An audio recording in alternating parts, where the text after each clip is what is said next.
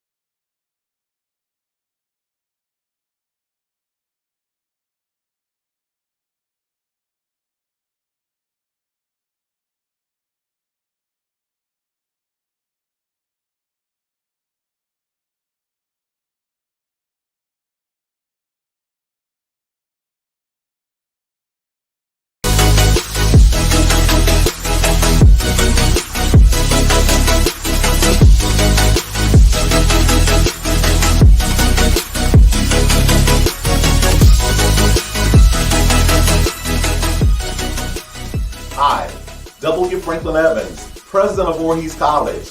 I just want to invite you to our Day of Giving. It's December 1st, and we want you to tune in to our Streamathon. This will be a perfect opportunity for you to give back to Voorhees College. We will appreciate whatever amount you can give. And so tap into your neighbors, other alums, anybody that you know. Let's make this a big event. Don't forget, December 1st, it's our Day of Giving.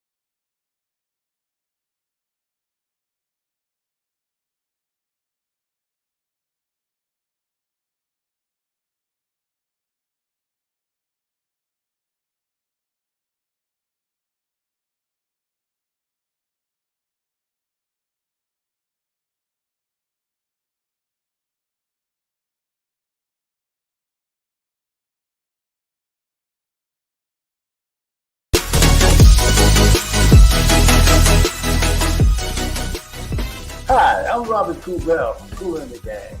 You may know me from songs like Ladies Night and Celebration. I want to invite you to celebrate education, and it's important to me and my friends at Voorhees College. We ask you to join us in supporting the Voorhees College family during this live streamathon on December the 1st. I'll be watching and participating with this event, and looking forward for you to make a contribution to keep the Voorhees College family alive.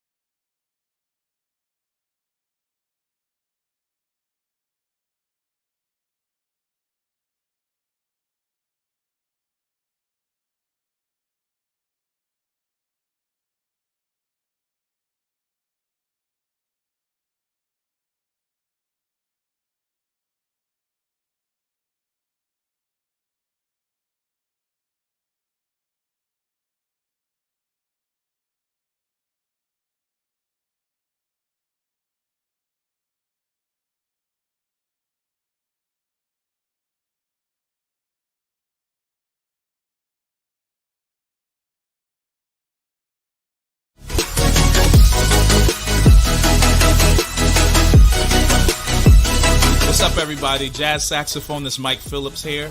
And as a supporter of Voorhees College, I want you to join me in donating to Voorhees College on Giving Tuesday. Now, you say, when is Giving Tuesday? Giving Tuesday is going to be December 1st.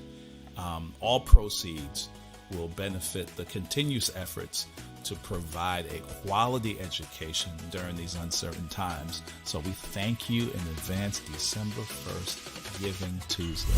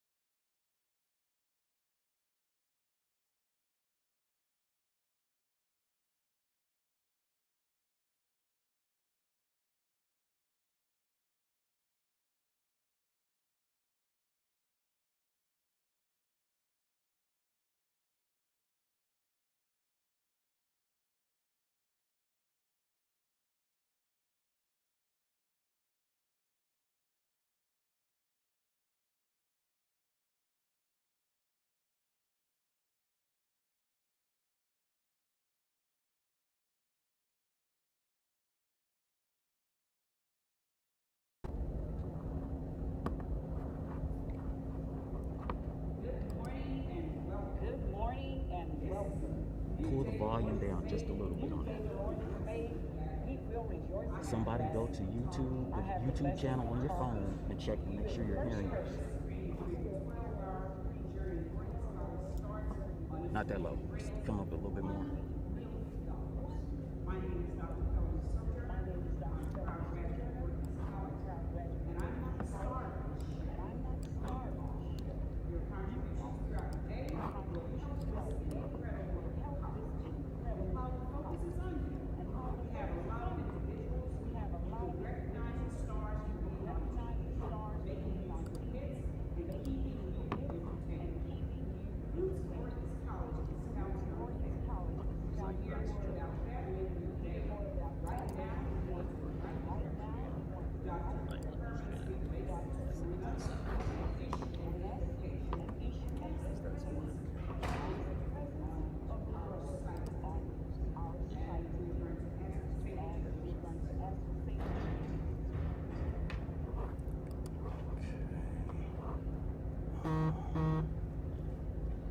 Hold.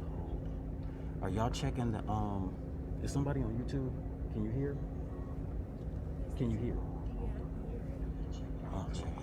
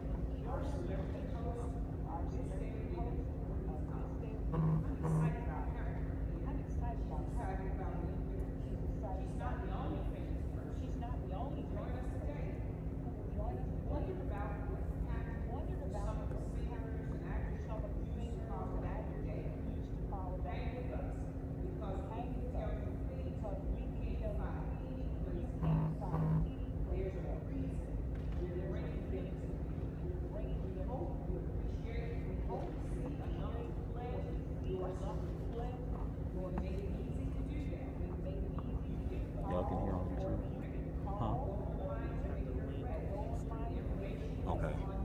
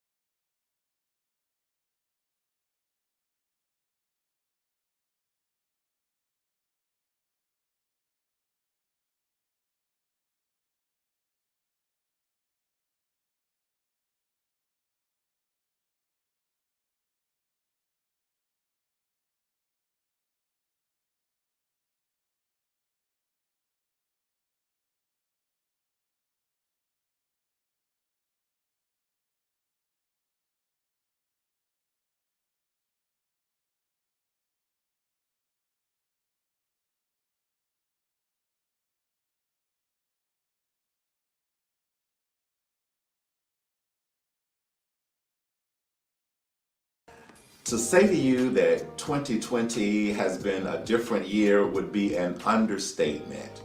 But I certainly would like to highlight some of the major accomplishments and some of the trends that are taking place at Voorhees College. This past spring, at midterms, when we let students go home, we decided that because of COVID-19, we needed to extend online instruction. And so we had students to leave our campus and to continue their studies online. The good thing about it is that our faculty members were already trained and already been certified as online instructors, so it did not pose a problem for us. Unfortunately or fortunately, we had to continue that same type of delivery of instruction during the summer, and we made the decision in the fall that we would continue to offer online instruction remotely. So we don't have any students physically on our campus right now, but they are enrolled in classes online.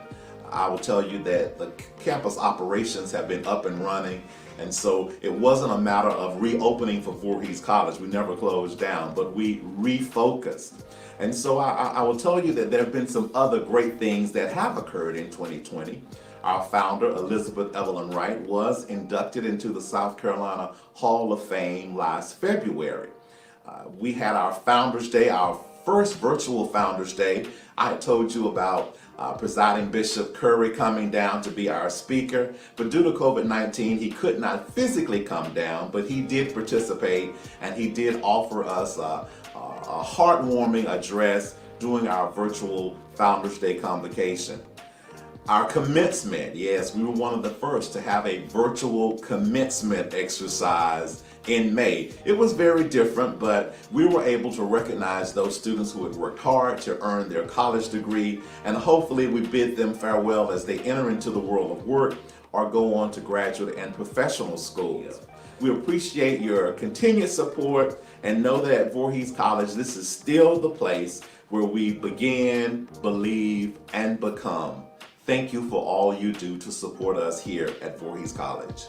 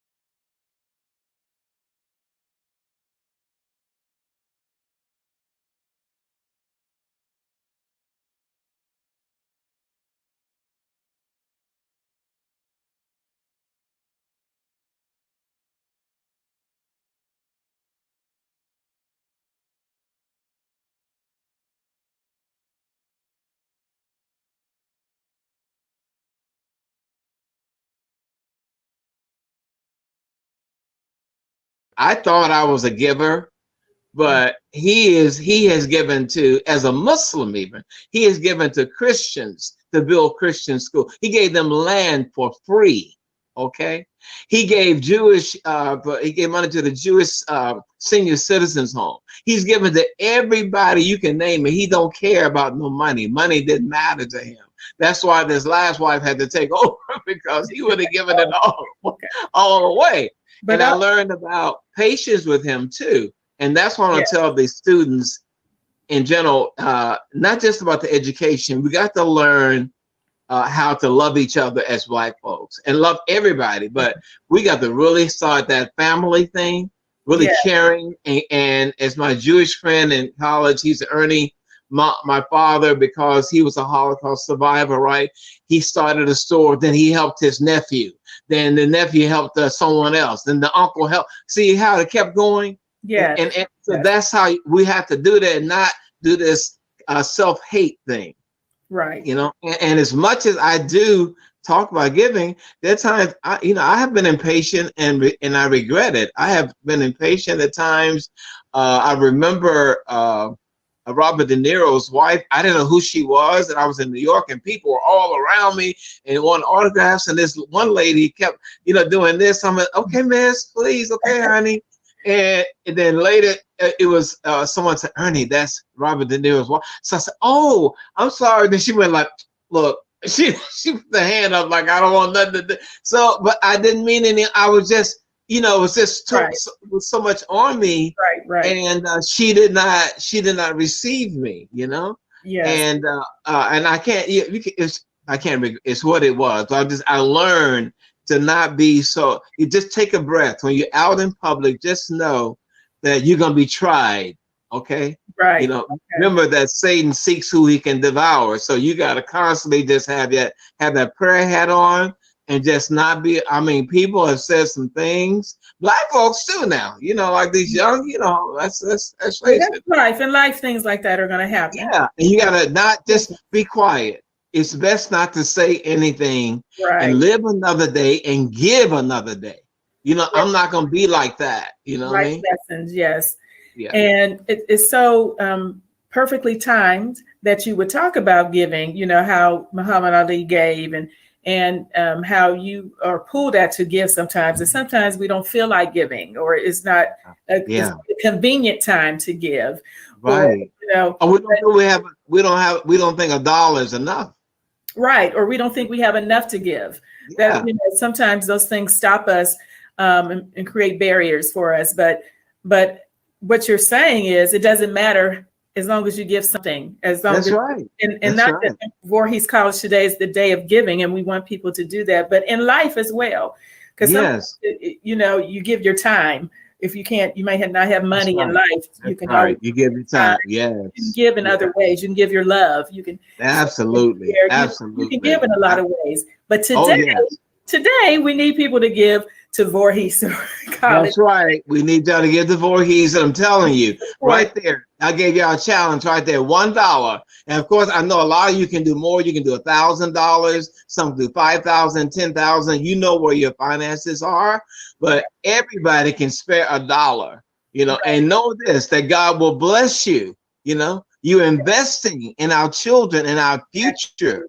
That's what you're not just, carelessly giving $1 away. You're investing in our future. Yes. So don't think about it. That's what I want you to do. All the people, all my family, all the friends and fans, don't think about it. Just do it. Just send that $1, baby. And we can get $1 million. We can get that. We can get more than that. We got more than 1 million Black folks. Okay. Okay. So, $1, come on. Yeah. Okay? We really make that happen. Make that happen for Voorhees. And God wants you to do that. And God will bless you if you do that. Yes. Thank you, Ernest. Now, Ernest, how can we support you? What are you doing now? What are you up to that you can share with everyone in ways that we can support you? Okay. I have a movie on Tubi. It's a free streaming service, so you don't have to pay. Cause I know y'all don't want to pay a dime. But it's called Two Wolves. So I would like you to see that, watch it, pass it on, spread the word. I think it's one of my best performances, even though he's not a good guy, but I love him. I think he don't win, but you know how to get good, all, in any of the the Superman, all those films, eventually Superman gonna win. So in this one, I'm not Superman, I am the villain, but it's great. And you understand why though. So it's called Two Wolves. It's on Tubi. Yeah, on Tubi. Now, And so that, Ernest, what you're saying, it's on what? Tubi, Tubi. Tubi. Okay. Uh-huh. And then I have a faith-based one that's going to be out next year, March 20th. But this is another free streaming service. You can get a teaser of this one. It is called Playhouse.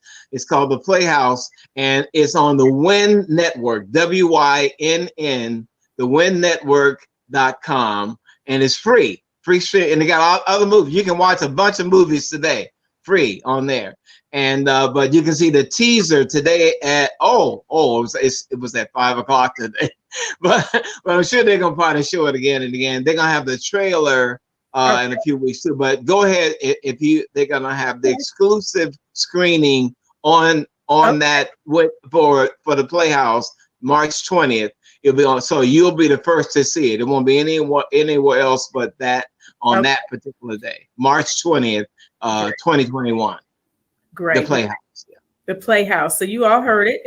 And last but not least, I know you've had it out for a while, but I just want you just to mention your book, just a little bit. Tell us a little bit. Oh, that. Yeah. Yes. Yeah, that thing, that little book. Oh, yeah. Let's see if I got. Okay. Actually, here it is. There it is. It's From Rods to Riches and Overcoming Life Through Faith.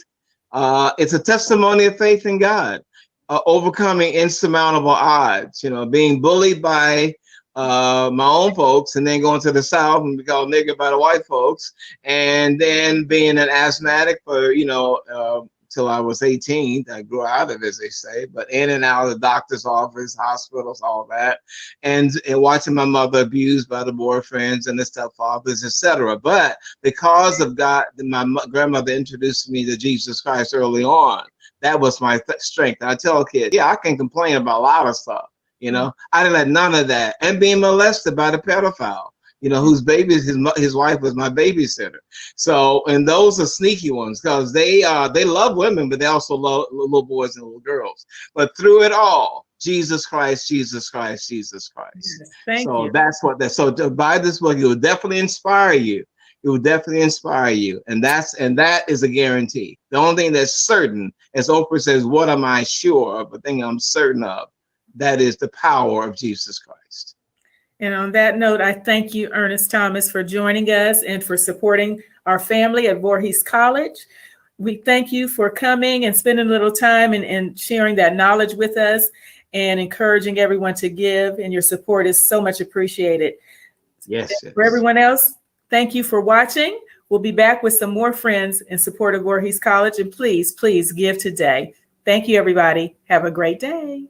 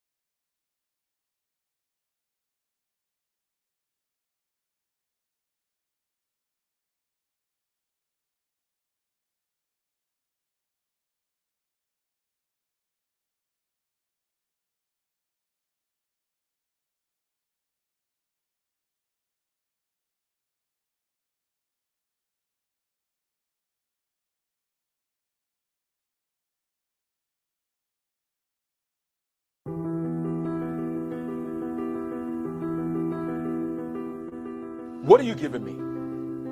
What are you putting in my hand? What you're giving me has just altered, it has changed my plans. Why are you looking at me like that? There is this look in your eyes. Am I even qualified to accept this? Would there be a ceremony? Do I need cap and gown? Need I be baptized? I know you're tired. I know you deserve rest. How can I say no with all that you've poured into me, all that you've invested? I'll take it. Okay, I'll take the baton, I'll carry the torch. You've earned the right to relax, the right to sit on the porch. I accept the baton and all the responsibilities that it holds.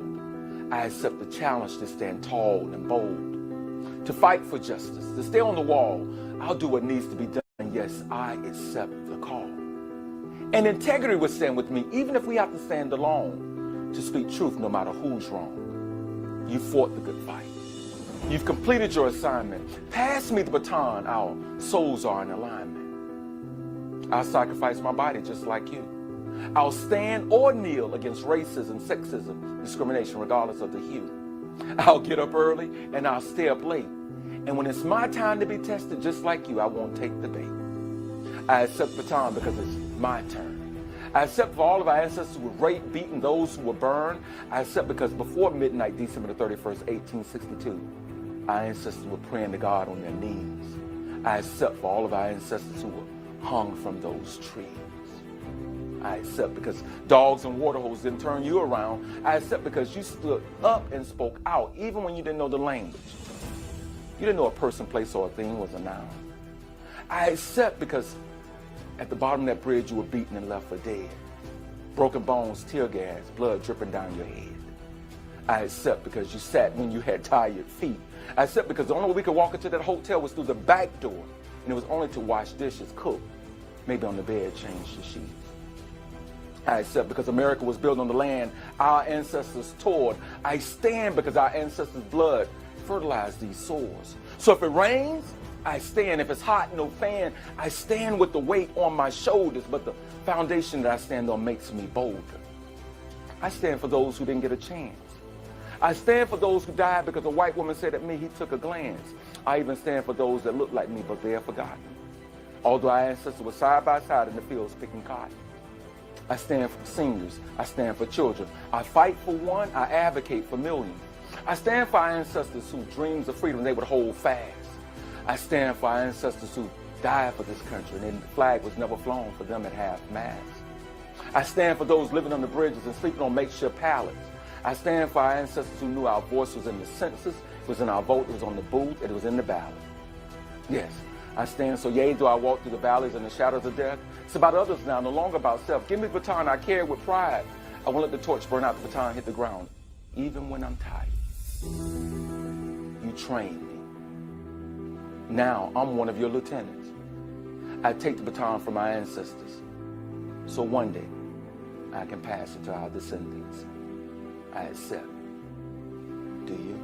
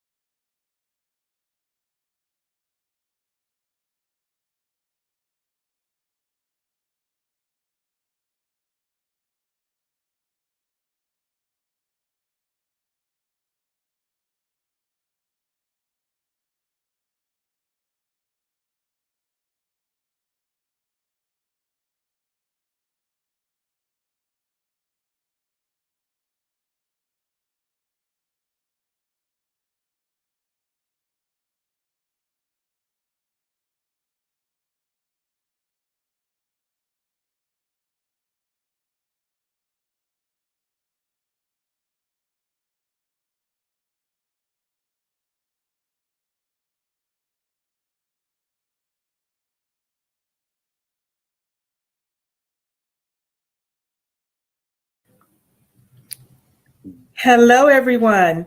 It's Tanya Hawley again with the Camdy Group and host of Camdy Conversations. And I'm on special assignment with Voorhees College in their Day of Giving. And I am once again very excited to bring a very special guest this evening. Some of you may know him from a group called Shalimar from a little while ago. Songs like Second Time Around and a whole bunch of songs. I'm sure you remember A Night to Remember as well. And then he had a solo career that you may know him for as well. It has songs like Say Amen, I'm For Real. So please join me in welcoming my friend, the talented, the still handsome, and one singing man, Mr. Howard Hewitt. Hey, Howard. Hey, Tanya, how you doing? How are you? Doing great. So happy to see you again. Thank you for joining me on this Day of Giving for Voorhees College. I think it's a very good cause, definitely.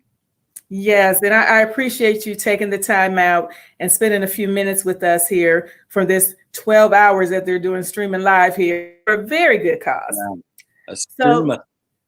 Yes. Wow, that's deep. That's deep. That's good. Yeah. So people have a 12-hour chance to give. So I want to start just one.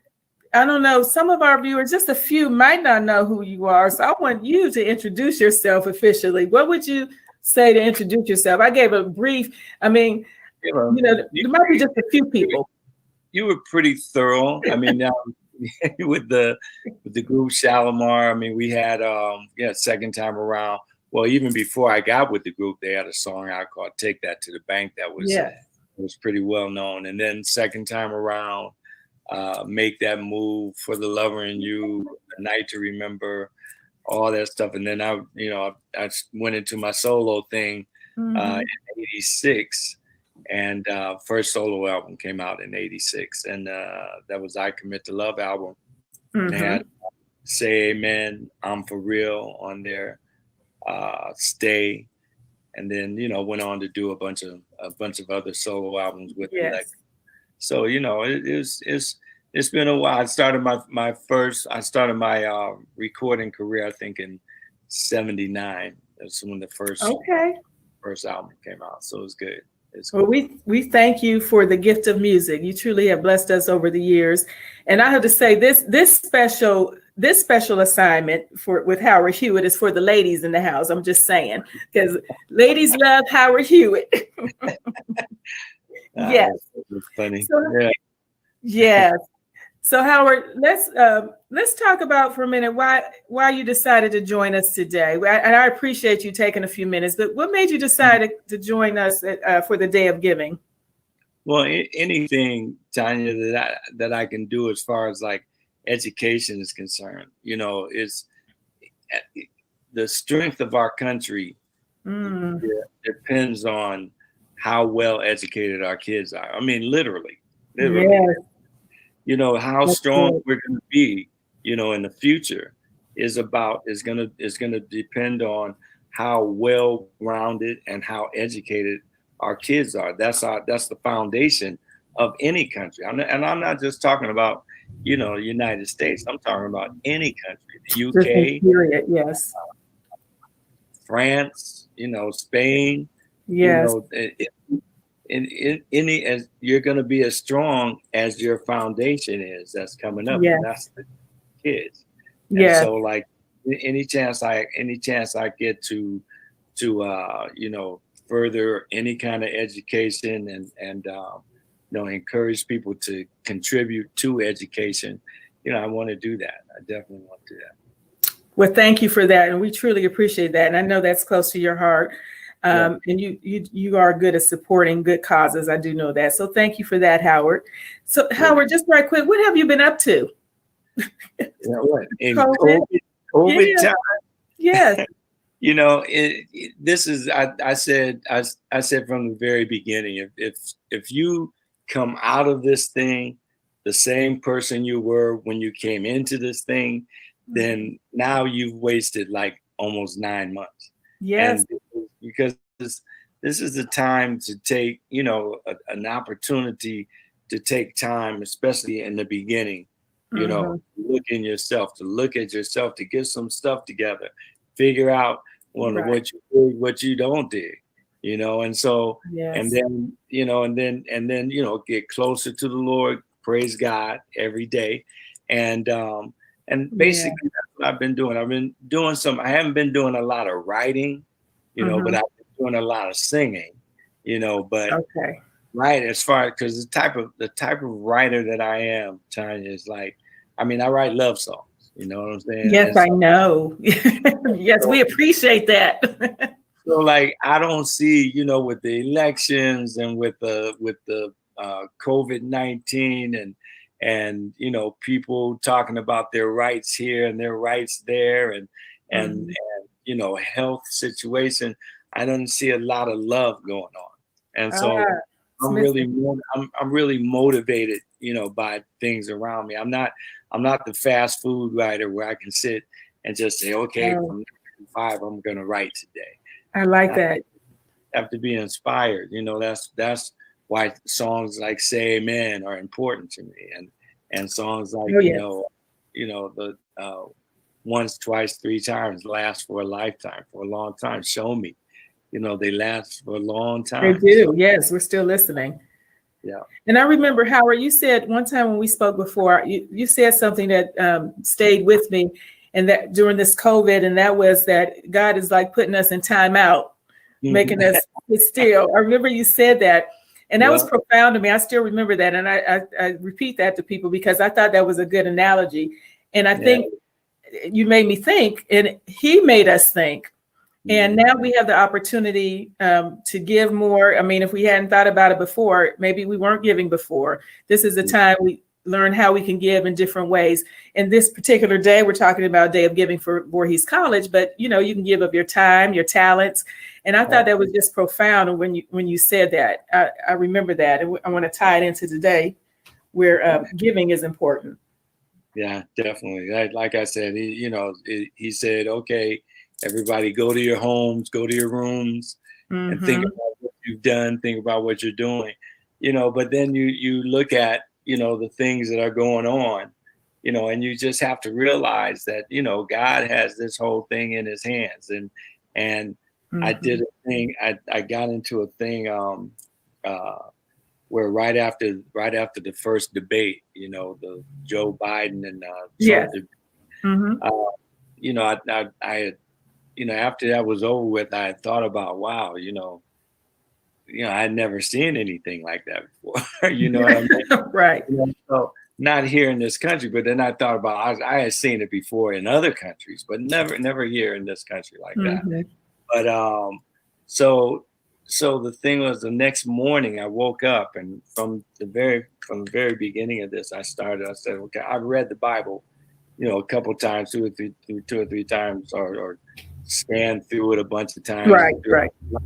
But I said, I'm gonna start from Genesis and just, you know, read all the way through. At this point, at that point, when that happened, I was in 2nd Chronicles, and so the whole situation, when I read it, it was 2nd Chronicles chapter 20, starting at verse 12, and you go there, and it's like the people of 2nd Chronicles, and where I encourage you to go. You go in and look at it, and we are the people of 2nd Chronicles. So check it out. Okay. You all heard that. That was straight from Howard Hewitt, everybody. That was his nugget for us. Chapter 12, chapter 20, starting verse 12. Yeah. Okay. So we will take that nugget. But you mentioned something a little while ago about the foundation of our youth. And I want to go back to that right quick because we're getting close to our ending time. And just want to reiterate, Voorhees is helping build a foundation for our youth. And we want to encourage the support of that. And before we go, do you want to say anything about that one last time, about giving, Howard, about that foundation? Because it's very important that everyone please give to Voorhees today. Yeah, I mean, it's very important because we do have to support our own. And this is like, you know, this is our own right here. That's right. You know, it's very important. We all talk about how much love carries us and how, you know, great you want, but you can't be a blessing unless you're able to be a blessing. And so, you know, contribute to Voorhees College so that they can be a blessing to our children and to educating our children. So, you know, that's, you know, we're talking about Voorhees and right now and all of our, you know, right. And as an HBCU, especially, yes. So thank you, Howard, for that. We appreciate you taking the time to come and visit with us a little bit and support Voorhees College in their Day of Giving. Thank you. We want to continue supporting you. Yes, and we want to continue supporting you as well, Howard. Where can we find out your information if they want to follow you or see you? Tell us where to go. Yeah, I was just getting ready to say that because, you know, we talk about, you know, social media now. It's like everything. So, yeah, so I mean, I spend a lot of time on Facebook Facebook.com/Howard Hewitt fan page. You know, HEWETT, not ITT, ETT. So I spend a lot of time there. The Instagram page is Howard_Hewitt. You know, if it's not Howard_Hewitt, it's not me. So because there's a bunch of perpetrators on watch out for perpetrators, everybody. On Instagram. So be careful. Howard_Hewitt. That's what it is. So that and you know, the Twitter account. I don't do much on Twitter, but I go on there every once in a while. But it's called Just the Vocalist. JUSTAVOCALIST. Yeah, Just the Vocalist. Great. Thank you so much, Howard. Everybody, please click on the link. You can call, you can text, give to Voorhees College today. Howard Hewitt, you're the best. Thank you so much for joining us. God bless We will see you soon. Have a good day, everybody. Bye-bye.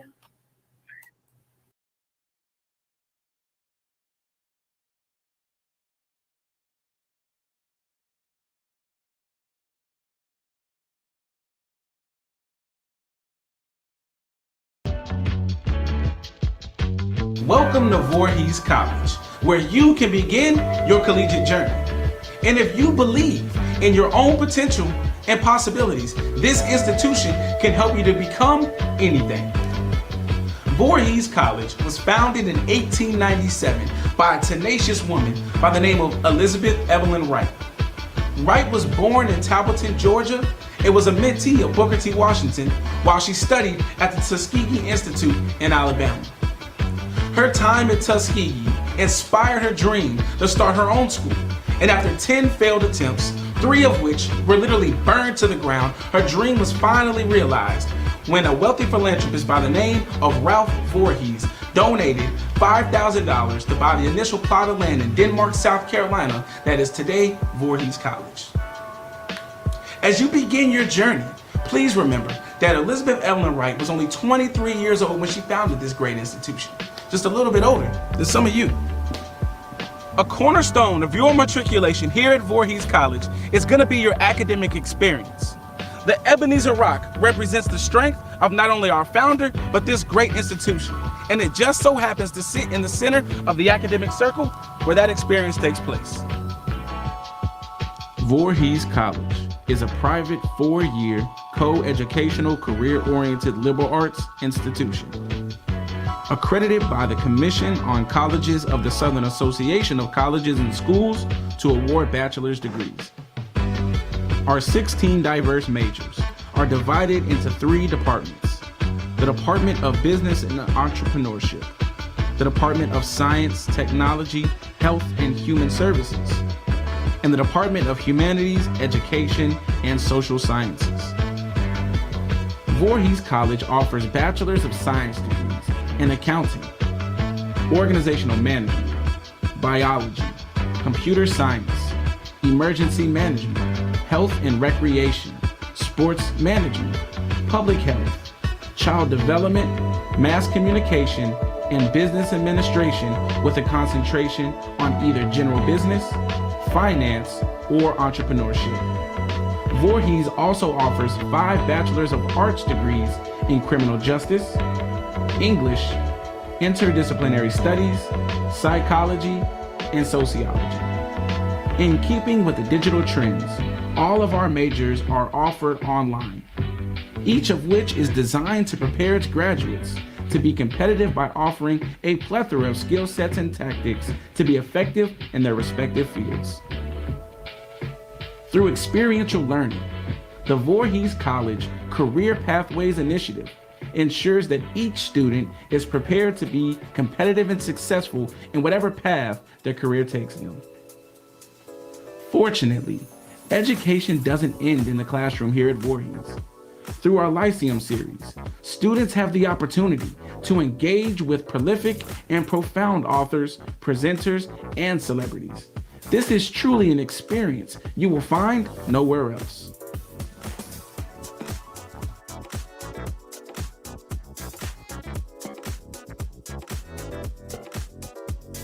Outside of the classroom, HBCU culture is the heartbeat of student life. And your cultural experience here at Voorhees College is a cornerstone of your matriculation that will enrich your life for years to come. Voorhees College is proud to be affiliated with the Episcopal Church. While offering weekly chapel services, Voorhees College does not require its students to be Episcopalian. Over our storied history, we have worked with various students from various religious backgrounds. Voorhees College also offers an Army ROTC program and is part of the Bulldog Battalion, which graduates commissioned officers every year. Voorhees College is one of the only institutions in the state of South Carolina to have its very own Veterans Resource Center. And on the athletic side, our teams have championed our conferences and experienced national successes over our many years. Currently, Voorhees offers men's and women's basketball, men's and women's track and field, men's and women's cross country, baseball, and softball, all of which compete in the AII conference of the NAIA. Student life is anchored by the various student clubs and organizations, from dance teams, career and industry-based clubs, honor society, and of course our Greek life. You are sure to find activities at Voorhees that will keep you engaged and involved beyond the classroom. Now, in most cases, your day will end exactly where it began, in your very own dorm room. For my first-time freshman males, you'll be living in Hallamie Hall. And for my first-time freshman females, you'll be living in Blanton's Hall. Each room is dual occupancy and is complete with free cable, high-speed Wi-Fi, and free, unlimited usage of the dorm's laundry facilities. Now, once you become a sophomore, you are allotted the opportunity to move into one of our suite-style dorms featuring single bedrooms. Voorhees College has taken the dining experience and simplified it by eliminating flex dollars and swipe cards. 3 times a day for 2 hours a day, the CAF will be open for buffet-style dining to include various entrees and food station options.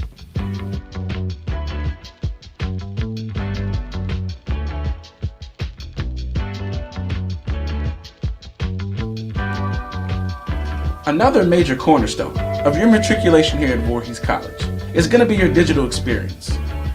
From programming and producing your very own radio show, to our online learning platforms, to even building your very own computer from the ground up, Voorhees College is prepared to train you for an ever-changing digital and virtual society. The move to a more digital campus has been driven in large part by the demands of a tech-savvy generation raised with smart devices in hand who are accustomed to anytime, anywhere access to information. In an effort to serve this growing population of students, Voorhees College is offering all 16 of its bachelor's degrees completely online. Whether you're an online student or a traditional student, you will use 2 online portals to access information. The first is Tiger Portal, which is the portal you will use to access your personal information. Information like your unofficial transcript, financial aid award letter, and registration. The second portal you will use is Canvas. Canvas is our online learning platform, which is rated top 5 open source learning management systems in the world. Voorhees College offers many internship and job opportunities in the digital field, including the WVCD radio station, where you can learn the ins and outs of radio broadcasts, to the information technology department, where the opportunities are endless, to the newest piece of the digital experience here at Voorhees College, the VC Media Network, which is housed in the Office of Communications. The VC Media Network produces original content about the students, alumni, faculty, staff, and friends of the college, along with live streaming VC Tiger sports and major campus events.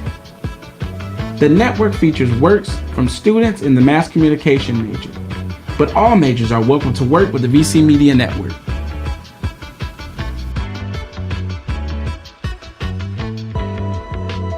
Now that we have taken you on a journey through the Voorhees College experience, it is my hope that we have inspired you to take that next step to become a Voorhees College Tiger.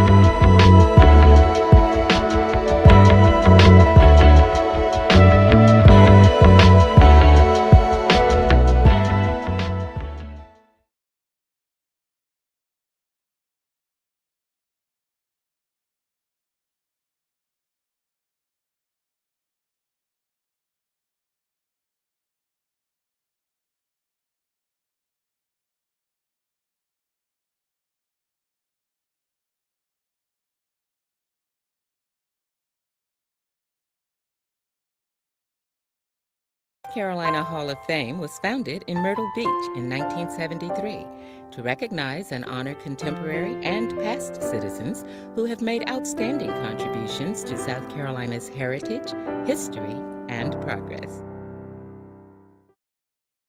Elizabeth Evelyn Wright founded one of the first institutions of higher education for African Americans in a time and place that was incredibly hostile to her and everything she stood for.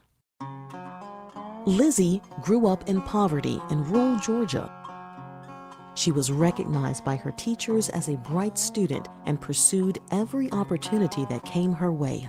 I believe at the age of 12, a flyer, an advertisement just happened to blow by, land at her feet, and it was an advertisement for Tuskegee Institute.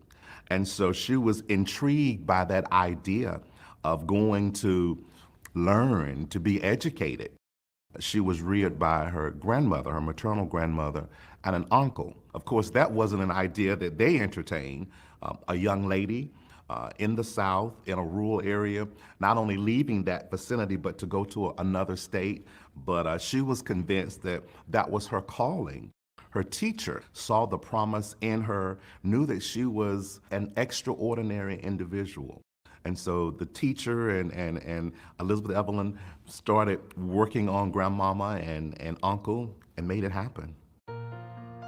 When she got to Tuskegee, not only did Booker T. Washington, the president, take an interest in her, but Mrs. Washington became that rock, that support system for her, and saw that here was someone in need, here was someone that she personally took an interest in molding and shaping, and they were able to provide the assistance to her.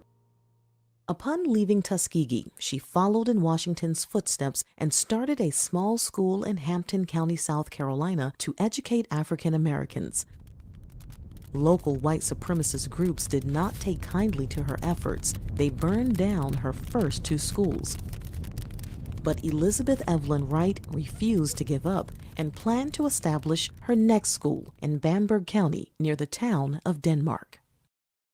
Our founder, Elizabeth Evelyn Wright, was not a huge woman, a very frail, a sickly individual. And she spent many miles traveling not only from Bamberg County, but Hampton County, Colleton County, trying to raise money. Someone mentioned to her about this philanthropist, Ralph Voorhees, and so she actually had written him, and he finally responded. And so he wanted to hear more about the school and her idea, and she thought it would be best not to just continue writing him, but to go visit. And that is what she did. She came back knowing that God had answered her prayer. She was convinced that Mr. Voorhees was going to assist, and assist is what he did.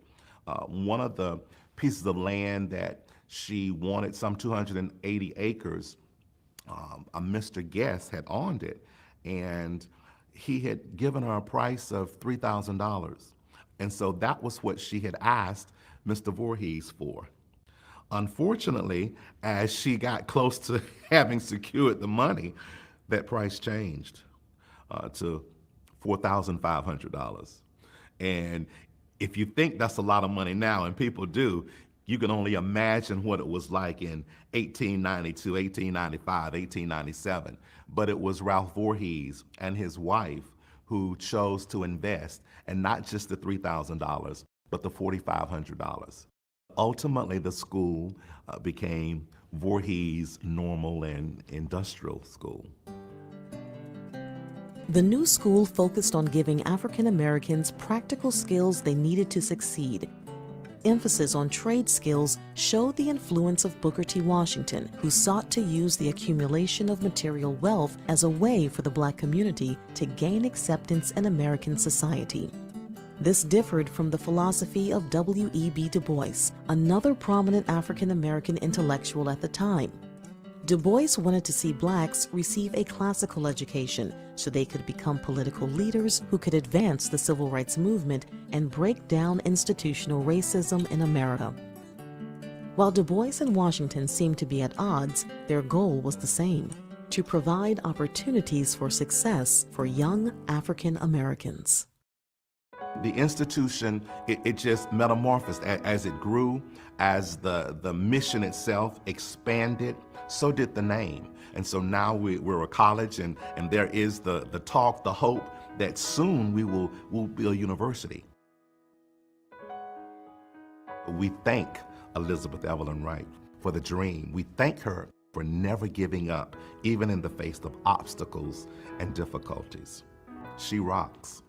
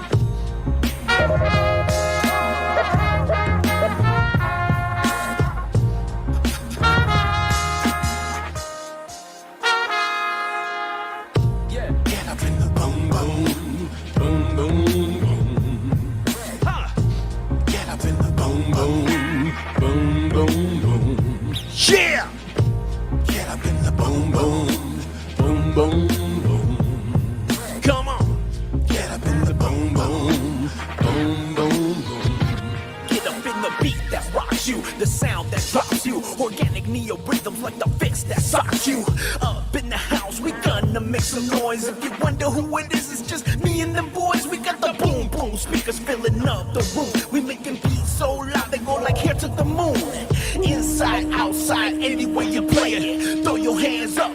hear you say it, come on.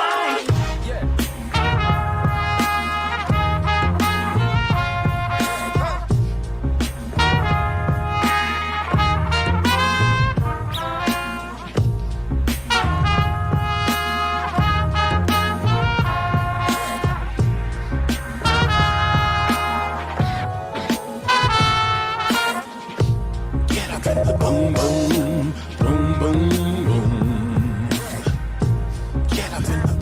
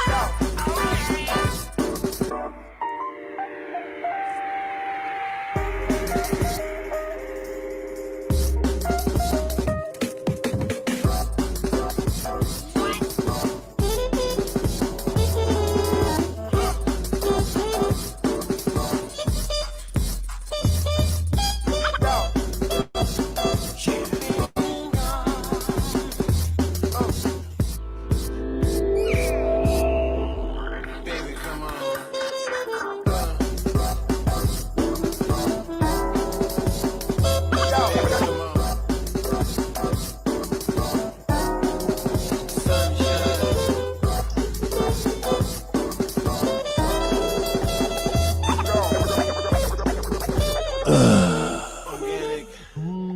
Organic. Neo.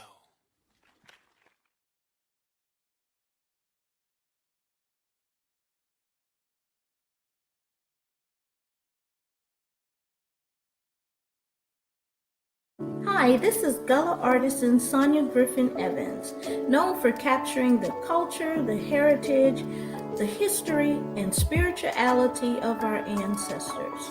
And so I have been working in my studio on a very special piece for Voorhees College Giving Day.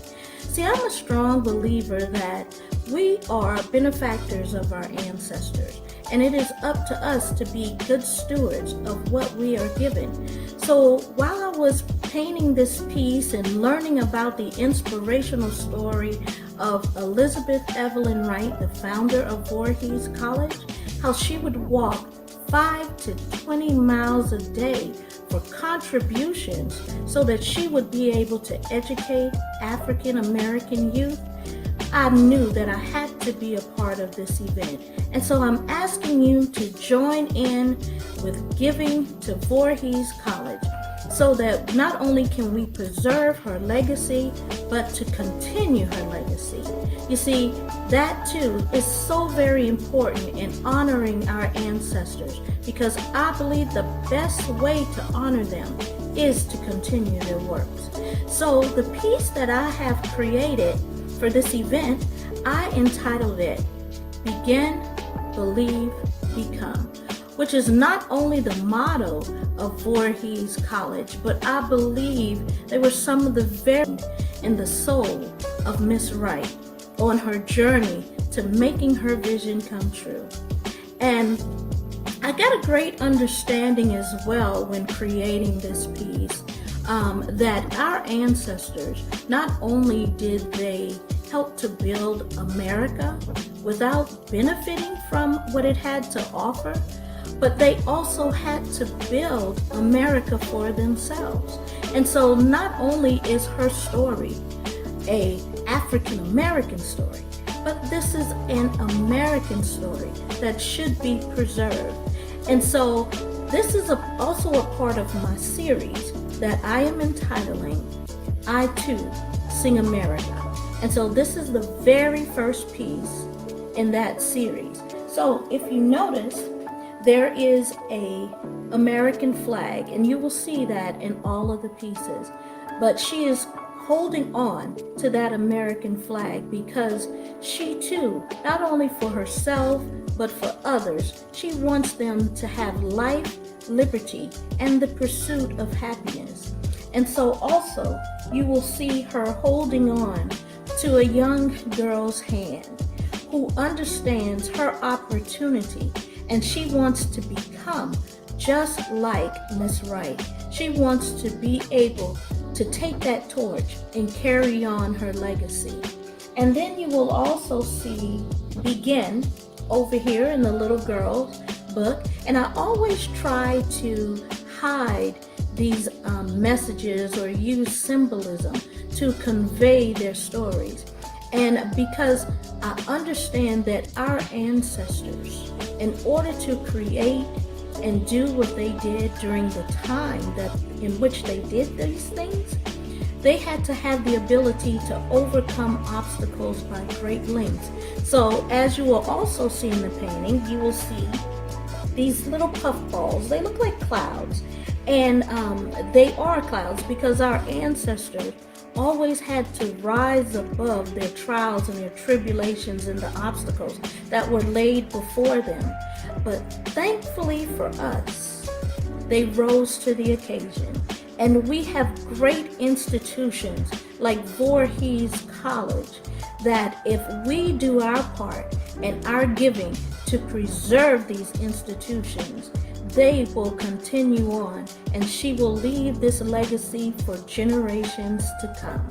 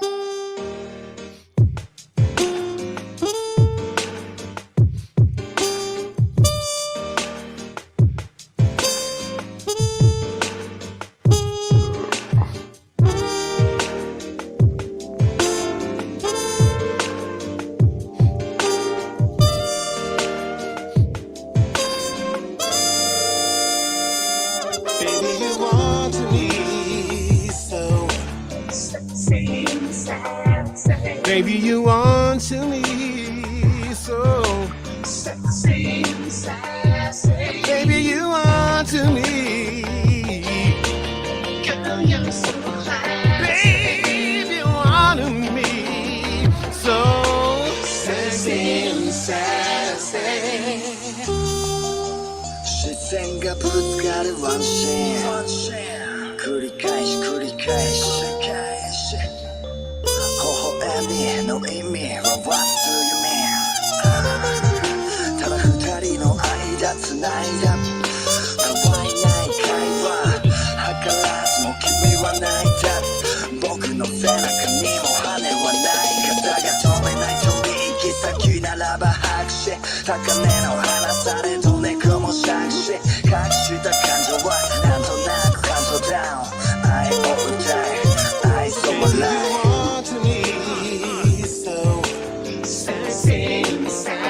Baby, you want to me so sexy and sassy. Baby, you want to me. Girl, you're so classy. Baby, you want to me so sexy and sassy. Sexy.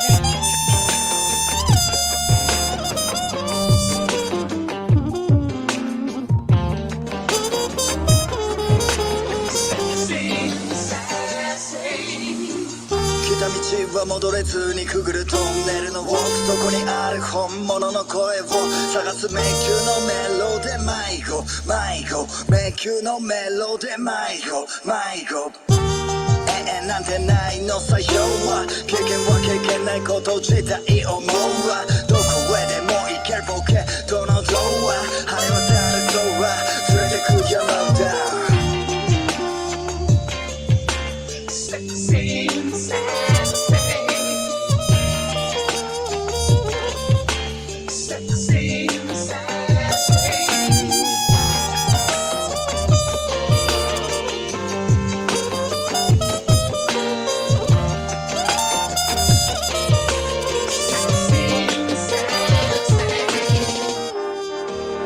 「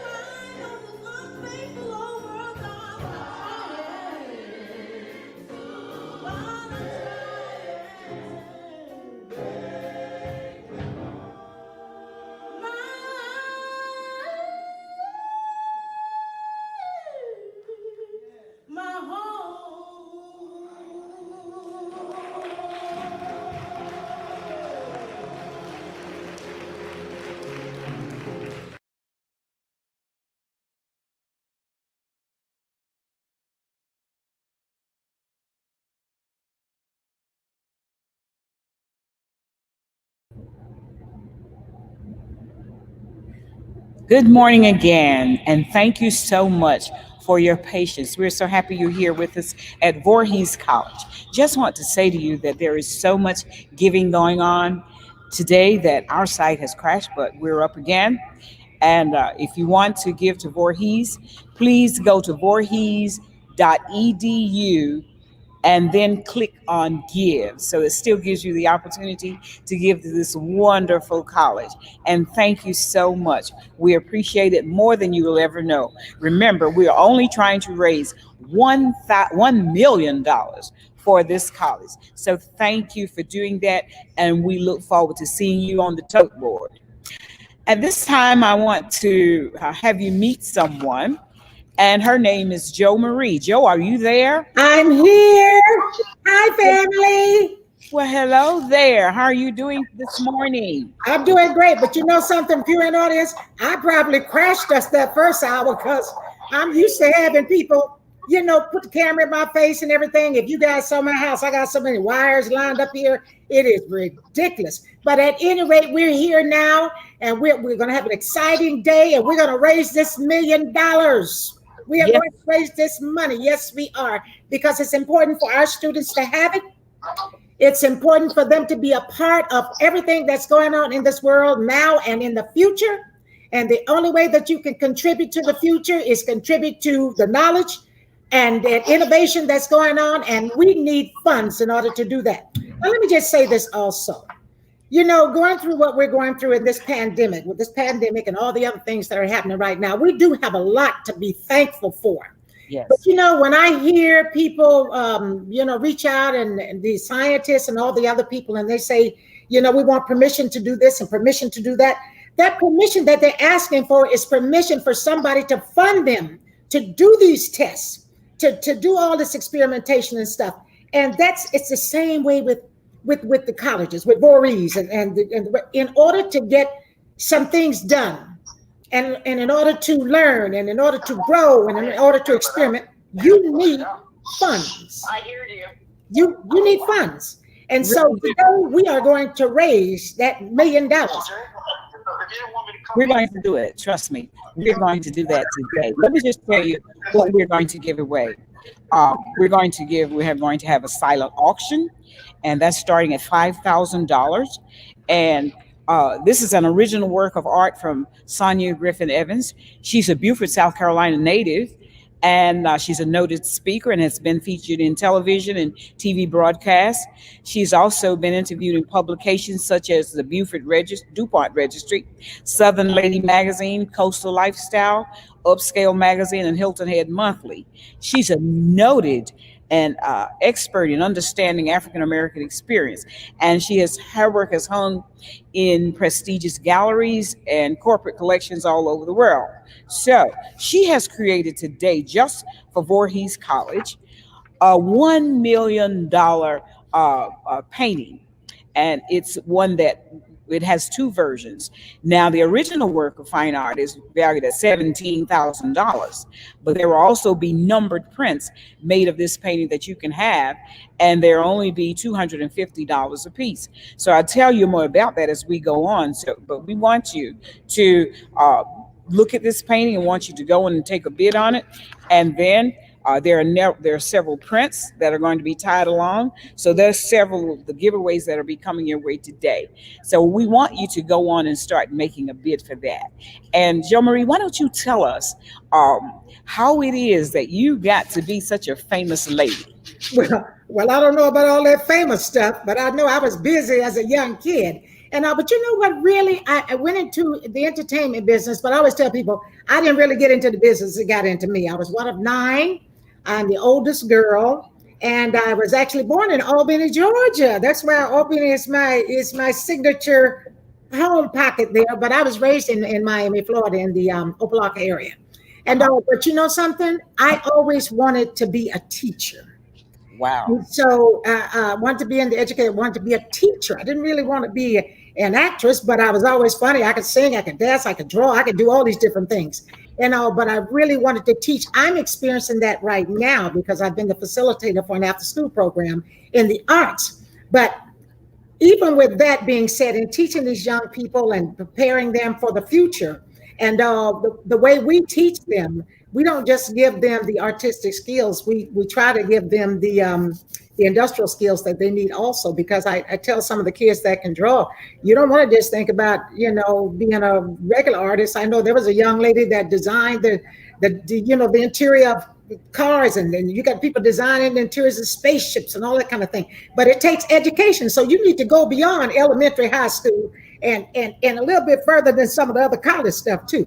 But in order to do that, we need funds. So we need everybody to pledge. We need you guys to look at the bottom of the screen, and we need you to pledge. And but as far as being a famous actress, I've never really felt like that.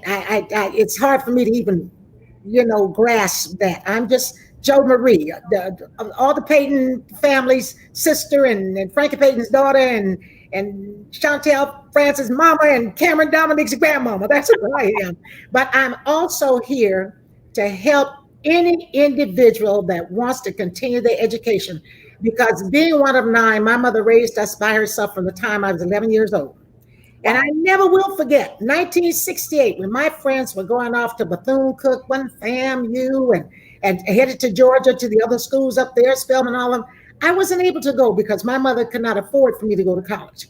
Now, granted, I was given a scholarship in art, but I had gotten in theater then.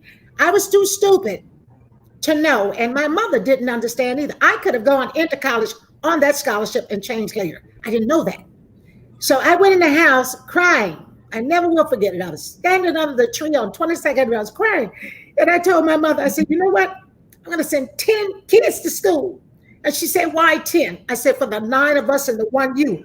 I said, because a kid should never be, denied an education because they don't have the money. It should never happen. And so that was my mission. And so that's how I got into giving. 10 became 20, and 20 became 30, and then it became 100. And I did 10 years at Albany State with all my friends going with me. And I thank you so much for Delta Airlines. And at that time, Dr. Brown was there also. But I visited a lot of colleges and all, but it was my mission. Anybody that wanted to go to school should be able to go to school, and money should not stop them. And we don't want funds to stop these kids either, not at Voorhees or any of the other HBCUs. We need you guys to help be a part of the future. We need you to pledge, and we need you to donate. We need you to look at that screen, and we need you to text, email, call in, whatever way you can, and get those. And we are going to get that $1 million. Text VCDAY of giving at 41444. Come on now, family. We can do this. I know that we can. And I don't know, your parents must have known mine, because I heard you say that there were 9 of you.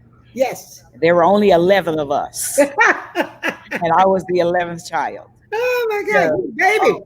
Yes, I understand that process. I can remember that my mother had $0 to send me to school. Hello. And she had nothing. She really didn't. But it was her heart's desire to see us go to school. Yes. So when I graduated from Voorhees High School, 1967, they gave me the opportunity to take a test for a scholarship. So I marched my little cell phone down, took the test, and within about 3 weeks, I was told that I was going to get a scholarship to come to Voorhees College. I was so excited. My sister came to school that year. She was 1 year older than me, but she came to school that year as well. So we started going to school right here at Voorhees. I have not forgotten. I have not forgotten that we're supposed to reach back. I've always done the best I can to help children, and serving as superintendent of my school district. Yes, Spend a tremendous amount of time encouraging children, and I tell them my story every time I get the opportunity. I share with them what it was like to come out of a house that with that many children. My father died when I was 2.5 years old. So my mom was left as a widow to raise us by herself. Can you imagine that? Yes. I have so many stories that I could tell you about when we did not have money in my house. So we knew that she always encouraged us to get an education. Told us that that's the way out of the door. Right. And so with that and also, you mentioned something very important, that you had the courage and you march your little self and they go to take tests. And that's one of the biggest things. My mother used to always say, your riches are not in your pocket, your riches in your heart and your spirit and your soul. And just like you marched in there, and although I wanted to be a teacher in school, but I remember when the first day that I turned professional, I got my Actors Equity card, that stage. And I didn't have a picture or resume. I didn't have a piece of sheet music or anything. And but my junior high school teacher, he drove me down because he said, you need to audition for this show. And it was Pearly, and it had closed on Broadway in 1975, opened a tour in Miami, Florida. And he said, you need to go. And I said, no, I'm scared. And he said, and I said, I don't have a way to get down there. He said, I'm going to take you down there. So his name was John Pryor. So he took me down there. I stood outside and I watched everybody. Like I said, I didn't have a picture, resume, I had nothing. So anyway, when I signed my name, when they called me in, they said Jo Marie Payton, and I came in, and the director was there, the Stockton Briggle was his name, Joyce Brown, who was the first African-American Black conductor on Broadway. She was there, and some other people. And so they looked at me, and I looked at them, and I said, hi, and I said, my name is Jo Marie Payton. They said, yes. Then he looked at me again, and they said, well, do you have your music? I said, no, I don't have any music. I don't have a picture, and I don't have a resume, but I can sing. So they said, sing. So I sang, if I should take a notion to jump into the ocean, tain't nobody's business if I do. And they thought I was so sassy. They told me to wait outside. So I waited outside. And the next thing I know, they said, be at rehearsal tomorrow. And that's how I got my union card. I became professional that day. Just having the courage. And that's what I want the young people to do. Have courage, like Dr. Thelma did.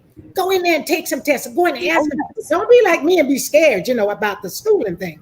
Go in there. And like I said, we can't give you thousands and thousands and thousands of dollars. But if we can get you in that institution, you go in there, you find that scholarship money because it's there. I know it's there. I know that money is there. We'll give you, if we give you the jump start, then doggone it, you got to jump. You got to jump and you got to climb the mountain too. Now, we need you guys to text us the VD Day of Giving. That's why we're here. That's why we're here today, to encourage others to just give another helping hand, help somebody to get an education and to move forward.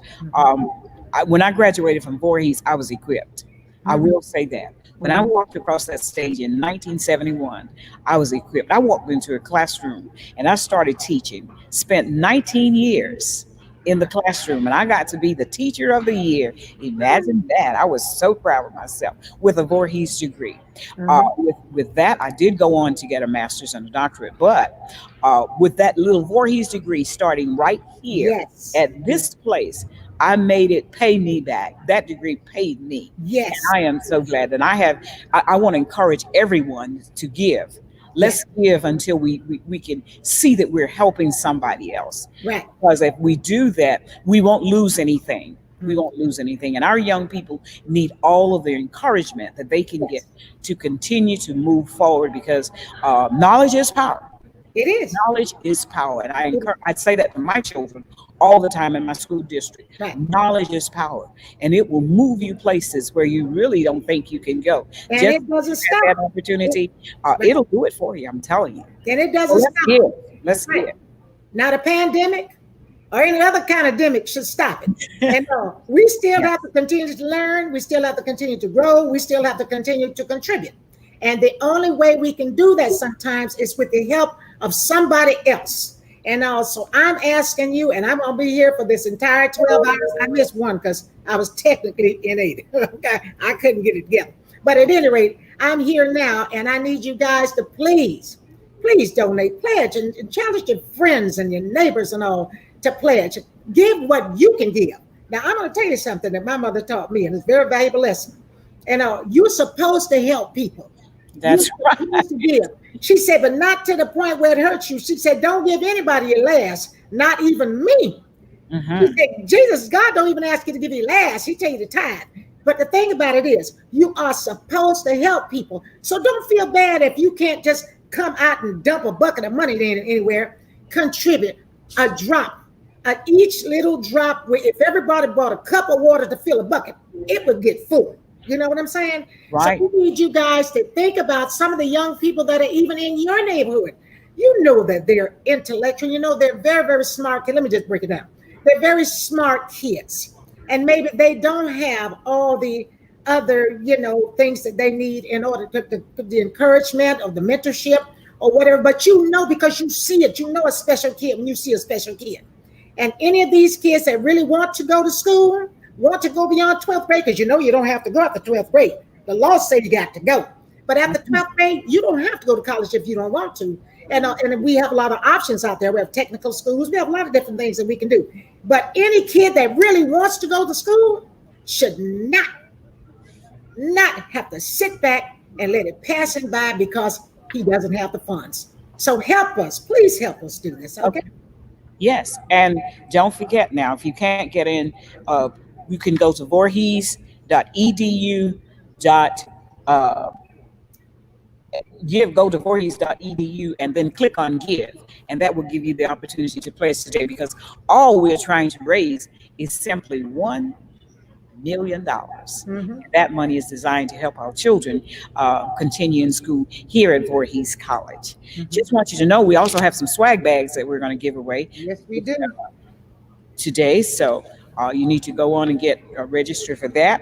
And I see on your screen you can see how you can text to give. So give because it is needed at this college, and this college is in Denmark, South Carolina. And as she's saying, be encouraged.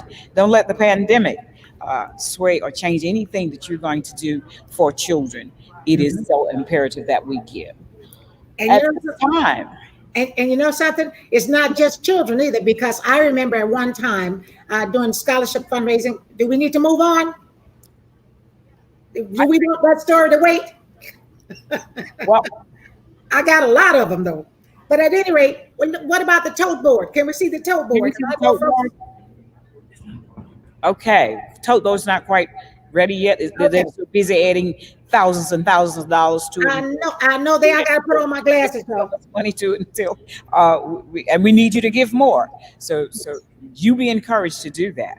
All right, now listen. I had to put on my glasses so I can read this. Okay. So okay. I'm going back and forth. I told you I don't have the camera. I'm working it all. I'm the engineer. I'm everything today. Okay. But at any rate, if you want to send a check or a money order, send it to Voorhees College, P.O. Box 678, Denmark, South Carolina 29042. Again, send that check, that money order. Don't send no regular money, okay? It's check, money order to Voorhees College, P.O. Box 678. Denmark, South Carolina 29042. Now, see, my daughter and a whole bunch of you young people, y'all know how to do all that stuff with a card, all of that, send the money here and that kind of thing. And we're going to see how we can make that happen too. And but at any rate, you have the text number. The phone number is 803-780-1299. All of that information should be somewhere for you guys to see. But if all else fails, text Voorhees College, that's VC Day of Giving, 41444. Okay, and if any of you are watching Dancing with the Stars, I know y'all know how to do that. Okay, because y'all texting all the time for Dancing with the Stars, so I know y'all know what to do. Make us winners too. Okay, text. All right, now we're in the 10 o'clock hour now, right? Oh yeah, very much so. No, we're in the 10. We're past the 10 o'clock hour. Yeah, we are. Yes, okay, we are. So now we're moving right along. I can't hear you. Now, to some of you that are just... So at this time, you know what we're going to do? We're going to go to a message from Clifton Davis. Hooray. Yes.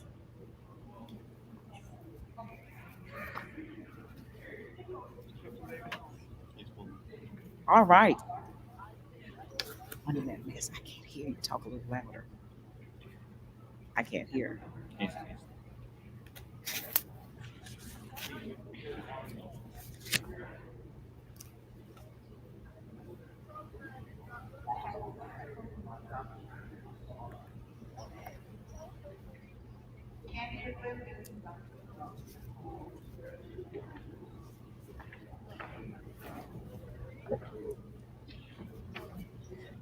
Okay, page 10 is information on the provost.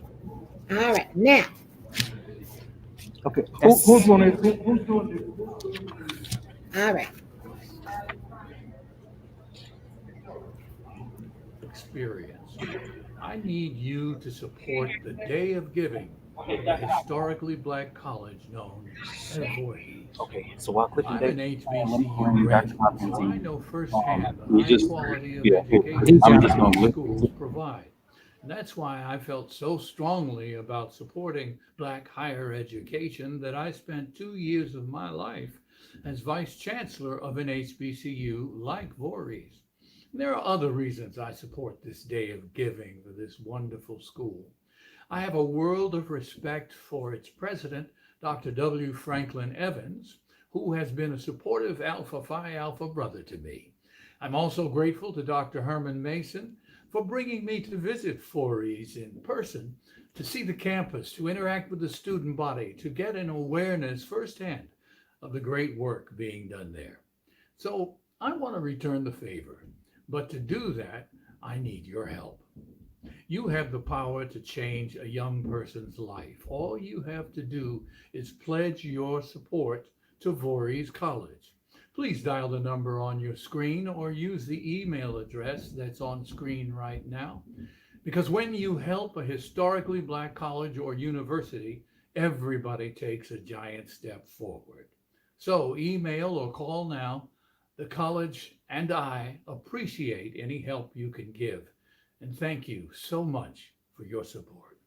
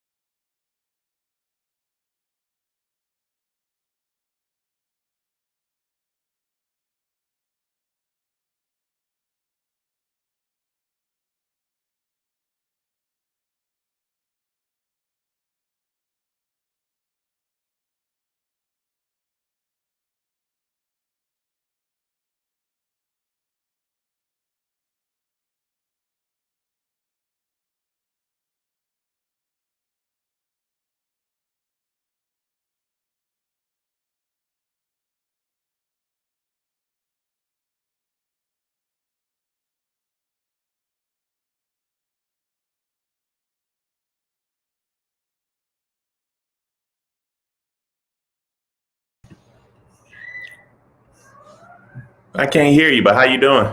I'm fine, thank you. I can hear you very There you well. go. It's good to see you. Glad to be seen. Glad to be in the number.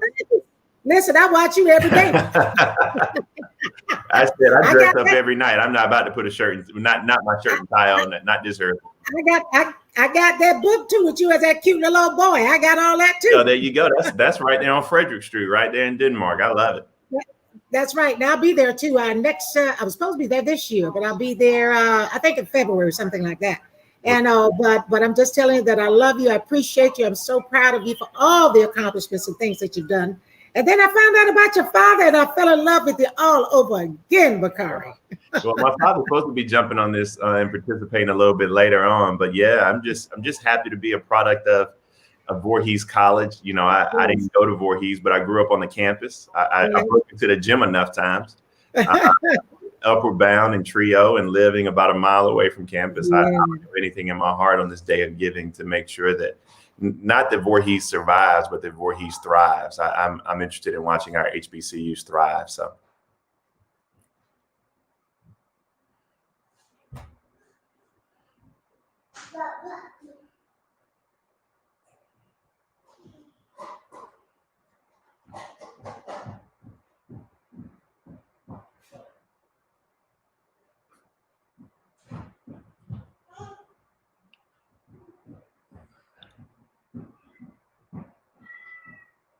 Well, thank you. You know, it's a tough task out here. Can you hear me? Yes, I can hear you well. It's a tough task out here, and we are going through so much.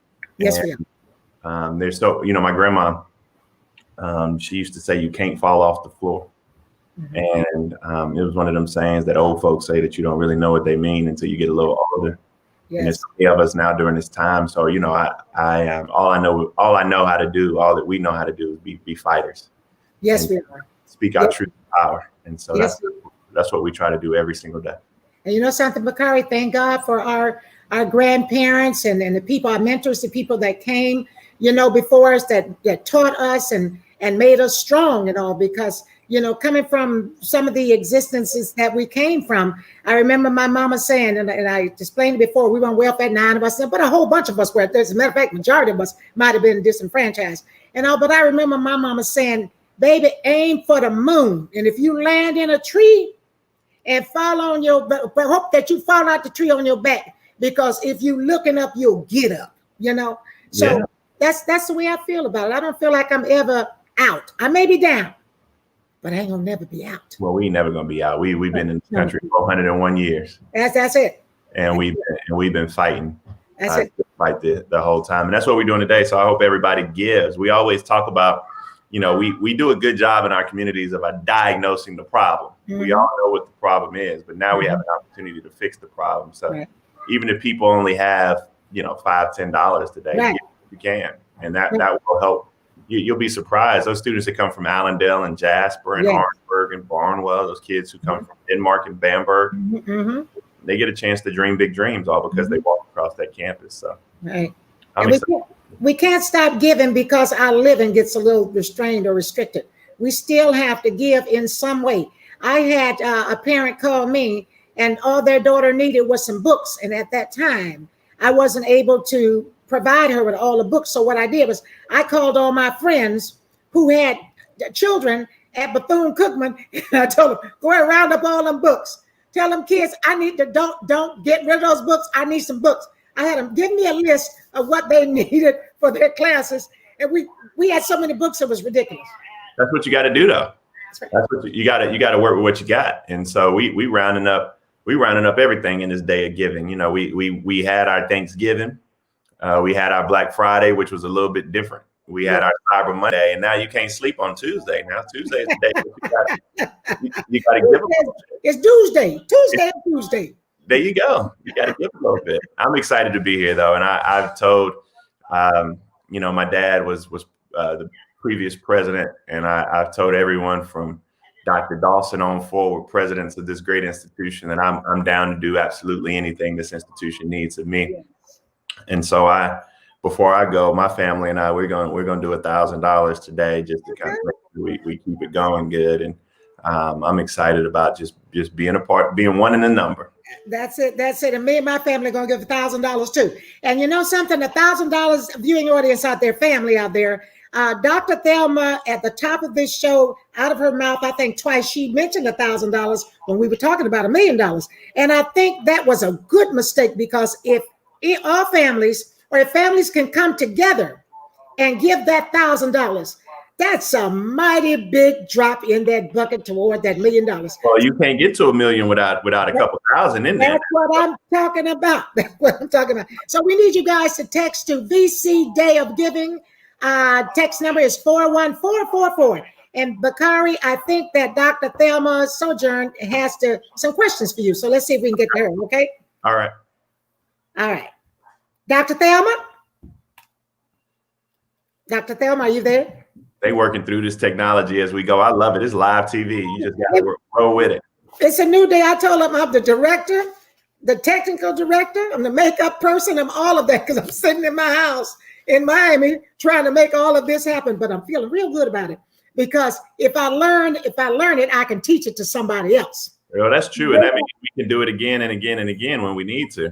Absolutely. But with me, the difference with me is whatever I learn, they don't have to pay me to get it from me.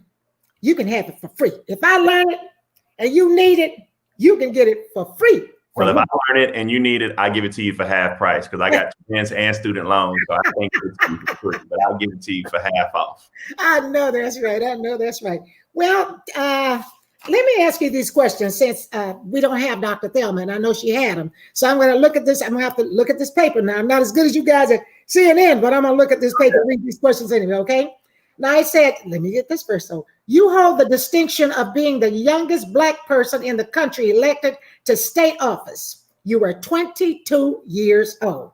That kind of beats out our elected president. We love Joe Biden, but that kind of beat him out as far as going official.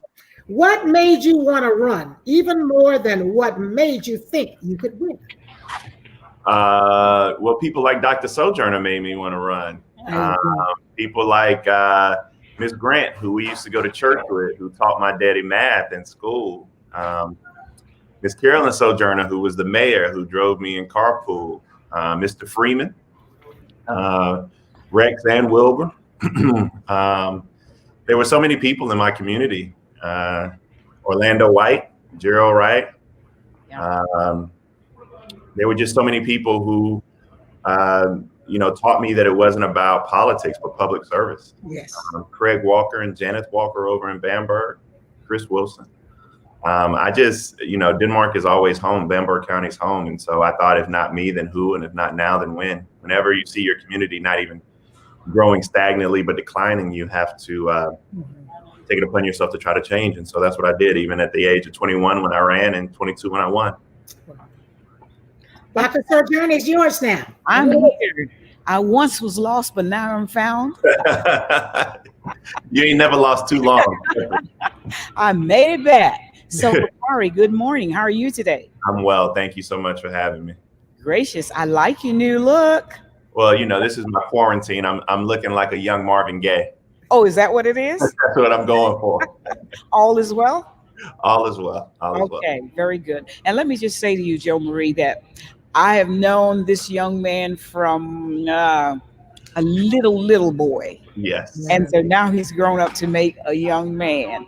And when he started saying he was going into politics, I was one of the ones right there in the front to encourage and help him. That's right. This kid is different now. He's a little different. He likes kid things, but he always wanted to do big boy things. That's right. He's doing that too. He had a big mind. He really had a big mind, and you could see it from when he was a little boy. So I'm very grateful. I know his family. I've known them all of my life. Actually, we're distant cousins. I was about to say we related. Really are. So this young man that you're looking at is someone I've known for a long time, and the reason I know he has a giving spirit, and I'm going to ask him his questions, but let me tell you why I know that. He looked at our school and he wasn't happy with it. He wasn't pleased with it. So he started years ago talking about what needed to be done to improve Denmark Olar. And I mean, he just took it all in his hands and started doing some things for us. And Bakari, we still appreciate that. We have, and I'm not here to just talk about my school, but our district has just completed a $38 million project. We've gone into a brand new school. It's on the cutting edge. It has everything that children need to learn.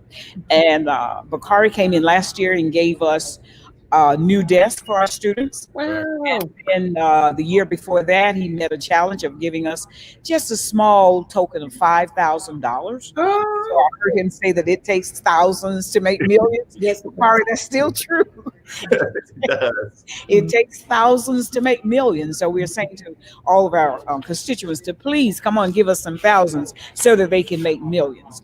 Bakari, we have another question for you. Sure. I know that you attended Morehouse after being raised in Bamberg County. So who inspired you or who mentored you when you were in Atlanta? Oh, that's a good question. So my mentor, and it's amazing, I think this is being raised in Cleve and Gwen's house, but I always find these amazing Black women to mentor me. But Shirley Franklin, the former mayor of Atlanta, she was every bit of 5'4", and every day she would wear this fresh flower on her lapel brooch. And she was the mayor of Atlanta. She was Shirley Clark when my dad knew her at Howard University. And she allowed me to come work for her. She was a great mentor. The summer when I was at Morehouse, I went to DC to work on Capitol Hill for Jim Clyburn. I also got a chance to hang out with Uncle Marion Barry for a little while I was up there. And then you always have those people on campus. Dr. Barksdale, who was the chair of our African American Studies department, was somebody who took me under their wing at Morehouse. And so I went to school when I was 16 years old. I went to Morehouse when I was 16. Wow. It was a lot. I'm the third child, so my parents just kind of let me go. They just were like, they tired, just go ahead. Don't get arrested. Don't kill yourself. Don't kill nobody else. That was pretty much the goalpost. That was the talk then. That was the talk. Now we got another talk now, you know? That's all right. That's right. I told you he was a different kid. He was different from a little boy. He was a little boy, but he had some different traits in him that would let you know that he wanted to do something different. Bakari, tell them what happened when you defeated the person that was in your seat for I don't know how many years prior to your getting that. Just briefly touch on that for us, because Joe Marie doesn't know that story. Yeah, no, I ran against Thomas Rhodes, who was 82 years old, had been in office for 26 years. Before he was in the State House, Thomas was chair of county council. Before he's chair of county council, he delivered the mail in Bamberg County. Before he delivered the mail, he delivered the milk. Everybody knew who Senator Rhodes was. Great. I mean, he was a great leader in the community. I just felt like it was time for a change. We actually named 78 between Bamberg and Denmark after him. And that was one of the great honors I had in being able to do that for him and his family. And we actually had it rained that day. It rained cats and dogs and pigs and turkeys, June 13th, 2006. I'll never forget. People waiting in line and over at the Brooker Center and over at the train depot. People were waiting. People were waiting just in line in the rain to go in and vote. It was an amazing scene. And then that night we had my election party at Rome Baptist Church. Sure did. And it was just everybody was there, and I'll never forget that we were getting numbers in late, and finally our phone started ringing, and the state newspaper and AP, they told us we had won. We were like, "What? We won!" And so my dad cried, I cried. 22 years old. 22 years old.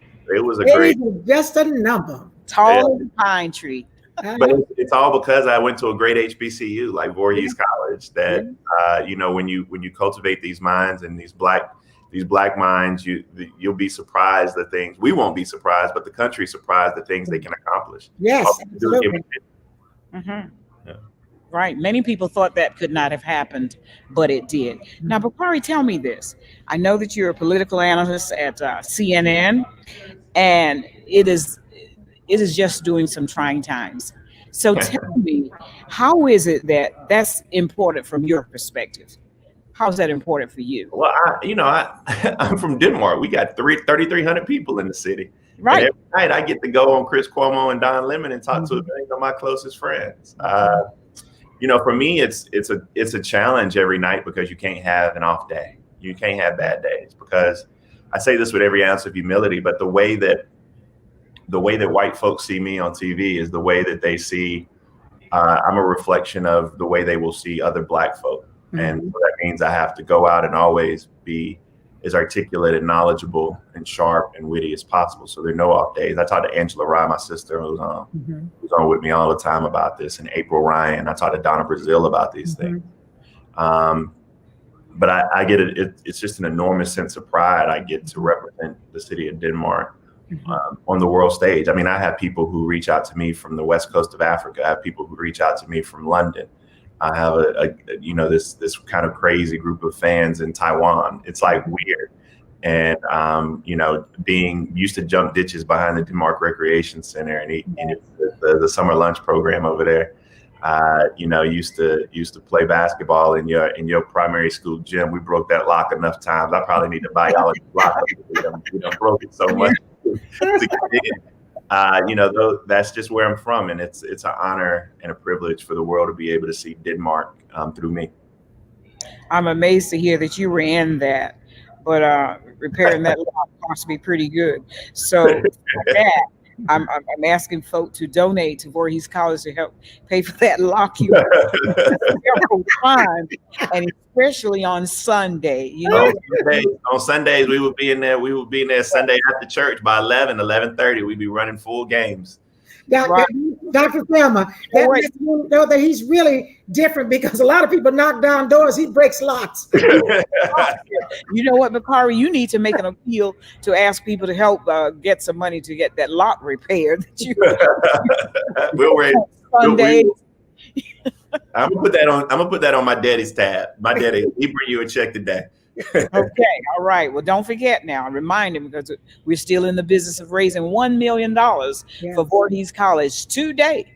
We're going to raise today. You know, you wrote a book, Bakari, and the book had nothing to do with politics. It was just different.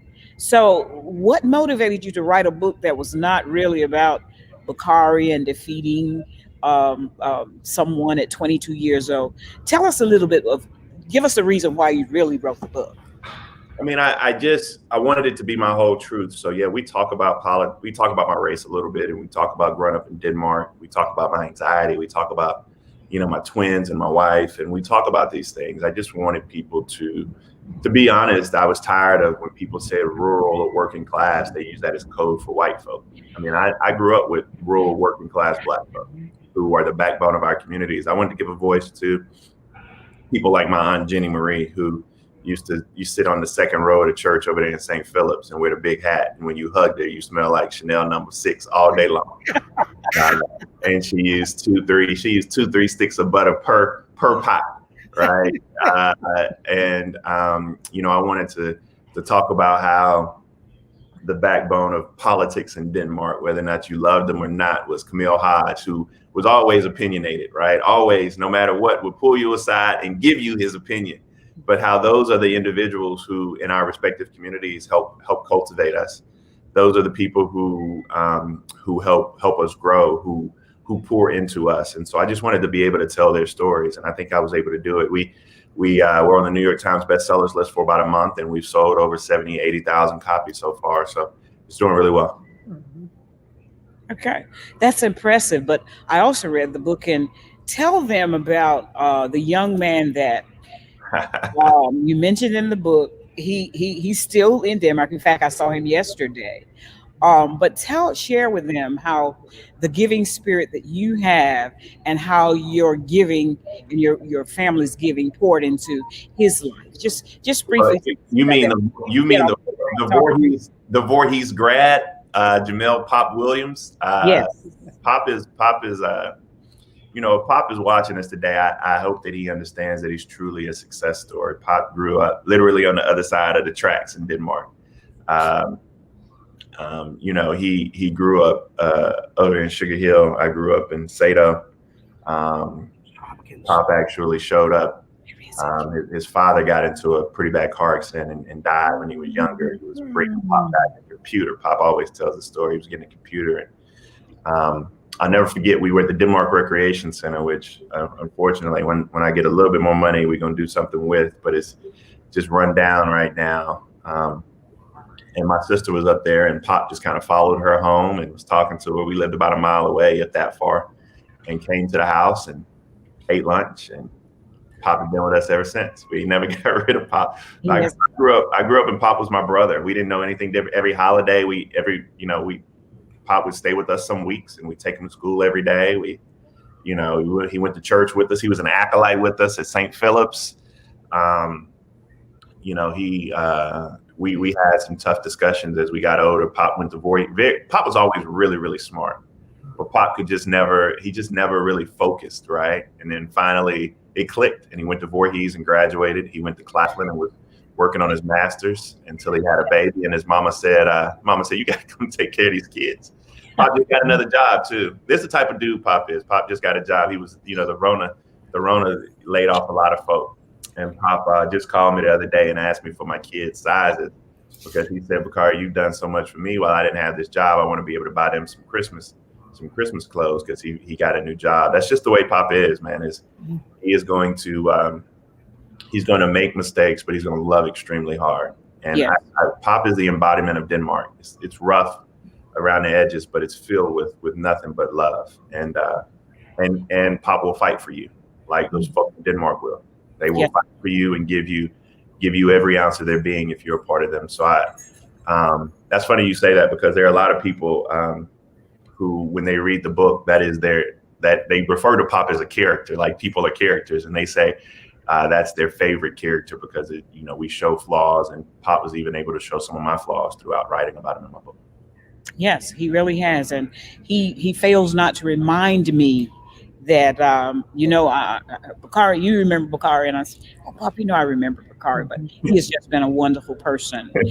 And his mom works in our district, and his sister, at our school, in our school district. We're grateful to have them. We're going to just ask one more question, because I think you shared with us about your experience with Voorhees and how you got to be a part of Voorhees, and you're going to Morehouse and all.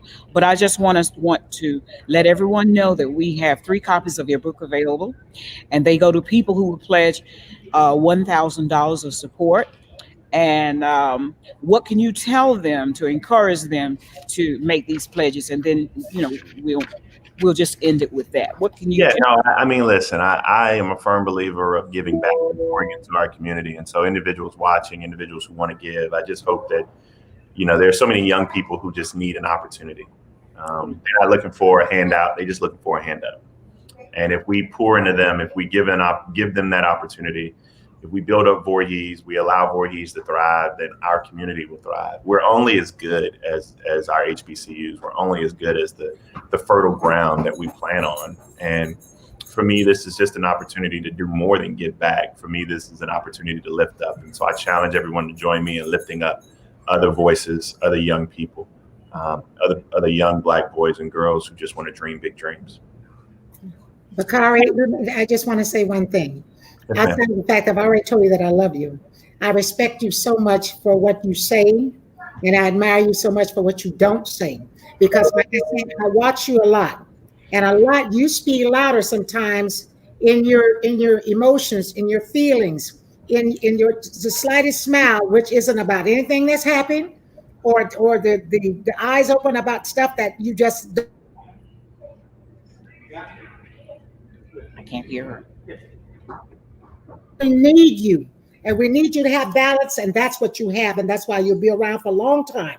And young people, Bakari took time out of his busy life to help get this money here. We need you to pledge and donate and text and call and send to the address. We need that money, and we're going to get it. $1 million. Thank you so much. I love you so much. Thank you. Love to you and your family. Thank you. Thank you, Dr. Thelma. I love you so much. Y'all have a blessed day. Thank you. You too.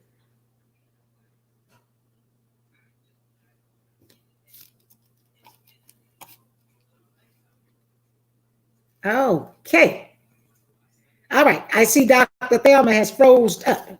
Her screen is frozen. Technology. We're in a new age of technology, everybody.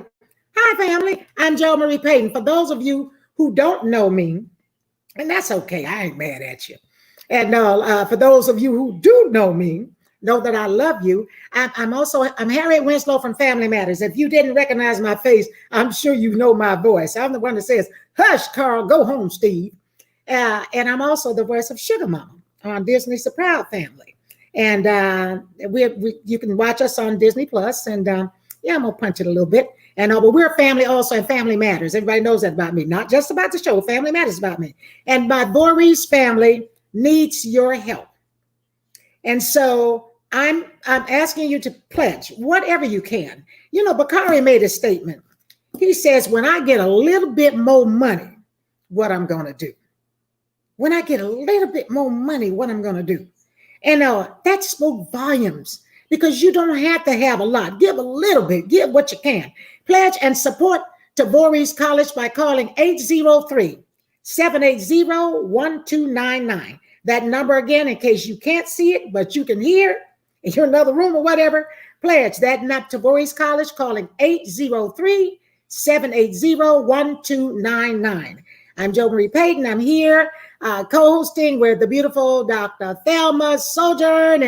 And listen, this is going to be an exciting and entertaining day, because a lot of my friends and colleagues are going to be here. And I know those of you that have been with us since the beginning of the program, last hour, I know you saw my friend Clifton Davis. Let me tell you about Clifton.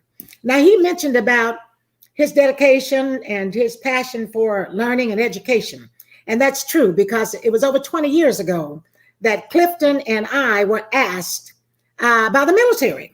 That was the Air Force, the Army, the Navy, and the Marines. They all got together, and they offered them, this flat out said, I might still be able to find the paperwork. They wanted to pay us $15,000 each a piece for every school that we visited. And because they knew we had that passion and dedication. Now, my schedule got crazy and I couldn't do it because I was doing Family Matters at the time, along with a lot of other stuff. and Clifton, we just could not get it together. But the fact that somebody wanted to offer us that money to go into schools and share some of the passion that we have. Now, I will always do whatever it is I need to do to help somebody. I have all the faith in the world that we will meet this goal. Share this telethon with us. It's like the best ever, okay? And Mr. Philip Campbell, I'm quoting your words there, okay? So we need your family. Come on, call us, text us, pledge, give. Help these young people, help this college, this beautiful institution that has been there over 100 and some odd years. Started by somebody that was very dedicated and had a passion for learning. Come on, family, let's do this. Dr. Thelma, are you there?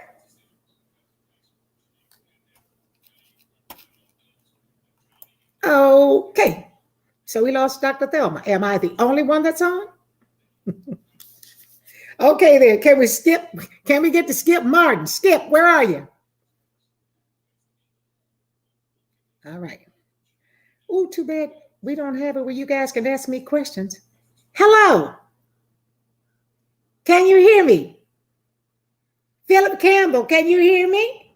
Miss Hey, Payton, sweetie. how are you? Okay, I'm doing just great, thank you.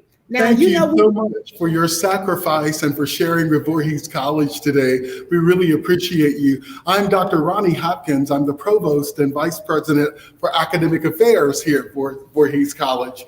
I've had the pleasure of serving Voorhees College for nearly 5 years. So I'm certainly a part of this family and excited to be a part of the Voorhees College family. Now, to the audience, your Giving Tuesday contributions are invaluable to Voorhees College. Your dollars will greatly assist the college in providing much needed scholarships and direct support for expansion of our academic programs. We are delighted that the college currently offers 16 academic majors. All 16 of those academic majors are fully online, and we anticipate in very short order having our first graduate program here at Voorhees. So as you can see, there's a lot going on at Voorhees College. Also, we are excited that many of our student scholars are active participants in the W. Franklin Evans Honors College. As well, many of our students have participated in international studies and programs and have engaged in study abroad in Canada, Ghana and Liberia, and in Cameroon, Central West Africa. Importantly, 100% of our students participate in experiential learning and quality internships during their matriculation. Our goal is that 100% of our students graduate with a high demand career, signed, sealed, and delivered on or before the day they graduate. The heartbeat of Voorhees College is academics. Our mantra is academic excellence and distinction, and we seek to make certain that we fulfill that goal. Again, we thank you, Ms. Patton, for your sacrifice and joining us with us today. But for everyone, we'd like to continue to say, please, please, please support our exciting academic initiatives and academic programs here at Voorhees College, where we begin, believe, and become. Thank you so much. Oh my goodness, and thank you. And let me just say, you know, I'm at home, but I still got up. I'm like you, I'm up from old school. You got dressed all up, you cleaner than the Board of Health. What can I say? But anyway, I got up because it's habit that we do that. We were trained to do that. I got up this morning, got myself ready, put on some perfume, put on some makeup and all that other stuff, like I'm coming to work, but I'm home because I am working. And You're absolutely fabulous. Just know that. Thank you for all that you do and that you continue to do for those students. And I hope you're there a long time. I know you say 5 years, but I hope you're there until the spirit just tells you, I've done well and I'm ready to move on. I've done a good job and ready to move on. And I appreciate you being here and taking time out of your schedule also, because you could find something else to do and maybe send in a tape or whatever, but you're here. And I thank you for that. Thank you so much. I have a blessed day. All righty. Okay. Now, Dr. Thelma. Yes, ma'am. I have go in and out like that, but don't worry, I'm okay. I'm here. I have a script on screen and I have one on my table. I don't know where we are now. Where Okay. Let me me. bring you up to where we are. We're getting ready to go into the crowning of the 2021 Voorhees royalty.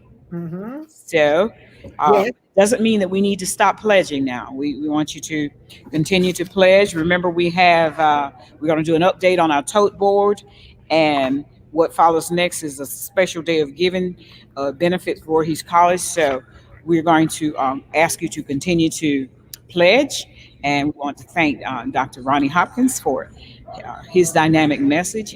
He's a pillar for this college, and he has done so much and so dedicated and so concerned about our students here. So we're just so grateful to have him. So as we move on now, we're going to move into the coronation ceremony, and we're going to bring the choir on and let not the choir, but see the beautiful young people that represent this college. And we're so grateful that you get a chance to see that. You will love it. It is great. And Joe Marie, what do you think about Voorhees? Have you been here? You know, I've never been. Let me tell you that. What?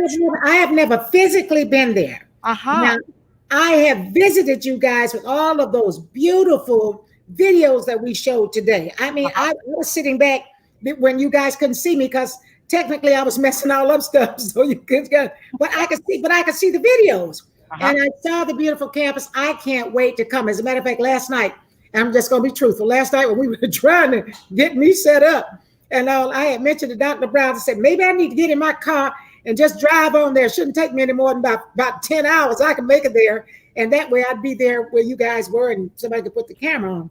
Wait a minute. I have been there. I've been to Columbus. I have some nephews there, and I have some family in North Carolina. But I also have a lot of Geechee family, Gullah family. I got Gullah family there. Yeah, and I went to visit them. I bought a Gullah Bible and a Gullah cookbook, and I'm telling you, that's the way my mother cooked. All that stuff, the way they hop and jump up. That's the way they cook. That's the way my mom cooks. Yeah, cook. But anyway, I'm coming. I'm coming very soon. We're going to have to come and visit this beautiful campus. It is serene, quietly tucked back in the western portion of the county. Denmark is a thriving little town, has just what it needs to keep us going and keep the college going. So when you get a chance, come back. I heard you say you're 10 hours away. Where are you? That's I'm in Miami. Oh, you're in Miami. I'm Yes. in Miami. Yes, that's going to take you. I know you talked about the Georgia piece, but okay.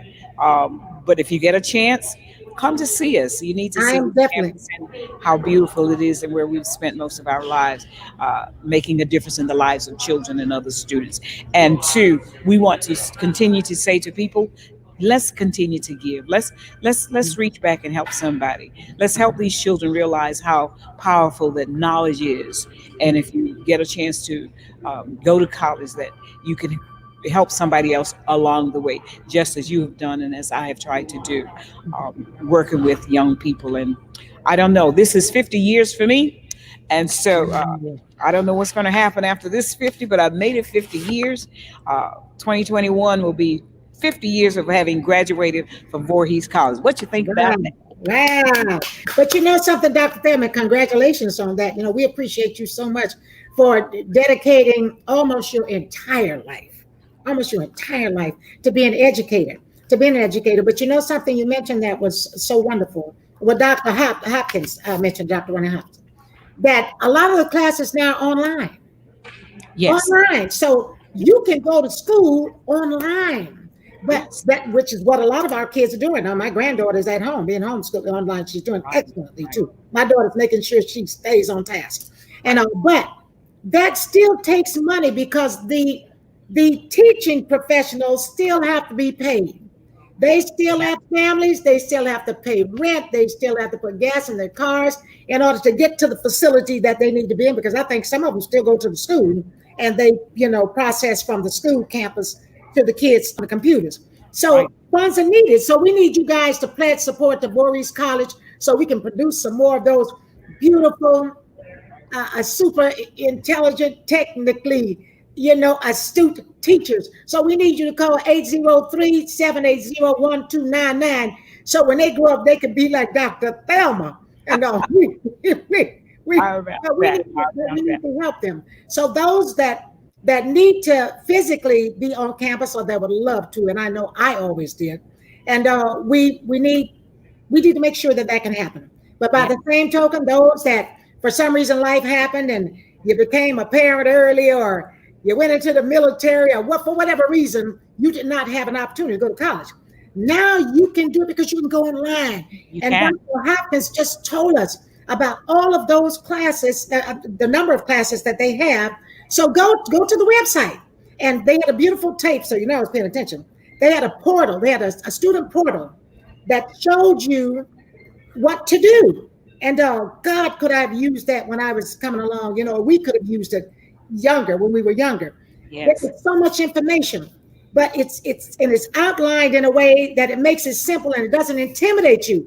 So if you have the desire to go back and be educated and get that diploma, get that degree or whatever, you still can do it. It doesn't matter what age you are. You still can do it. We're here to help you too. Those of you who didn't do it in the beginning, we're here to help you get it now.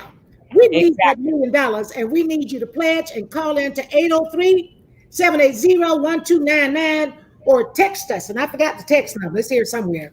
But it should be at the bottom of text us. I think it was 41444, something like that. But it'll be on the screen. So as soon as you get your something to eat, your chip or whatever, or you pass on the TV or whatever, sit down. Okay. And text us at 41444. Right.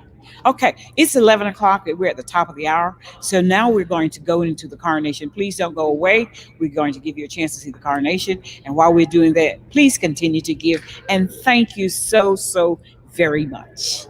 I'm ready. All right.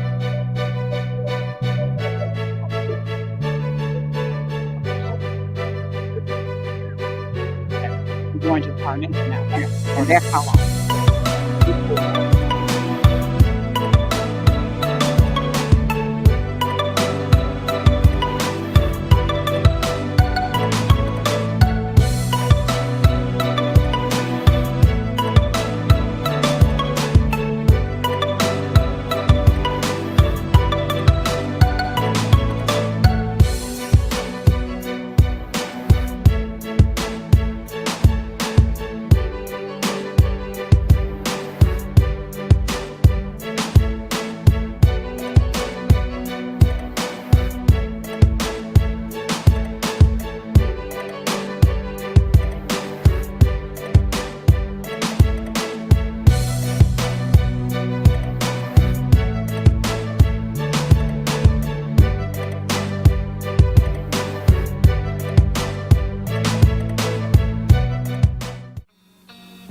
Greetings and salutations. Welcome to an occasion filled with elegance, beauty, and charm. This occasion is sure to be unforgettable. I am Taiwana Chenault Hemby, chairperson for the Department of Education, Humanities, and Social Sciences, and I will be your royal narrator for truly one of the most favorable events on our great campus, the crowning of Mr. and Miss Voorhees College. Our enchanting king and queen-elect, Mr. Denzel Walls and Miss Mariah Lorick, have thoroughly tailored the theme of this historic occasion: Hollywood royalty. Please welcome this evening's royal guest. Ladies and gentlemen, we would like to acknowledge our distinguished leader of our great and beloved Voorhees College, the 9th President, Dr. W. Franklin Evans. The Provost and Vice President for Academic Affairs, Dr. Ronnie Hopkins. The Vice President for Institutional Advancement and Development, Dr. Prince Brown. The Vice President for Student Affairs and Director of Athletics, Ms. Charlene Johnson. The Vice President for Business and Fiscal Affairs, Ms. V. Diane O'Berry.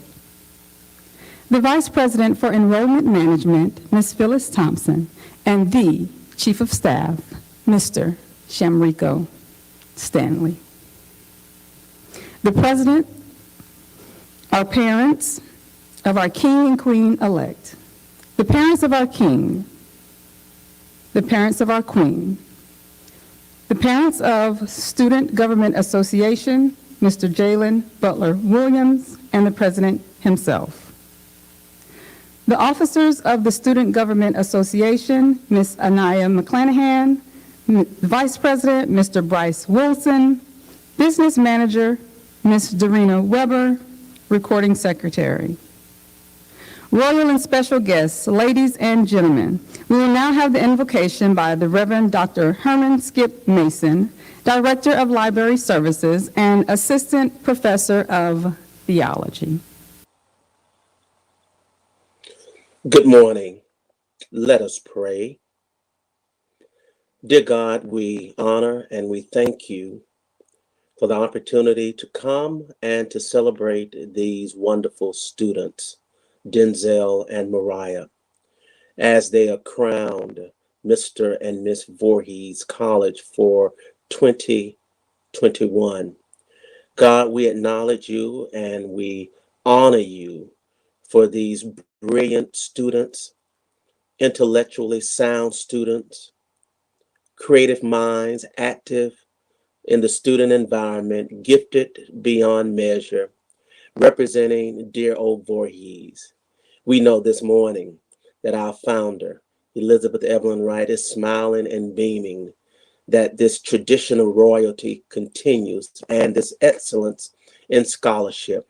So God, we ask that you would bless them and that you would continue to order their steps, and that as they are crowned, that they will understand the responsibility and know that heavy is the head that wears the crown, that they will be the representatives of a great legacy and tradition and this great student body. Dear Lord, bless the Voorhees family. Bless our president, our cabinet, our faculty, staff, our beloved students. Bless the alumni, the board of trustees, and all of those who love higher education. We thank you for this celebration. We thank you for this moment in the midst of what has been a tremendously challenging year, that we can come and celebrate our royalty, Voorhees royalty, Mr. and Miss Voorhees College. Now, God, we give this celebration to you. Bless it, consecrate it for your glory, and we give you thanks and praise for all that you do. In the wonderful name of our Lord and Savior Jesus Christ, we pray. And all the people of God said, amen. God bless you. Thank you, Dr. Mason. Ladies and gentlemen, the President of the Student Government Association, Mr. Jalen Williams Butler, will now render his greetings. Good evening, President Evans, Vice Presidents, distinguished guests, faculty, staff, and students. It is my distinct honor and high privilege to welcome you all to this sophisticated occasion, the crowning of Mr. and Miss Voorhees College 2020-2021. Thank you for taking time to share with fellow students the grandeur of this historic occasion in the life of our college. It's so wonderful to be a part of this celebration, which is my fourth coronation, and I have to say, this one is my favorite. Over the last few years, Mr. Denzel Walls has prepared himself to serve in a position of such high honor, and now his colleagues have made his dreams come true by electing him to represent Voorhees College as its 7th Mr. Voorhees College. Miss Mariah Lorg, I can't even explain how proud I am of you. We projected this moment 4 years ago, our freshman year, and here you are now, standing and reigning as our beloved Miss Voorhees College Queen. My beloved queen, my world. I'm so proud of you. Mr. and Miss Voorhees College have both dedicated a vast amount of their time and efforts into uplifting the legacy of Voorhees College. Today, we will witness the fruits of their labor as they are crowned king and queen of our illustrious institution. Again, I extend thanks to everyone for supporting our reigning king and queen and a welcome to the 2020 crowning of Mr. and Miss Voorhees College. Thank you, Mr. Butler. Ladies and gentlemen, we will now be favored by a musical selection from a former Sunday's Best runner-up, Miss Kirsten Jameson. Miss Jameson will be singing At Last by the Etta James.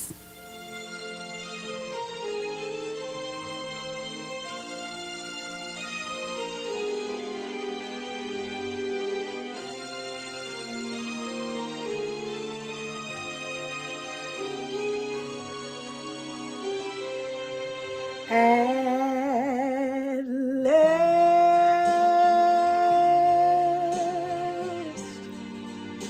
my love has come along, and my lonely days are over, and life is like a song.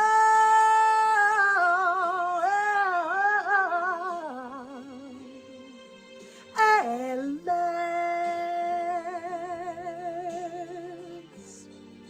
the skies above are blue. My heart is wrapped up in clover. The night I looked at you,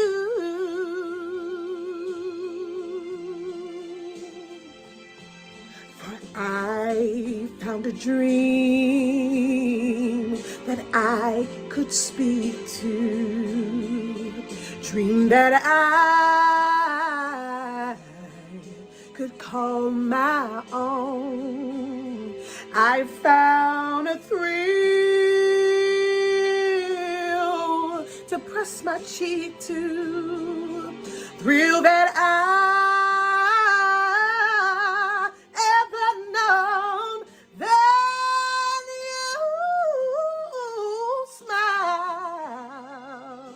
you smile, and then the spell was cast. Now here we are in heaven, for you are mine.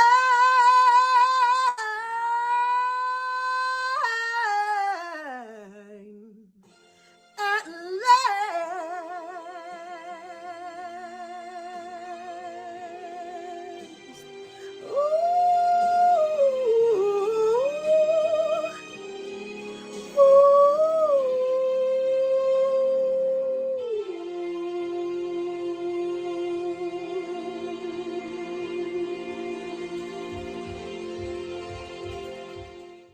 Thank you. Ladies and gentlemen, it gives me honor to present to you the Royal Court for Mr. and Miss Voorhees College. Mr. and Miss Freshman. Miss Freshman, Ashanti Dove, a freshman biology major, hails from San Antonio, Texas, but currently resides in Columbia, South Carolina. She is the daughter of Courtney Cottrell Dove and Lamont Ray Dove. Mr. Freshman, Henry B. Benson, Jr., is a freshman majoring in computer science. He was born in Monrovia, Liberia on May 31st, 1999. To Mr. Benson, Sr. and Miss Josephine K. L. Benson. Miss Sophomore, China Smalls Jenkins, is a sophomore majoring in biology, and she is the daughter of Zolita and Keith Sutherland and Sean Smalls from Atlanta, Georgia.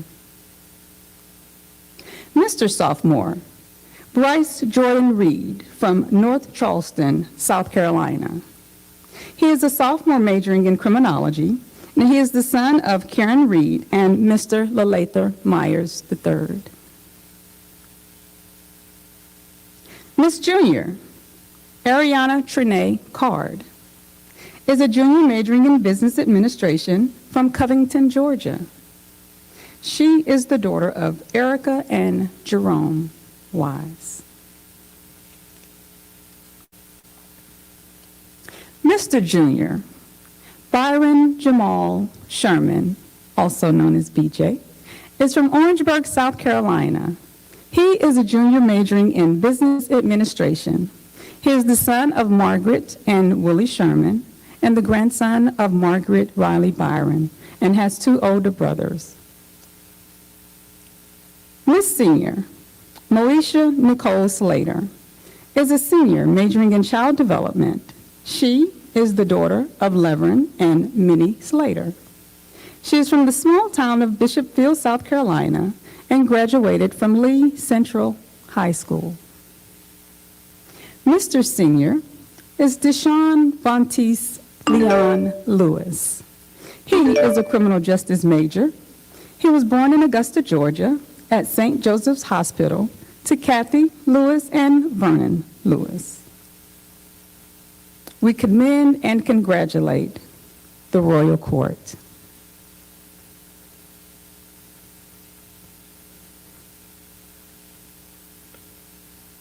In the spring of 2020, the student body here at Voorhees College set out to select a young gentleman and a lady to represent them in all social and public affairs.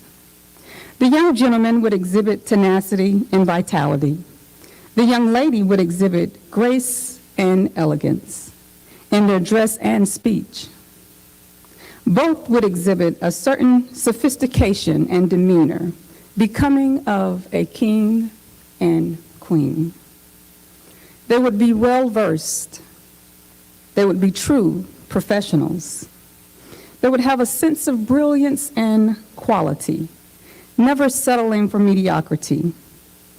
They would have an air of elegance and class, never lowering themselves to be second best in any facet of life, always upholding the characteristics of finer man and womanhood. In keeping with attributes of royalty, our king and queen-elect tailored their platform around the theme of this occasion's festivities: Hollywood royalty.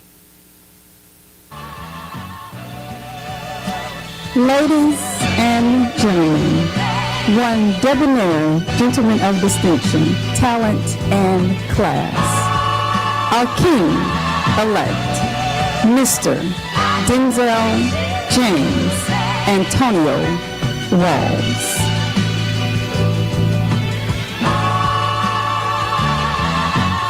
Denzel James Antonio Walls is of Springfield, Georgia.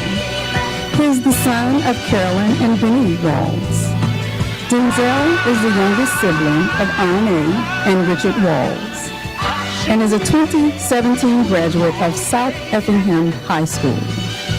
While in high school, Denzel made the honor roll every 9 weeks and never missed a day of school.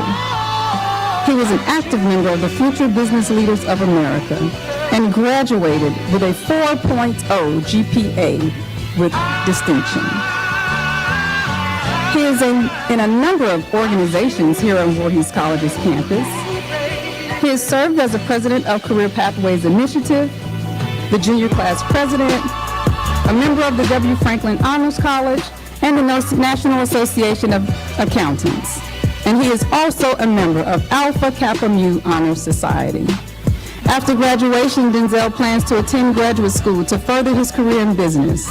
His long-term goal is to become a chief financial officer and to ultimately establish his own financial advising company. Denzel lives by the expression, "Don't settle for being good enough, strive to be the best." Ladies and gentlemen, Mr. Voorhees College 2020-2021 elect, Mr. Denzel James Antonio Walls.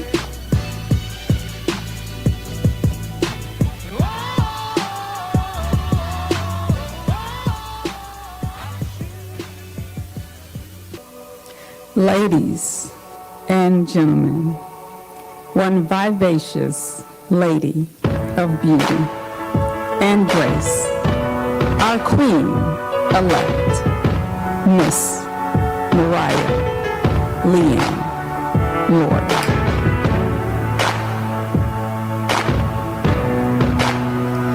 Miss Mariah Leanne Lorick is from Arnold, South Carolina. She is the daughter of Juanita Lorick and Harold Lorick Jr. and has one brother, Noah Lorick. She gives credit to the various organizations and clubs in which she is an active member for enhancing her skills here at Voorhees College. Mariah is a member of the Eta Omicron chapter of Sigma Gamma Rho Sorority Incorporated, the Voorhees College Gospel Choir, and the Student Support Services Program. She is a member of the National Association of Black Accountants and has attended their Southern Conference. After graduating from Voorhees College with a degree in business administration, she hopes to become an anesthetician. Mariah lives by the proverb 3, 5, and 6. Trust in the Lord with all of your heart and do not lean on your own understanding. In all of your ways, acknowledge him, and he shall direct your paths. Ladies and gentlemen, Miss Voorhees College 2020-2021 elect, Miss Mariah Leanne Lorick.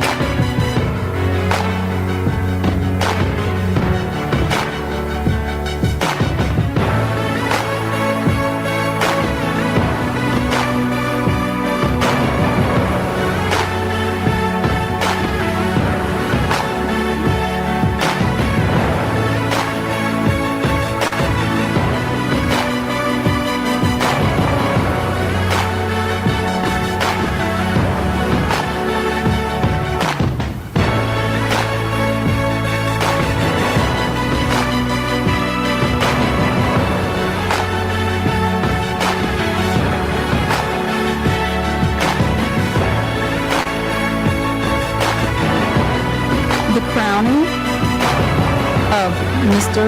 Voorhees College, Miss Johnson. The crowning of Miss Voorhees College, Dr. Evans.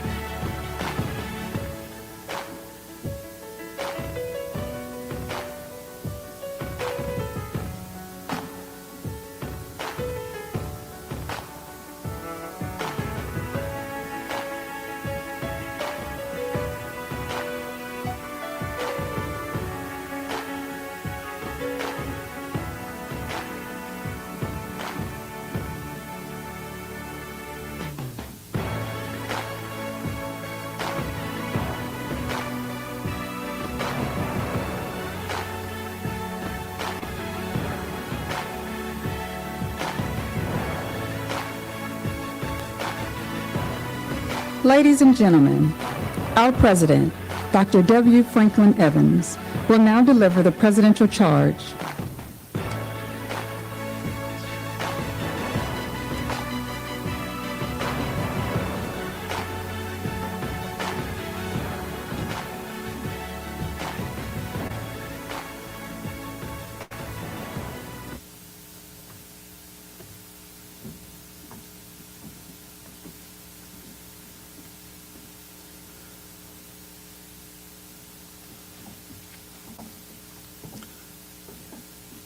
Greetings.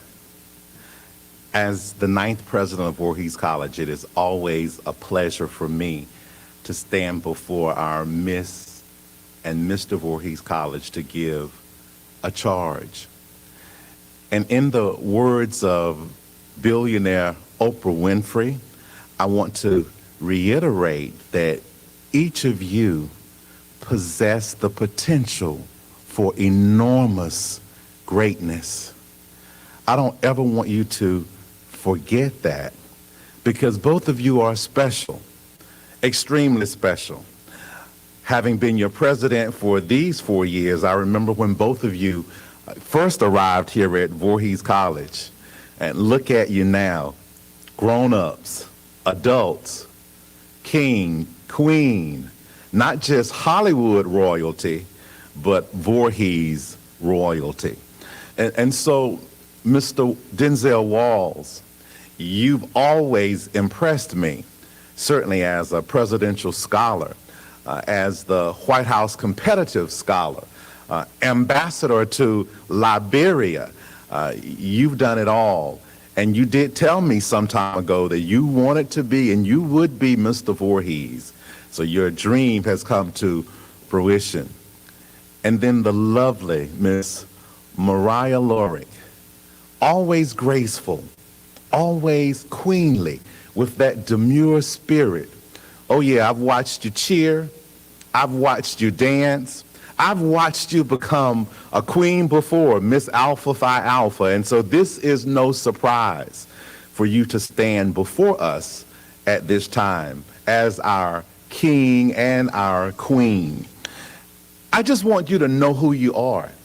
Never lose sight of what your parents have already ingrained in you, but more importantly, what Voorhees College has done for you to help mold, nurture, and shape you into the amazing young man and the beautiful young lady that you are on this day. And I want you to know that it's important that you develop a vision for your life. And that vision is the road you've got to travel to wherever it is you're going. And I have no doubt in my mind that your destination is going to be something special, because both of you are special. And so define your own life and don't let anyone else do that for you. I'm hoping that Voorhees College has trained you to be that kind of leader. In fact, I know we have. And as you stand before me on today, I can just bask in the glory of knowing that you are a fine product of what this institution does and has been doing for over 123 years. Dr. Martin Luther King once said that you need to live a life of service, that it is service that determines your greatness. Both of you have been involved in service already here at the college, but you've got to continue to serve. Be that servant leader.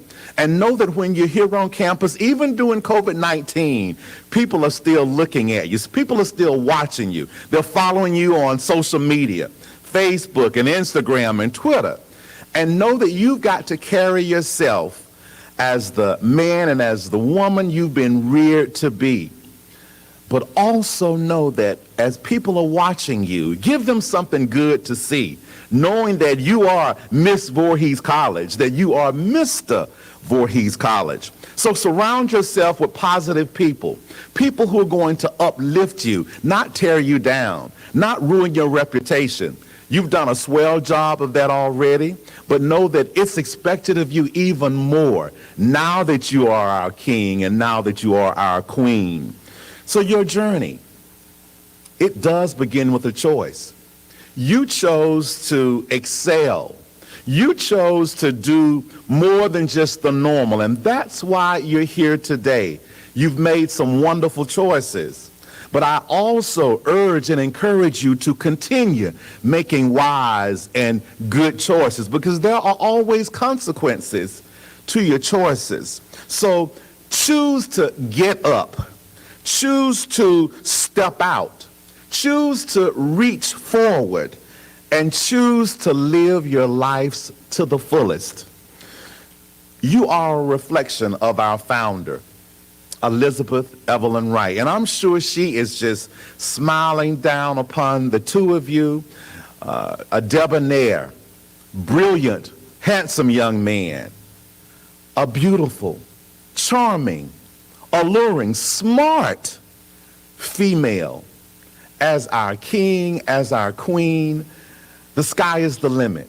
You've made us proud already. You've made your parents proud, the student body, the faculty, the staff, even the alumni. I'm so proud that you are our Miss Voorhees College, our Mr. Voorhees College.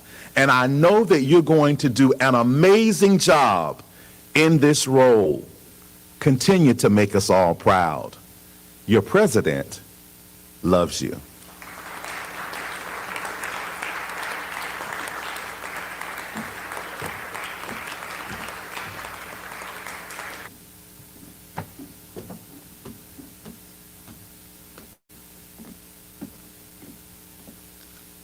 Congratulations, Mr. and Miss Voorhees College, and may your reign be an enjoyable and prosperous one.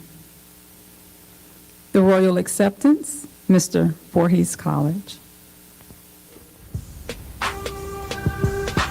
First, I want to give honor to God because He's the head of my life. And without Him, I would not be where I am today. To the CEO and president of our wonderful institution and to his cabinet, and a special shout out to our advisor, Mr. Wright, thank you. I am honored to be the 7th Mr. Voorhees College, and I will represent and serve our prestigious institution with pride and confidence. Next, I would like to thank the wonderful faculty and staff at Voorhees. I won't name any names to prevent this from becoming a 10-minute speech, but from the president's office all the way to physical plant, to my family in the business department, and everyone in between, thank you, because you all have had a major impact on my life. Because of the faculty and staff, I was able to begin my college journey off on the right track. They believed in me and challenged me so much that I started to believe in myself. And with that belief, I have become a leader, a mentor to others, and a semblance of what Voorhees can do for someone's life. Oh yeah, I also became Mr. Voorhees. I would be remiss if I didn't mention my fellow students. I have developed friendships and experienced moments that I will never forget thanks to you all. Thank you for embracing me and allowing me to be myself, because none of this would have been possible without you all either. And lastly, I would like to thank my family. I can go on and on about how much you all mean to me, but I want you all to know that all my achievements and accomplishments are for you. Y'all are who I do it for. Yes, it's nice to be recognized and honored, but none of that feels better than making you guys proud and putting smiles on your faces.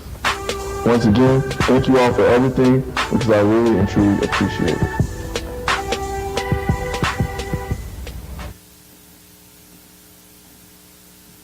The royal acceptance, Miss Voorhees College.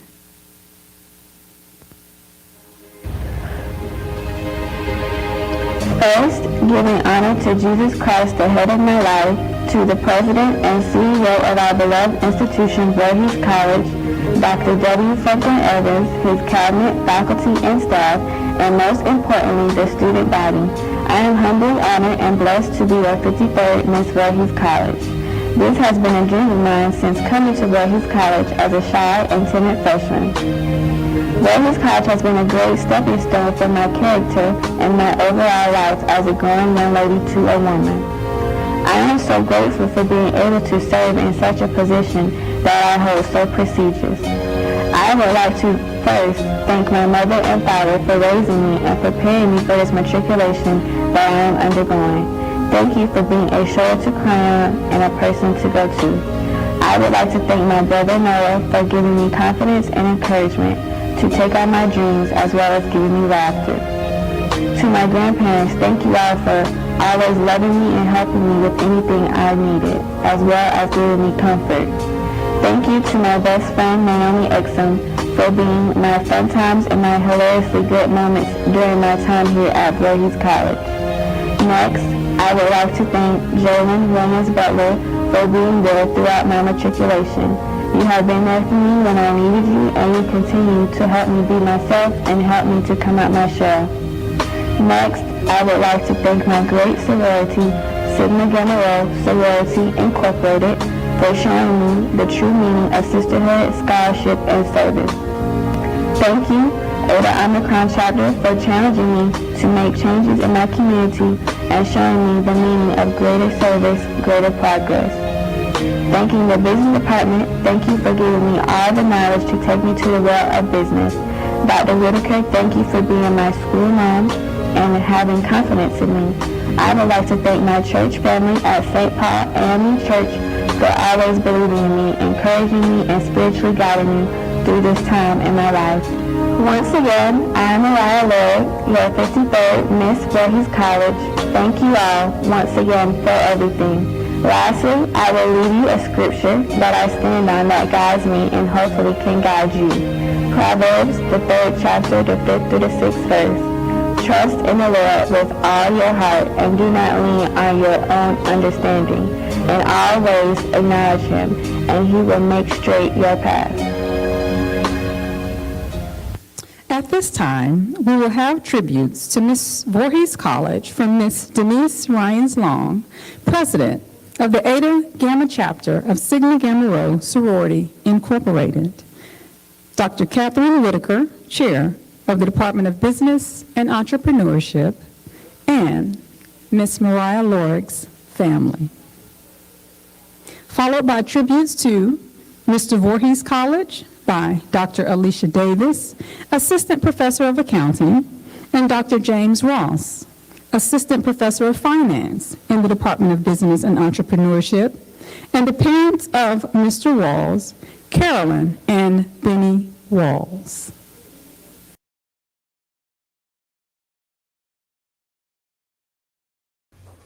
Hello, my name is Denise Ryans-Long, and I am the president of the Eta Gamma Sigma chapter of Sigma Gamma Rho Sorority Incorporated. It gives me great honor and pleasure to congratulate Miss Voorhees College, Mariah Lorig. Mariah is also the president of the Eta Omicron chapter of Sigma Gamma Rho Sorority Incorporated. When I met Mariah, she was eager and willing to take on a leadership position. So I know that she will do well sitting in the position of Miss Voorhees College. So again, on behalf of the Eta Gamma Sigma chapter of Sigma Gamma Rho Sorority Incorporated, we would like to congratulate Miss Voorhees College, Mariah Lorig. Mariah Lorig, Miss Voorhees College. What can I say? I am so proud of you. It has been a pleasure watching you grow this past year. Please continue to know that you are a success. You can do anything. And always remember that if you put God first, you can accomplish anything in life. This is just the beginning for you. And recently, the glass ceiling was broken.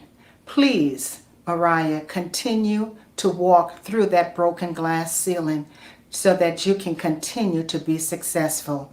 I love you. Hello, we greet you this morning to Mariah. It's coming from the Lord family and the Sims family. We're just so proud of you.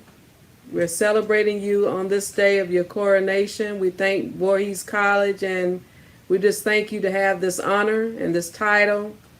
We ask that you just continue to just be and do your best to live out your dreams and your hopes. You've always been a hard worker, and we just thank you for being consistent. You've had ups and you've had downs, but you never gave up, and you've continued to work hard. And we just celebrate you. We're so proud of you, and just continue to do what it is that you want to do to live out your life dreams.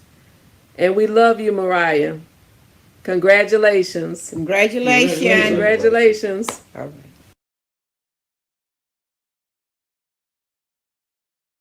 Hello, Voorhees College. I am Professor Davis, and it gives me a great deal of pleasure to say congratulations to one of my favorites, our new Mr. Voorhees College, Denzel Walls. I have had the privilege of knowing Denzel for a number of years now as a student in my accounting courses. And of course, he's always been a great student, but honestly, Denzel is just a great overall person. And I'm just really happy that I've had the chance to witness his growth, not only into the young man that he is today, but also just into the leader that he is today. Within our department, there is never anything that we can ask of Denzel that he won't do. Denzel goes above and beyond to make sure that our department is moving forward, and not just our department, but also our campus. I have had the chance just to witness Denzel serve as a leader among his peers, not just here at Voorhees College, but also among his peers just pretty much abroad. Denzel is a great representation of what Voorhees College is all about. His work ethic, his ability just to get things done, all of that will actually serve in his favor. So I'm just honestly grateful for him that he actually gets to have this opportunity. And honestly, because of his work ethic and just because of who he is, the sky is not even the limit for Denzel. So I am just honestly just happy that he does get to serve in this capacity, and I'm just excited for where he's going to go from here. So again, congratulations, Denzel. Good afternoon. I'm Dr. James Ross, Assistant Professor for Finance at Voorhees College, and I'm going to say a few words about Denzel Walls. Denzel Walls is a great student. He's forever picking my brain about how to improve himself as a man.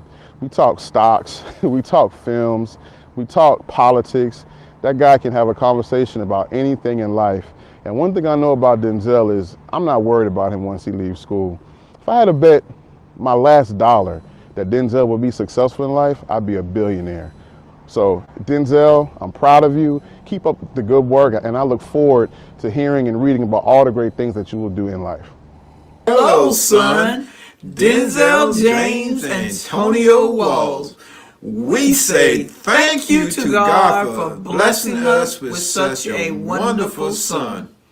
The years have gone by so fast. We remember you telling us in your freshman year, when I become a senior, I want to be Mr. Voorhees.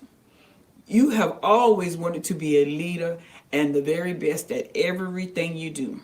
We say congratulations to you, and we are grateful to you that you were given the opportunity to be Mr. Voorhees for the year 2020 to 2021. We know you will represent your school well. We appreciate all the wonderful things you were allowed to do while at Voorhees College. We say thank you to you. We are so proud of you. Our prayer is that you will always acknowledge God so that he will continue to direct your path to many more great things in your future. We love you, son. The college alma mater will be played by Ms. Rachel Jones, Director of the Voorhees College Concert Choir.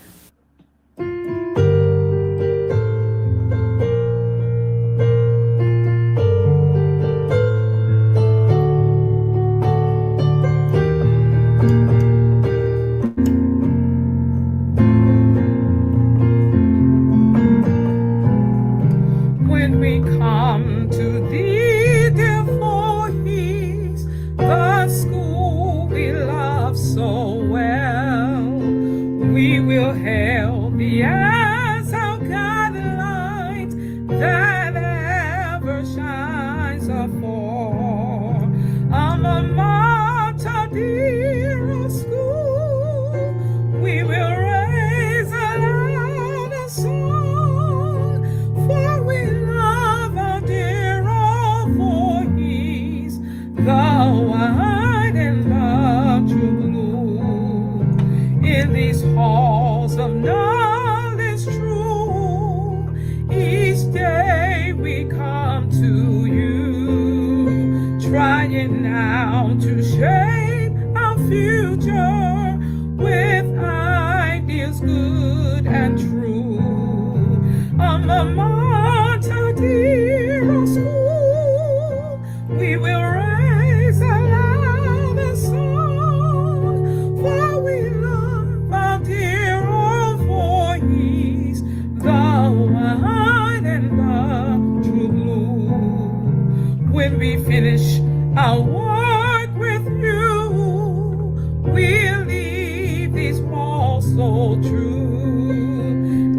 strive each day to follow your principles of true blue. Alma mater, dear school, we will raise another song, for we love our dear old Voorhees, the white and the true blue.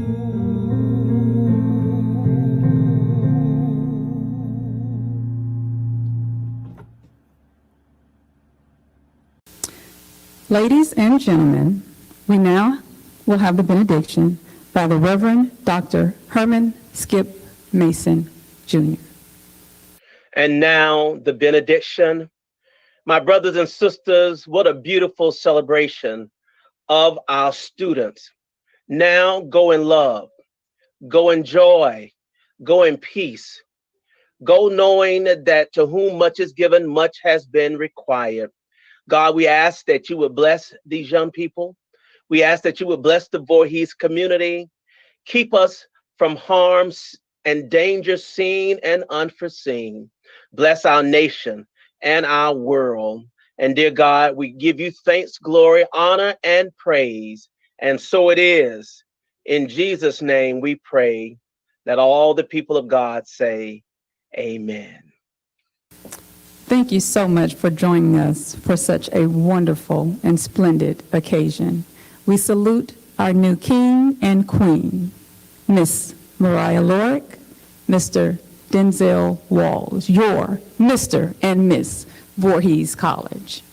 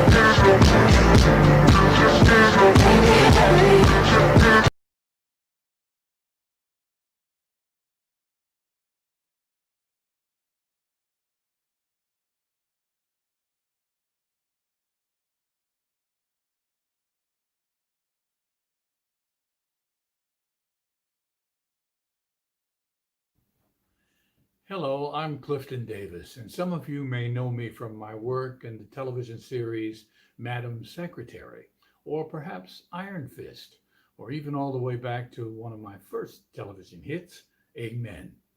Currently, I'm recurring in the role of Elijah Muhammad on the television series Godfather of Harlem. These comedies and dramas were works of fiction. However, what I'm about to tell you next is not a work of fiction, but it's a fact of life, and one I know from personal experience. I need you to support the Day of Giving for the historically Black college known as Voorhees. I'm an HBCU graduate, so I know firsthand the high quality of education these schools provide. And that's why I felt so strongly about supporting Black higher education that I spent 2 years of my life as Vice Chancellor of an HBCU like Voorhees. There are other reasons I support this day of giving for this wonderful school. I have a world of respect for its president, Dr. W. Franklin Evans, who has been a supportive Alpha Phi Alpha brother to me.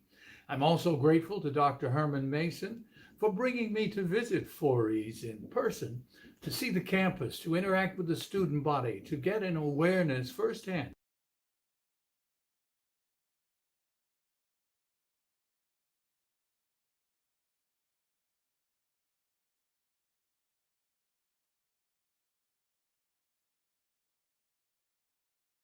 To Voorhees College. Please dial the number on your screen or use the email address that's on screen right now. Because when you help a historically Black college or university, everybody takes a giant step forward. So email or call now. The college and I appreciate any help you can give. And thank you so much for your support.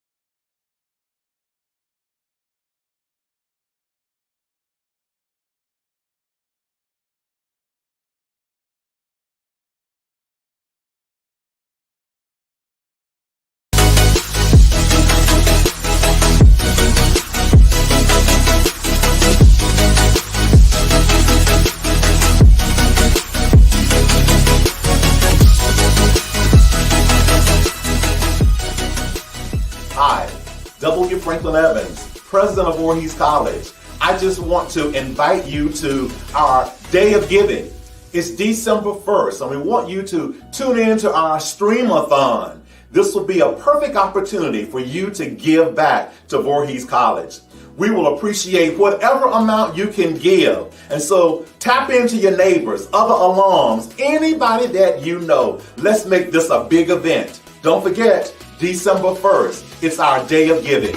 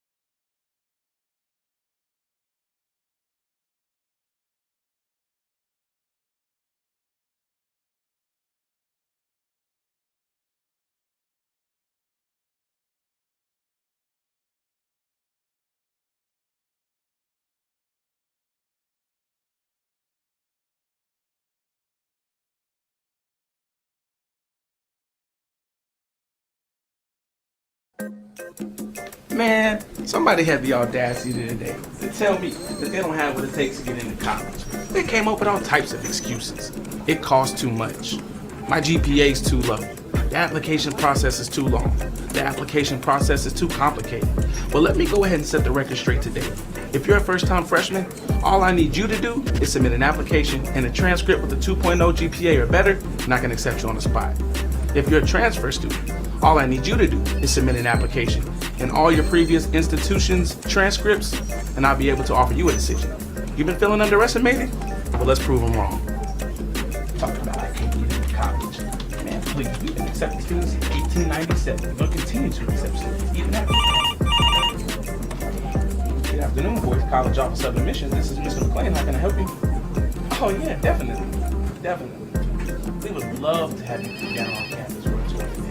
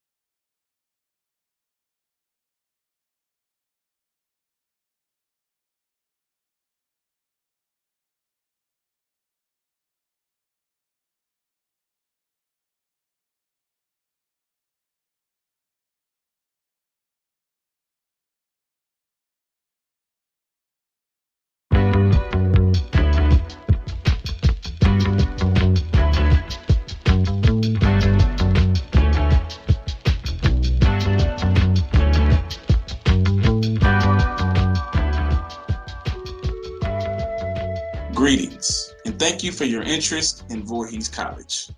Today I'm going to take you through the simple process of submitting your Voorhees College online application. The first window we'll start out at is the Voorhees College homepage, which you can find at www.voorhees.edu. From here, you'll click on the Admissions tab. Scroll down to click here to apply now. And it'll take you to our Tiger Portal online application. From here, you can either click Start the Application or just the Name tab. Please fill out the information as asked. We'll go ahead and go straight to the contact. What's important to note about this tab is that your mobile number and home number. Please use two different numbers so we have a better way of contacting you, and also your email address. We prefer that you do not use any school addresses. We ask that you use your personal address. The next tab will be the Candidacy tab. A few things to note about the Candidacy tab. If you are applying as a first-time freshman, let's say you want to take classes online. Choose a program of study, and your term, if you're a graduating senior this year, you'll choose 2021-2022. Please note that the only terms you'll be able to apply for under the online umbrella are the online sessions, which are in 8-week block programs. Now, if you're a traditional student, you'll click the Voorhees College main campus, and there you'll be able to click your traditional fall term, spring term, or summer term. After you've identified yourself as a candidate, then you'll click on the Education tab. Here, you'll be able to add your high school. So just for the sake of this demonstration, let's go with Orangeburg Wilkinson.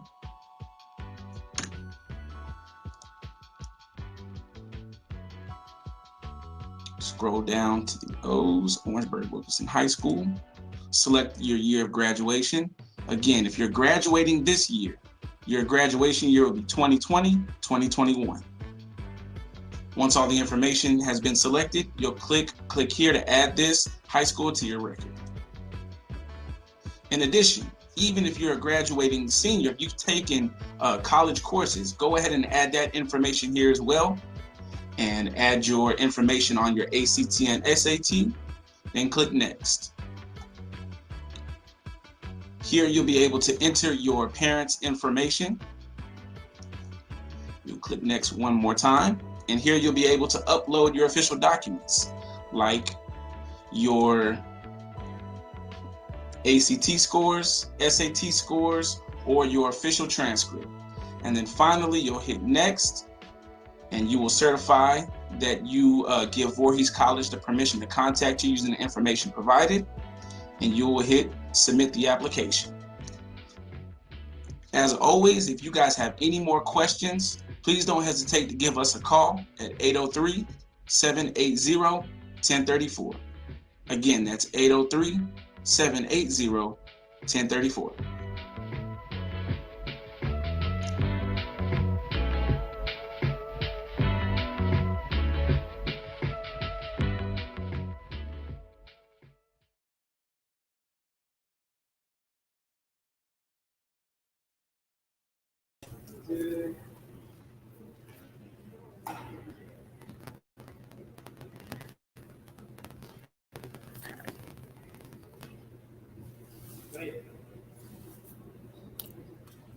Well, good afternoon, and thank you again. We're so glad that you're back with us on our Day of Giving at Voorhees College, and we have some special guests. We have Jo Marie here with us this afternoon.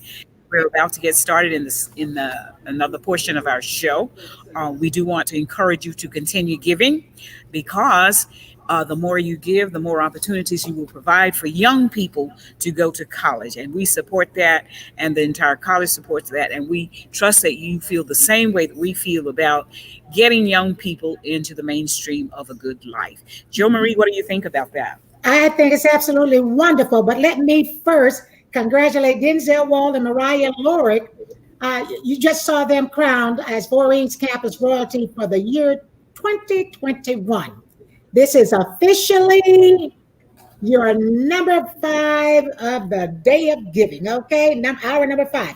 But first I need to do this because I wanted to do this before we had the technical issues that we had. I need you to know this. More than half of all African-American public school teachers, and get this, 70% of Black dentists earn their degrees from historical Black colleges and universities. Let me repeat it. I speak fast. Let me repeat it. More than half of all African-American public school teachers and 70% of Black dentists earn their degrees from historically Black colleges and universities. Now, I know there's a phrase that talks about thanking a teacher, but in this case, you need to thank an HBCU for getting that Black teacher in your classroom. Also, we're not going to talk about all the rotten teeth. Oh, I was dying to say this. We're not going to talk about all the rotten teeth a lot of folks would have without Black dentists, because that would be sad. Now we're going to try to go back to script. All right. I had to get that off my chest. Had to get that off. That's a phenomenal point. Thank you so much. Where would we be had it not been for an HBCU? And thank you so much. It's now time for us to get into the athletic hour. Mm-hmm. And today is all about Voorhees College and what all of us can do to raise money for this historically Black institution. So, Jo Marie, tell us who you are one more time. Okay, for all of you who don't know, I'm sure you probably do, but for those of you who don't know, I'm Jo Marie Payton. I played the mom on Family Matters, the show with Steve Urkel, and I'm also the voice of Sugar Mama Proud on the Proud Family. And I'm happy to be here to join my Voorhees family and you in order for us to reach our goal tonight, raising $1 million for all these students that deserve it so much. And with that being said, we need you to pledge. We need you to text. We need you to text to CV Day of Giving 41444, or call us at 803-780-1299, or mailing your check or money order to Voorhees College, P.O. Box 678, Denmark, South Carolina, 29042. All right. And if you have other problems, you may just text us at voorhees.edu and click on give. And that's easy as it comes. And it'll give you the opportunity to give until your heart burns. Thank you so much. Jo Marie, you're going to be here until 8? I'm going to be here until 8 tonight because I want to see the school meet its goal of raising $1 million. And I'm not alone. All right. We're going to raise that $1 million. Yes, we are. It's coming. It's coming. I can feel it coming. It's coming. Yes, yes. Yes. When we were going to school right here, we used to cheer. I was not a cheerleader, but we used to follow up the cheerleaders, and they used to say, I got that feeling. It's in my head. It's in my hand. So I got that feeling. It's going to happen today, right here at Voorhees College. All right. Let me just remind you, I'm Dr. Thelma Sojourner. I serve as superintendent of Bamberg School District 2, a district that I have worked in for, this is 50 years in the same district. I've moved from a teacher to administration, and then this is my 10th year serving as superintendent of Bamberg School District 2, and I'm no ways tired. I am no ways tired. I've come too far. Thank you so much. Then we're so grateful to have you, Jo Marie, to join us today and challenge these people. In fact, we're challenging the world to help these people help us raise $1 million to get students educated. Isn't that fantastic? It's absolutely wonderful. And I want to thank all of you who are seeing us on YouTube, Instagram, Facebook, Zoom, whatever digital method allows me to come your way. Please use it to do something else. All right. Okay. Pledge. That's We're great. raise money to educate students at Voorhees College, and we need your donations to make it happen. Today. Yes. Now let me have someone else help me tell you why your pledges are so important. Okay, that's going to be Charlene Johnson. She's the vice president of student affairs here at the college, and she's also the athletic director. So we're going to hear from Charlene at this time. Charlene, where are you? Here I am, and I've got that feeling as well. I just know we raise that $1 million. I'm so excited to be here. Anytime I get an opportunity to talk about athletics, my heart just starts racing. But first, let me digress and just talk about our students in general. We have wonderful students here at Voorhees College, and they deserve the opportunity to experience all that is great out there in the world. And as I talk about our student athletes, we actually refer to them as scholar athletes because they are students first. We put the emphasis on what is important because at some point in time, the air is going to come out of that ball and you're going to have to find something else to do. Yes. So we prepare you for life after sports here at Voorhees College. We have 10 sports that we represent here, cross country, indoor, outdoor, track and field for men, as well as women, which equals 6 sports. Then we have men and women's basketball, and we round out with baseball and softball.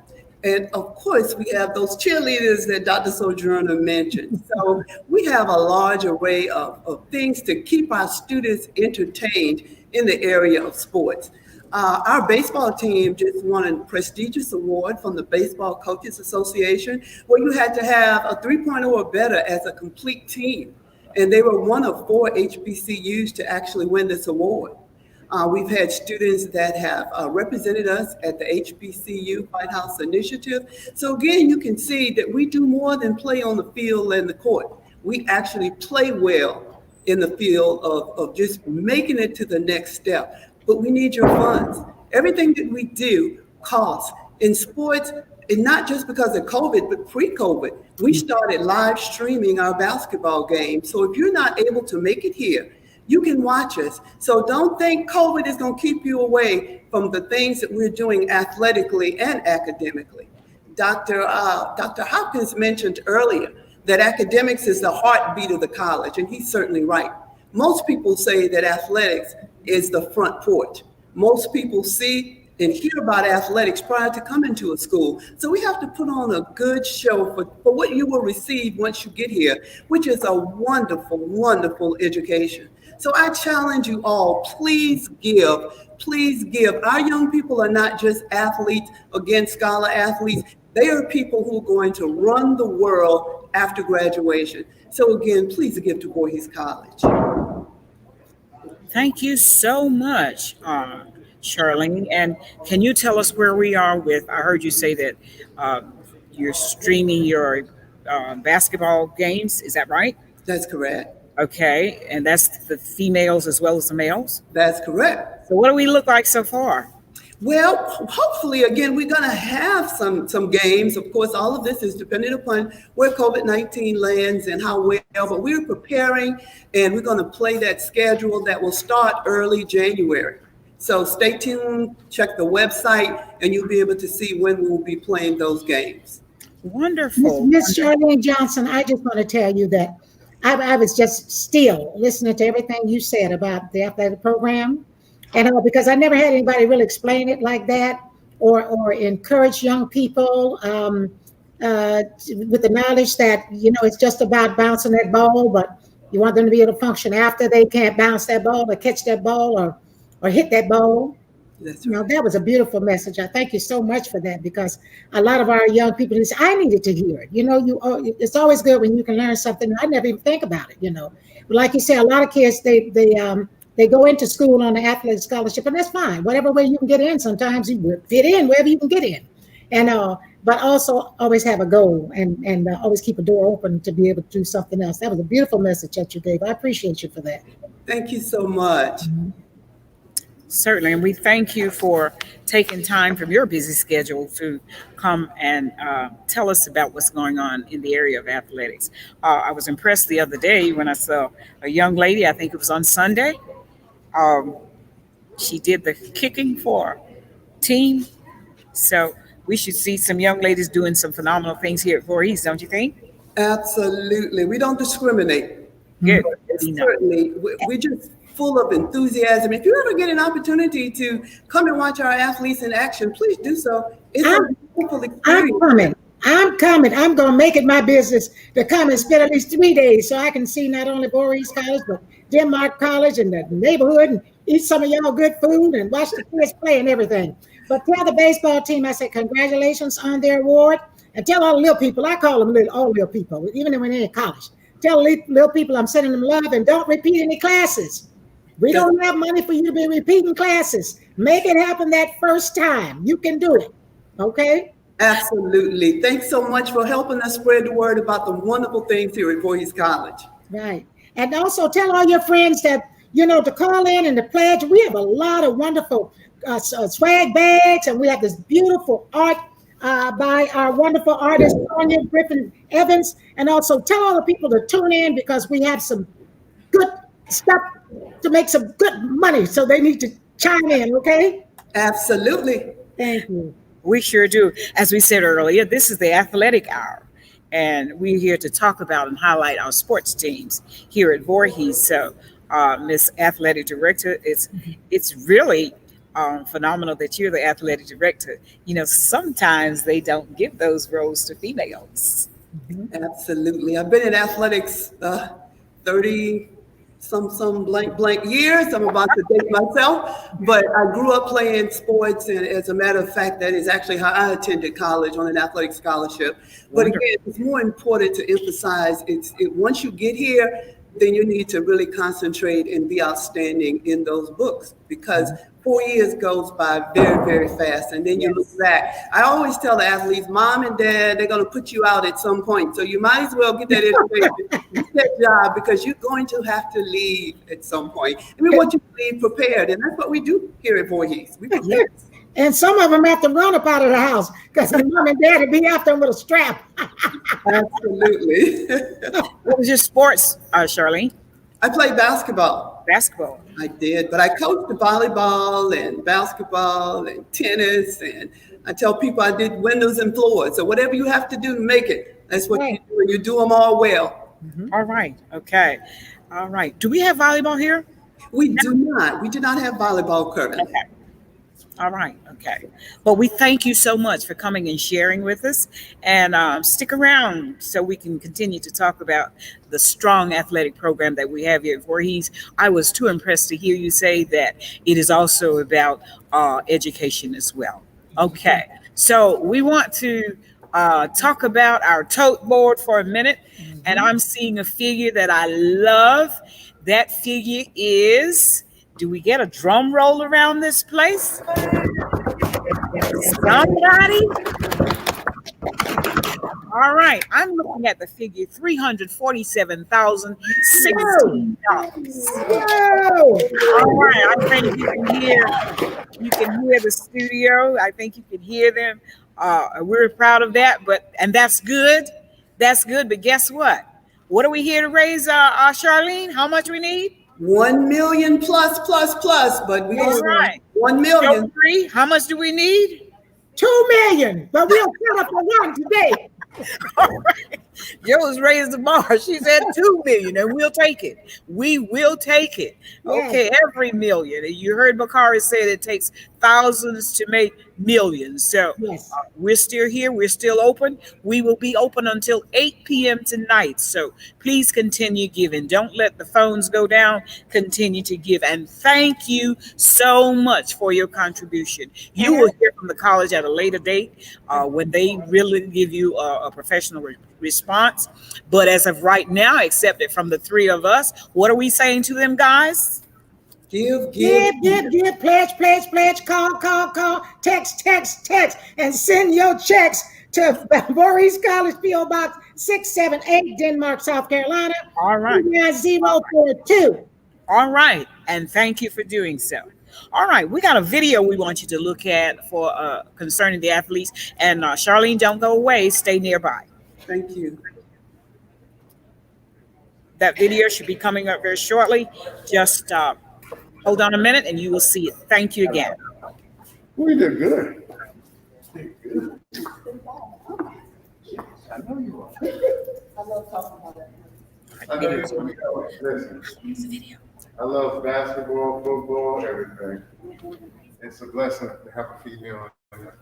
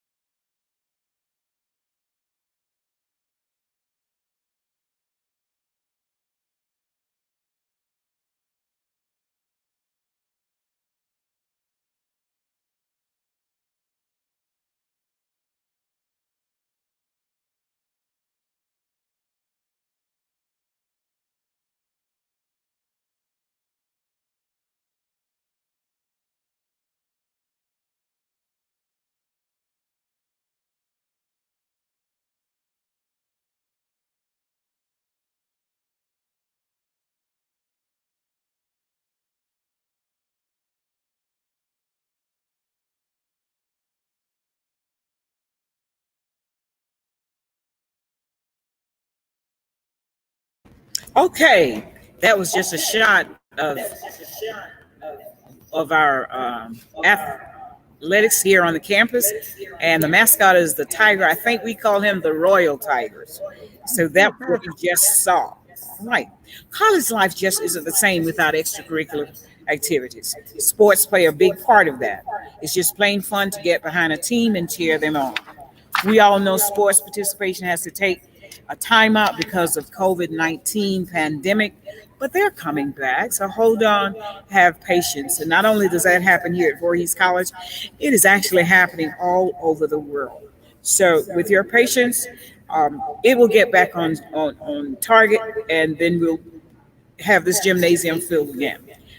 When do they have a special way for you to contribute to the college? Now and show your support after today's Give-a-thon ends. What you're seeing are swag bags and pledge sets, and I think they're going to come up so that you can see them. The swag bags and the sports sets, do we have a shot of that so our folk can see what they'll be getting? Okay, it'll be coming up soon. Just hold on, stay with us. But anyway, we're asking you we have 4 levels for you to pledge. You can pledge 100, 500, 1,000, or 2,500 to get one. We started out with 2 sets at each level. And does anyone know how many do we have left? Because people have been purchasing them. We have 4 left. 4 left. So it's one of the many ways you can support the students of Voorhees College on this day of giving. That's right. Now get your swag bag on and make your pledge. Get a bag. Those bags really have some goodies in them. I wish I could remember. I know it's got some booze in it. I know it's got books. It's got beautiful wines and different spirits that were from a lot of different athletes and all. And while you're deciding which level of swag to get, I want to introduce you to 2 young people. Okay. And they're current Voorhees College students, and they are 2 of the reasons we want you to make a pledge. So pay attention to this.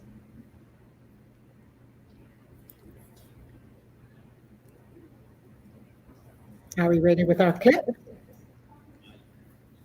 They are. Well, are they? I'm in Miami, by the way, family. All right. YouTube family and Zoom family and Instagram. I'm in Miami, and the beautiful Dr. Thelma is on the campus of Voorhees College. So we're shooting back and forth, and this, well, they know this is new to me, this other side of the thing here. But I'm having a ball, and there's a lot going on in the world right now. So, these 2 young people that are going to come up are going to tell you a little bit about what they're doing, and they're going to try to help fix the problems that we have with the educational knowledge. Okay. We'll get to see them in a minute or so, but until they come up, just want to mention to you that because of the pandemic, and we have to pause a minute to talk about that. It has had a tremendous impact on this community, and we're a small community. It has had an impact on the county. One thing our county does is it issues weekly a report to tell us what's going on, what we need to do in our schools, and how we need to get the children involved in what's going on. So we just can't ignore it and walk away. And I heard Charlene talk about the fact that here at Voorhees, the students plan to do something maybe after the Christmas holidays. In the public school, we're doing the same thing, and we try to run 2 schedules for children. We try to run a schedule where they are allowed to come to school 4 days a week, and then on the 5th day, we offer virtual education. And we also offer 5 days of virtual education.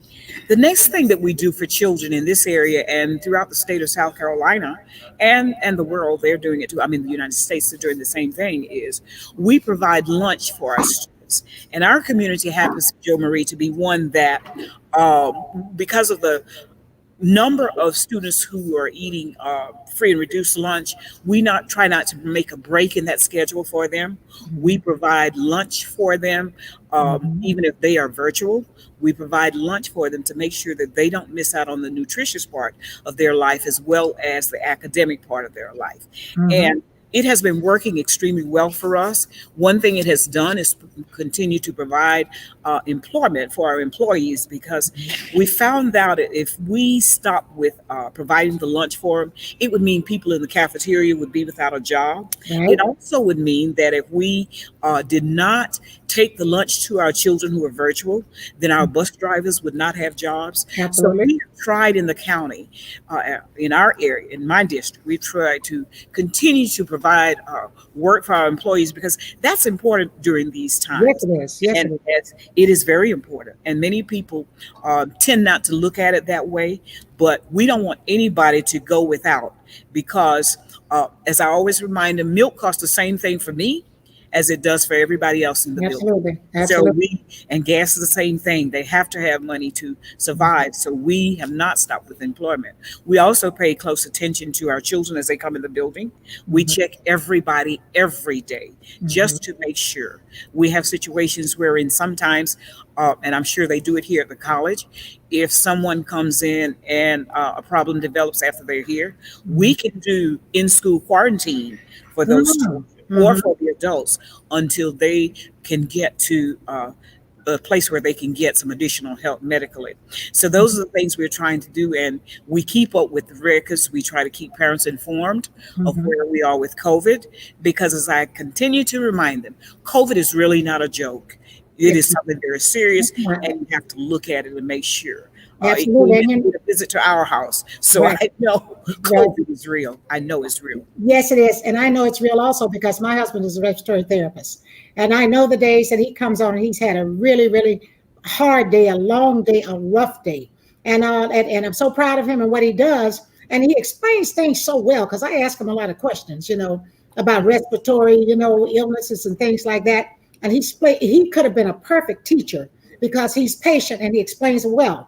And I told him, I said, after this is all over with, because I know you don't have time now, you need to let me structure a master class for you so that you can teach us how to take better care of our lungs, so that whatever virus we have, whether it be the COVID virus or any other virus, and we know about how better to take care of our lungs because we really don't. We clean with all kind of toxins. We do all kinds of things, and we don't even know how to breathe properly, to tell you the truth. And on that side of it, and even with the mask, and he's brought me many of them because I'm gonna just flat out be honest about it. I have AFib. I suffer from AFib. So sometimes it gets a little challenging for me on the breathing side. It's gotten much better now. So I hate wearing that mask, but I wear that mask every time I go. I must have 1,000,000 masks. I had a girlfriend that made 24 beautiful masks for me. I might give them away to somebody because they're a little bit too thick. And like I say, I have a problem with it sometimes. But I jump in my car, I take it off. Before I get to my car, I take it off, and but I keep it on. But my husband taught me about breathing, and one of the most important things, breathing is what keeps you alive, to tell you the truth. Because the minute you are born, you are not born until you breathe. You take that first breath. And when you die, you take that last breath. Like my husband say, people don't die because they drown, they die because they can't breathe. Which is why when they come into emergencies, and this is all important because we got a lot of kids that want to go to medical school. We got kids that want to be in the medical field. You can't be a good physician, a good technologist, a good scientist, or those other things you want to be if you don't get the proper education. That's one of the reasons that we are here trying to raise this money so those kids that have those hopes and dreams of helping people, of curing people, of doing all the things that are important for us to live productive lives. That's why we're here. And I need you to text the VC Day of Giving at 41444, or send your checks and money orders to P.O. Box 678, Denmark, South Carolina, or call us at 803-780-1299. It's really important. All of us have been affected, whether somebody in your house became a statistic in it, but I'm just going to flat out say it, whether they died or whether they just got sick for a long time. There's some people that got this actual virus, this disease, and they have been in the hospital for months. They're still there. And there's some people that have side effects. So we need somebody constantly learning how to make things better for us so that we can live longer, because I do believe the good Lord upstairs, he intended for us to live as long as Methuselah, who lived, 700 some odd years, 800 some. We cut our days short. We cut it short by ruining the environment. And we need people in school to learn how to keep our environment clean. It's what we're talking about today, family, is very important. This money is not just for ABCs and 1, 2, and 3s. This money is for any and all training that we need, education that we need in order to survive, not just us, but for our grandchildren, like my granddaughter and her children, and generations to come. This world does not have to end the way it's ended up. You see what I'm saying? So we need you to pledge. We need you to call in. We need you to help some of these young people that really want to be a part of making this a better world and a better universe for all of us. In politics and everything else, you see the situation that we're in, but we don't have to stay in this situation. And there is good and bad in everything. I see the positive picture, but the picture I see the most is young people either walking across the stage or young people holding a piece of paper in their hand that says, I did it. And I can make a difference, and I can make things better. So with that being said, I need you to pledge. All right. And I agree with you. And the thing about it is that we have time. We'll be here until 8 o'clock tonight. Okay, we're ready to hear from those two students. So if you just tune in and listen to us, we're going to hear from two of our students, Voorhees College students, at this time.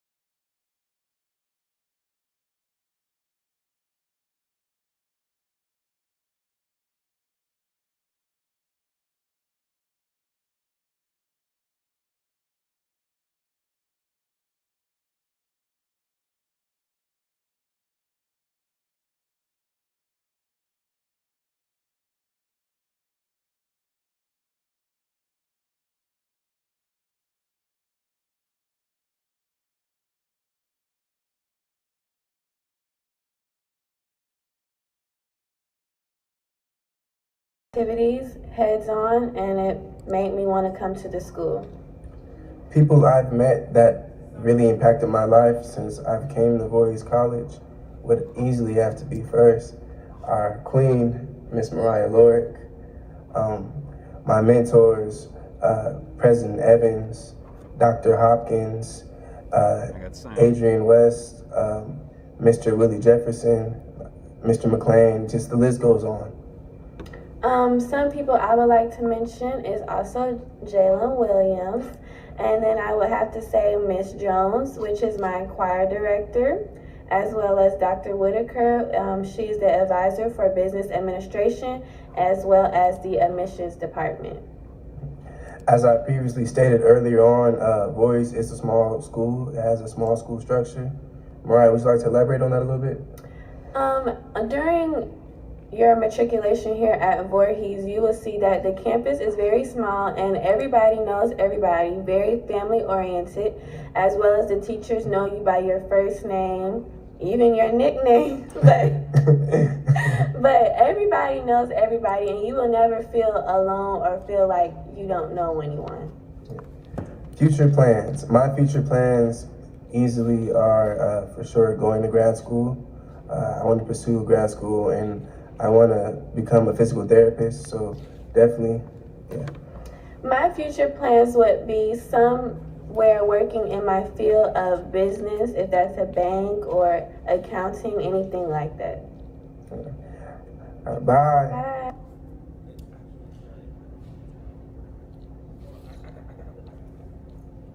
Now, those are the two of the reasons we want you to make it. My daughter went to an historical black college, 3,000 miles away from home, because she was born in Los Angeles, and I was scared to death. And but I was very proud of her going there, because I always wanted to go to one and couldn't make it, but I could afford for her to go. But that happened on a whim too, because she started out junior college. I made her go to junior college first, so she could do whatever she was going to do to waste my little money in community college, rather. That's what it was. And that first year, because I know they mess up a lot of times in that first year. And so what happened was, I was visiting one of the colleges, VUU, as a matter of fact. I was visiting there, and my husband had to cancel out. He couldn't go with me, and they changed that ticket for me. Back then, they would change that ticket. They let my daughter go instead. And I never will forget, we came in that day in the afternoon, and she had never seen fall foliage, and I had never seen it like that either. I'd seen it, but not like that. But we got ready to land in Virginia, and all she saw was orange and red and yellow and purple. The trees were just in full fall foliage. And she said, "Oh my God, Mama, I'm coming back here." And she wound up going to Virginia Union College because of that. But not just that, like the young lady said, Voorhees College is a little small, college campus. Most of them are. Some of them have grown real big now. They're adding on stuff like Bethune-Cookman and those. But the colleges are so small until that family becomes so big, until those kids really feel like they have adopted brothers and sisters and extra mamas and daddies and things. My daughter, thank God for an HBCU. My daughter's never been to jail that I know of, And also because the colleges started with people of religion that had strong faith. And I like that too. So it kind of kept her out of trouble. You know what I'm saying? She's a good kid right now, 36 years old. She's really good. But like that young lady said, and that young man, it's something about going to one of the HBCUs that just not only instills that pride and that strength and that togetherness, that whole family unit, that whole camaraderie, that the sororities and the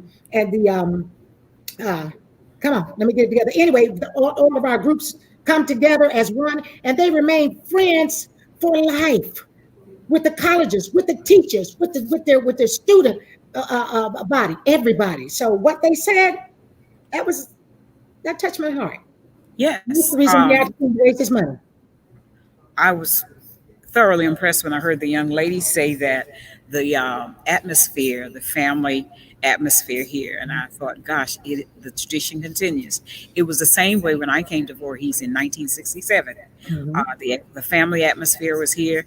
the professors were gravely concerned about each person. They knew us, and I came in with a class of 200 students because we were a member of the 13 college program at that time. And it was just amazing how all of the professors knew us, were concerned about us, and they, called us in to talk about things and wanted to make sure that we were getting the education that they thought we should have had. So I'm glad that the tradition continues here at Voorhees. And I have some good news for you as well. Let me share this with you. I want to read some pledges that we've gotten. I have a pledge from Mr. Curtis Tyler, $500. Eugenia Rochelle, $200. Have another pledge here from Verna Midlands chapter, and they're giving $2,000. We have one from Deborah Squirrell. She's giving $1,000. We have one from Curtis Johnson. He's giving $10. We have one from Mr. Marion Wright. He is giving $300. We have one from, there's one that I need to read to you where someone has given you a compliment, but Renee Hammond has given $10. We want to say thank you so much. We have one from the Voorhees Alumni Chapter Association, and they are giving $5,000 out of Lexington. And we have Jacoby Hammond from Blackville, South Carolina. He's given $10. And Ethel Hammond is given $10.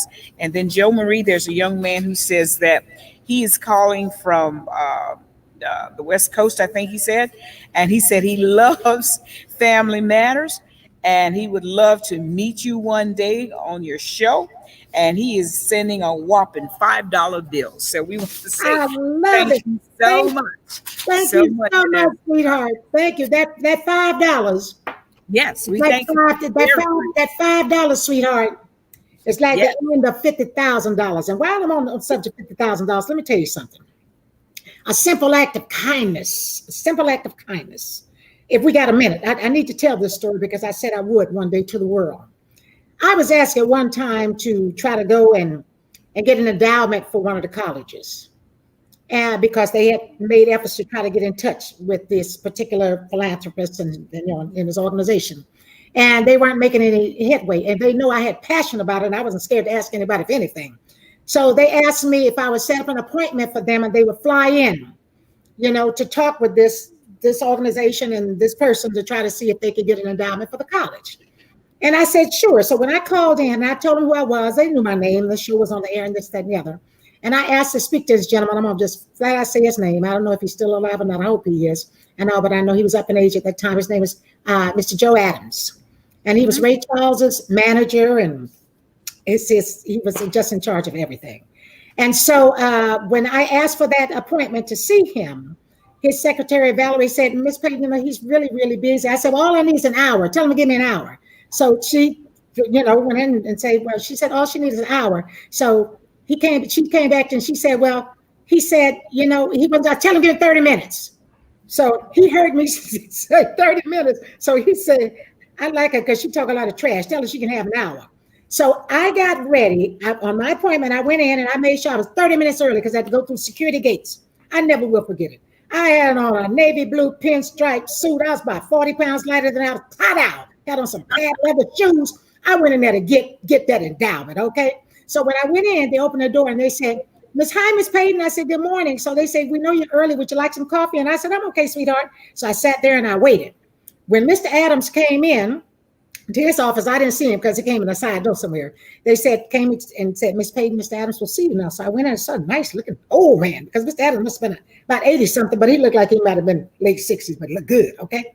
So anyway, I went and I sat down and we talked, and he said, hello, Miss Payton, how are you? I said, I'm fine, thank you. And so he said, where are you from? And I said, I was born in Georgia, because he heard my Southern accent. So we started talking. Long story short, we talked for about 30 minutes or whatever. And then he told me that Ray had given an endowment, stepped out of the box there and gave an endowment to Dillard College. I think it was for $1 million. I said, what? To preserve the black cooking style. I said, can I tell my kids about that? So he said, sure, tell your kids about it. So I said, okay, because I went in there for something else, but he told me about that. So I'm going to tell the kids, go to college on the cooking scholarship, okay? Anyway, 45 minutes passed. I had given him the swag bag and all that stuff that they gave me, to give time. We talked, had a very nice conversation. He said, Miss Payton, would you excuse me for a minute? I said, sure. 45 minutes passed now, okay? He was gone for about 10 minutes. I said, I ain't got but 5 minutes left, and he didn't tell me nothing about nothing. But I was okay. I had a nice conversation with him. So when he came back, I got up and I said, because I knew I had 5 minutes and I didn't want to impose upon his time anymore. I said, Mr. Adams, I thank you so much for taking up time to listen to me. I hope you enjoy the bag and this, that, and the other. So he gave me an envelope.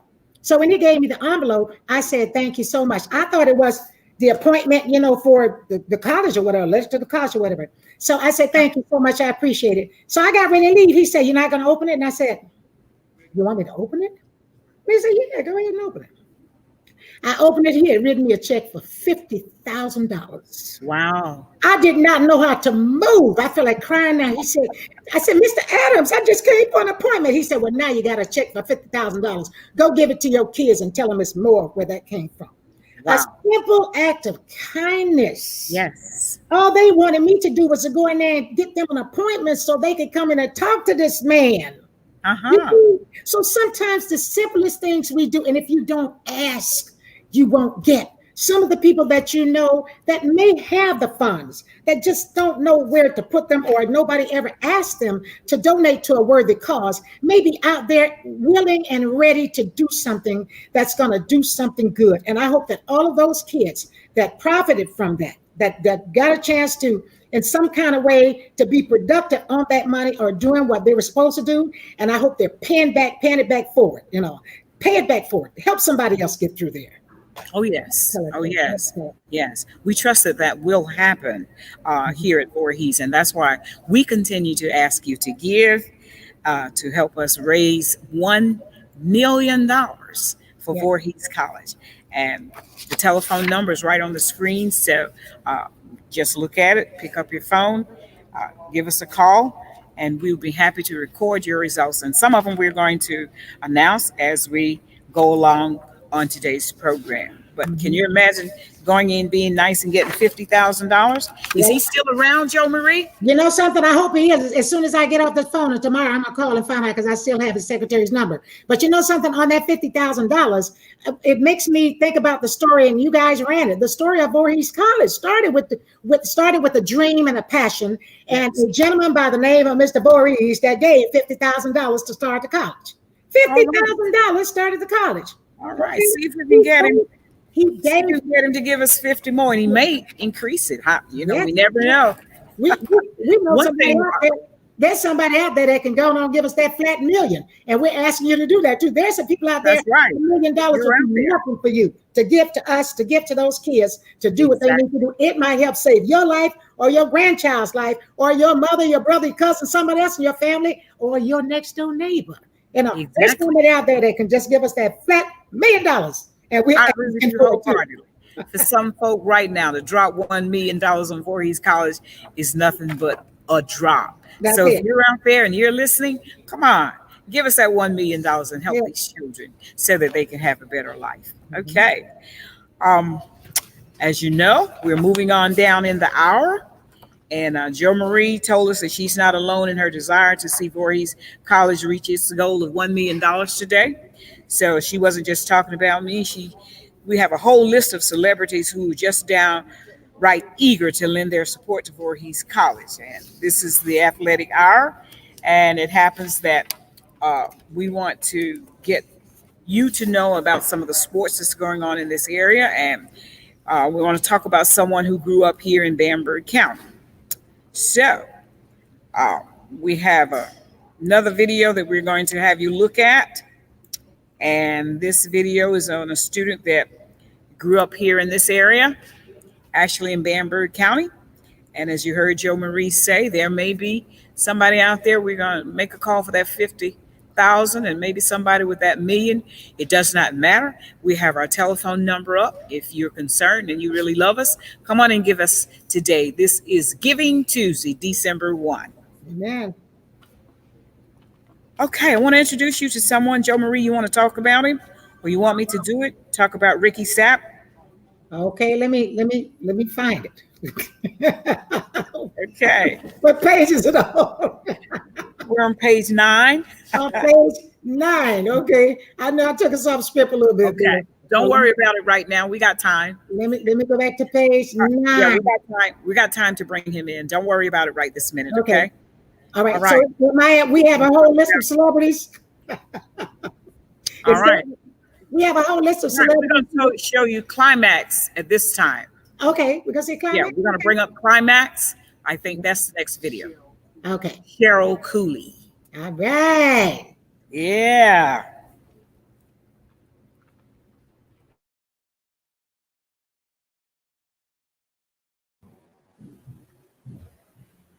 Hello, everyone. Hello again. I'm so excited to be here once again. My name is Tanya Hawley with the Camden Group and Camden Conversations, and welcome to the Voorhees Day of Giving again. And I have another very special guest. I'm so excited once again because I love this lady. And you may know her from a group called Climax, the only R&B girl group band that is still to this day the only one. There's no more. They haven't been duplicated or replicated. So please help me and welcome me, my friend, Miss Cheryl Cooley from Climax. Hey, Cheryl. Hey. Thank you so much for joining us. You are just so special to me. And I appreciate you taking the time to come and support Voorhees College and their Day of Giving. So we want to just thank you and welcome you to the 12-hour stream. And yes, 12 hours they're going to be doing this. So thank you for joining us for a few minutes out of your busy schedule. And just can you just tell everybody for a minute, just what made you want to do this? Come and join us today. Oh my gosh. I am a really big supporter of education, extended education. I think Voorhees is a great place to learn and really get into the higher education. I mean, there's so much technology out there that needs to be expanded with the great minds that are coming up through Voorhees. They're great, even though it's a small college, it's a place where you can get good individualized teaching and, just specialized or individualized attention for education, for the individual's education and understanding. I think it's a great place, a great campus to really nurture education, nurture the intelligence that's going to be the next generation that we need out there. Yes, we need some intelligent folks coming up, right? So that's very important with all that's going on right now. There's a lot going on. One of the reasons we're here is because so much is going on, and COVID has shut down and affected everyone in different ways. What have you been doing since COVID came along? Well, I'm here in California, so everything got shut down real fast for a while. Yes. So, I just go with the flow. I mean, being inside, I could still, play my music, practice my music. I really couldn't have rehearsals, but, practice my music, write music. Music has been a part of my life, since I was 11 years old playing guitar. So, actually being with the stay in place order. Oh, yes. It wasn't as dreadful for me. There's some people that had some adjustment with it, but I really didn't. I just kind of went with it. If that's what it needed to, make the virus go down, then I'm all for it. But I'm good with it. Hey, I got food, I got clothes, I got shelter. Right. Yes, that's true. We got to count our blessings in the process, right? And encourage people to do what they need to do. And that's one of the reasons we're here. We want to encourage everyone to support each other during what's going on now, especially this is a large part is because of the COVID. And we want to encourage the students who are going through, a different time for them, being in school right now. It's just a whole different ballgame. And you are very encouraging. I know, and encourage them not to give up. And I would say that because in the music industry, there's times that you hit rough spots. Students are going to hit rough spots. This is a rough spot with COVID, but you kept going, even if you just switch your gears a little bit. So we want to I mean, there's a bigger picture. Our individual survivals, help the collective really be successful. And, we have to sacrifice some time. We have to sacrifice, being able to go and come. I know for the students, it's really hard not to be able to go to class every day. But, I really encourage you. Don't give up. Just keep pushing forward. Keep trying to find all that knowledge and learn and study and continue on with, even though you can't go every day, there's still no reason to give up, because in the end game, you're going to win. You're going to win if you just keep going. That's right. That's right. And we want to support Voorhees College and supporting these students in every way we can by financially supporting them today, right? Yes. So in the Day of Giving, yes. So what do you say to that? What do you want to say to everybody? Get them to donate? Well, of course, this Day of Giving, or giving, giving to our students that are learning and again, contributing to the society that we will have in the future. The Day of Giving for Voorhees College is so important to keep the campus, keep the college, keep the teachers, keep the students going. There's going to be so much more contribution just because of our dollars that we give. There's going to be a foundation for more and more growth from that. So, I mean, I encourage everybody hearing this, please, donate to the Voorhees College, give all you can, $1 if you can, but give more, give where it almost starts to hurt, because that is going to be the foundation, the soil for the college to really be able to raise up a leadership that we need. Yes. Yes. Did you hear that, everybody? She said we really need it. So, yes, this whole new other generations that'll come, we want to definitely continue supporting them. And so, sure, also tell us what you've been up to. People may not know your background. There might be a few that don't know Climax. So you want to briefly tell them a little bit about Climax and then about what you've been up to, how this all started for you. Sure. Well, Climax is the self-contained all-female band from the 80s with hits like Meeting in the Ladies' Room, I Miss You, The Men All Pause. We had a great run with I think we had like 5 albums. Climax has really been a good part of the music industry in supporting women getting in music. There was a time when there weren't a lot of women in music. So seeing an all-female band on stage has encouraged a lot of women, a lot of people, period, males, to really pursue their dream, and again, even at Voorhees College, those students have dreams, and we encourage them, follow your dreams, your teachings, your trainings, and all of that. But, we're just really excited that, Climax was able to have a great musical legacy to inspire you. And, again, your giving is an investment into our future. Yes. Giving to Voorhees College is an investment. Please, it is so important for us to continue this great educational legacy. Yes, that was put so nicely. So before we end, we got just a couple minutes left. Can you tell us what's going on with you? Are you still performing? Oh, yes, of course.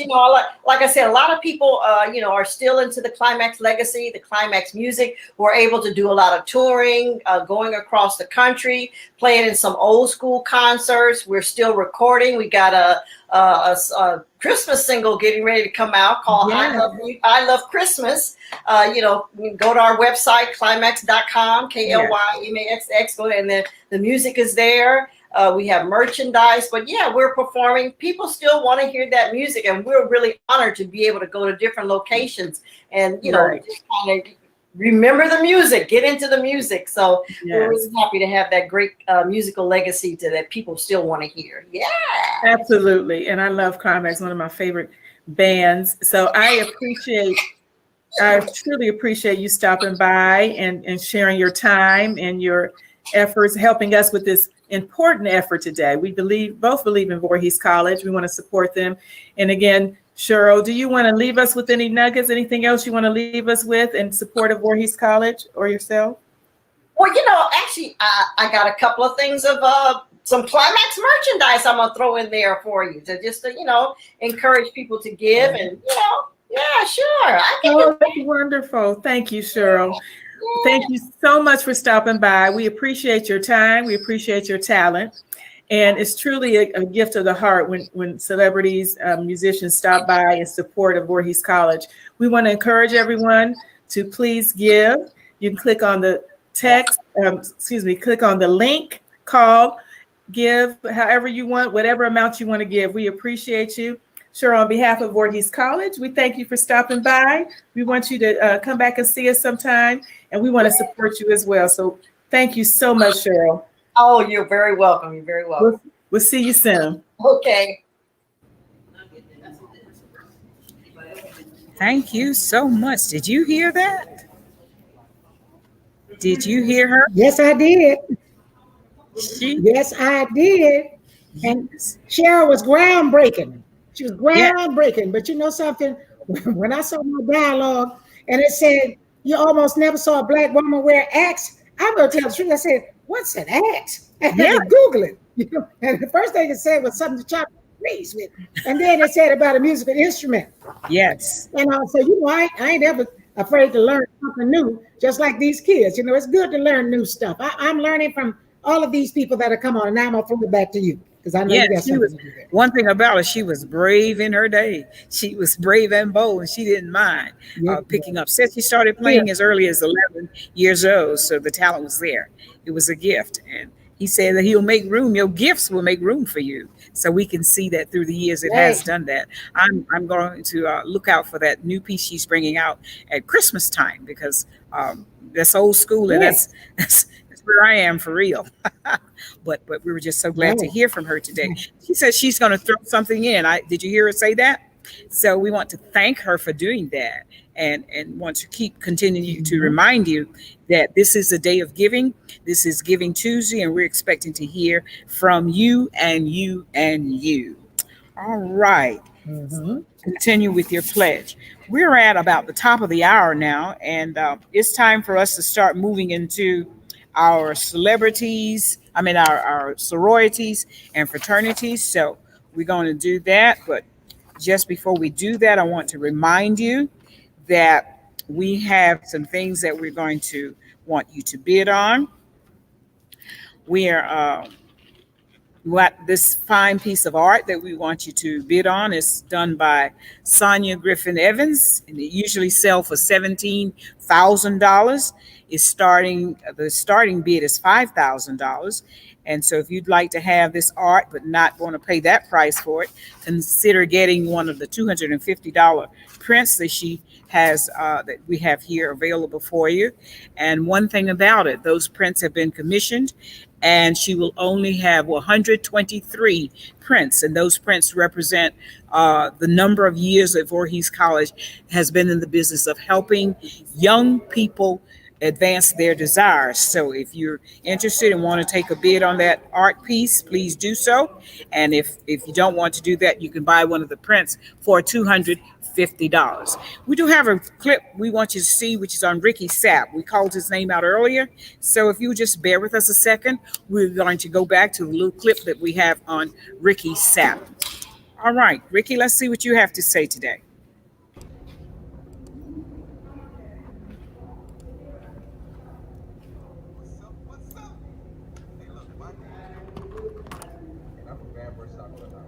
And I grew up right in the area where Voorhees College is located. You know, I remember being a kid and, you know, just being in that area and seeing the college.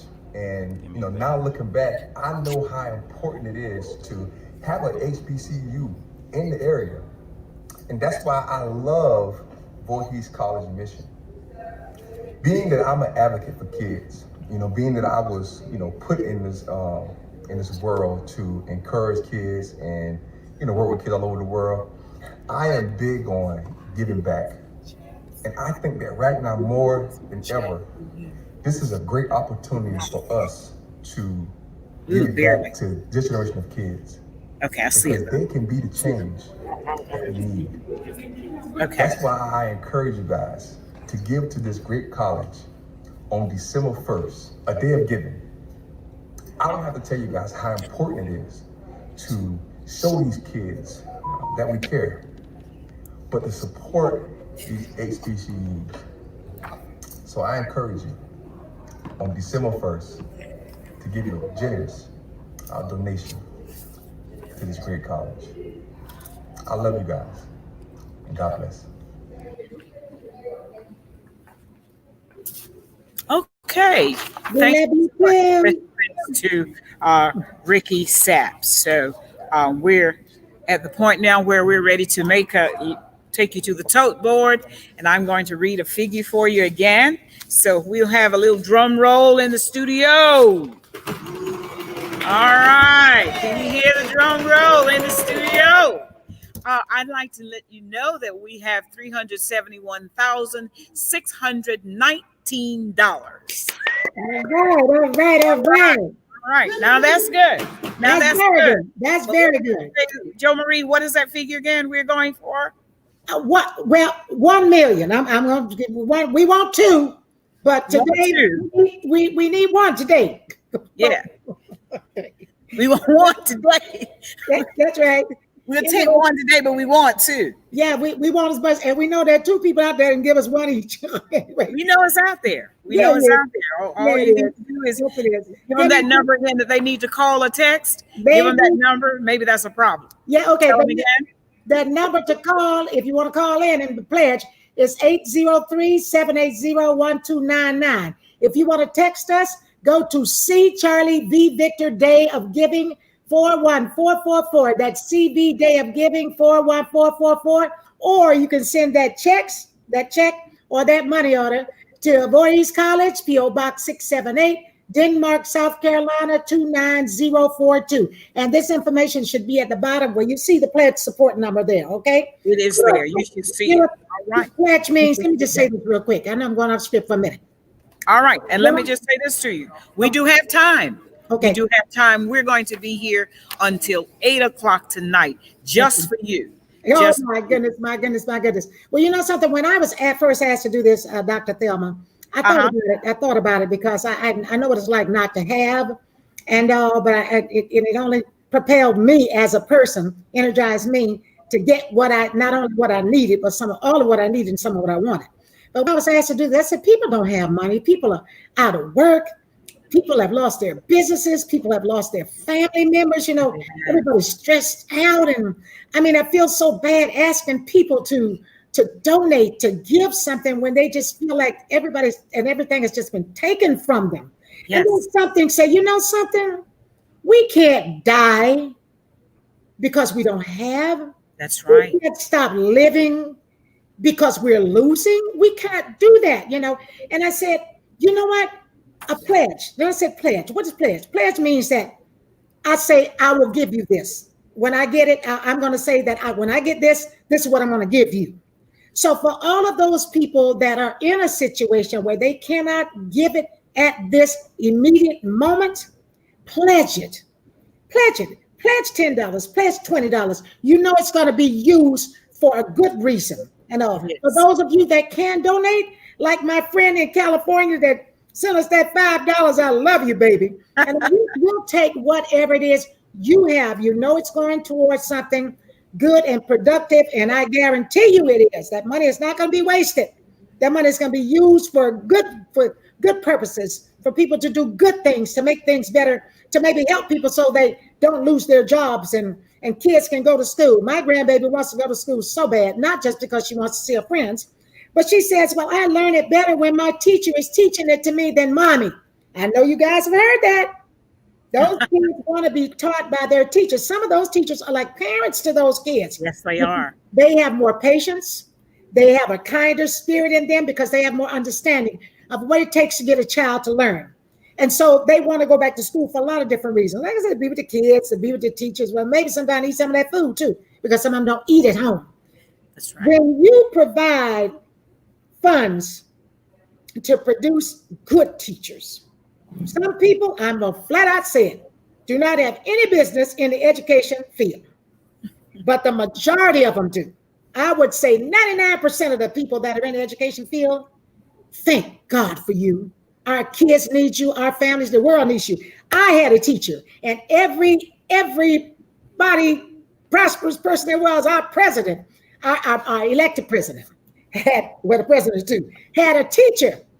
Thank God for teachers. The astronauts had teachers. The scientists had teachers. Everybody had teachers. Teachers should make more money than anybody in the world. I agree. They teach us how to make money.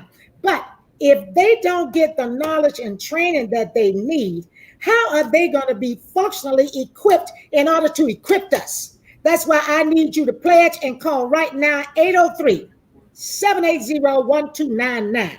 Pledge the money if you can't give it. If you get right now, we're happy about that. But if you can't give it right now, pledge the money. Pledge it. And text us at CV Day of Giving 41444 or call us at 803-780-1299 or send your checks and money orders to CV PO Box 678, Denmark, South Carolina 29042. That is exactly right. That is exactly right. And we thank you for your pledges, and we thank you so much for your donations.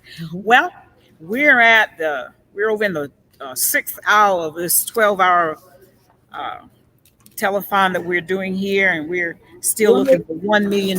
And at this time, we're going to move into the Greek hour. Okay. All right. You want me to go back into script? I can go back into script, and then we can lead them into it real quick. We're going back into the script. Okay. Good afternoon, everybody. For those who haven't been watching and don't know who I am, I'm Jo Marie Payton from Family Matters, Sugar Mama from the Proud Family. And if you're watching YouTube, Facebook, Instagram, and wherever else you're transmitting, we are so happy to have you. And we promise to keep entertaining you and educating you on our desire and needs to help young people get a great college education and to just improve this world.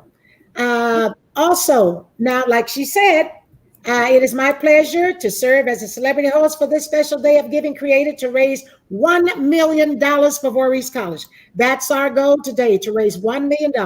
On the campus itself, I'm joined by Dr. Thelma Sojourn, the queen of Voorhees of Denmark and Voorhees County. You know, Denmark does have a queen. You know that, right? Denmark, you're the queen of Denmark, South Carolina. Come on, man. Well, I'll have to, you know what? I'll have to tell them that after this. Thank you for being dubbed. I kind of like the title.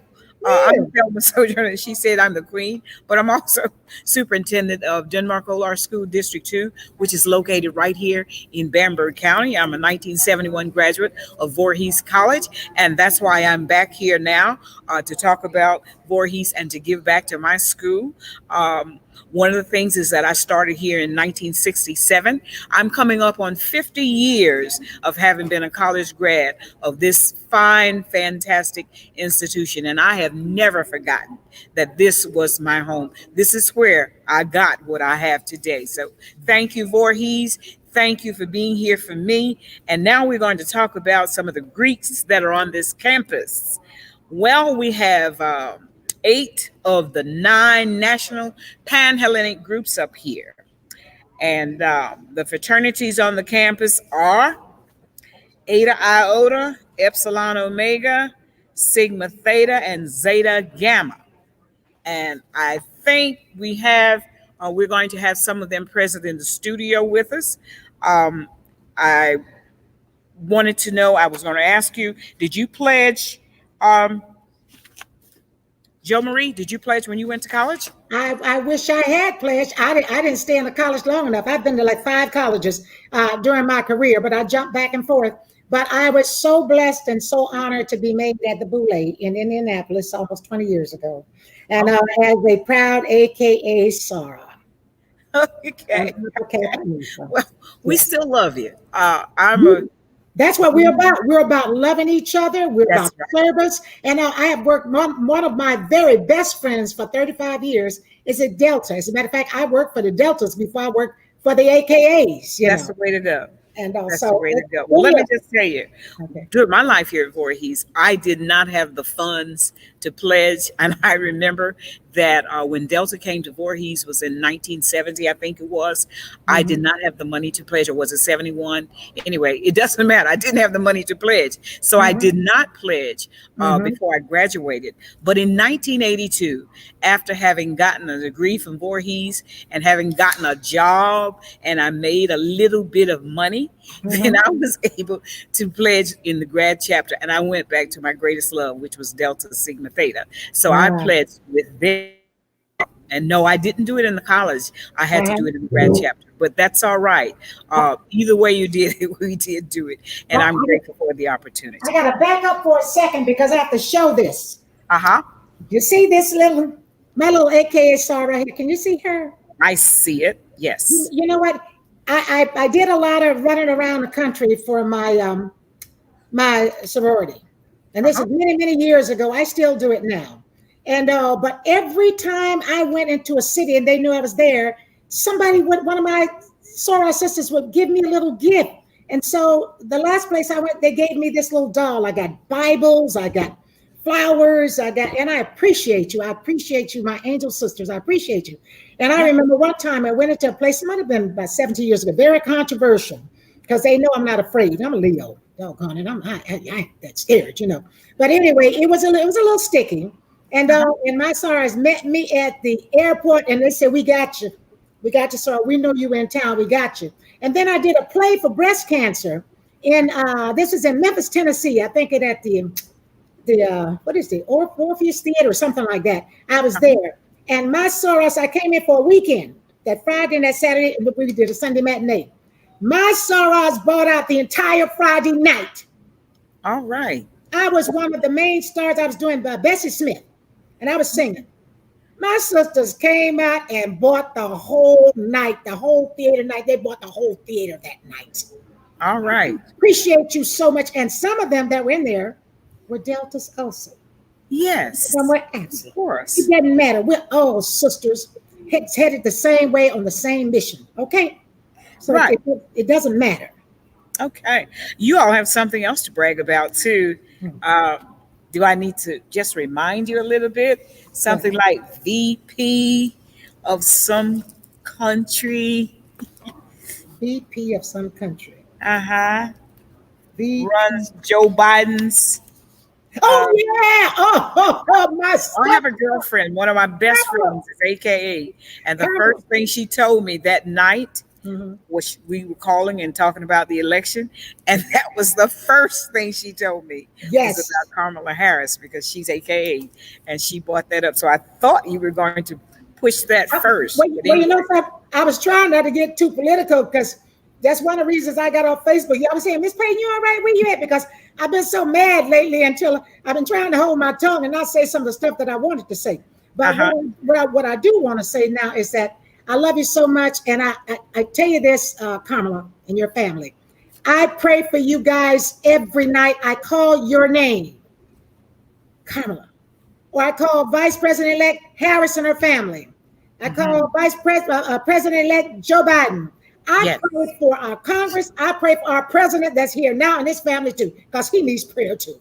Yes. Okay. And but I want her to know that we are so proud, not just just all of our sisters in communication, all of our sisters. I'm speaking just for me, but you're speaking for your sorority sisters and for all of those that aren't here to join us in Voorhees today. Join us in spirit and heart.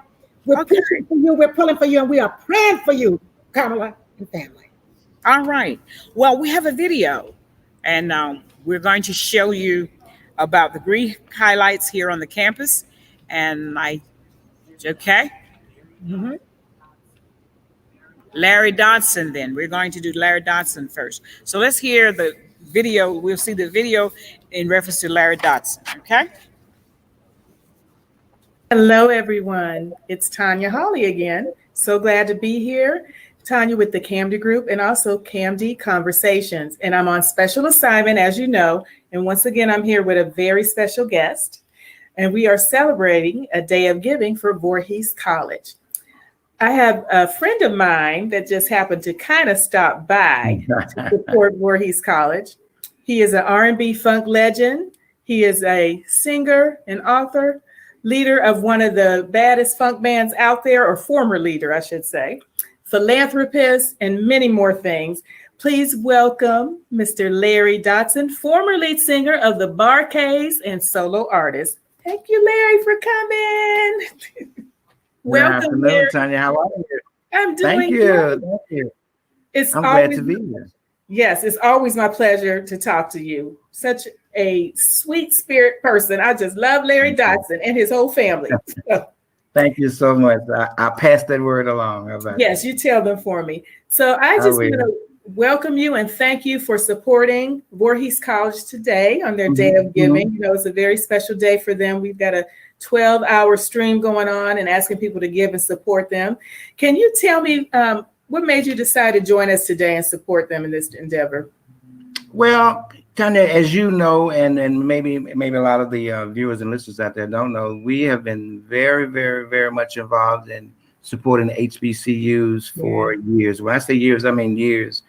We have a scholarship fund here in Memphis that is in total support of Lemoyne-Owen College. We send or assist between 2 and 4 and 5 kids each year to go to Lemoyne-Owen College. And, you know, we've been in business with and relationships with Tom Joyner, who, you know, his whole existence is about HBCUs. Yes. So they've been clients of ours through our booking agency, and we've just always been. My son is involved in 2 college fairs that come to Memphis each year, in which they just give out full scholarships in a lot of cases. So it's just part of our DNA, man. You know, I've had a wonderful career, man, and giving back is just part of my family's DNA.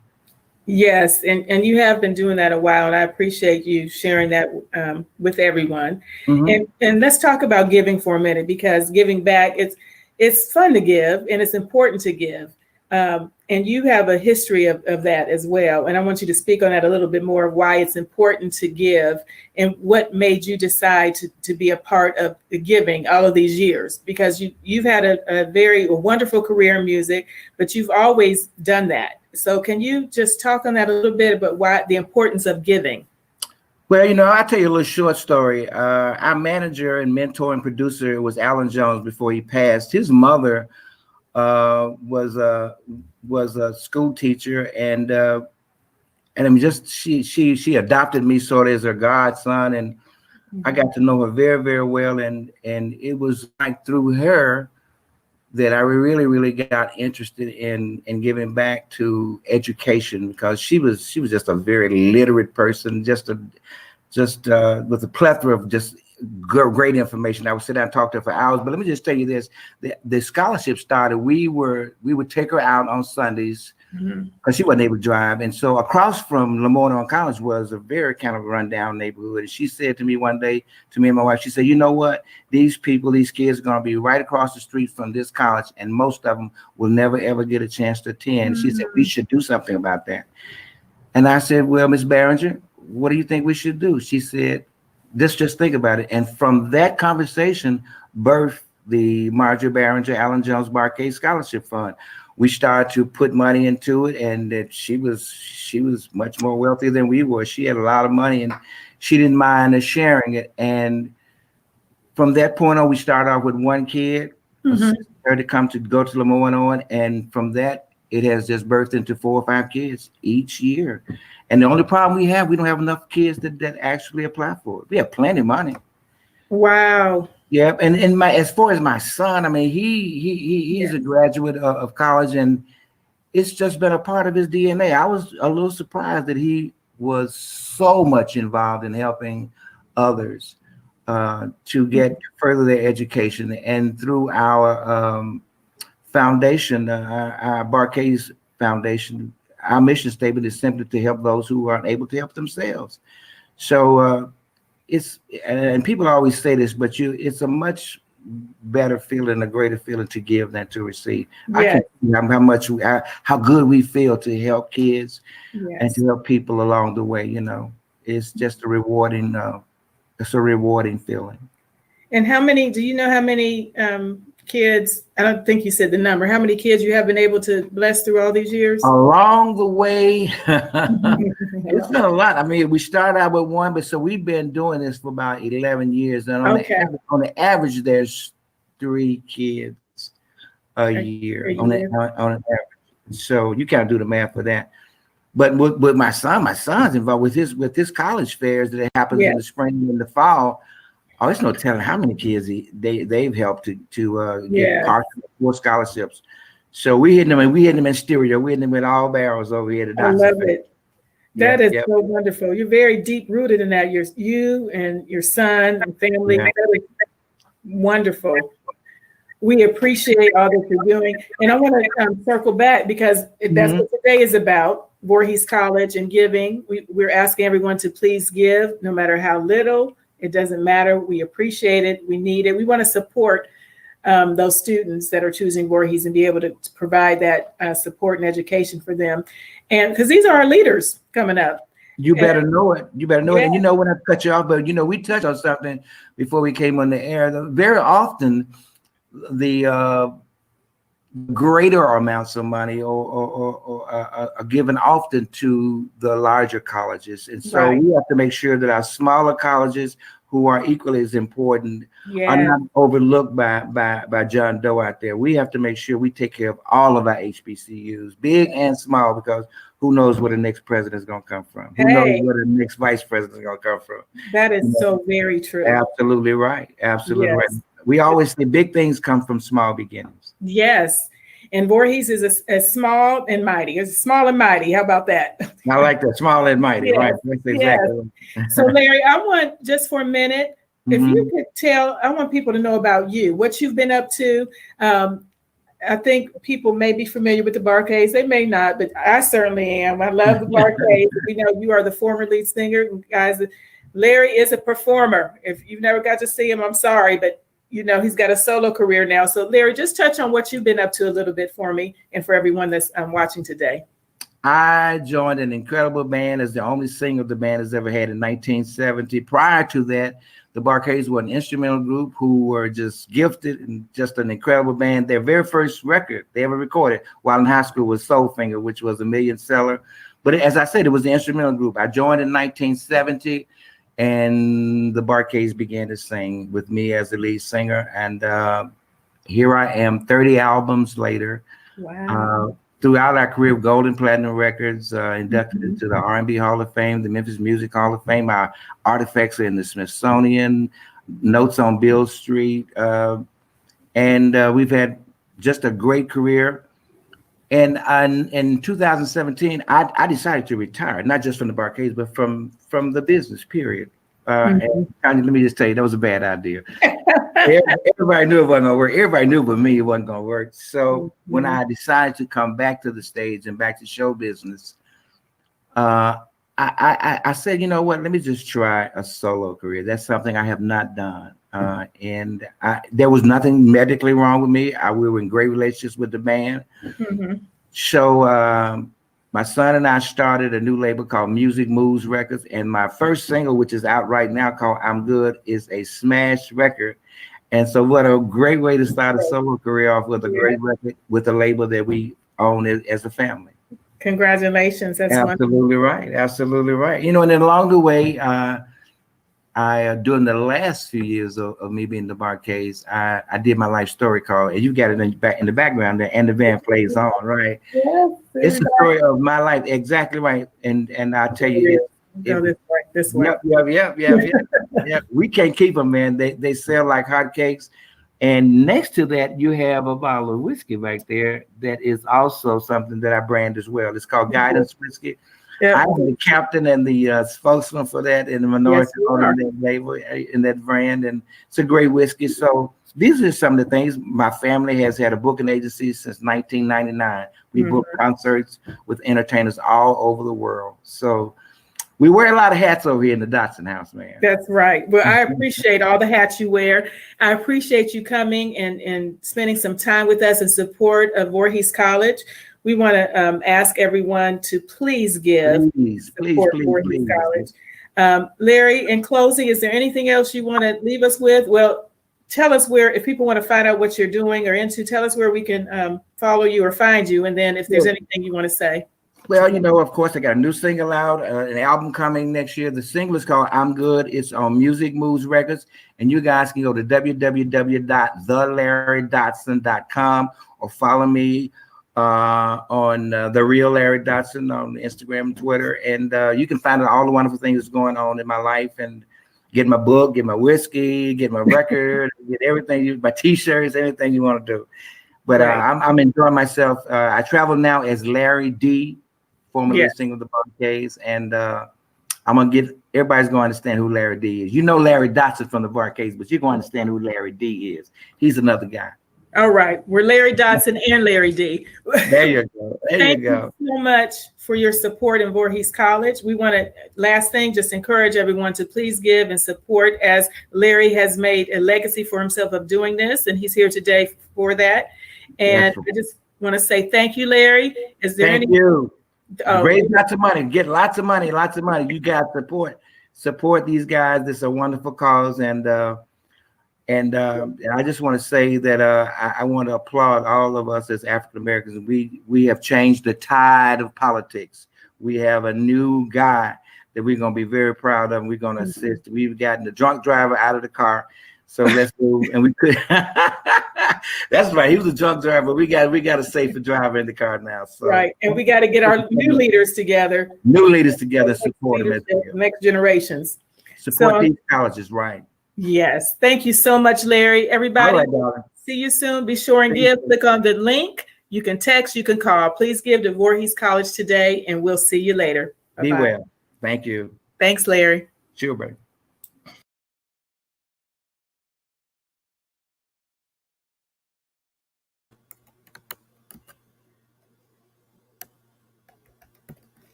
Thank you for what you've done today, Voorhees College. Right now, he's distilling whiskey, and you can get a bottle plus champagne from Robert Kool Bell of Kool and the Gang, a book written by Episcopal Bishop Michael Curry, musician Gregory Williams, actor Ernest Thomas, and Denmark, South Carolina native CNN specialist Bakari Sellers. And that's all a part of our special gift pack. So we ask you to pledge your support to Voorhees College at the $10,000 level, and you can get everything I named plus a signed item from professional football player Daquan Bowers and a different item from player Charles Darby.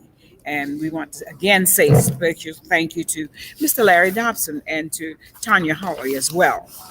She made comments about a smaller college, but it's a powerful college, and she talked about it's just small, but it's mighty. And I think that's a compliment to say about Voorhees College. I just agree with that. A strong point. What do you think about that, Joe? I think it's wonderful, and it's true. It is true.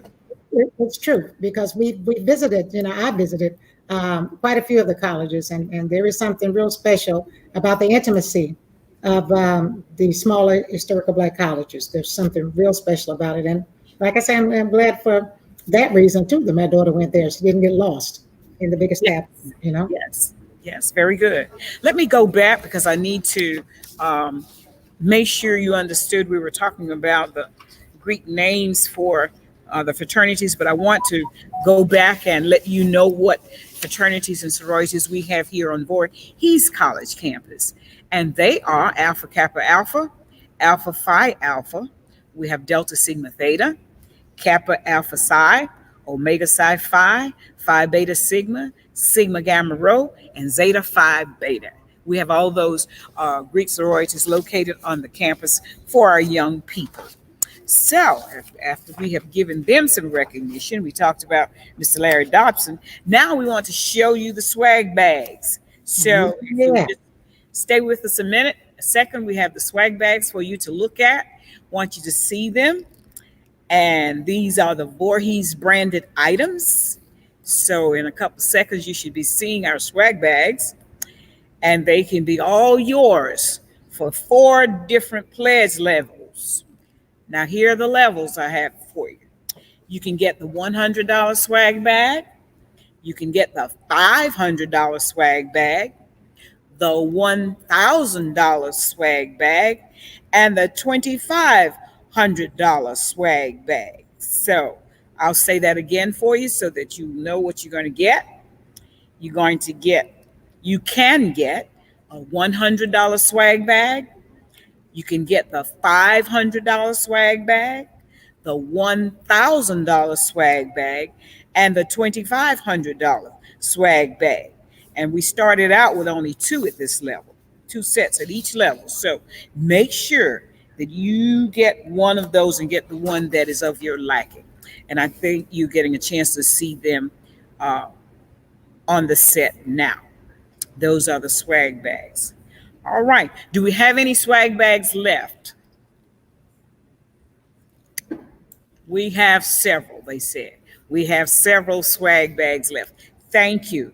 It's one of the many ways that we can support the students at Voorhees College on this day of giving.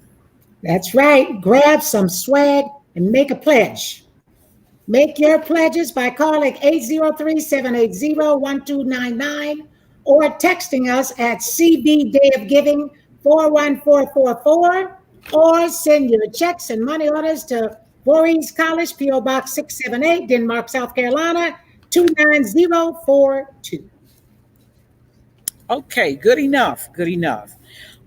We have now we have 2 more students that are Voorhees College students, and we want you to see them. So we've met 2 already. You've seen the coronation. You've seen the beautiful campus that we have. And one thing about it, it is so pretty in the fall. And they're getting ready to get it decorated now for the Christmas holidays. But Joe, you have to see it. It is an absolutely beautiful campus. It's astounding. And then at night when they turn the lights on and the tree is on, it's just a little small piece of heaven. You're going to make me get in my car with my husband and drive there. Come on down. Come on down. I challenge you.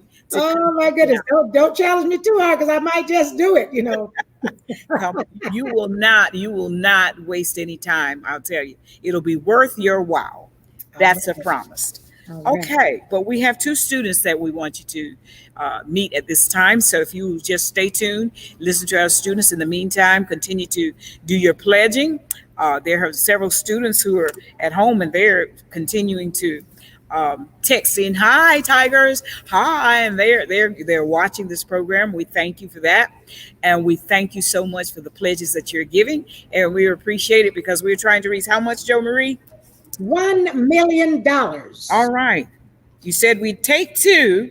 We'll take 2. We'll take 2. But today we do 1. Right. All right. Okay. Let's see if we can let these 2 students do an interview for us.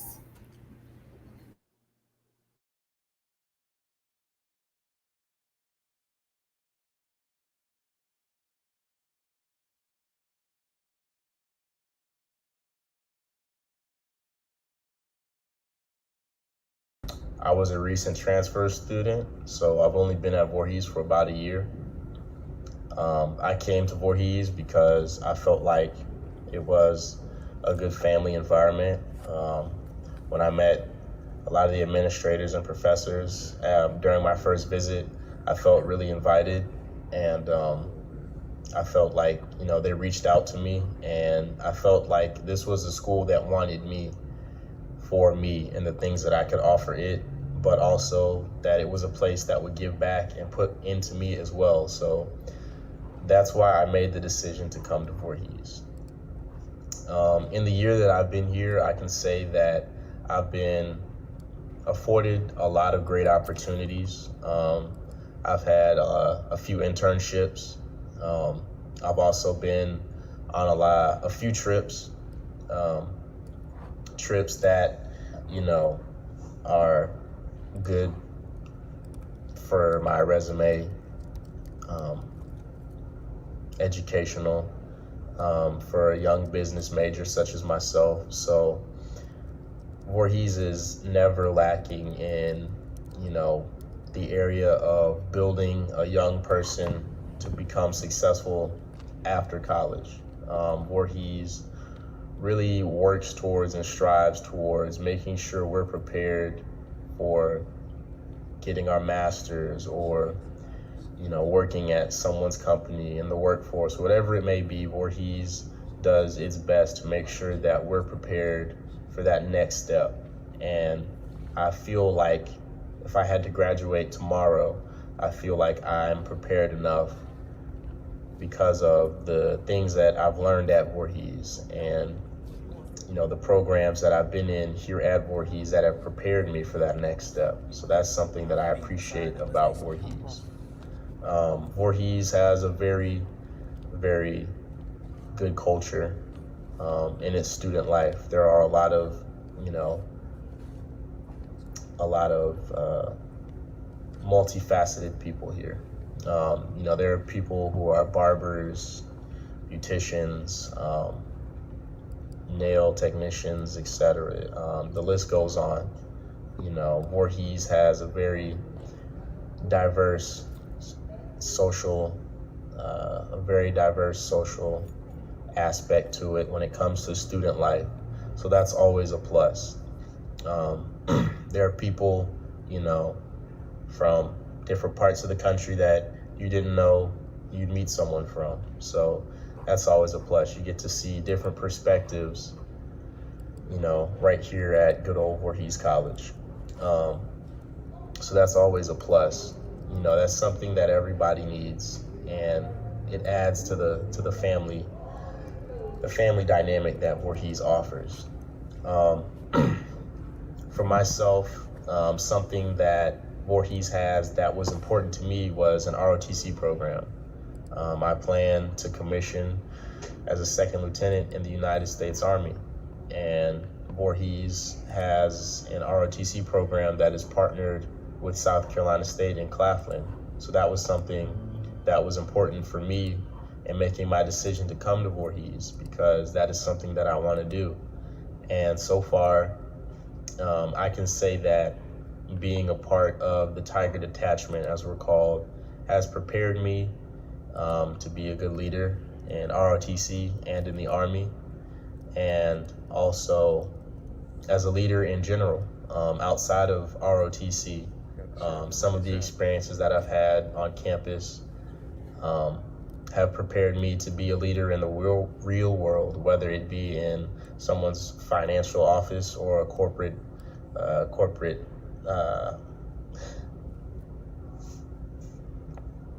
or someone's corporate meeting room.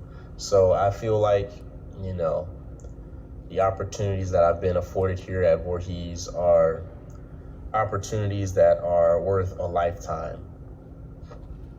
And those are things that I will carry with me for a very long time.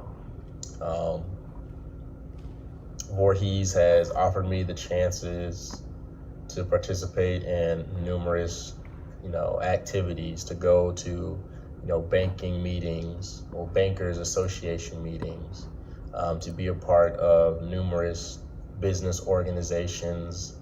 I've gotten internship opportunities through Voorhees and outside of Voorhees that Voorhees, will tell us about on a regular basis. I can say that I get plenty of emails about scholarship applications or internship applications. So that's something that, stands out in my mind.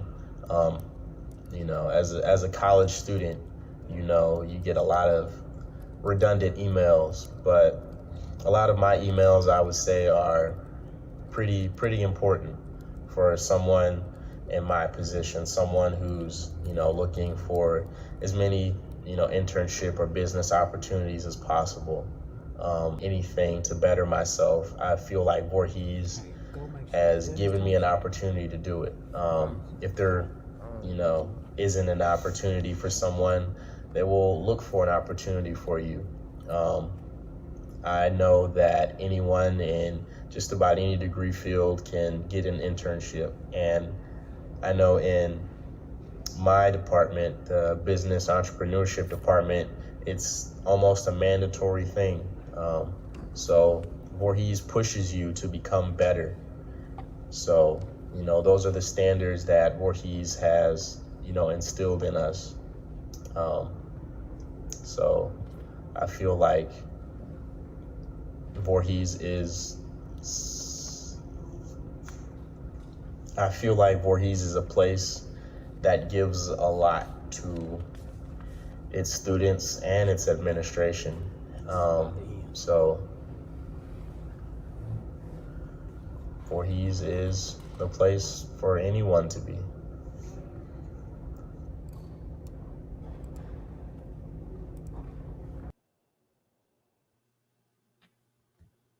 Thank you so much. So much. Joe Marie? That was wonderful. I listened to him, and what he said more than anything else, what he talked about more than anything else, was the opportunity that Voorhees College has given him in order to help him to succeed. That stuck with me. He must have said opportunity about 20 times. And that stuck with me. He felt blessed to be there. He felt safe more than anything else. You know, a lot of times it's important for a kid to feel safe to move forward. Some kids are afraid to leave home. Some kids are forced to leave home. Some kids want to leave home more than anything else, but nothing feels better like feeling like you're at home when you're not at home and having a few, liberties about it. And all, I think that's what my daughter enjoyed more, not being around me so much and feeling the pressure of maybe doing some of the things I wanted to do. She wanted to be her own person, as a matter of fact. She hurt my feelings the night I put her into the dorm and all, and she was all hot and everything. And also I had somebody go get a small air conditioner from Walmart and put it in the room after I helped her because she couldn't take all that hot, because we were in California, get cool at night. And so anyway, it was just, she didn't know anybody there. And it scared me to death. But I knew people that were there because I had worked with some of the administrators. I knew them for years, and going back and forth. And also I felt comfortable that if she needed somebody to help her out or somebody to take care of her, that she would be okay. It's like she's my only child and she was 3,000 miles away. And I felt safe also that she was on campus. Now I'll tell you later about when she moved off campus and how I almost had a heart attack, okay? That should have been rather challenging. My two daughters did the same thing. But this young man also talked about being a member of the ROTC. And I thought that was remarkable and outstanding because I know what it does in terms of training. We have the JROTC. And he said that while he was here, he talked about he may be commissioned. And I know that the discipline that instills in students. So I'm not worried about him. I'm sure that he will go far and he will do well. So Voorhees, we thank you for all that you're doing for these young people and for this young man especially, because he's headed in the right direction. I can surely say that. And he feels the same way. And that's a good thing. Yeah, he's up to the challenge, and he's going for full fledged because he wants to be in a leadership position. Yes, he does. That's great. It will happen. It will happen. Yes, it will. All right. Early in the hour, Joe Marie told you that she's not alone in her desire to see Voorhees College reach its goal of $1 million. And so we've also kind of extended that to 2 million. And she wasn't just talking about me. Some of the celebrities have donated items that we put together in our gift packs. So I'll let her tell you about another one. Okay. And I just need to find it. Okay. It's that pledge of $1,000 of the $5,000. Okay. Yeah. All right. Hold on 1 second. You guys bear with me. I'm dealing with 2 computers here and I'm scrolling. Okay. Hold on 1 second. I'm almost there. Oh man, no, I'm not. I'm a long way off. Okay. Yeah, the book written by Ernest Thomas. Yes, the yes. actor. Whom I know so well. Okay, I'm just about there. This is how I scroll and I have to do this, you guys. When I'm doing voiceover for Disney, I have to work with these scripts. Maybe I'm on another script, page 27. Actually, this is page 10. But why do I have? Okay, I have on. Okay, hold on 1 second. Keep talking. Tell me the story until I find it. Okay, well, it's just talking about the fact that the book was written by Ernest Thomas, and the actor, he's from the TV series What's Happening, and he's also in Everybody Hates Chris. I like that show. A book about love and hope from the there's a book from the Episcopal Bishop Michael Curry, and a book called Switch, DeBarge, Motown, and Me from the musician Gregory Williams, and one very special publication from the author who has very strong ties to Voorhees College, and that is none other than Bakari Sellers. And you know, I think he mentioned it somewhat, but Bakari is also the son of Dr. Cleveland Sellers, and Dr. Cleveland Sellers served as president of Voorhees College, and he's a CNN specialist, and so we have all of that in a gift pack for you. And don't forget, all of our donations are tax deductible, and you can list them on your tax returns. So it's safe to give to Voorhees College, and that is what we want you to know. And we still are in the business of talking about your pledge, and maybe you'd like to re-emphasize that again, Joe Marie. All right. Send your pledges. And you know what? Okay. Send your pledges by text to CV. Day of Giving 41444, or call us at 305-780-1299, or send your checks and money orders to P.O. Box 678, Denmark, South Carolina 29042. Text us at C Charlie V Victor Day of Giving 41444. You know, let's think about it this way. These books I should just talk about will make a great gifts and donations. And donating is something that you can put on your tax returns. These donations are tax deductible, okay?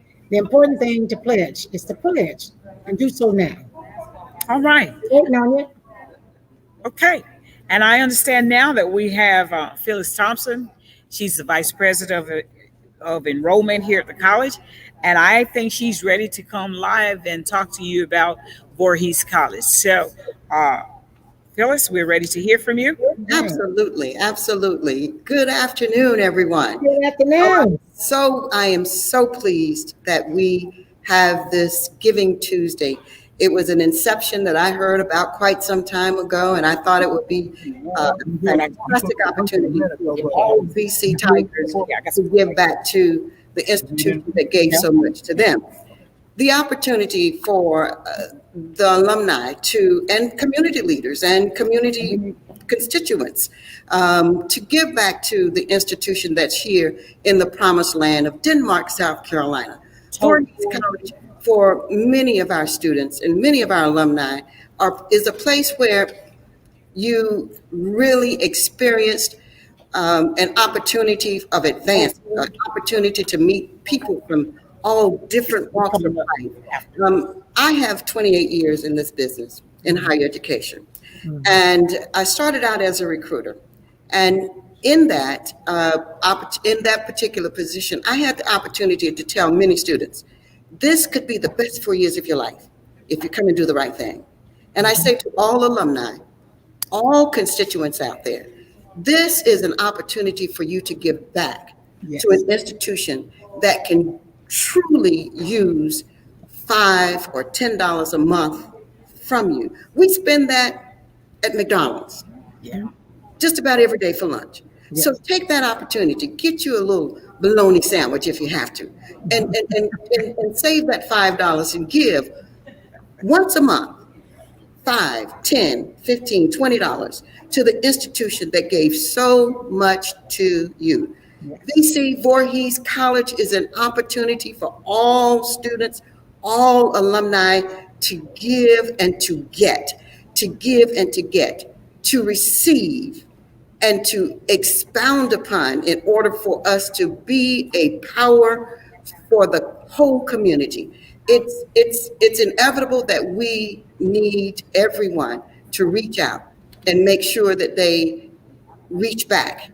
As Barack Obama said, and Michelle Obama said, when you walk through that door, don't walk through and forget about those who are behind you. Reach back, pull somebody through that door with you. Give them an opportunity also. This is what Giving Tuesday is all about. Giving back to the institution that gave to you and giving back to those who need you. So we ask you to call the number that you see on the screen, 803-780-1299. Give back $5 a month, $10 a month. If you have the privilege of doing so, give $50 a month. All it takes is a credit card or text. Give back to the institution that gave so much to you. Thank you so much. It could not have been said any better than that. We appreciate all that you're doing here for Voorhees College. And as she said, maybe we need to sacrifice something that we're doing so that we can help somebody else along the way. And I had to chuckle when you mentioned that bologna sandwich because right down the Voorhees College at a place called Todd's Grill. And right down the street here, a lady, Miss Duncan, she's long gone, but she had bologna sandwiches that you could pull in and get a sandwich for about 25, 30 cents. And then she went up to 50 cents. And then she would fry them for you. I don't know if anybody knows anything about that. Maybe I'm the only one, but it brought back so many pleasant memories. And that's been kind of back in the day, but we did that. But you're right. We need to do a sacrifice and give so that these students can become successful and move into life. And who knows, they can easily accept your position when their time comes. Absolutely. Thank you. And you challenge them to give. And that's what we're here for today on Giving Tuesday. Thank you so much, Mrs. Thompson? Yes. Okay. Mrs. Thompson, you have put in my heart to put a challenge out there. And the reason I'm going to put this challenge is because there are approximately 100 HBCUs in the United States, and their graduation rates for Black students is higher than for Black students in any other colleges. That's correct. So with that being said, I'm going to offer a challenge that everyone in the year of 2020, which is clear vision, send in $20. All my soror sisters, all my family members, all my friends, all the people that are looking at this, $20. I'm giving you a $20 challenge. Please send $20 right now or pledge $20. 4 times 20 is 80 and 5 times 20 is 100. 100. Learned that in school. Somebody taught us that, okay? Absolutely, absolutely. So if 5 of you send in $20, that's $100. That's right. And if 20 of you send that in, how much is that? That's $2,000, isn't it? That's right. I learned all that in school. So my challenge is everybody right now, send us $20. Pull out your credit card. Pull out them, what are those cards called where you can send money? A lot of people send money to their kids. I know sometimes my daughter get hungry. She'll put on that card. Some card she sent. Listen, we have PayPal, we have Vimo, we have Zelle. I mean, text. You know, you can use your debit card to give once a month. Right. $20. And when you do that, that's only sacrificing 1 meal per week. That's right. 1 meal per week. That's right. Again, we go back to the mathematics. It's as simple as that. Yes, it is. $20 a month. Okay? $20 a month. In 10 months, that's $200, isn't it? That's right. That's Come on, man. Come on, we can do that.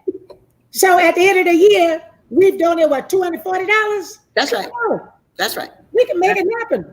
That's right. Fill that bucket and call us at 803-780-1299. That phone number is 803-780-1299. Text us at CV Day of Giving 41444 or send that $20 check or money order to P.O. Box 678, Denmark, South Carolina 29042. We'll be looking for it. $20. That's your challenge. $20. And never forget, every dollar that you give goes towards a student that is deserving of that dollar. That's right. $20. Come on, $20. That's all of it. $20.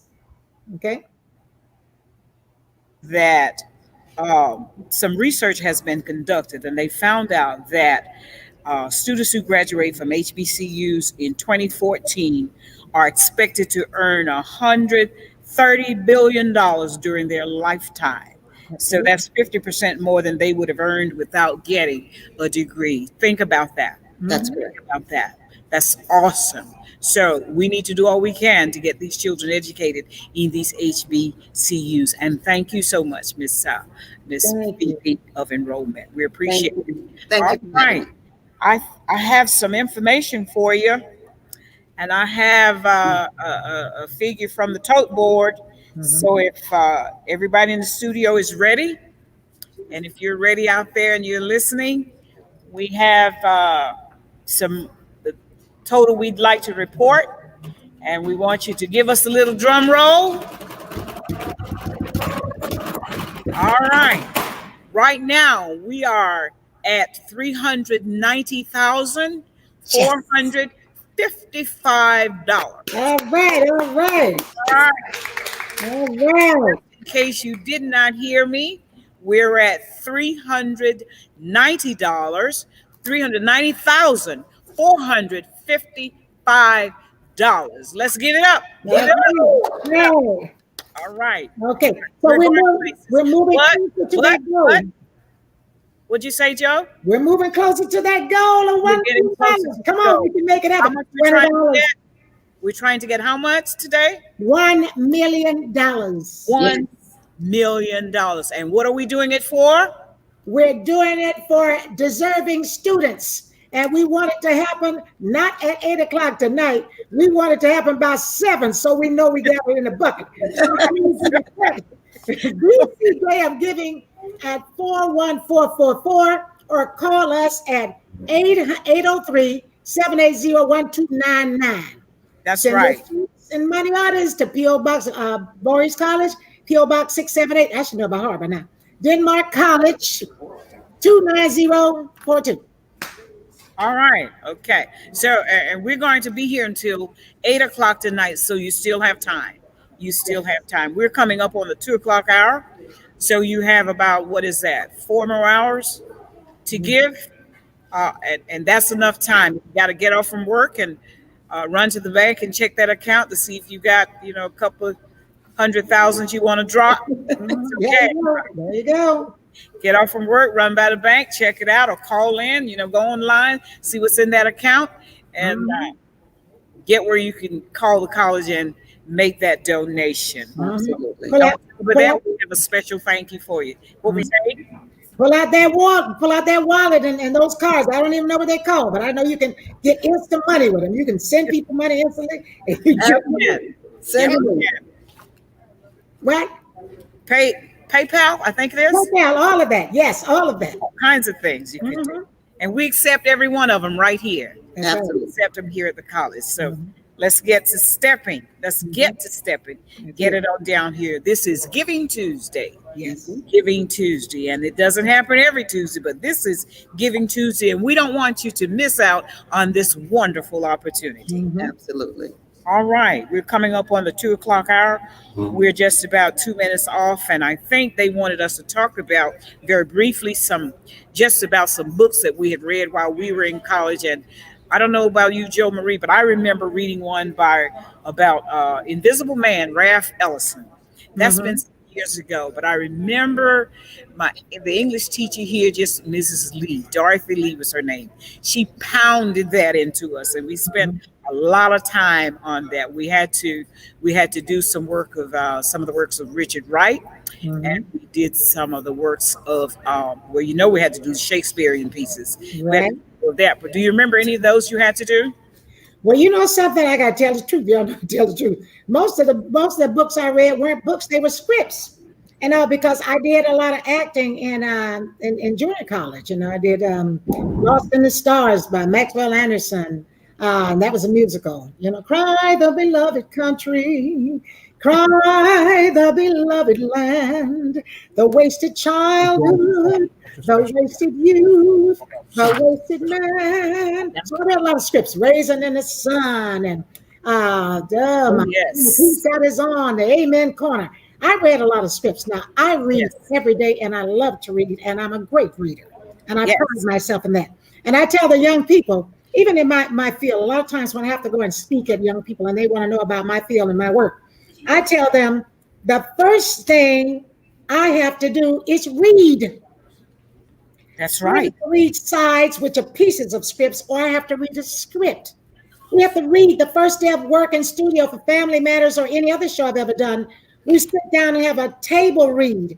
You have to be able to read. And the way you read and comprehend, that means you got to remember what you read. Okay. That's right. And that's part of the process that you go through in order to have a memory, in order to be able to recite your lines and do. You have to know what you read. You have to know what that scene is about.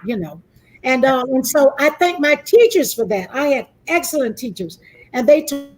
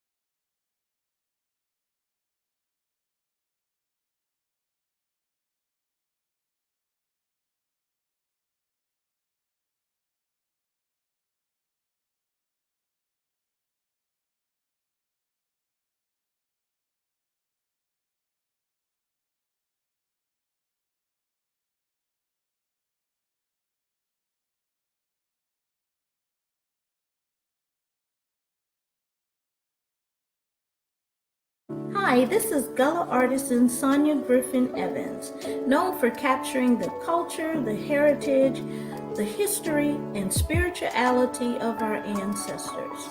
And so I have been working in my studio on a very special piece for Voorhees College Giving Day. See, I'm a strong believer that we are benefactors of our ancestors, and it is up to us to be good stewards of what we are given. So while I was painting this piece and learning about the inspirational story of Elizabeth Evelyn Wright, the founder of Voorhees College, how she would walk 5 to 20 miles a day for contributions so that she would be able to educate African American youth, I knew that I had to be a part of this event. And so I'm asking you to join in with giving to Voorhees College so that not only can we preserve her legacy, but to continue her legacy. You see, that too is so very important in honoring our ancestors, because I believe the best way to honor them is to continue their works. So the piece that I have created for this event, I entitled it Begin, Believe, Become, which is not only the motto of Voorhees College, but I believe they were some of the very words that were ingrained in the soul of Miss Wright on her journey to making her vision come true. And I got a great understanding as well when creating this piece that our ancestors, not only did they help to build America without benefiting from what it had to offer, but they also had to build America for themselves. And so not only is her story a African American story, but this is an American story that should be preserved.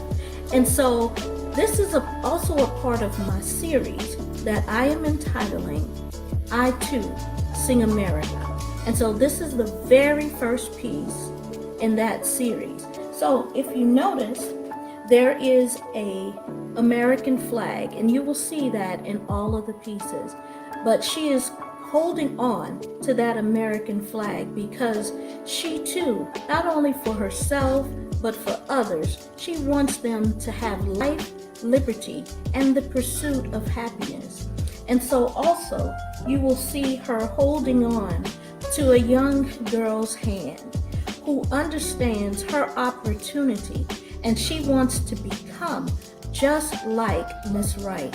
She wants to be able to take that torch and carry on her legacy. And then you will also see Begin over here in the little girl's book. And I always try to hide these messages or use symbolism to convey their stories. And because I understand that our ancestors, in order to create and do what they did during the time in which they did these things, they had to have the ability to overcome obstacles by great lengths. So as you will also see in the painting, you will see these little puffballs. They look like clouds, and they are clouds because our ancestors always had to rise above their trials and their tribulations and the obstacles that were laid before them. But thankfully for us, they rose to the occasion. And we have great institutions like Voorhees College that if we do our part and our giving to preserve these institutions, they will continue on, and she will leave this legacy for generations to come.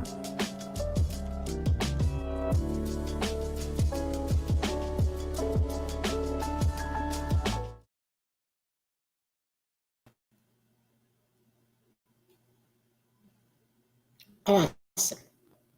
Simply awesome. That painting is for sale along with the prints. Good afternoon. I'm Jo Marie Payton, your co-host for the rest of the 4 hours that we have left. Now, we have a special guest in-house on campus that we'd like to bring to you, and his name is Reverend Dr. Willie And so I'd like you all to invite Dr. Abney at this time. Hello, Dr. Abney. Thank you all for tuning in. I'm Stephanie Rivers-Klutz, Director of Alumni Affairs, and here with me this afternoon is one of our Hall of Fame honorees of 2020. And just in case you did not get to tune in, you can watch that video on YouTube with Reverend Dr. Abney and the other 4 Hall of Fame honorees. But on November 13th, Reverend Dr. Abney, along with his constituents, were inducted into our Hall of Fame this year. Reverend Dr. Abney is a great supporter of Voorhees College, a graduate of Voorhees College, and he's given his time, talent, and treasures. As a matter of fact, a $5,000 treasure. So let's give him a hand. Along with our other 4 Hall of Fame inductees, they also have given great contributions to the school. And at this time, I bring before you the one and only Reverend Dr. Abney, the president of the CSRA chapter. Thank you, Stephanie. Yes, I am president of the CSRA Voorhees College Alumni Chapter. I'm here today to make another presentation from our chapter of $2,550. That's our donation for the day. And there is more to come. All of them didn't make the chance to get the money into the bank at the time, but we have more money that's coming. So just be on standby. CSRA is on the move. Thank you so much. Thank you, Dr. Abney. We love you. We appreciate you, and congratulations for that prestigious honor. I know how it feels because I got it myself, and I'm telling you, I'm wearing it well. I'm wearing it well. It makes me walk taller, straighter, and be more awesome because I carry that title. Hall of Famer. I'm a Hall of Famer, doggone it. And so we're in good company, okay? Thank you. Congratulations to you, sir. And thank you so much for donating to this. Well, you know, this worthy cause. You know it. Right. Thank you so much. I appreciate Thank you. Thank you for being with us. And to our other alums, if you have not met the challenge yet, meet the challenge. Class of 2016. That's the class that I graduated from. I'm challenging you at this time to give $18.97, $108.97, $1,008.97. But we were founded in 1897. And if you would, just start at a small pledge of that and work your way up. We would greatly appreciate it. Also, if you're interested in joining the alumni chapter, please visit us at www.voorhees.edu. Click your alumni page and find a chapter in your area. If there's not one in your area, call me at area code 803-780-1062, and we can start a chapter in your state, in your town, in your region, in your country. Yes, we do have Voorhees College graduates that live in other parts of the world other than the United States of America. So please give us a call. We'd love to have you. All right. Thank you. Thank you. Thank you. Thank you so much. Thank you. You have really topped this hour off. This is like icing on the top of this hour. Okay. I'm icing. He's the cherry on it. Thank you so much. And then you came in and you social distancing. I see you apart there. And I just want to hug you so bad, but you know we can't do that. And so I'm going to hug you from afar like that. Nobody can do anything about that. And but thank you so much. Be safe, you and your family. And I hope to come there very soon in the very near future. And I hope I get the opportunity to meet you, Dr. Abney. And also Stephanie, you said Stephanie, right? Yes, ma'am. Stephanie, I want to get a chance to meet all of you guys, okay?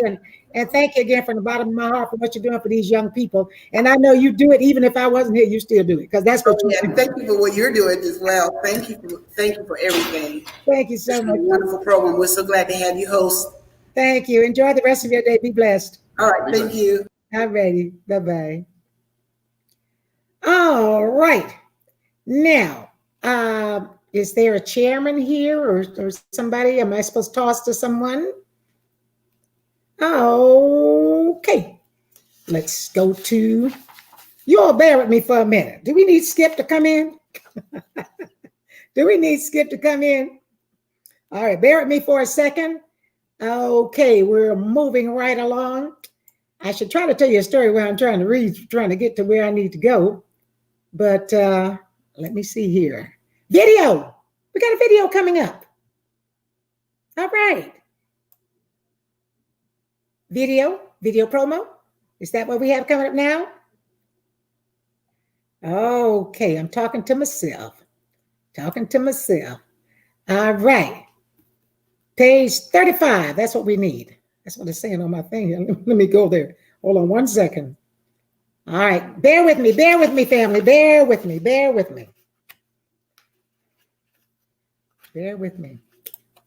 Can we go to a video?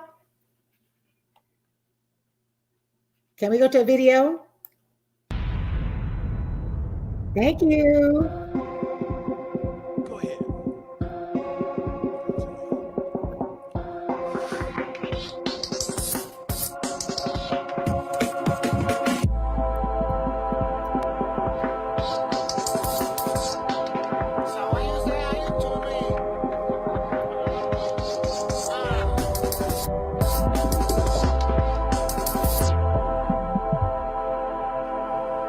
Where is page 35?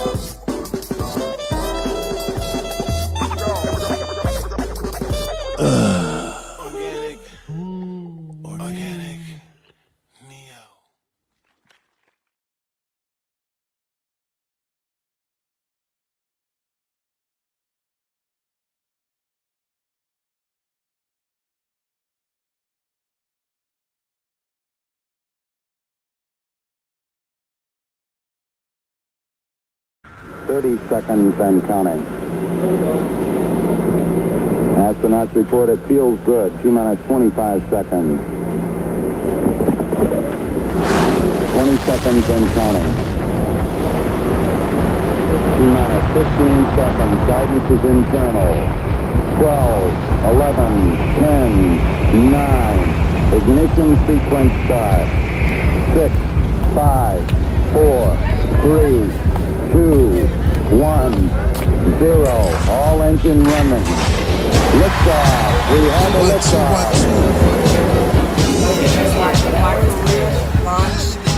My career launched at Voorhees College.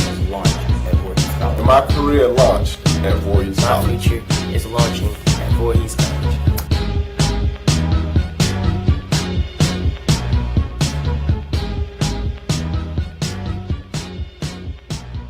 Hello, my name is Kadari Ravenel.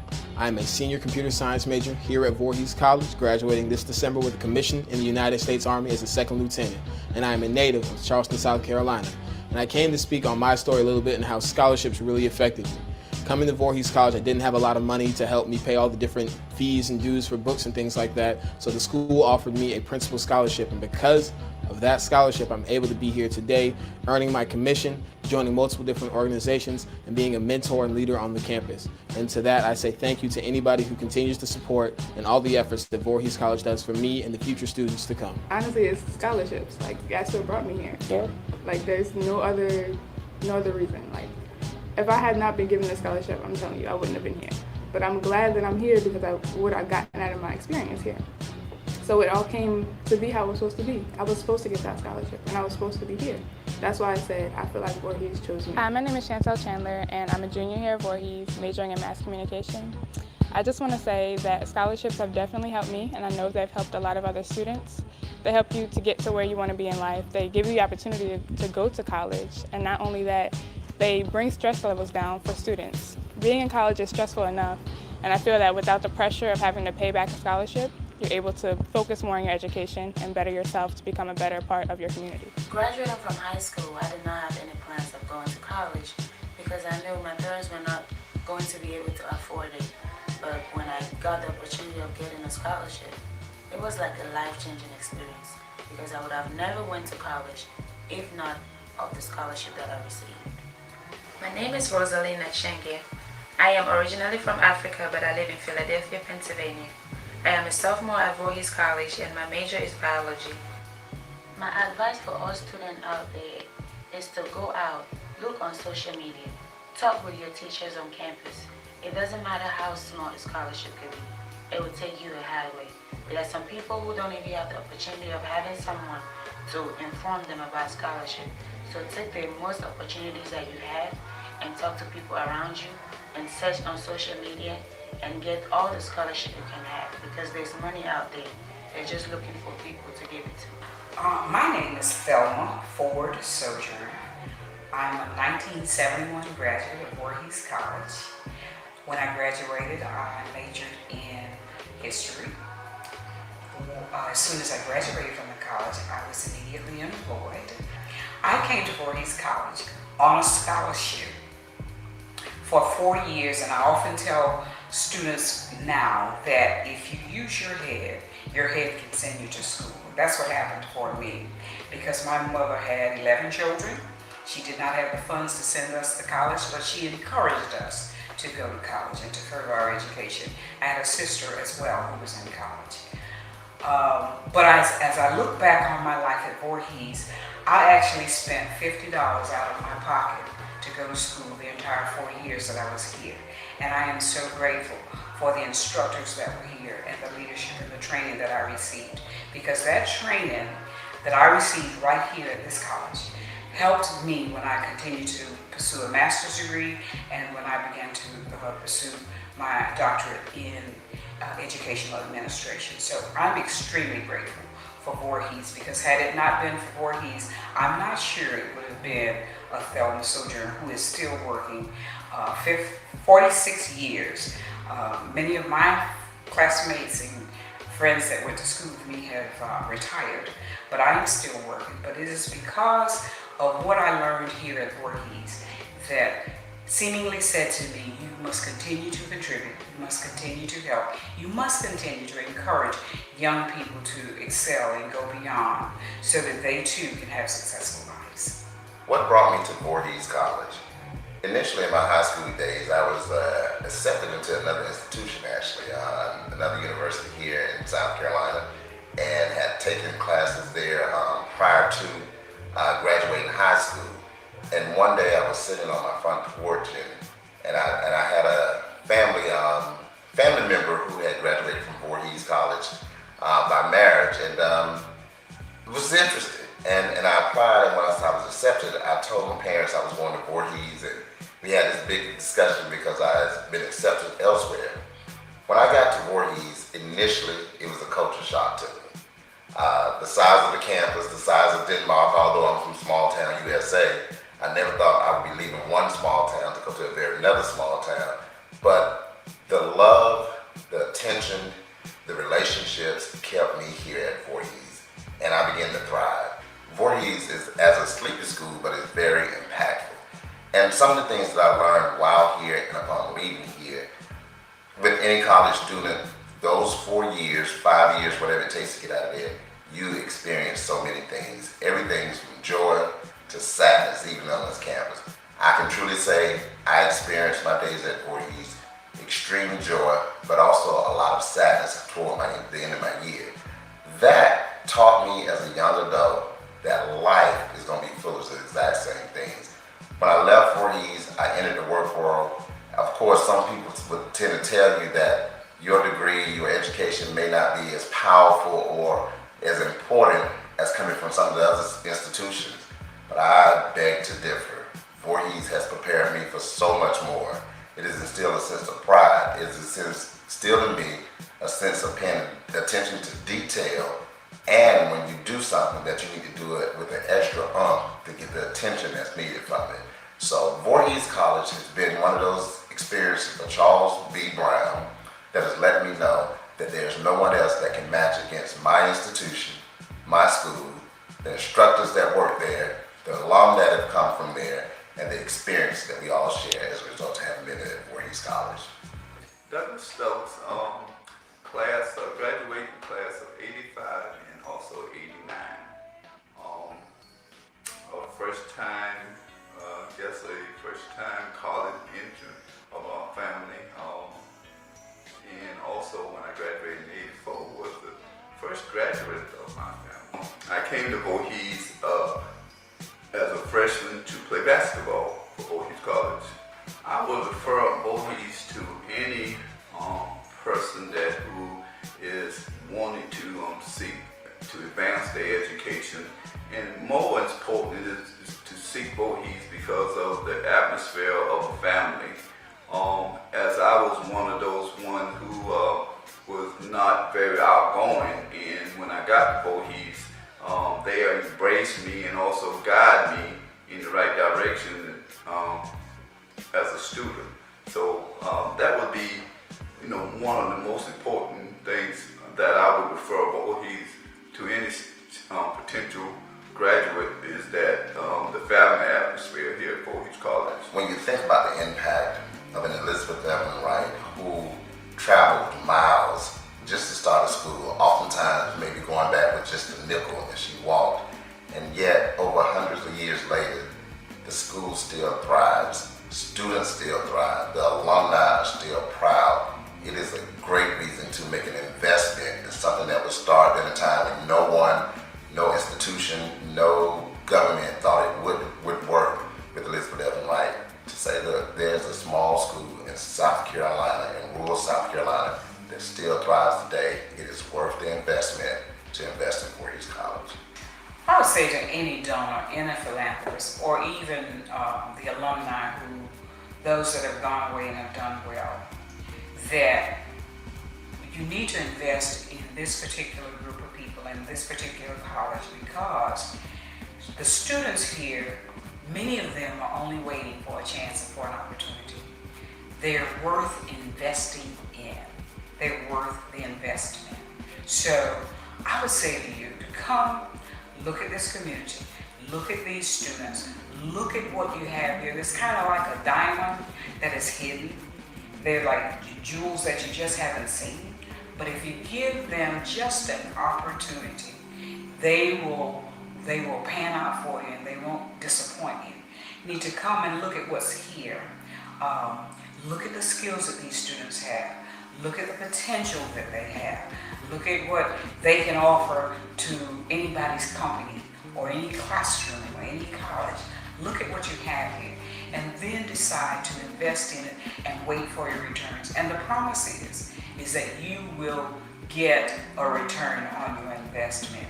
And of course, we will teach them in the meantime that not only do you think about yourselves, but let's not be selfish about this. Let's continue to help others to exceed and excel when they come into a college setting. So I think that any philanthropist, anybody that has some funds, this would be just a gold mine here, to come and look at these bright, sharp, smart minds that maybe someone has not found or discovered. Come and look and see what's here, and you'll be surprised at the potential.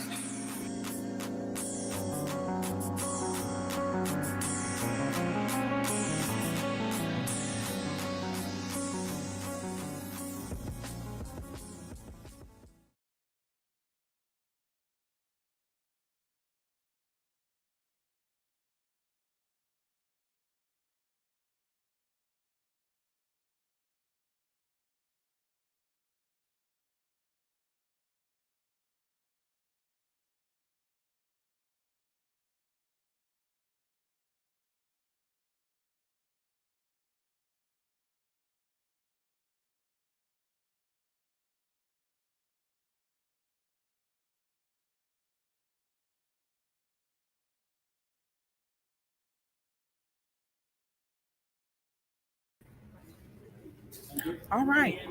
Good afternoon. Good afternoon again. How are you, Joe? I'm doing okay, doggone it. We're getting there. You're just doing okay. Is that all? Well, you know what? I'm doing better than okay after hearing that last tote board. I'm doing real good. All right. All right. Okay.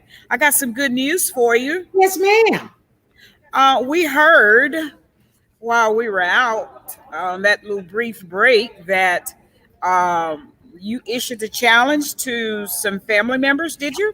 Yes. Well, guess what? What? I think you did the 1020 to them. Yes. Okay. Well, do you know the Lewis Brown family? Yes, I do. In Vallejo, California. Yes, I do. All right. Well, they sent $1,020. Shut up. Yes, they did. And they said to let you know. Brother, I'm calling you tonight. They said to let you know. Thank you. They are answering your challenge. And it's 1020, which is $1,020. Oh my God. Thank you. And that's because you issued them the challenge. Thank you so much. And we want to challenge other people. I want to challenge everybody that graduated in the class of 1971 from Voorhees College to make a showing. And I want you to show up big. And you can do the 1020. So come on in, the class of 71. Let's show them what it looks like. This is 50 years for us. So we should have a great showing at this time. And I want to challenge them. And I'm not going to be under 1020. I'm not going to let you outdo me in my class. We're Voorhees graduates. So come on in. I'll be expecting to hear from you. And thank you very much. And a special thank you to your family, the Lewis Brown family. And they're from what part of California? Vallejo, California, up north of San Francisco, up in that area. All right. Up above that bridge up there? Okay. Yes, I do. Yes, I do. Okay. Well, thank you so much to your family. Thank you, Lord. All right. Before this day began, we allowed people to register for prizes, and all they had to do was listen for their names. So the prizes were the PP&E packages that we're giving away in the Voorhees pennant. And we're just excited and elated to tell you we have 4 winners today. They are Eva Manigault, Betty Williams, Melissa Larkin, and Cynthia Clark. They are the winners of the PP&E pack with the Voorhees pennant, and you can pick those up at the end of today or at your earliest convenience. Thank you so much. Let's tell them thank you. Thank you, thank you, thank you, thank you, thank you. All right, all right.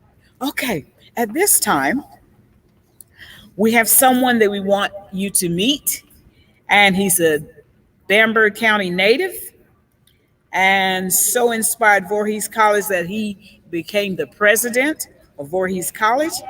And at this time, I'd like to have you meet Dr. Cleveland Sellers. Dr. Sellers, where are you? I am right here in the lobby of the gymnasium. How are you doing? Good morning, good afternoon. Very good. How are you? And to all our supporters and friends, I want to just say that it's a pleasure to be here and be a part of this effort to raise some needed funds for our institution. I wore my paraphernalia this morning, so I had my high school. You can see it. College, high school and junior college, and the year 1962. So I was prepared to come out and asked all of my friends and fellow alumni to give as much as you possibly can. I think the goal is set for $1 million. Yes, that's all. We're at a time when we are desperately in need of financial resources. That's what's going on all around the country. And we can't wait until the opportunity. We have to make the opportunity and go ahead and do what we've always done. If you go back through the history of Voorhees College, you might remember that some of the students came with a sack of potatoes, and some came with a pack of chickens, and that was their fee for coming to Voorhees. Yes. And that was a guarantee from the family. When there was a harvest coming in, part of it would come to Voorhees, because we have a unique but talented a number of students who come from rural South Carolina, very much like Denmark. And they come with not a lot of exposure and not a lot of resources. So we must step onto the stages or the pages of history and repeat what has gone on for 123 years. Yes. And that is the financing and support of our institution. This is an institution, it's a HBCU, making it historic, and we have to do what we can to keep those history markers and those legacies like Elizabeth Evelyn Wright in the hearts and minds of our young people, so they will know what sacrifices and struggles have been made throughout history to keep Voorhees well and alive. And we are very happy to be here today. I would not prefer to be any other place but here, and I don't mind begging. So you all know that we're asking you to give. So you need to give and give, like I said, as much as you can. And I know it's a tough situation financially and economically, but that's when the needs seem to come every time. And this is a meaningful, substantial program and project and institution that we are trying to keep and keep moving along. So, when you make out your Christmas list, make sure that you have Voorhees College on your Christmas list at the top of the list. And so you give that first, and then you can go ahead on and get the fruit and the nuts and the other kinds of things. But put Voorhees College on top so that we can find a way to recruit and educate a person who would not otherwise have an opportunity to get a bachelor's degree. So I am encouraging you. I am making sure that you understand that here I am crawling out here. I do have a mask, but crawling out here in this bad weather to actually reach out to you. So you all help me out here. And call in or write in or send in. You got so many different ways you can get money to the institution. Yes. All we want you to do is get it here. We don't ask you to go to any particular place and do that kind of thing, but yes. We need money. Thank you very much. Thank you. Thank you, Dr. Sellers. Thank you so much for making the sacrifice to come out in this bad weather, you called it. But we thank you for coming, and we thank you for those encouraging remarks. And we certainly will put Voorhees College on our list. And we're encouraging others to do the same and to give to Voorhees to help us get this $1 million that we're trying to raise today on this Giving Tuesday, December the 1st. Dr. Sellers served as president of the college, and earlier you met his son, Bakari, who talked about the fact that he spent much of his life up here on Voorhees College, in and out of the buildings, in and out of every function that they had. And that's why he knows so much about it, because he spent the first 18 years of his life right here on this college campus. So thank you, Dr. Sellers. And to Joe Marie, I don't know if you've met him, but Dr. Sellers served as president some years back, just before Dr. Evans. And we're just so grateful that he's come back. He said in this weather, he's retired now. So he's come back and made the sacrifice to come and speak to us today and to encourage others to give, because he, like he said, he didn't have any problem with begging or asking you to give. And we appreciate that so much. Okay. It's a family affair. It's a family affair. It's family that matters. Your family, the Voorhees family, the Bakari Sellers family. It's a family affair. I love it. I love it. All right. Family matters, doesn't it? Yes, it does. All right. Now we're going to move on to the chairman of the board of Voorhees College, and that is Mr. David Miller. Mr. Miller, as we recognize him, he owns the largest chain of Black newspapers in California. He is president of the National Alumni. He has served in that capacity. And so at this time, we want to bring him to the front so that you can meet him and let him have his say about Voorhees College and this our day of giving. Hello, Mr. Miller. How are you doing today? Hello. How's everyone? We're doing great, thank you. It's so good to have you today. Can you hear me? We sure can. I can. Can you hear me? I hear you. Yes, I can hear you. I can hear you. Okay. So I'm really excited about today. I mean, at the end of the year, we are doing some great things for Voorhees College. I'm really excited. The Board of Trustees is very pleased with what is going on today.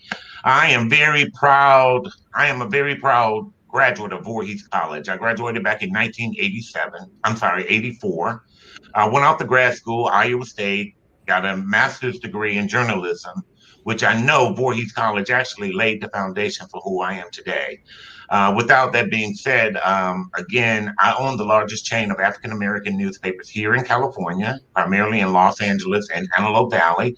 So without having that foundation that Voorhees provided for me, I wouldn't have been able to go to Iowa State, which is a relatively all-white school, and get a master's in journalism. So again, one thing I am proud of, when I did serve as the president of the National Alumni Association, Voorhees College has produced some phenomenal alumni with lucrative careers. So I want to reach out to those that may be live and ask them to make their sizable donation today. Every dollar counts. So we really want to raise the standards of where we are. I know we have a goal of $1 million, but I'm hoping to exceed that level. So I'm really proud of today, and I'm proud of those alumni that have stepped up and done well. So again, knowing that Voorhees College is in a rural area, small setting, there's so much that can be accomplished by attending Voorhees College. You don't have the distraction because it is a small town in a rural area. So your focus is primarily on studying and doing what you got to do to get that degree. In fact, when I attended Voorhees, I actually got my bachelor's in 3 years and 1 summer, graduated magna cum laude. So again, it was challenging, but you also have to force yourself and push yourself beyond measures. So again, I'm proud of a lot of the alumni that have come through Voorhees College. Thank you so much, Mr. Miller. We're just appreciated, and it's just commendable to hear you say how you took the degree you got from Voorhees and moved on to do greater things. You're in what part of California, you said? I'm actually in Los Angeles. Oh, okay. Sunny Los Angeles. All right. Okay. Well, thank you so much. And I don't know if you've been keeping up with us all day. Have you? Yes, I have. I have been following. I made my donation today, even though I did a donation a month ago. So, yes. Uh-huh. Okay, so we're trying to get, we're trying to get 1 million. And as Joe Maria said, we will take 2. We're trying to get 1 million. Right. I don't know if you've seen the tote board. Did you hear our last? The last number I heard was 390,000. So has there been an update? Okay. That was the latest, and that was about 30 minutes ago. I think we're trying to do it every 30 to 45 minutes. So I'm sure that they're going to bring some information over to me shortly or within the next couple of minutes and let us know what's going on. But I want to say to you, thank you so much. Thank you for all that you do. And it just makes me feel good to know that people still love Voorhees. And I can tell that you have a tremendous love for Voorhees. Where is home for you? Home for me is Bennettsville, South Carolina. Wow. Okay. Yeah. I have Voorhees in my blood. I have been passionate about the school ever since I attended. So, and I also recruit here from the West Coast. I've had several students that come from California and graduate from Voorhees. What a great contribution. Thank you. And I also want to put a challenge out there to the members of Kappa Alpha Psi Fraternity Incorporated. So we need your pledge, your donations, brothers. I need you to step up. Okay. Well, if you do that, are you going to make me challenge all the members of Delta Sigma Theta Sorority? It's a lot of you guys. So yes, make that challenge. A lot of us. Yes, it is. I'll challenge them too. Come on, sisters. Let's step up to the plate. You heard him, Kappa Alpha Psi, you said? Yes. All right. Delta Sigma Theta. I think the colors are very similar. Oh, yes. But thank you so much for taking time from your busy schedule to come and have these great, kind, and encouraging words for Voorhees College. And we take them in with stride, and we are busy trying to raise all the money we can raise for these children. We have no problem with reaching back. And I know that you don't have a problem with I don't. Extending your hand. Yes. Exactly. And I will say, based on the timeline of this telethon, I think 390,000 already will really make a difference. So I'm pretty confident that we will exceed that goal. I am confident as well. For us, it's about 248. For you, it's what, 11? 11:48. Yes. Okay. So I'm still in the morning hour.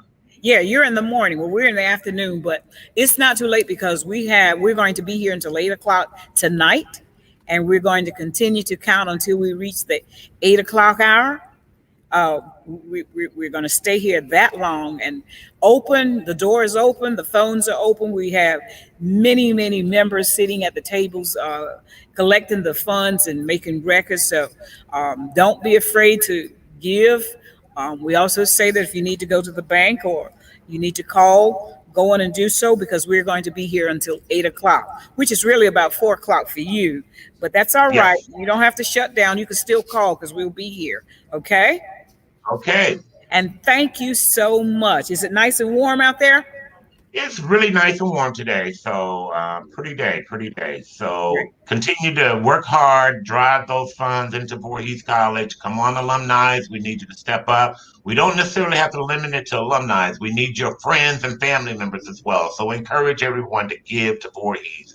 Every dollar makes a difference, and it helps these kids that need financial support.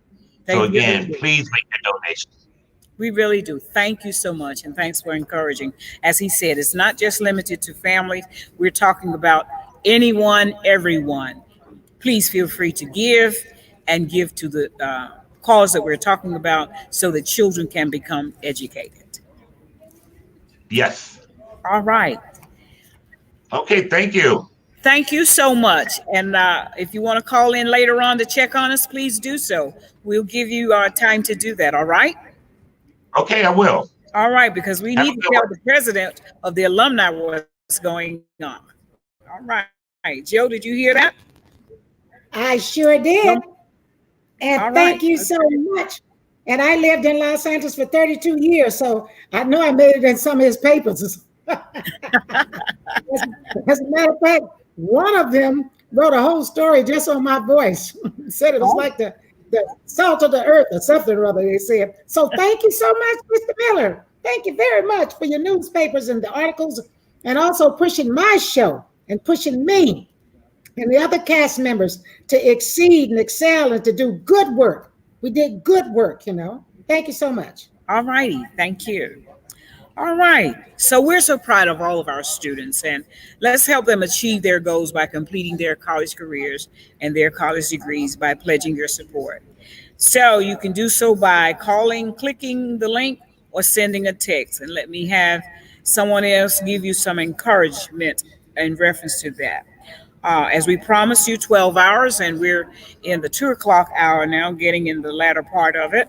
But we have Tanya Hawley here. She's caught up with actor Ernest Thomas.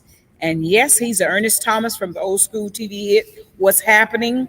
And he's also a star of the series Everybody Hates Chris. So at this time, we are going to have Tanya do an interview with Ernest Thomas. Tanya, are you ready?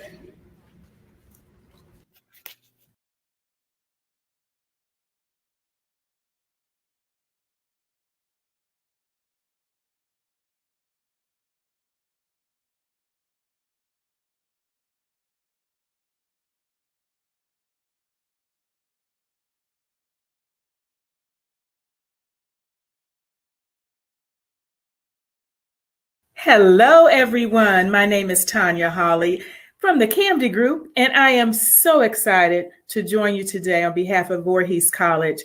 I have a very special guest, and I can't wait to get started with him, but I got to introduce him to some of you. Some of you kind of know him, I do believe. He is a very well-known actor. He is an author, and he is an award winner. And most of you know him either as Raj, depending on your age, or as Mr. Omar. So please join me in welcoming the one, the only, the talented, the giving, Mr. Ernest Thomas. Welcome, Ernest. You. Oh, thank you. Thank you. Thank you. Thank you for having me. Oh, it is a pleasure of ours, a pleasure of mine to be able to host this and introduce you to everyone, and just thank you for joining us on this Voorhees College Day of Giving, a very special day. I'm so happy to be a part of it and so happy to be here with you and to talk to you a little bit. Yes. Yes. I'm happy as well. Yeah. Yes. And you're a very giving person anyway. I've known that. And I almost keep calling you Raj just because that's okay. Myself Raj, but Muhammad Ali that's all he called me. I said, my name is Ernest Lee Thomas. He said, yeah, I know that, but I like Raj. I love it. So he wouldn't stop. Yeah. And there's a whole lot of people watching today will probably just call you Mr. Omar too, right? Oh yeah, the millennials, they know Mr. Omar. Yeah. Yeah. Well, tragic. Yeah, they love that's his thing. They just go nuts over that, and I love it. Thank God, Well, what a blessing that was that you were introduced to a whole nother generation of people. Wasn't it? What a blessing. Thank you, Jesus. Lord, have mercy. Thank you. And Chris Rock. Thank you, Chris Rock. Yes. And Ali Leroy. Thank them both. Yes. And we thank all of them for putting you on there so we could see you again. Yeah. Yes. And so speaking of blessings, we're here today to talk about Voorhees College and bless them. We're hoping to ask people, or people will listen to us and join us in the effort to bless them in this day of giving. So can you just tell me a little bit about yourself? Let's start with you first, and then we'll get into Voorhees College a little bit more. But for those that may not know you, if you had to describe yourself in just a few sentences or paragraph, if that's even possible for this, how long you've been doing Impossible. But just kind of, if a few sentences, just in a nutshell, introduce yourself to people that may not know you. This should be good. Okay. Yes, I am Ernest Lee Thomas, born in Gary, Indiana. Yes, the home of Michael Jackson, Janet Jackson. Yeah, and Denise Williams. Don't forget Denise Williams. Yes. And this pastor Keon Henderson. He's a major pastor. He's also from Gary, Indiana. And I am an actor. I did television. I did Malcolm X with Denzel Washington and Spike Lee. Yes. Also did a movie with Sidney Poitier, my idol, called Piece of the Action. And most recently on Tubi, the free streaming service, Two Wolves, where I play the real bad guy. But the main thing, and people love me as an actor, and I love that, but my main gift is encouragement. I have the gift of encouragement. I can go inside of a person where God has given, see them, see their essence, see their gifts, and take them. Now they run, usually either they're gonna run away or walk on water. You can either walk on water, listen to me, or you're gonna run away. And 99% of them run away because I'm not gonna allow you to fail. I'm not gonna allow you to give me any negativity, what you could, I can't do, I can't, no, you gotta work hard every day. Every day like it's your last day on earth, because God blesses those who appreciate every breath you take. So most of us do not pursue our dreams like that. We think we do, but we really don't. We don't pursue it like it's our last day on earth. Sweetheart, if you pursue whatever it is, be a doctor, lawyer, rapper, whatever you want, be a dressmaker. If you pursued it like it's your last day on earth, baby, you will make waves. I'm telling you. Things will come to you because God appreciates. See, God loves that gratitude because you're appreciating every breath. Now God's gonna give you things you like, oh my God, I can't. You gotta hurry and write something down and draw something and sketch something, because now the Holy Spirit, God He got you. He's, because of that gratitude, right? Because of your appreciation, rather, your praise, He's gonna bless you beyond other, and you also gonna be a magnet for those who you need. Every area that you weak in, you're gonna get your team together, okay? So whatever area you weak in, your team is gonna come together, right? And you're gonna pray on everybody. Don't bring anybody in your circle who's not in agreement with your dream. That was a hard thing for me to do. They were best friends who I had from grade school, junior high, high school, college. I had to let go of when I pursued acting because they thought it was a joke. They didn't think it was possible. So I said, you know what, buddy? You know, I love you, but we're going to have to part ways for a minute. And I mean, I'll come back to you, but God got me on a mission. And once I'm done with that mission from God, I'll have a conversation with you. But right now, if you can't say anything positive to me, don't say anything at all, because I know what God says, John 14:14. Ask anything in my name and I will do it. So I'm not listening to you. That's not my reality. The only reality is what Jesus Christ says. All right, Ernest. And so I was alone. Right there. Pause right there, because you preaching, and I receive it. I'm not mad at you. I receive it. But that kind of ties in, because we want to tie it into Voorhees College, with what you're saying, because blessing others, pulling the best out of them, and everything you're saying. You know, we see that for a lot of kids today looking and going to college, and we want to support them. So thank you for that. I receive everything you said for myself, and hopefully those watching will be blessed and receive that as well. Let's talk about Voorhees and how we tie that in, because that's exactly what the opportunity they receive from going to HBCUs and going to Voorhees College specifically is which we're talking about today. So let's talk about your connection. You were getting ready to preach, and you know, I just had to cut in there. You did. He said, we only got 15 minutes. We ain't got an hour. That's okay. That's all right. We might have to come back and do a part 2 for Voorhees. But in this segment, can you talk? You have a little connection. You actually have been to Voorhees College. Tell us about that. You were able to see firsthand the college, they do, what they stand for. Can you share a little bit about that for me? I was blessed to Bernadette Stanis from Good Times, and I did. Yes, we had our book signing there, and we were at the great college. There's been there for over 100 years, you know. And just the history amazed me, you know, of their history, how it was found, how it was started. And it's so important, you know. Even I didn't go to a historically Black college, but I know the importance of it. uh, because of the, when you look at Dr. King, Morehouse College and Spike Lee, the people who have gone there, and that there was a time when we weren't allowed in the white colleges. Exactly. So if I had to do it all over again, I would definitely have gone. No one mentioned that to me in high school, so I didn't know. Guidance. But definitely, it's so important. It's so important that we invest in the historically black college like Voorhees that has that great reputation. Investing in our leaders, because it's not about me it is about us, but it's our future, your kids and their kids, right? So we got to invest in the leaders that are in college right now. They need that leg up, and so we got to give them that. And I thank God someone did that for me.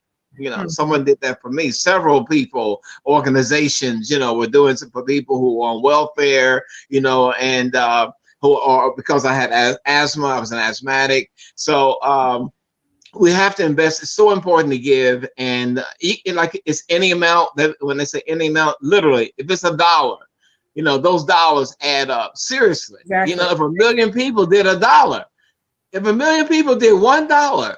And we got more than 1 million black folks now. Come on, who got more than $1. So y'all can do that.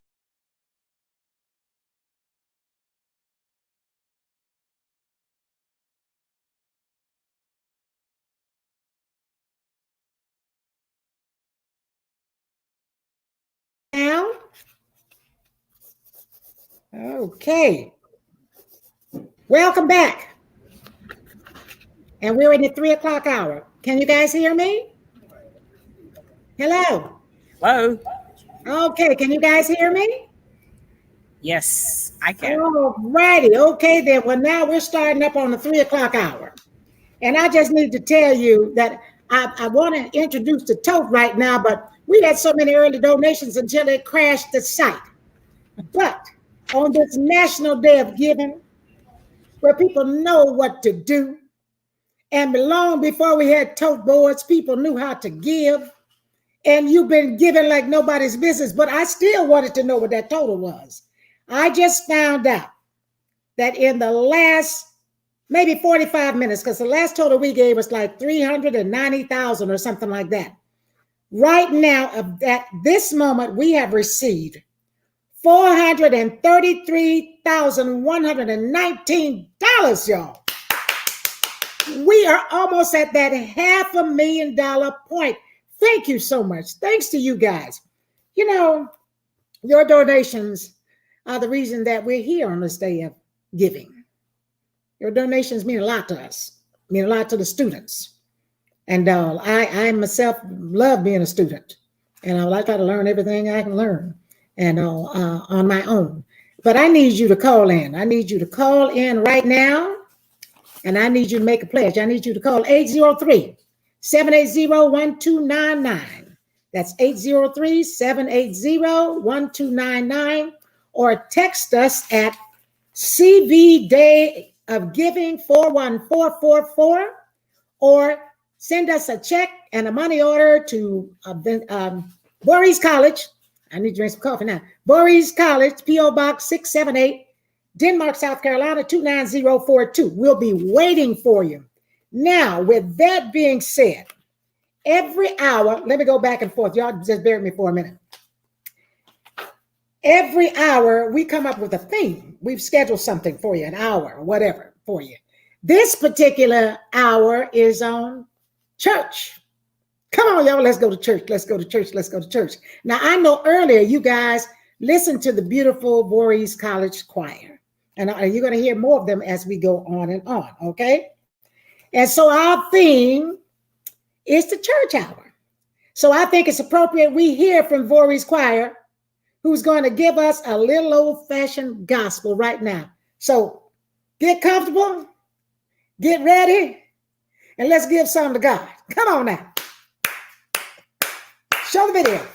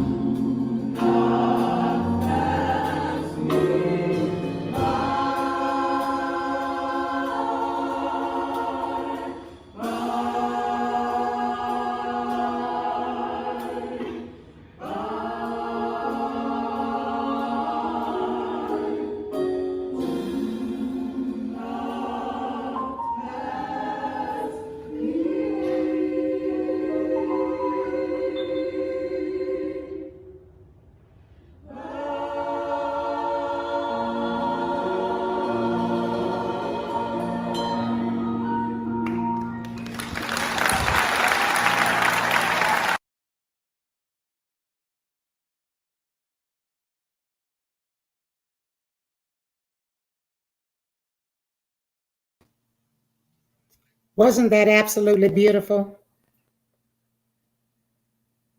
Am I on? Hello? Hello? Hello? Can you guys hear me?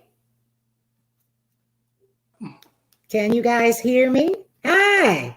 Okay, there we go. All right, Dr. Dorch. All right.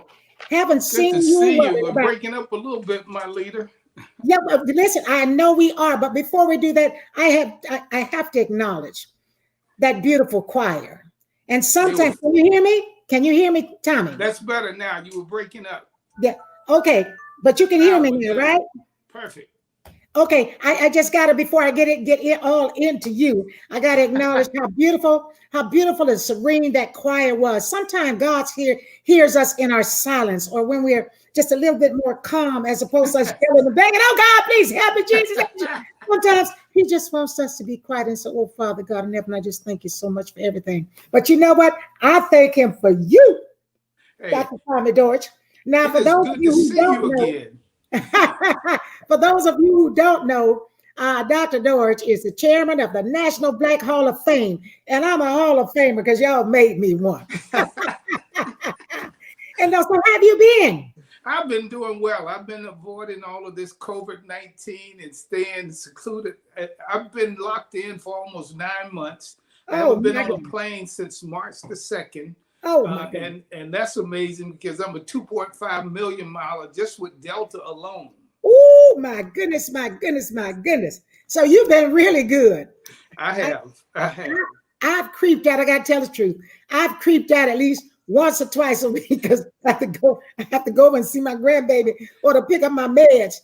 But I have to because I have cabin fever. You know, I told everybody I'm a lion, so I got to hunt.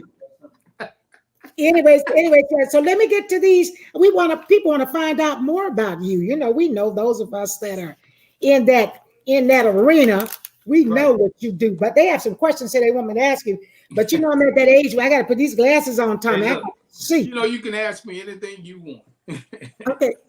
No, I'm gonna hold that for another time. Let me say this though. You look well. God has blessed you. You look well. I hope your family's well and everybody's safe. And I look forward to seeing you again real soon. Okay. Definitely. We're gonna all right, darling. So right now, and then like they say, they want me to thank you for taking time out of your busy schedule to join us today. And we did all that. Now, you answered almost all. How is the pandemic affecting HBCUs? That's what we want to know. Yes. Do you know how it's affecting them and the systems? Yes. I've been working with HBCUs now for almost 40 years. I founded the National Black College Alumni Hall of Fame 35 years ago this year. And it was an effort to address this question all these people were asking about whether HBCUs were important and whether we needed them then. And we've needed HBCUs from the beginning when nobody else would have let us in but HBCUs. And now they continue to do a phenomenal job. And so as we look at this COVID-19, I serve as a trustee for Clark Atlanta University and Florida A&M University. And of course, my alma mater, the Fort Valley State University. You know, we used to hang out with Albany State University. You know, that's my baby. And so as we look at this, our institutions had to pivot quickly. You know, a lot of the larger universities have had phenomenal resources, but our institutions, HBCUs, had to pivot and get into distance learning almost really in less than 30 days. And I must say that the institutions have done a phenomenal job. And, you know, when I look at what we did at Clark Atlanta University and what we did at Florida A&M University and what we've done at all of these institutions is that the leadership of these great HBCUs saw that there was no alternative but to be ready. Yes. And so we've seen a lot of challenges. Of course, they could have used more resources, and that's why today on Giving Tuesday, alumni and friends need to dig into their pockets and invest. Absolutely. These institutions, I tell people now, if it were not for Fort Valley State University, if it were not for Atlanta University before it became Clark Atlanta University, where I got my master's, I wouldn't be where I am today. And my teachers, 98% of all the teachers I had in high school, and I was in the last segregated class in my community in a little old town called Toccoa, Georgia. That's where James Brown started his band. My first cousin, Bobby Bird, was one of the original Flames. Yes. But 98% of all my teachers came from HBCUs, and they taught us excellence without excuse. Absolutely. And so all of my children, all 5 of my children attended HBCUs. I continue to invest in all HBCUs. I have 5 honorary doctor's degrees. But for me, these great institutions continue to do a phenomenal job. Yes, they do. We've got to support them. Voorhees is a phenomenal college, and we've got to support it. Absolutely. And you know something? It was always important because, like you say, it's where we started. It's where we were loved, accepted, and where we were mentored and taught and survived even before we were recognized. We weren't supposed to learn anything. We weren't supposed to be anything and all. And so the majority of our churches, our universities started as little churches where you went in there to learn how to be decent, to be stable, to be courageous, to be faithful, and to understand, you know, how important it was that you did your very best. True. And they're still doing it right now. They are now. When I left Fort Valley, I was a Ford Fellow at Georgia State University before I went to Atlanta University. Had it not been for that foundation Fort Valley gave me, they would have broken me at Georgia State. Because at that time in 1972, I was in a graduate class. There was only 5 African Americans in that class.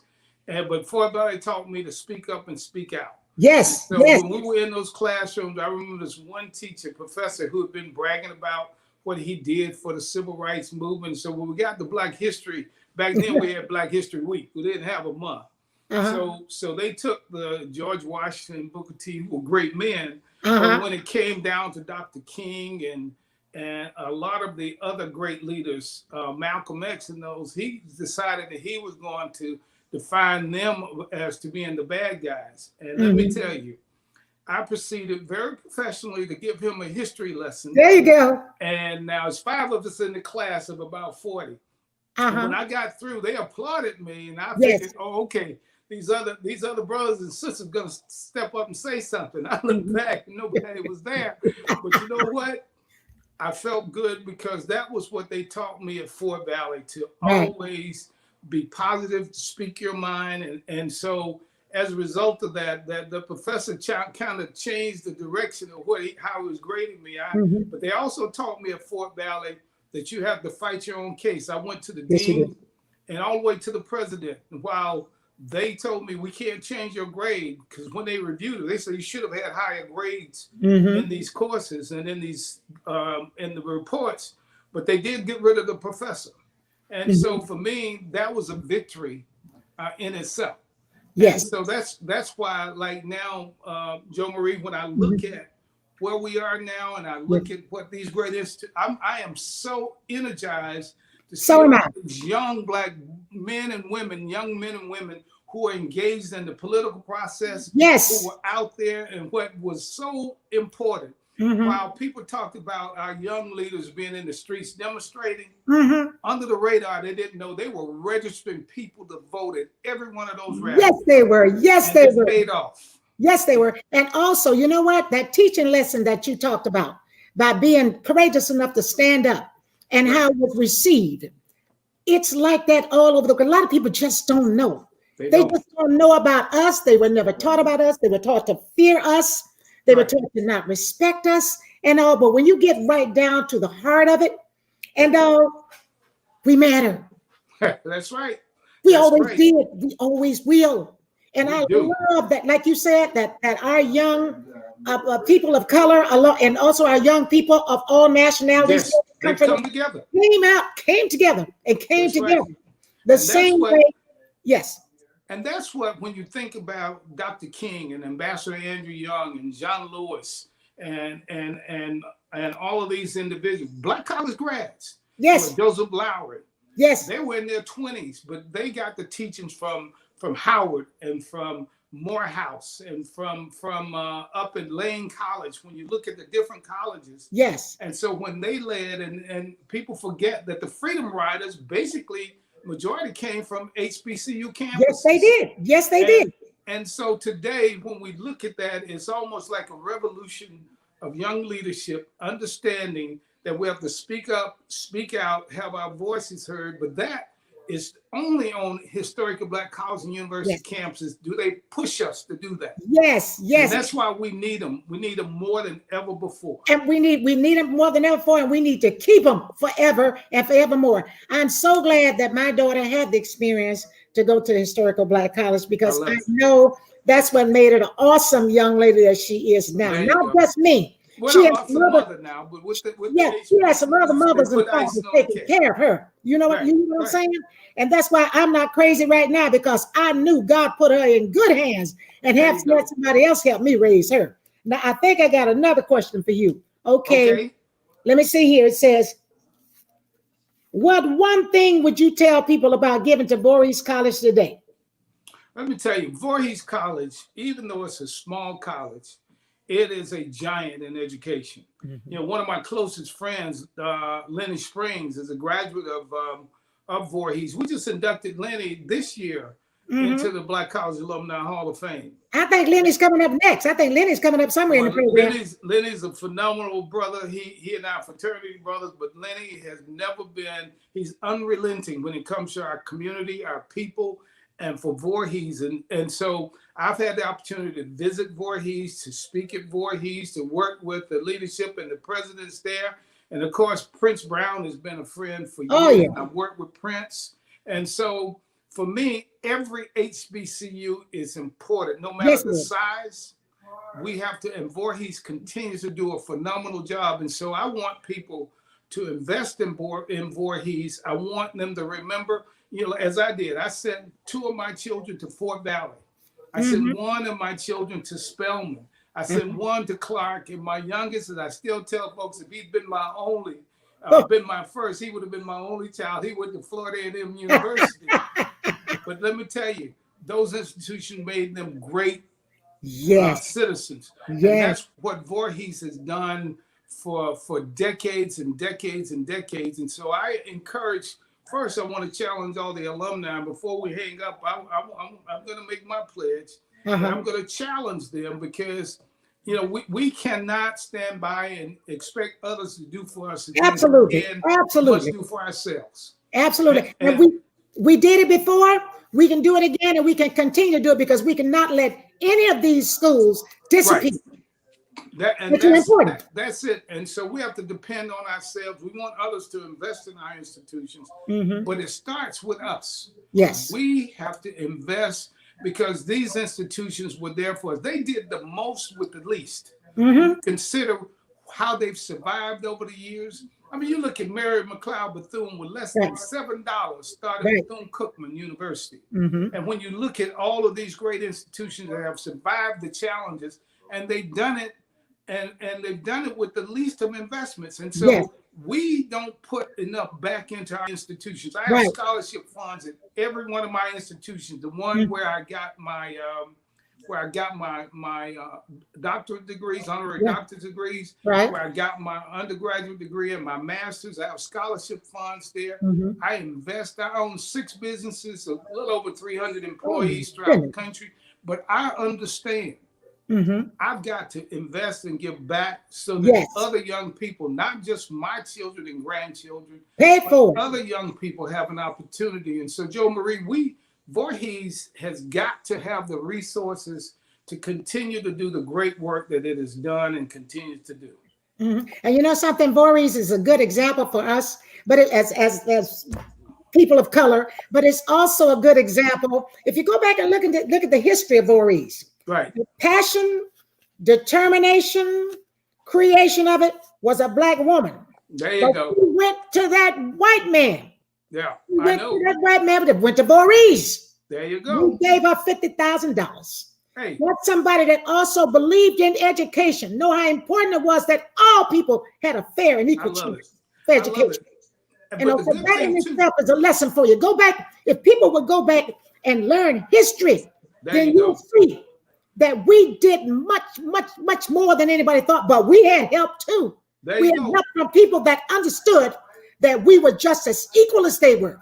We were just as smart as they were. We were just as proud as they were. And we hurt like they hurt, and they helped.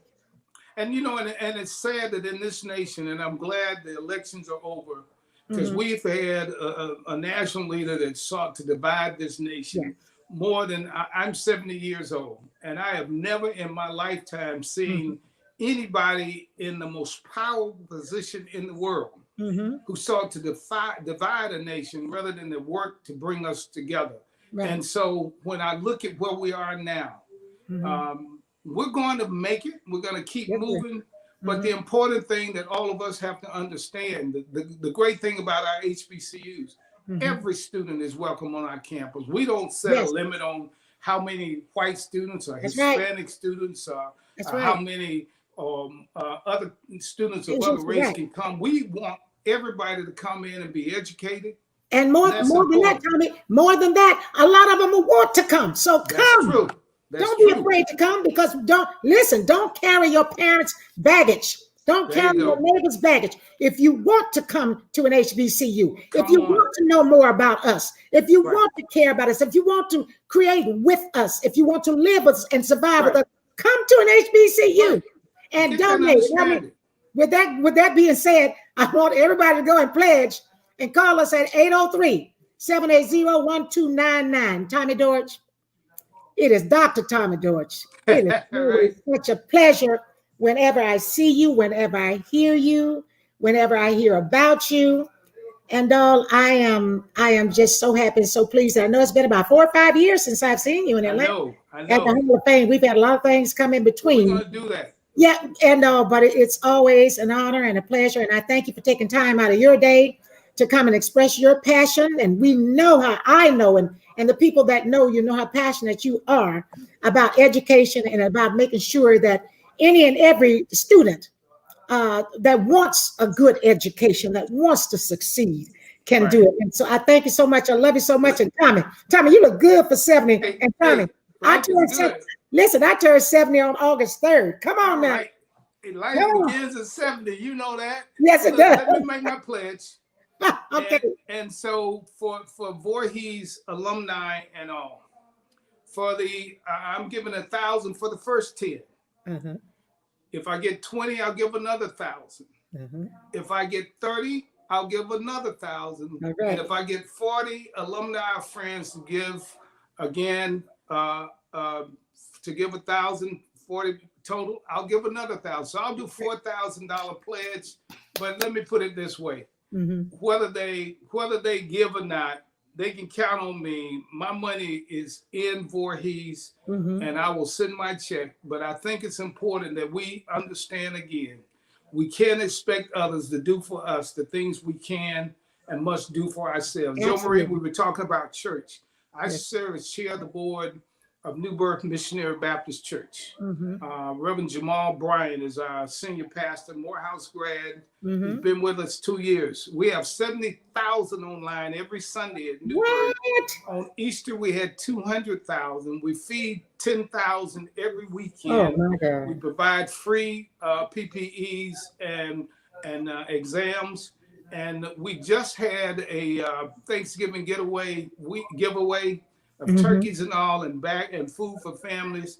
We had thousands of cars to show up, but I challenge all of us, don't forget the least of these. Remember, we've been blessed, and so we have to make sure we share those blessings with others. And so with that, we have to bless Voorhees, and don't forget our people in our communities, because God blessed us with the opportunity to help spread those blessings. So with that, thank you, and keep doing all of the great work you do. I am so honored and proud of you and what you stand for. And you know what? Another strong, proud Black woman making a difference. Thank you so much. Thank you, Tommy. And I look forward to seeing you real soon, okay?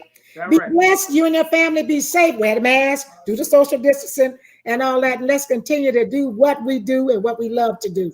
I appreciate you. Thank you. Appreciate you. I really take you. Bye-bye. All righty. Wasn't that wonderful? Didn't you guys learn a lot? Don't you feel real good about knowing somebody that's so passionate like that? Now, we're going to get back to script. All right. Give me a minute. Y'all bear with me for a minute, okay? Bear with Miss Payton for a minute. Just bear with me for a minute. Okay. What makes today special? That's what I'm supposed to do here. What makes this day special is that you are here to help young people at Voorhees College. You met some of them during the song, okay? And now let me show you who you're here to support. I think we had another video coming up. Students?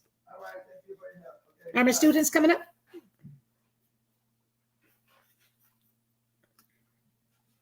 Are the students coming up? Or the painting? Okay.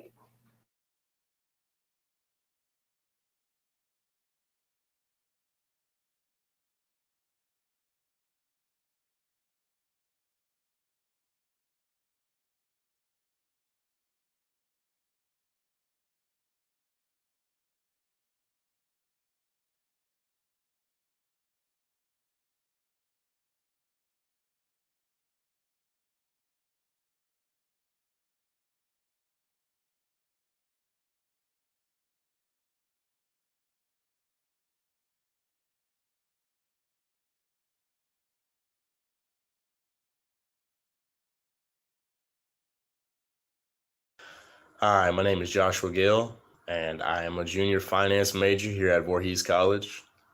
I was a recent transfer student, so I've only been at Voorhees for about a year. I came to Voorhees because I felt like it was a good family environment. When I met a lot of the administrators and professors during my first visit, I felt really invited, and I felt like, they reached out to me, and I felt like this was a school that wanted me for me and the things that I could offer it, but also that it was a place that would give back and put into me as well. So that's why I made the decision to come to Voorhees. In the year that I've been here, I can say that I've been afforded a lot of great opportunities. I've had a few internships. I've also been on a few trips that, are good for my resume, educational, for a young business major such as myself. So Voorhees is never lacking in, the area of building a young person to become successful after college. Voorhees really works towards and strives towards making sure we're prepared for getting our master's or, working at someone's company in the workforce, whatever it may be. Voorhees does its best to make sure that we're prepared for that next step. And I feel like if I had to graduate tomorrow, I feel like I'm prepared enough because of the things that I've learned at Voorhees and, the programs that I've been in here at Voorhees that have prepared me for that next step. So that's something that I appreciate about Voorhees. Voorhees has a very, very good culture in its student life. There are a lot of multifaceted people here. There are people who are barbers, beauticians, nail technicians, etc. The list goes on. Voorhees has a very diverse social aspect to it when it comes to student life. So that's always a plus. There are people, from different parts of the country that you didn't know you'd meet someone from. So that's always a plus. You get to see different perspectives, right here at good old Voorhees College. So that's always a plus. That's something that everybody needs. And it adds to the family dynamic that Voorhees offers. For myself, something that Voorhees has that was important to me was an ROTC program. I plan to commission as a second lieutenant in the United States Army, and Voorhees has an ROTC program that is partnered with South Carolina State in Claflin. So that was something that was important for me in making my decision to come to Voorhees, because that is something that I want to do.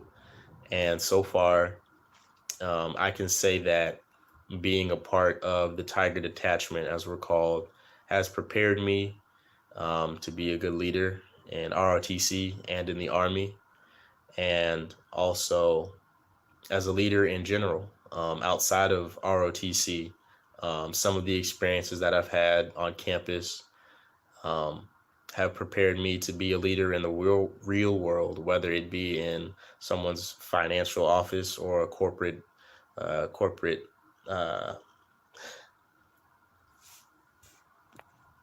or someone's corporate meeting room. So I feel like, the opportunities that I've been afforded here at Voorhees are opportunities that are worth a lifetime.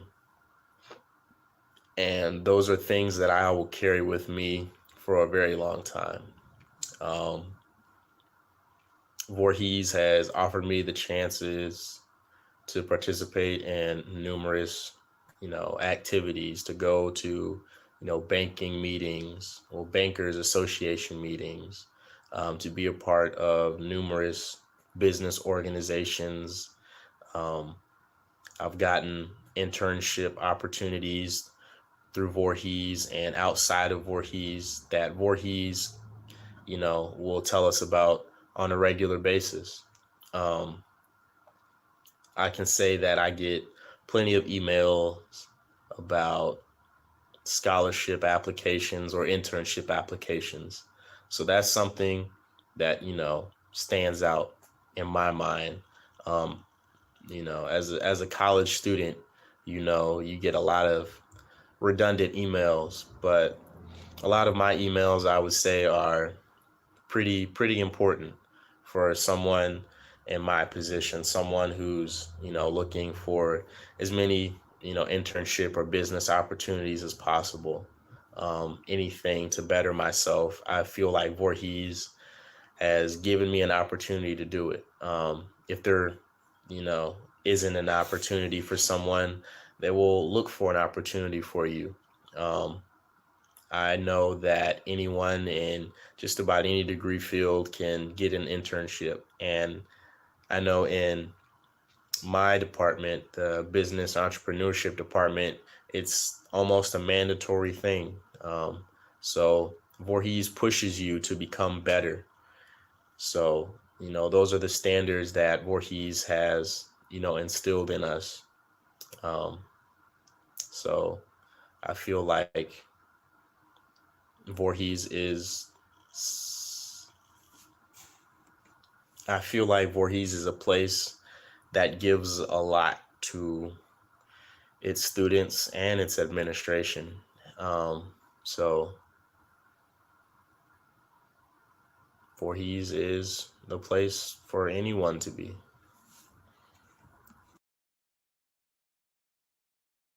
Thank Joshua Gale. Thank you so much. And I know we've run the video a few times today because Joshua has such a nice and powerful message.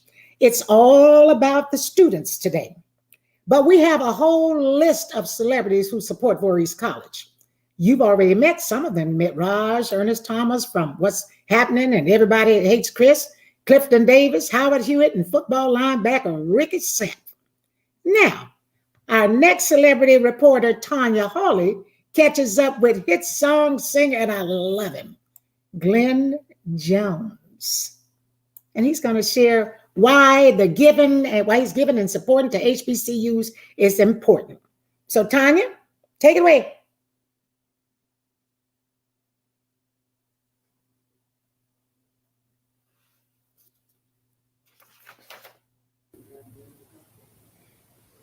Hello, everyone.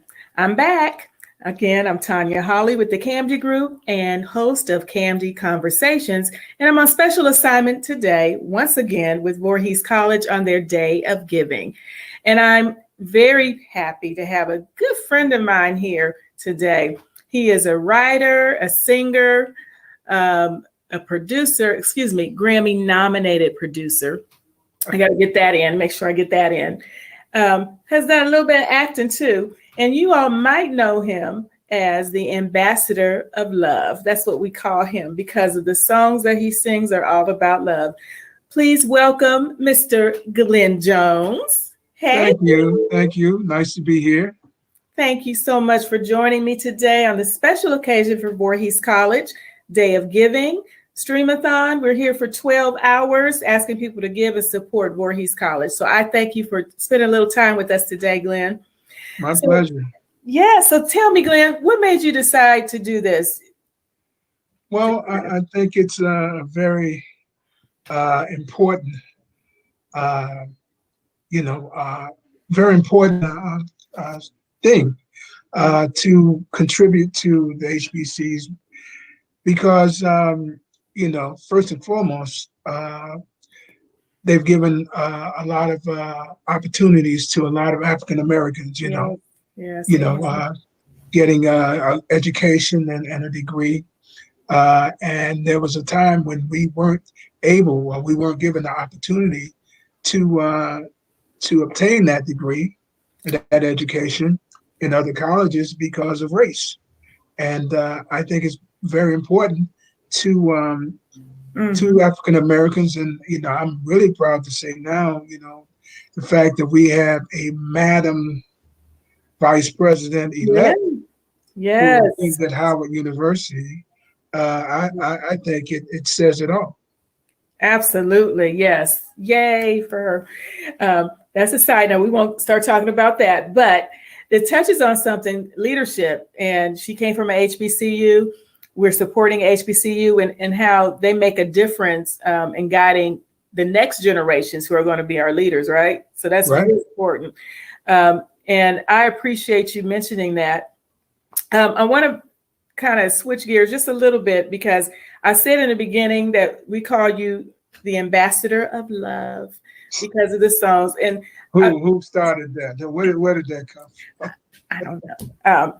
But for those of you who just may not know Glenn Jones, I bet you know his music is a song called We've Only Just Begun, and everybody knows it's his signature song, just to make sure you know. And we've got Show Me and a bunch of others, but I want them to understand who you are. So can you just briefly tell them a little bit about you and your background?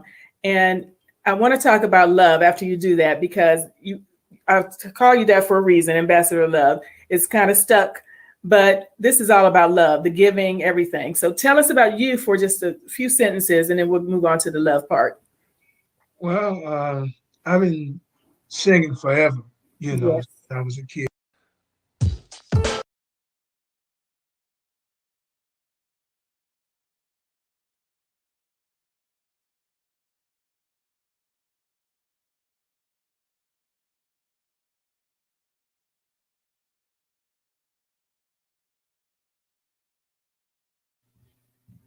Uh-oh, look like we had a little technical difficulty. All right, if we can get Glenn back, we'll have Glenn back, okay? But right now, we are going to, Dr. Thelma, are you there? Dr. Thelma? I am. Okay, Dr. Thelma is back, and my partner, the Queen of Denmark, she's back. And she has auction for you guys. Take it away, Dr. Thelma.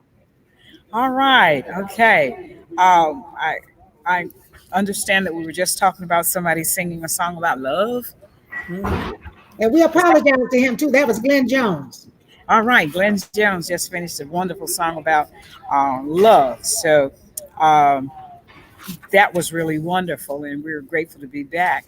As you just said, I'm Thelma Sojourner. I'm a 1971 graduate of Voorhees College, coming up on my 50th year of having been out of college. And I think that's a wonderful thing to have been out of college for 50 years. And I want to challenge all my classmates in the class of 71, and there were several of us, many of us, who came across that stage at that time. I want to challenge you to come forth now and let's make ourselves known. I'm sure that you told them about the silent auction and the original painting that was created specifically for Voorhees College. No, I didn't. No, I didn't. But I left that for you. Okay, well, I'm just too happy to tell you about it. All right. It's a silent auction, and the person who did the painting is Sonia Griffin Evans, and it is a master storyteller who uses both words and visuals to communicate historical truths and emotional messages.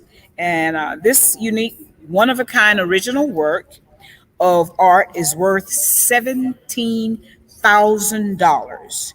Today's starting bid is $5,000, and the closing date to place the highest bid is December 31st of this year. Now, there are some of you out there who would like to have that art, but not pay that price. Well, that means then that you would like to send $150 so you can own one of the limited number of prints. And let me just tell you what she's done. She has made 123 prints of this, and after this, it will be not done again.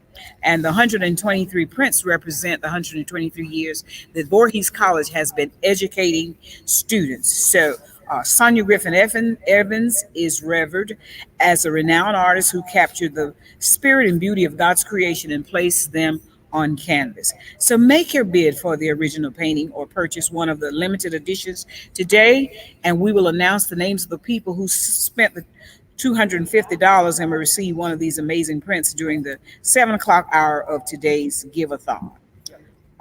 So I think you had a chance to see it, and the bid, go on and bid on it in a silent auction. The final price will be given on December 31st in reference to the painting, but just wanted to let you know about that. So go on and get started. It is absolutely beautiful. Dr. Thelma, is it possible? I don't know if it's possible, but at any rate, I couldn't tell about the auction, but I did listen to her when she talked about it. This wonderful artist, Sonia Griffin, and I was just amazed because not only did she tell the story in the painting and the visual thing, the beauty of it and the colors of it, but she mentioned that she titled it Begin, Believe, and Become.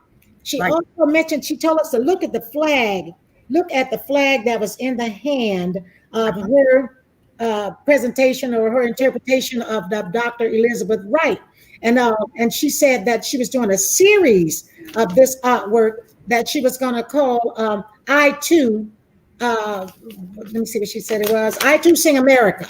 And she said each one of her paintings was going to have a flag in it because this country belongs to us also. It does. And so this painting, there was a lot of different things, and she talked about the little girl that was grabbing her hand, like to get her support, and also she could be like her and all that. It's such a beautiful story. She described it better than I ever could. And I'm sure that we'll probably show that video again. But that beautiful painting and also those prints are worth more than words could ever say. And to listen to her explain why she did it, how she did it, and the meaning behind it is just so powerful. So I hope you guys go to the silent auction. You bid on that beautiful piece of work. And also those of you that can't afford it, like Dr. Thelma said, get that print. You will not be sorry. I'm getting one myself. And she did it exclusively for Voorhees College. Yes. Only for us. Okay, and the prints are going to be $250 a piece. So if you don't get in the silent auction, you can go on and purchase one. Just let us know today that you're interested. And again, thank you very much. All right, we are closely approaching the 4 o'clock hour. And so when we get there, we're going to start another phase. And just know that we're going to be here until 8 o'clock this afternoon or tonight. So it's still time. You have 4 hours left in this day to give. And as Joe Marie has told you, we're going to raise how much again, Joe Marie? We're going to raise $1 million. And I think we're more than halfway there or close to being halfway there. So I need you guys to come on. You know what I need you to do? I need you to pick up that phone and dial 803-780-1299, or I need you to text us at VD Day of Giving. That stands for college, okay, Voorhees, all right? And 41444. So that's VD Day of Giving 41444, or send your checks and money orders to Voorhees College, P.O. Box 678, Denmark, South Carolina 29042. Okay. All right. Okay. Miss Diane O'Berry is supposed to come on live. Is Miss O'Berry ready?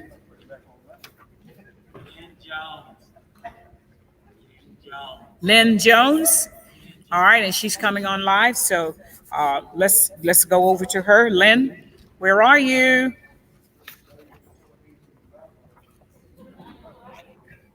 Where there's love, there is truth. You know, we've gotten so caught up in all of these crazy things, you know, where truth doesn't matter anymore.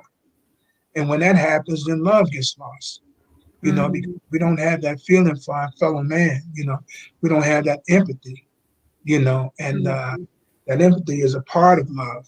You know, and that's what, to me, that's what makes us great. That's what made this country so great, was that we extended, you know, ourselves. We extended our arms and welcomed people, and that was from love. And I could see that during my years of traveling and touring all over the world. And I was proud to be from the United States. I was proud to be, you know, an American, because people always viewed us as being the country that was a loving country, and that was, you know, willing to give people opportunity to, you know, to a better life.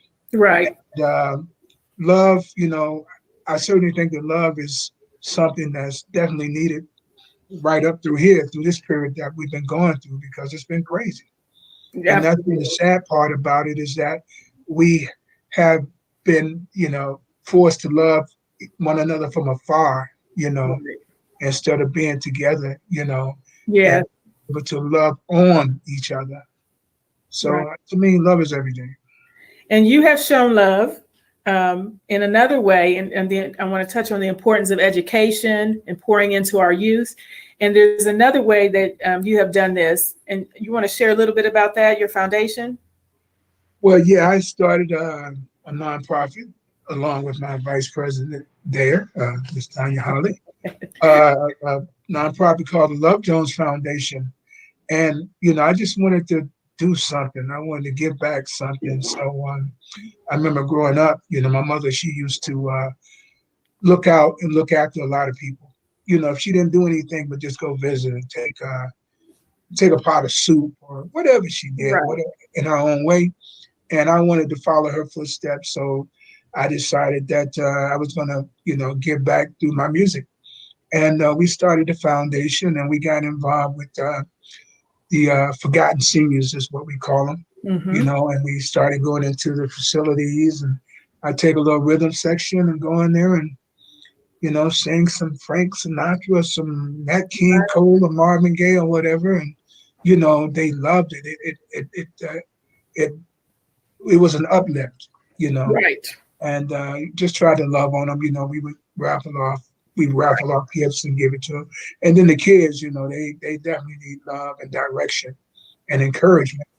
You know, so we got involved with Boys and Girls Club and started going in and doing, you know, workshops and PowerPoint presentations, just trying to, you know, hip them to some of the things in music, you know, because a lot of the newer music, you know, they thought it was original, you know, not knowing that other people, you know, other, you know, old school people. Right. And that's a good, what you just said was really good, because you said they needed guidance. Yes. And we were helping to pour into them. And I want to tie that in. That's exactly what Voorhees is doing with college students, giving them guidance, education, and we want to continue to support them in doing that. And I just wanted to show how, Glenn, you are a giver of your time, talent, money, and love. And that's what we want to tell our audience today that's watching today, to make sure they give to Voorhees College and support them for all the reasons we just talked about. Everything you just said that you are doing in your life and demonstrating. So in closing, we only had a few minutes, but I thank you so much for coming and sharing that with us, Glenn. Can you just close and tell everyone one more time why they should give? Because you're a demonstration of it all. Well, we need to give because we need to contribute to the future, of our young people, our future leaders. Absolutely. And the HBCU has been there, and there's so many incredible people that have been so successful, have done so many things all over the world, because of the support and education that they've gotten from the HBCU. So, like we say in church, give till it hurts. That's right. The more you give, the more he'll give to you. Yeah, and amen. Okay. Amen. Thank you so much, Glenn, for joining us today. Everyone, we want you to please give, as Glenn just said, to Voorhees College today. You can call, text, any way you can give. We appreciate it. Anything you can give. It's never too little or too much. We thank you, Glenn, for taking a few minutes to share with us today. And hopefully we will see you soon. Take care, Glenn. Bye, everybody.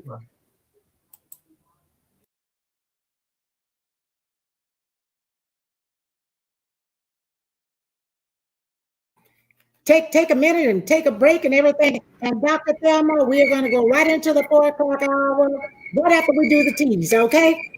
Okay. All righty, we'll be right back. All right. Skip.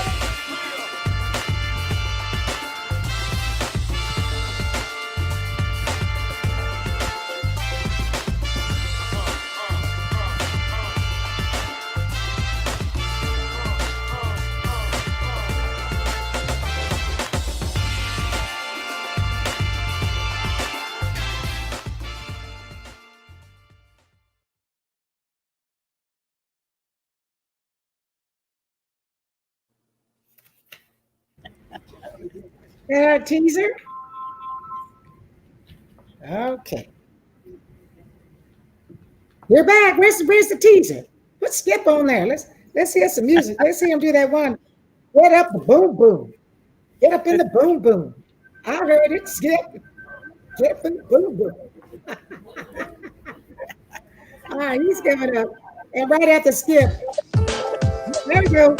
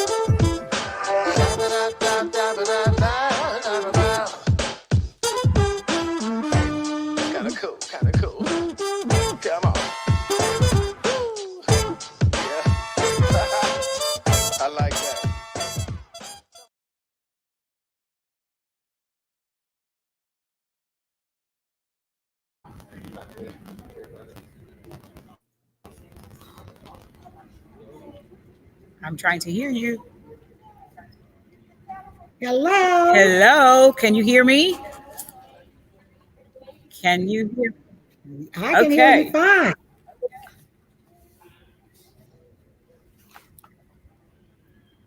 All right. And who's that good-looking piece of work sitting up there with us? Who's that? Well, I'll tell you about him in just a minute. I'm ready. Okay. It's good to be back. Did you hear that sound?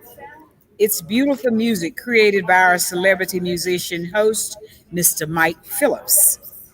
Okay. We'll let him play a few seconds while we talk about what's on the tote board. So we'll let him serenade us, and then I'll bring the numbers up and we'll talk about some numbers because I have some brand new numbers for us today. Okay, serenade us, play something beautiful.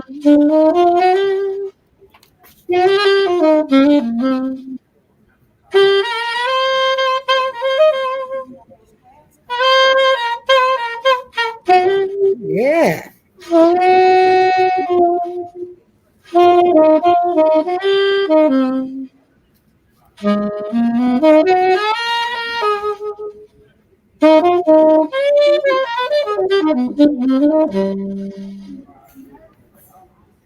Oh, I loved it. I loved it. You love it.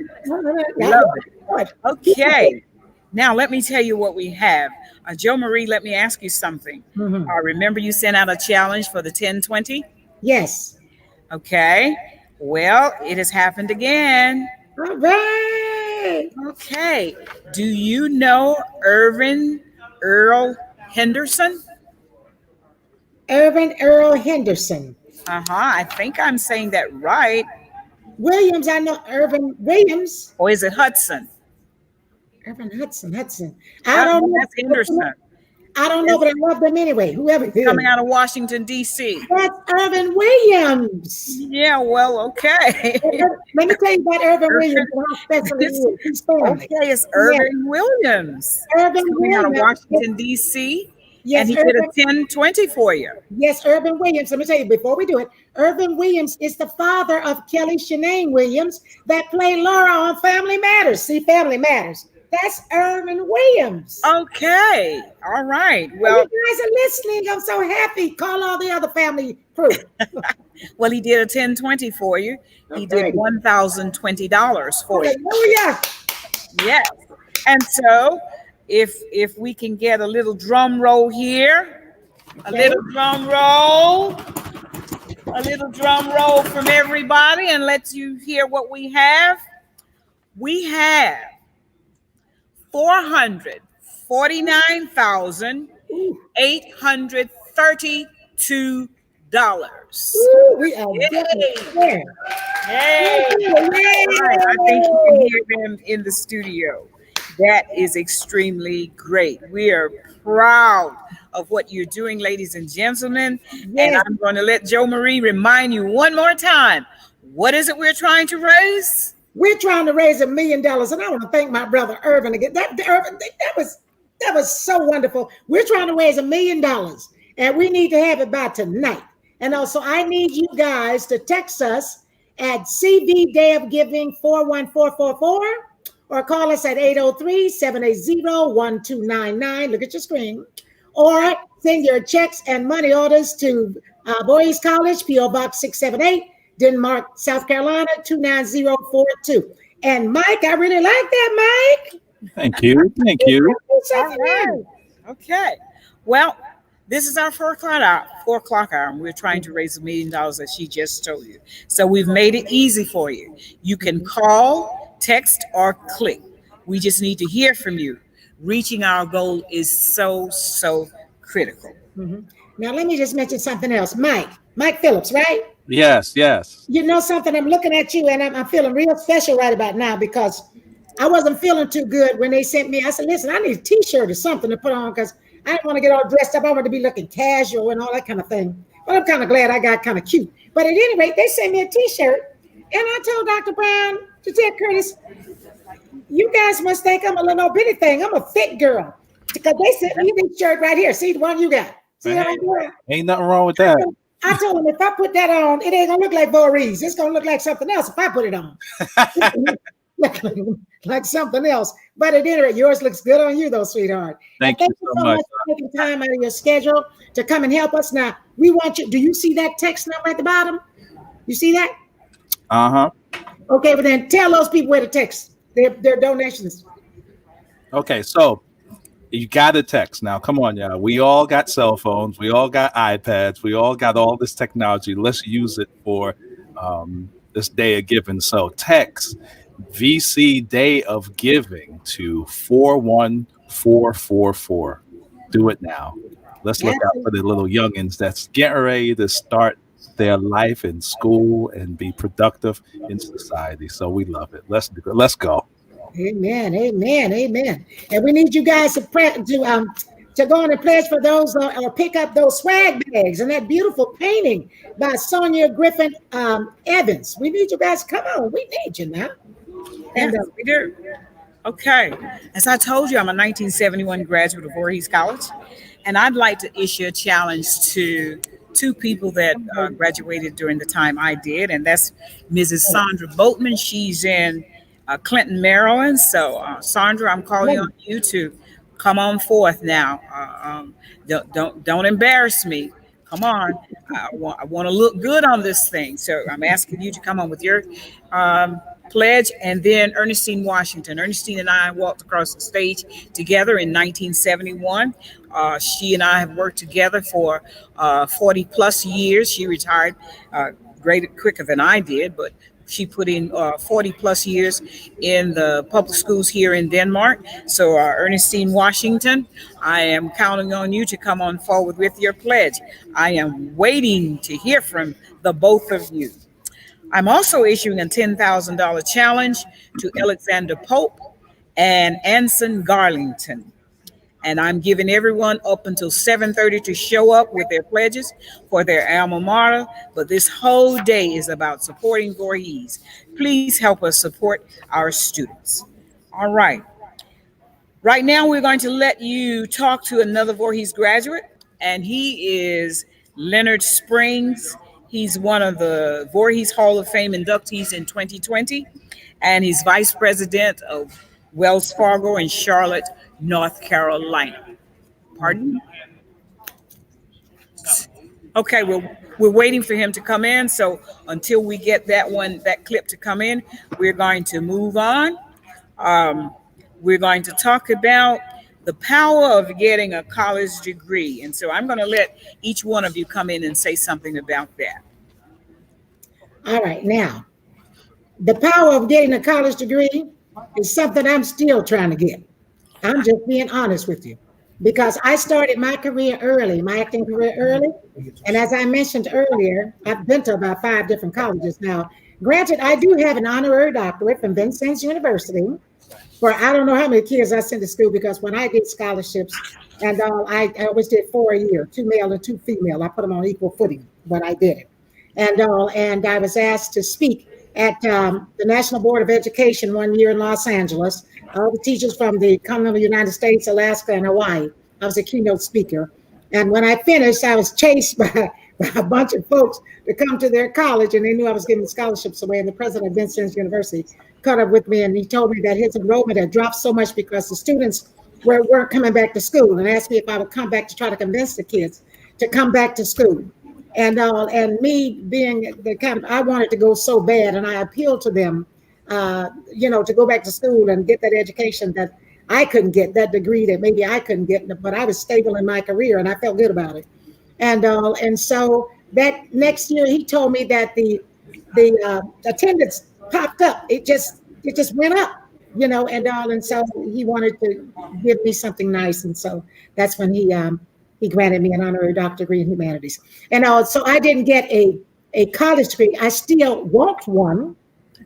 I still am capable of getting one, and I might just do it now that I can do it virtually, because I don't have to park my car walk from the parking lot and all that other stuff. I can do everything right at home the way I want to. But let me mention something else to you. I said that I hadn't attended a HBCU, but then I thought back, senior moments get you. I thought, but yes, I did. I took a class at Howard University in 1975. Okay. We were touring. And I went in to we were there for, I think, a month or two, something like that. And I wanted to do something. So I took a piano class with a Dr. Tony Booker.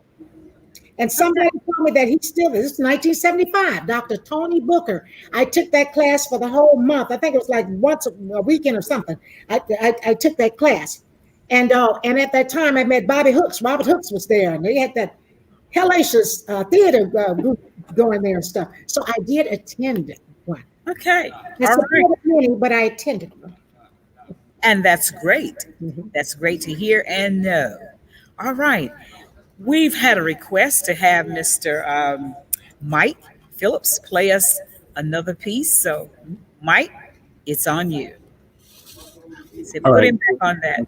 So before I play, this is one of my favorite songs by Louis Armstrong, "What a Wonderful World."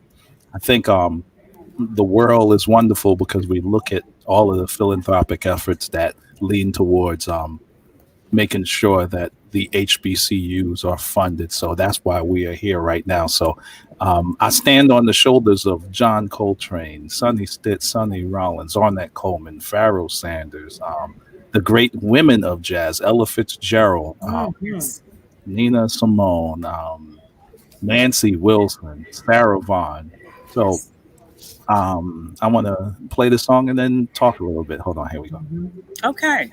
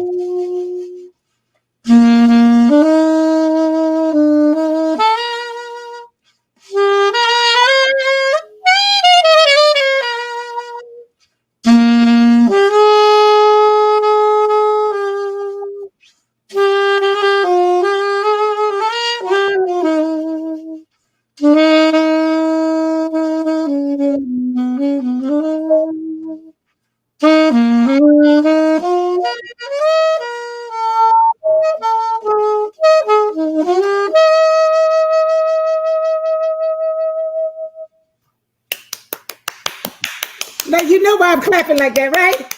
You know why I'm doing that, right? That was Family Matters' first theme song. Wow. As a matter of fact, I recorded that song on my jazz album with Gerald Albright. Wow.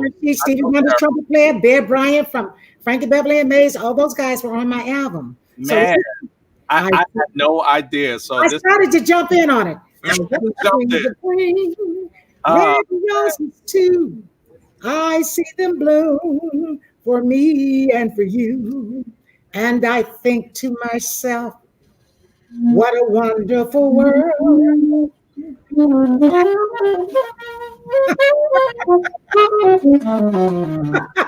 Right. I wish I had mentioned to you before that I would sung up, but you know what? You were so improvisational, and I loved it. I love that. I felt that Coltrane thing and all of that. You did it your way, and it was beautiful. You know what? You touched my heart. You blessed my heart with that today. Thank you. That's what improvisation is about. Our culture. You look at all of the music that happens right now, and I was almost a product of an HBCU. I got recruited by Stevie Wonder when I was 18, so I had a scholarship to Grambling, getting ready to go to band camp, and I sneak into a jazz club in New York, and Stevie hears me. You know, he couldn't see me, but he could sure hear me. Stevie heard me, and by the time you know it, I was playing with him, and instead of going to Grambling, I was at Nelson Mandela's 80th birthday party with Stevie. Get out of here. Amazing. But let me tell you something. You just touched me again, because Stevie had agreed to do the harmonica on Wonderful World for me, but a gentleman by the name of Stanley Barons did it, and did an excellent job, because Stevie and I were together. He was the best man that my girlfriend Sheila Evers, a Blackman, who's also the niece of Medgar Evers. Wow. So Stevie gave her away. And so that night we sang at Chandler's in Beverly Hills. And Stevie said, "Oh, are you singing anywhere?" So I told him, I said, "Not right this minute, but I'll let you know." So Billy Mitchell, who was my the musical director on my album called Southern Shadows, contacted Stevie. And he said he would do it, but it didn't work out that way. And he was in Africa at that time. And so it's written by the name of Stanley Barons. But you can hear it on YouTube. I was very proud of it. It turned out really good. But I love what she did. You should have been. Yeah. I am in the midst of legends, and it's, you know, in order to do this, we first have to understand that most of the music that happens now comes from the pain of the Negro spiritual. Yes. So I think, you know, as your school, as in the older school and the school that I, you know, the shoulders that I stand on, we have to be fascinated with the root of the tree and not the leaves. Right. The root are the people that you were talking about, the Louis Armstrongs, the Coltranes, the Charlie Parkers. So I'm happy to have that compliment come from you, because you represent what that is. That's what it's all about. But what this is all about right now, raising some money. Now I done gave y'all 2 free songs. I'm giving y'all free shows up in here. You know, I get paid to do shows, so I mean, y'all can show the love and let's start bidding, man. Let's get this money back up and running, y'all. Call that number out again for me. Call it out again for me. Man, here we go. So we're gonna do it by calling 803-780. Yes. 1299. Now you know the taxes like $10.99. No, we're gonna do it $12.99. $12.99. That's right. $12.99. There you go. Yes. There you go. But you know something? On this day of giving for this beautiful college, Voorhees College, it still goes back to our history and our desire to want to do better and be better and exceed and stuff. But a lot of our learning experience actually came from our spirituals, came from our songs, came from our music, came from our playings and all that stuff. We were learning and giving signals and giving education our own way before we even got into a college situation. You understand what I'm saying? Yes. We have always been in a learning mode. We just did it differently. We did it through music. We did it in the cotton fields. We did it in the jungle. We do it in the prisons. We do it everywhere. But it's still a learning. It's still a learning process for us. But right now, we need you guys to continue this learning process on the technical level, on the educational level, on the scientific level, and every other level that any of these young people want to go to school on. So we need you to text us at VD Day of Giving, text number 41444, or you need to call us. Give it to us, Mike. Call the number. Okay, so I hear that phone in the back. Somebody better be calling to donate some money. I ain't think about them people. That's at my house. I ain't think about that. All right, so again, what I see here is exactly what you said. Feasty Day of Giving to 41444. That's 41444. Okay. As while you were playing, Mike, it came to me, there's a scripture that says, your gifts will make room for you. And when you talked about the fact that you were supposed to be going to Grambling, but Stevie heard you play the night before, and he was so impressed with you that I think you became a part of his team. And then your gift at that point began to make room for you to go on and do so many other things as well. And then just think, here you are with that gift, helping, guess who?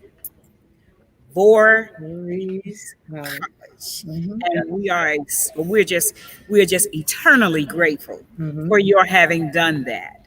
And you're not going to give us a third one, are you? I can, once we see that money, it'll start lighting up. Okay, let's do one more. Okay, all right. Okay. Well, we can wait. We can wait. All right, cool. I'm gonna do something special this time. I'm going to hold on. Here we go.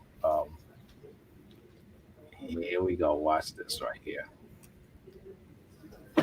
Or you want to wait until Dr. Evans speaks? No, let's do the president of the college.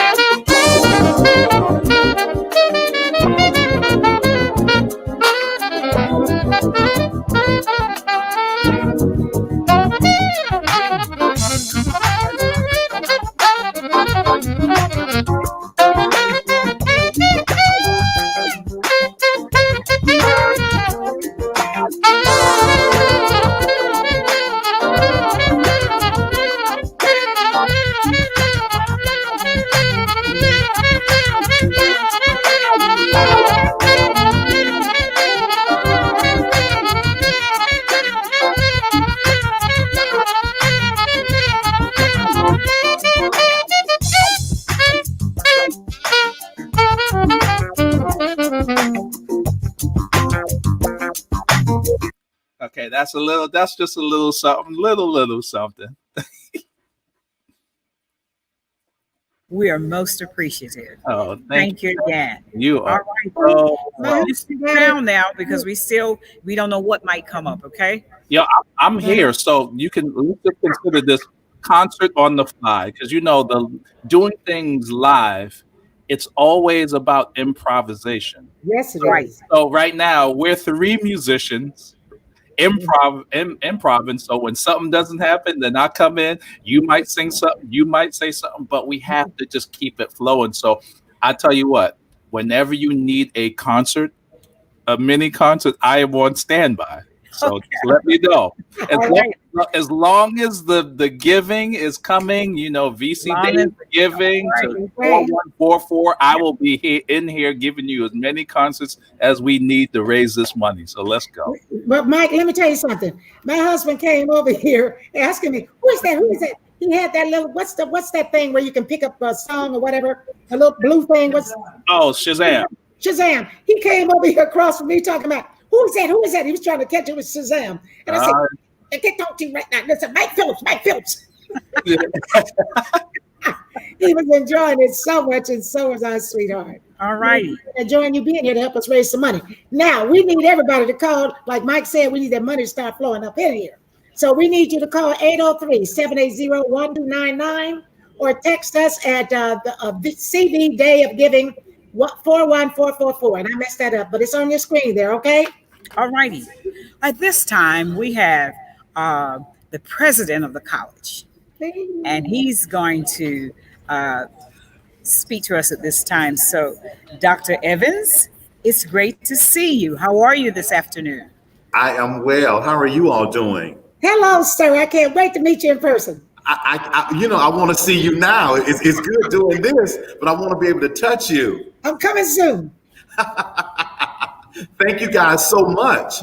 This is a big day. I know you've been working hard to assist us with this initiative, and I am just so pleased and grateful for your service, for your dedication, and your commitment to Voorhees College. Thank you. It comes from my heart. It comes from my heart, my soul, my spirit, always. Well, I tell you, I'm the 9th president of the institution, 123 years strong. I am just grateful for the outpouring of love and support. I've already given, but in my pocket, I've got another little check for something, just a little $1,000. You need it. Hercules. And I'm challenging my cabinet members to do similar, as well as our board of trustees. They know they need to give. I'm hoping that they will call in, dial in, phone in, text in, do whatever they need to do to make a donation. That is wonderful. And you heard what he said, didn't you? You heard what Dr. Evans said? All right, ditto to that with love. Just a little check of $1,000. Yes. Yes. I wanted to make sure I saved something to give on this day, although I made a donation about a week or so ago, but I wanted to cap it off with a little bit more. Okay. Well, Dr. Evans, Bakari said this morning that the thousands help to make millions. Yes, they do.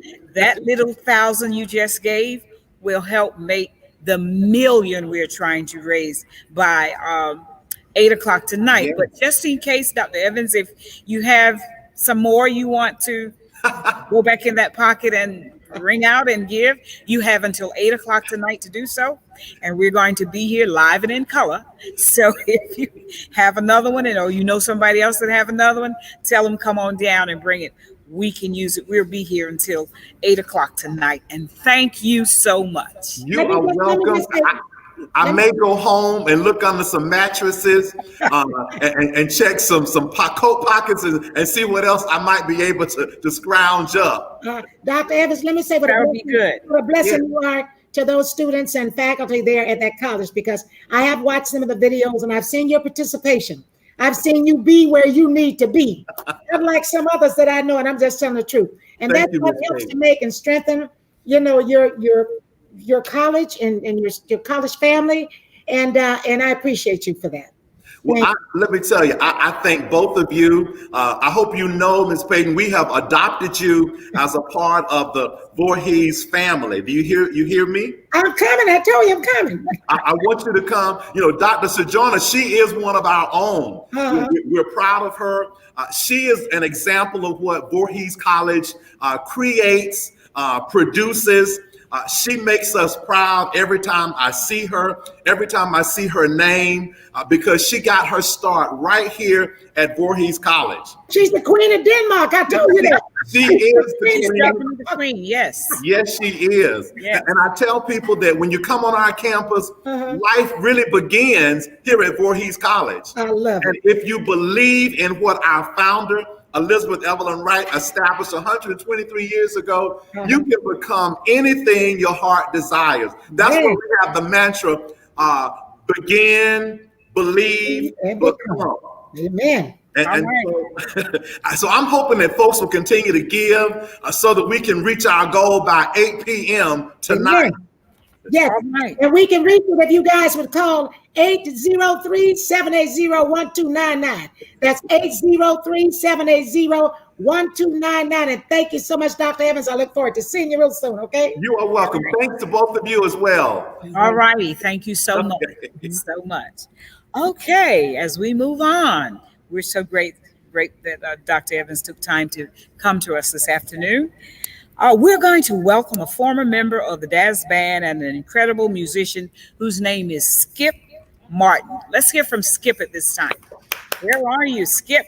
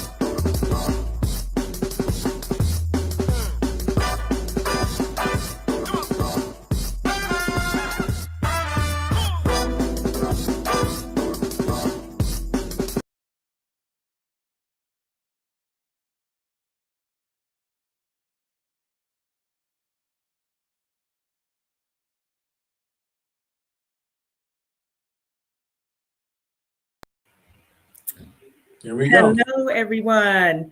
Thank you for joining us. I'm again excited to be here. I'm Tanya Hawley with the Camden Group and Camden Conversations, and I'm on special assignment once again for Voorhees College, streaming live for 12 hours and bringing you some very special guests. And once again, I've got a very special person with me.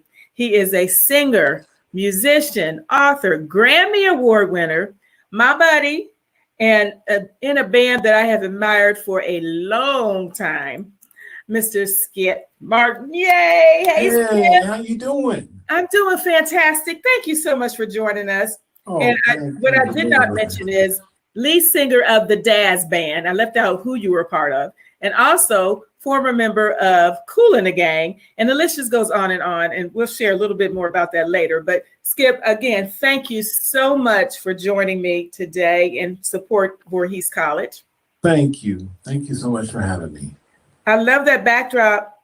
I love everything behind you. Thank you. I'm up in my office here in Las Vegas. Ah, all the way from Las Vegas. Yes, ma'am. Thank you. Thank you so much. So, Skip, let's get right down to it. Can you tell everyone, you got the call and you accepted to support Voorhees College today and their mission and their vision to have a stream and a marathon somewhat to get to raise money for the college, of course. Can you explain why you said yes? What made you want to join us today? Well, I'm a big fan of educators. I come from a family of educators. My father was an English professor. My mother was a teacher as well. And my grandfather was a bishop, Church of God in Christ, a Kojic bishop. And all of those people were educators, spiritually and, out in the world as well, educating. And they were all storytellers. So that helped me to be a prolific singer and performer because singing songs are telling a story. So I got a chance to use the best of both worlds, talent and upbringing, from examples that I've had in my family. So when you ask me about doing this for Voorhees College, I'm like, yes. I'm also an author. I write books, and I've done children's books, and I do seminars, and I explain and express to the listeners and to the students, to the faculty, my perspective on, what music is, how music ties into the educational atmosphere and environment. Yes. And I just express to them when I first start out doing a speaking engagement or whatever I may be doing, I express to the people listening that music is the sound of a soul singing. That's my definition of what music is. And so I try to express from my soul what it is that I want to translate to the listeners. And it's all about being articulate and telling a story. And you're very good at that. Yes. Thank you so much. Yes, you are. I love hearing your story, Skip. I do. And I just want to back up just a little bit and talk about your book, because we're talking about educating our youth, the next generation, which is what Voorhees College is going to be doing. And you have touched a younger generation, some little people, with your book. Can you talk about your book just for a minute? Yes. This is my book called Morgan, the Clydesdale Pony. Yes. Okay. Here it is. Yes. And, yes. And the book is a story of esteem. Because esteem is part of that. Confidence from esteem is what helps us translate our message to other people. And so, God gave me this idea to create a crazy story, because I played at the Kentucky Derby. We're playing a concert at the Kentucky Derby, and it was raining, and it was a gloomy day, and the river, the Ohio River was coming out of its banks, and everything, every building, every establishment, every restaurant that was on the banks of the river was flooded out on the bottom floor. And I just had a crazy thought in all that rain. I said, wow, what if a Clydesdale wanted to be in the Kentucky Derby? Okay. And I came home, and one of the other things that I try to transmit to people that I'm giving these different seminars to is that one completed idea is more valuable than 1,000 dreams.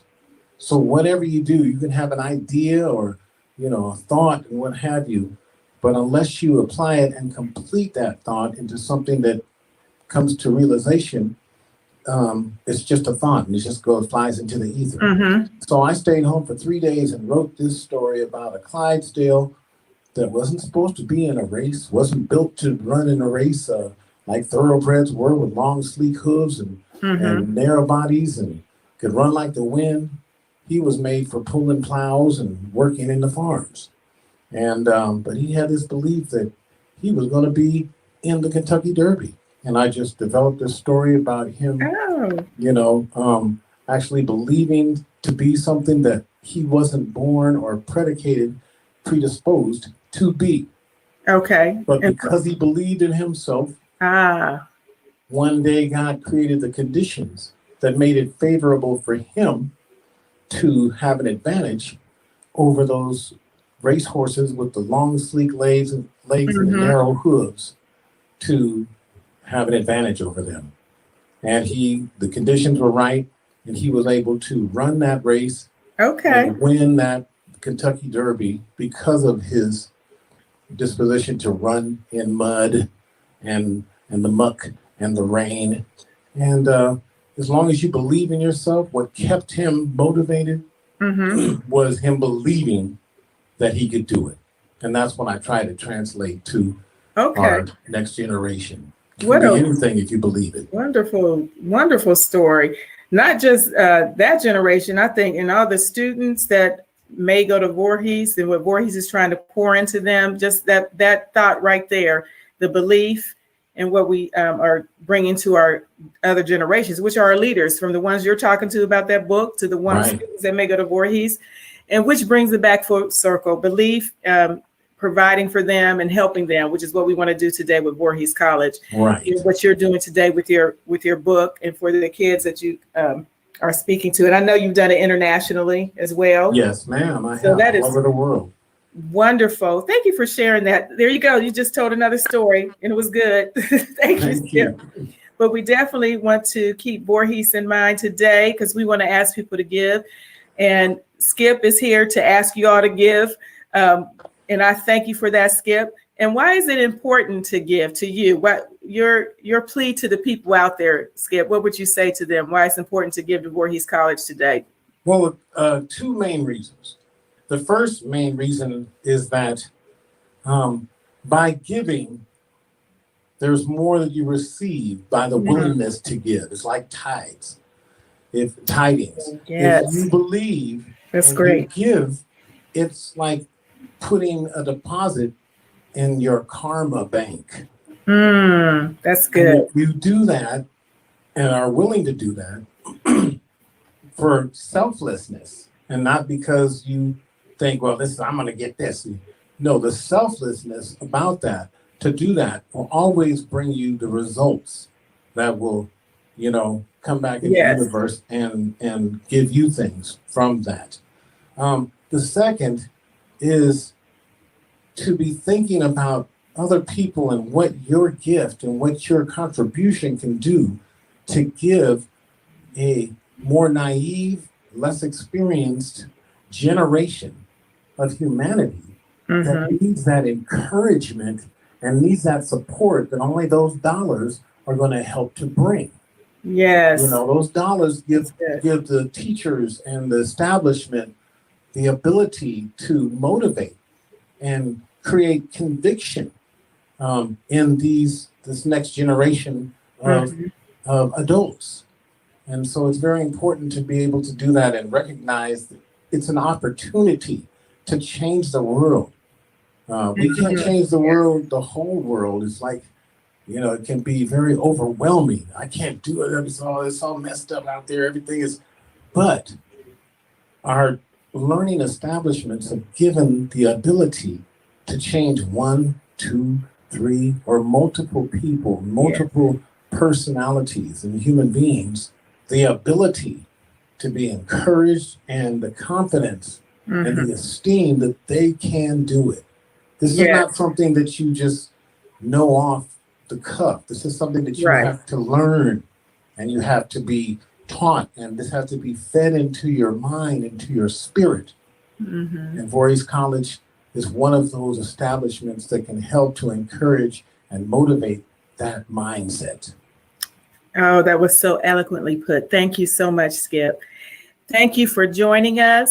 And actually, everyone, be sure you continue to watch this stream, because Skip's going to come back and have a little surprise for you. He's going to treat you all to some of his music, and you are in for a treat. Skip is known, his voice you may know from the Daz Band, but he also is a solo artist and an amazing trumpet player. So I'm not sure what kind of treats nuggets he's going to give us later, but you'll see. So make sure you keep watching the stream. Please give today, everyone. Please give to Voorhees College. No matter how little or how much, we appreciate it. We want you to support them, a well-deserving college who is blessing many students. Skip, thank you so much for spending a few minutes with us right now. Thank you, Ms. Holly. Thank you so much. You're welcome. Always enjoy you. And we're going to see you a little later, right? Yes, you are. I'll be here. All righty. Skip, thanks for joining us. Everybody, please give. Click on the link. You can call, you can text. Please give any amount you can. We truly appreciate it. And we'll see you later. Give. Thank you.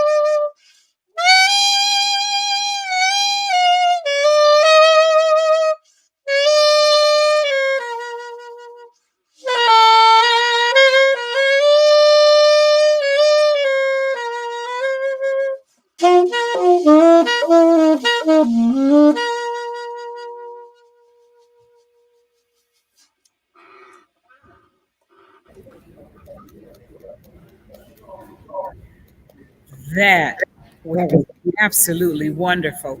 And you know what? I wanted to stand up. You know what? That song always. Hey, you said something that was really. You touched on something. You said music is always a teaching tool. Yes. If America could really study the words of "Lift Every Voice and Sing," yes, they would understand a lot. Lift Every Voice and Sing speaks to our pride. Yes. Which leads back to this. It's about, education. It speaks to the pain that we cannot ignore, right? But it also speaks to a brighter day.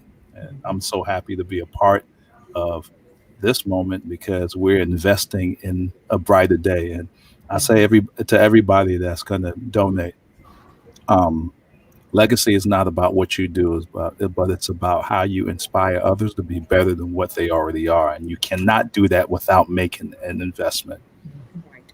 Yes. How well stated. I mean, who could say it any better? Thank you so much. And I trust that young people are listening to you and they hear you. And I just want their words to saturate them so that they can see and know that that is what it takes to make them great or to make them somebody. And I just appreciate that so much. Thank you so much. And thank Thank you you. for doing that for us. Okay. I was improvising, that's for sure. I just bust out of nowhere, played Lift Every Voice I Sing. Wow. Thank you, Mike. That was a blessing. What a gift. What a gift. Yeah, and a blessing. What a gift. All right. Okay. I have some news for you and for all of our listeners and for everybody in the studio. I have another figure. Do you want to hear it? Yes. All right. Do you want to hear it, guys? Yes. Okay. The figure now is the amount we've raised so far is $484,647. Drum roll. All right. And we say thank you so much to all those who are giving. I'm going to step in for a minute. Got an anonymous donor who will match Dr. Evans' gift of $1,000 up to $5,000. All right. Did you hear that? An anonymous giver who will match Dr. Evans's gift of $1,000 up to $5,000. All right. You heard the challenge. Come on. Come on. You heard it. Somebody's got to move. Yes. You got to move. You ever heard that in the church? Yes. Right, you know about that? You got to move. You ever heard that? You know, I'm Kojic all day. All right. You got to move. We shout and run in the walls. All right. That's right. Well, David goes inside his clothes. All right. So you got to move. Somebody's got to move. Somebody's got to feel that one. So I'm expecting in about 5 or 10 minutes that somebody's going to come through. Yes. Somebody's coming through. I believe it. How many of you believe that with me this afternoon? Yes. All right. All right. I don't hear but one, but somebody else should be believing that this afternoon. Thank you so much. All right. At this time, we're going to move on and we're going to hear from our students. So we have 2 Voorhees College students, and they're going to talk to us this time, telling us how great Voorhees College is and what it means to them. Mm-hmm.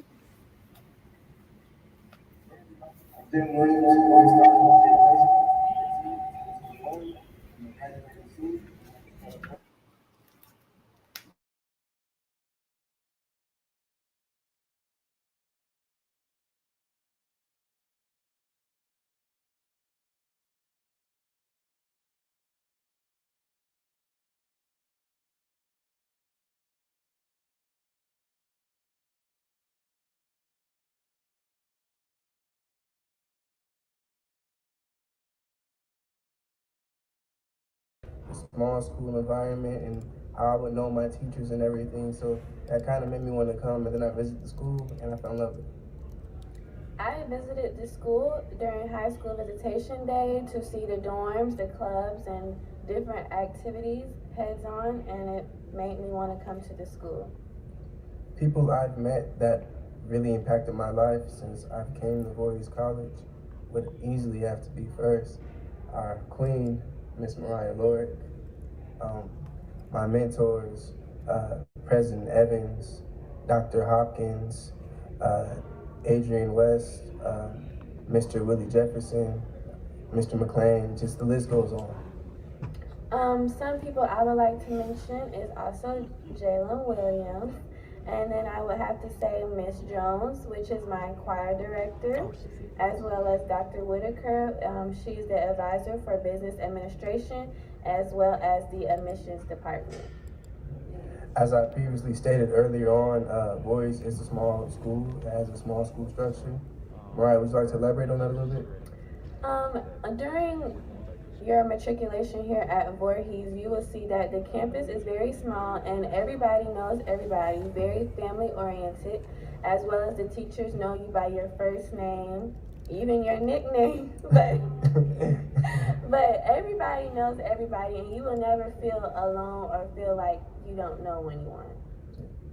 Future plans. My future plans easily are for sure going to grad school. I want to pursue grad school, and I want to become a physical therapist. So definitely, yeah. My future plans would be somewhere working in my field of business, if that's a bank or accounting, anything like that. Bye. Bye.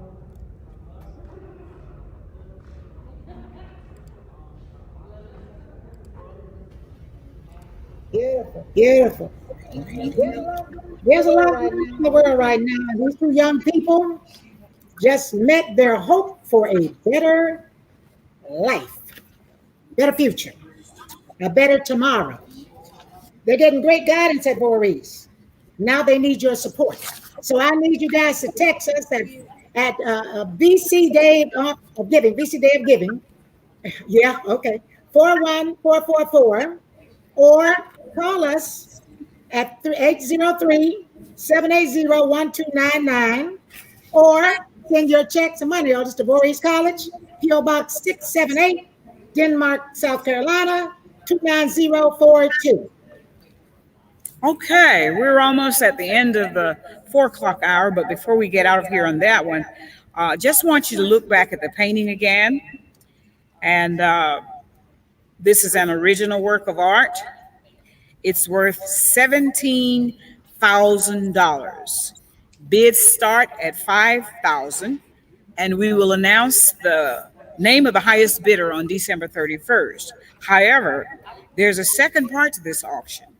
Artist Sonia Griffin Effen is also selling the numbered prints. One of these can be yours for the price of $250. Now let me tell you about the prints. The artist has agreed to make 123 of them. There's one for each year Voorhees has helped young African American students advance their desire to be educated. And I should let you know that Sonia Griffin Evans isn't just any old artist. She's also a sought-after speaker who has created works of art that hang in galleries and private collections.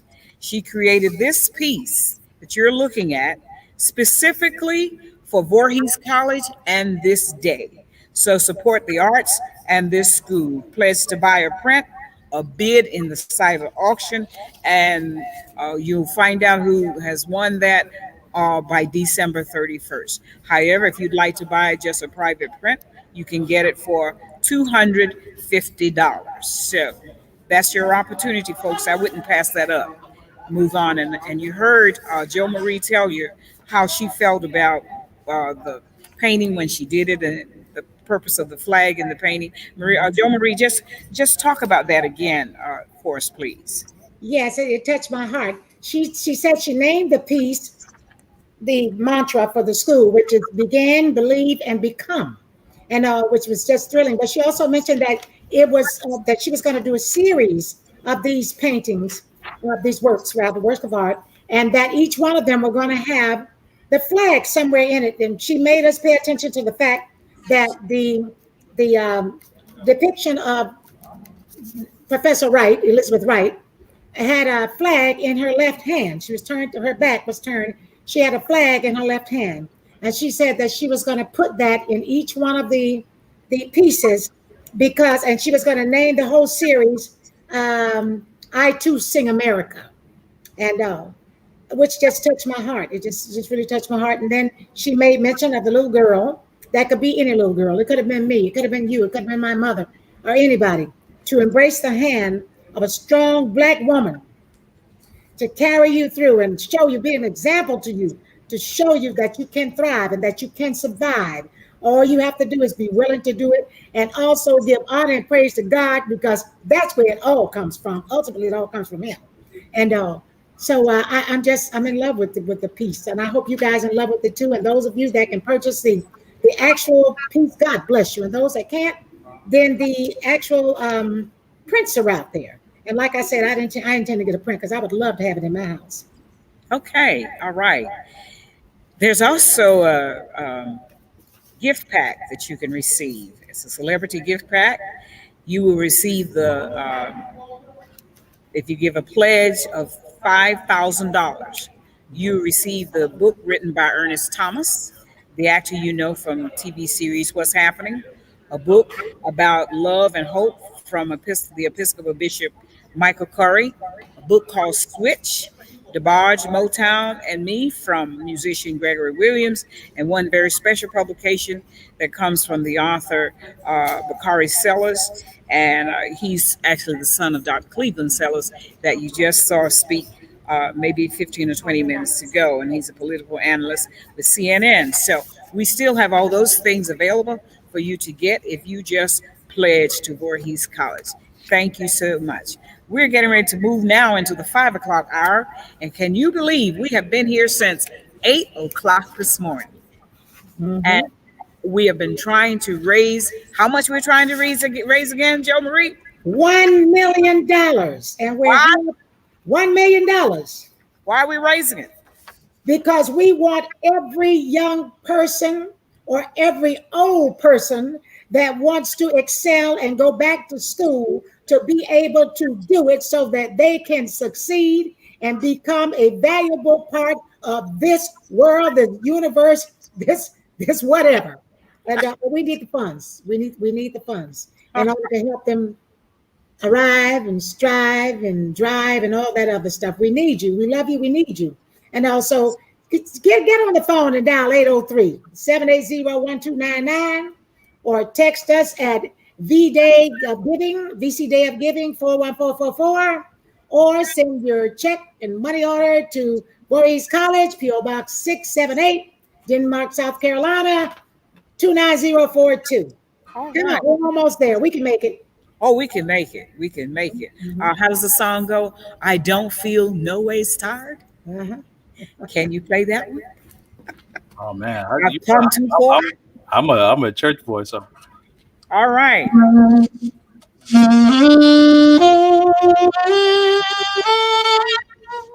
All right.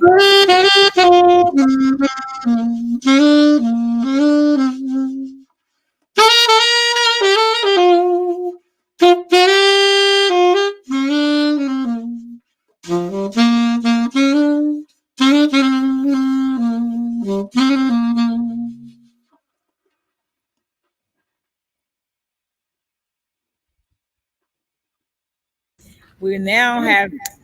Go ahead. Go ahead. We're getting ready to go into the 5 o'clock hour. Just a quick little teaser for you, and then we'll come back and talk about that piece. All righty.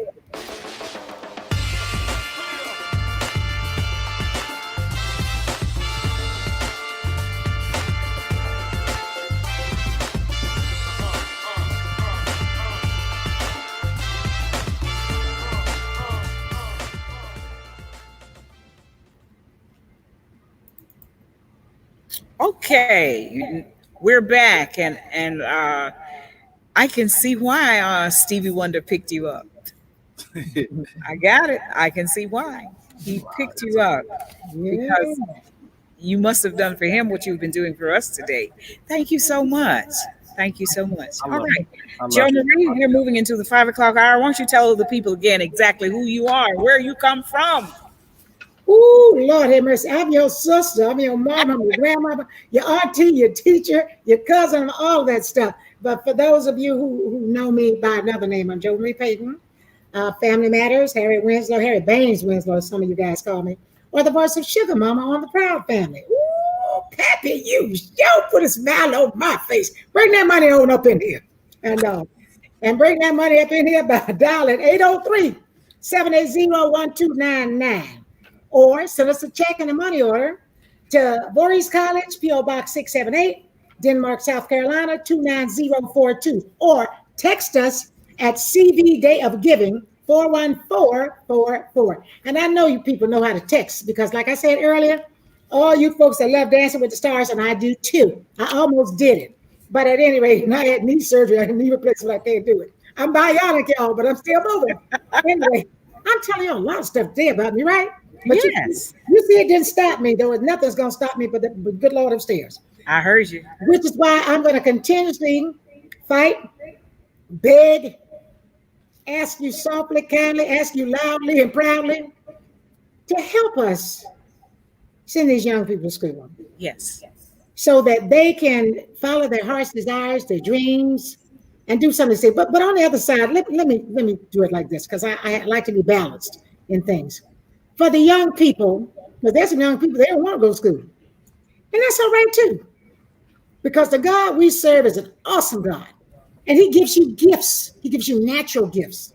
So those of you that don't want to go, be a beacon and send those that do want to go. Help those that do want to go. Because some of you out there that have gifts, just born with gifts to do other things and do them very well. I know some friends like that. They don't want to go to school, but they will give to those young people who don't have it and want to go to school. And that in itself is a blessing. It makes me think about my father. I don't ever remember my father going to church. Let me tell you right now. I don't remember him going to church, but he made us go to church. He made us go to church, and he bought us cute little clothes. I'm telling you, I was the only girl I had 5 brothers and 2 boy cousins. I was the only girl for 10 years. I didn't even have a girl cousin. And I used to have to wear my grandmama's dress, my aunt's dress, and my mama's dress for Easter. And one like bangs, one like candy curls, and one like ponytails. They just messed me up real bad. And but when we had to go to church, my daddy made us go to church. He beat us if we didn't go to church. And so we went to church.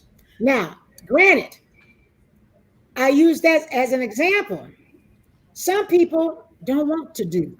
That's right. Not their dream. That's not their desire. But their desire is to help. So we're not looking down on anybody because they didn't go to an BCU. We're not looking down on anybody like that. We're raising you up because we know there are a lot of you out there that made sure that those who wanted to go could go. So you know what? This is for you. This is for you. Because I know when I was out there running down that college money for those kids to go to school, there were people that never set foot in a college that left thousands and thousands of money for kids that wanted to go. And that's the truth. And if you go and you start searching out where those grants and where all that other scholarship money, all that money is, you'll find a lot of those people didn't even finish high school. They didn't finish high school. But they wanted you to. They wanted you to finish high school. They wanted you to finish college. They wanted you to succeed. Because the way they made that money with God-given gifts. Exactly. And their gift was a blessing to you. Yes. And that's why I say, don't waste that money. When you get in school, pass every class. Don't miss a class. Pass every class. Yes. Have a good time. Be with your friends. Don't make an F or a D, not even a C. My daddy would beat us about a C. Yes. We were told don't make the students center, the student sender. Right. We were told it was important to study, and I'm a Voorhees graduate. Let's hear a little bit about you, Mr. Phillips. Tell us some more about you as you help us host this afternoon and get this money raised. And then I'm going to tell you where we are on the tote board. Okay, you want to hear that? Yeah. So, yeah, we can't wait to hear that. I'm just a jazz musician. I have a current record out called Pulling Off the Covers, which features Mr. Stevie Wonder, Brian McKnight, Raheem Devine, Eric Roberson, Leela James. Got like a host of different artists on it that helped me out on this record. I've toured and recorded with, I consider them the big 3, Stevie Wonder, Michael Jackson, and Prince. And and those people, I don't get an inflated sense of self-worth because at the end of the day, I know the God where this gift comes from. Yes. So being in a position to help with this and, give back is important. So, I started an hour ago and I've been having fun. And I just have to say, ladies, you guys have been doing a phenomenal job on keeping us updated on the tote board, because the tote board is important. I can play any song as I want to, and we can talk all day, but if that tote board ain't moving, we got some problems. Yes, that's it. And it is moving, and I'm so happy that people are donating. So, let's take a look at the tote board and see where we are. If I say let's see where we at, and be like, where you hiding behind that prepositional phrase? So we ain't gonna go there because we're about education. The way he act, we ain't gonna be saying none of that. Right. Somebody had you in an English class. Yes, they did. Thank you so much. And I'm just carried away with your humbleness and how you stated it so eloquently. And you said that you're not going to let your ego be influenced by, something else. All of your gifts, you know exactly where they come from. And that really resonates with me. Thank you so much. And we're enjoying having you, aren't we, Joe? Yes, we are. We have been having a ball. He got me in the groove zone. I'm telling you right now. That's why I can't talk sometimes when I'm supposed to talk. I got real relaxed now.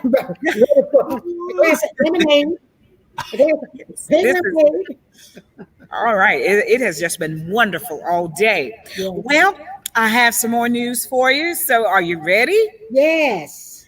Are you ready? Yes. I don't hear the studio being ready. Are you ready? Okay.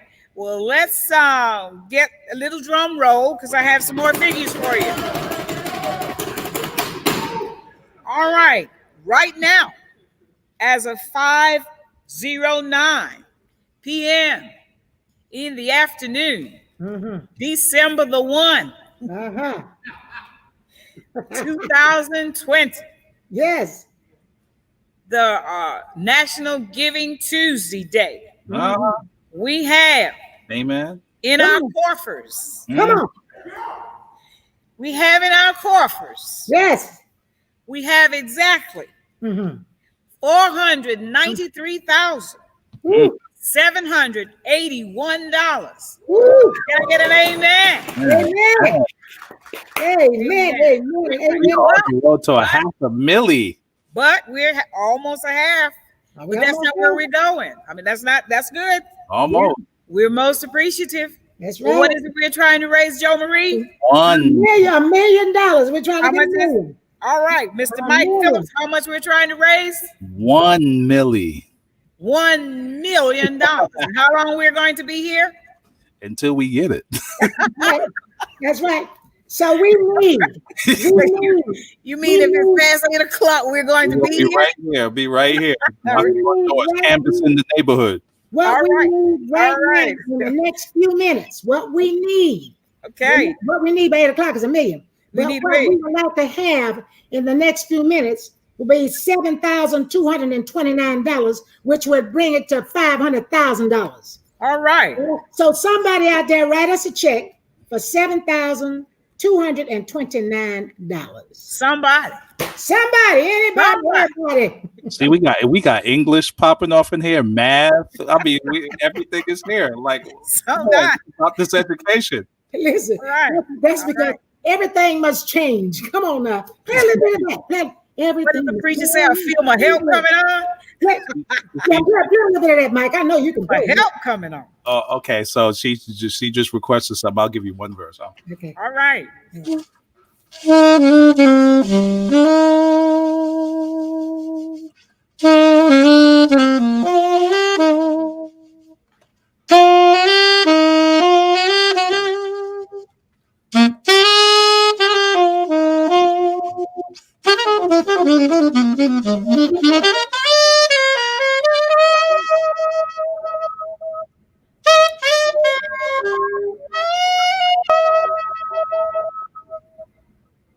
That was beautiful. I feel like this is a test. She'll throw out a song. I'm like, man. Wait till I come for real. I'm telling you, I'm coming for real. Man, when I come, I'm putting a challenge out there. I feel like for some of you guys to show up and let's just do a little short live thing for maybe about 3 hours fundraiser. And let's just sing and play and have a good time. And so we can forget about that. We were locked up all this time. Let's raise some money in the flesh, in the live, in the real. Yes, I am all for that. Putting that challenge out there, and also all of the talented students at the university there, the school there too. Putting that challenge out. Let's do a musical thing. Let's do a 2021 fun thing. Okay? All right, that's what we're trying to do. So we're almost. We have a little more than 3 hours left, I think it is. So we have enough time, and we're going to be right here so that you can give and give and continue to give. All right. We're coming up on someone else talented now, and there's a video that's coming up. And it is the multi-talented Abdul Rauf. And he joined Rauf. Yeah, Rauf. And he joins us with this message. Let's hear from him. Okay. Okay.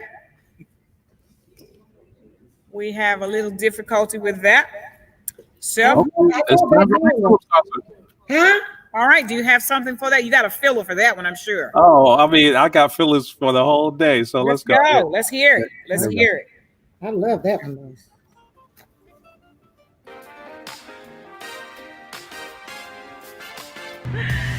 Hello, my VC family. Today I am with you to give you a short video on who I am and how VC shaped me into the woman I am today. I am outside so I can give you guys some of this beautiful fall weather, and I do have my phone on hand just to kind of stay on point because I don't want this video to be too long. First and foremost, I want to give an honor to God. I am Tabitha Denise Sparks. I graduated from Voorhees in 2013 with a bachelor's in science and biology. While at Voorhees, joined the best sorority, Delta Sigma Theta Sorority Incorporated, of course. At VC, I became an RA at Blanton Hall, which was such an amazing part of my life because it helped me to understand how to communicate with others and how to network, which is to me the key component to my business as of today. Blanton Hall is where I learned my first sew-in, so it's really like the birth. It's where I birthed my career, honestly. I feel as if that night in the dorm doing that sew-in was just like, it was just a different level of hair for me because I started out as a braider. Currently, I am a hairstylist, a beauty influencer, vlogger, and a licensed life insurance agent. So if you need a policy, of course, I'm your girl.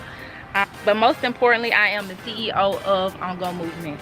Ongo Movement is my brand and my business that was primarily based on hairstyling, but it has truly changed into my lifestyle.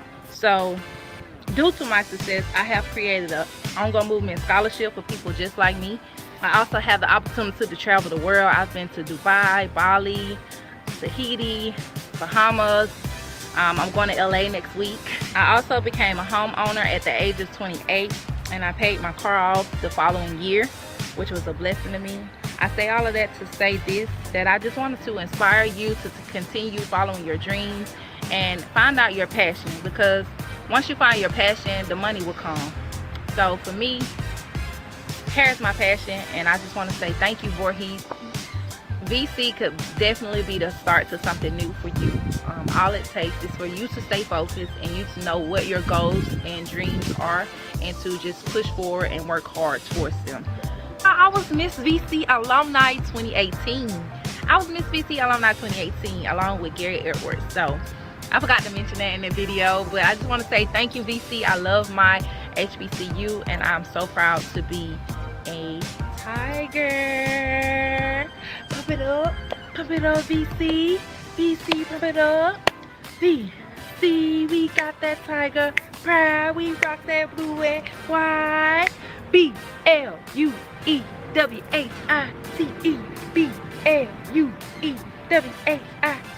VC. Woo! VC. Woo! Hey!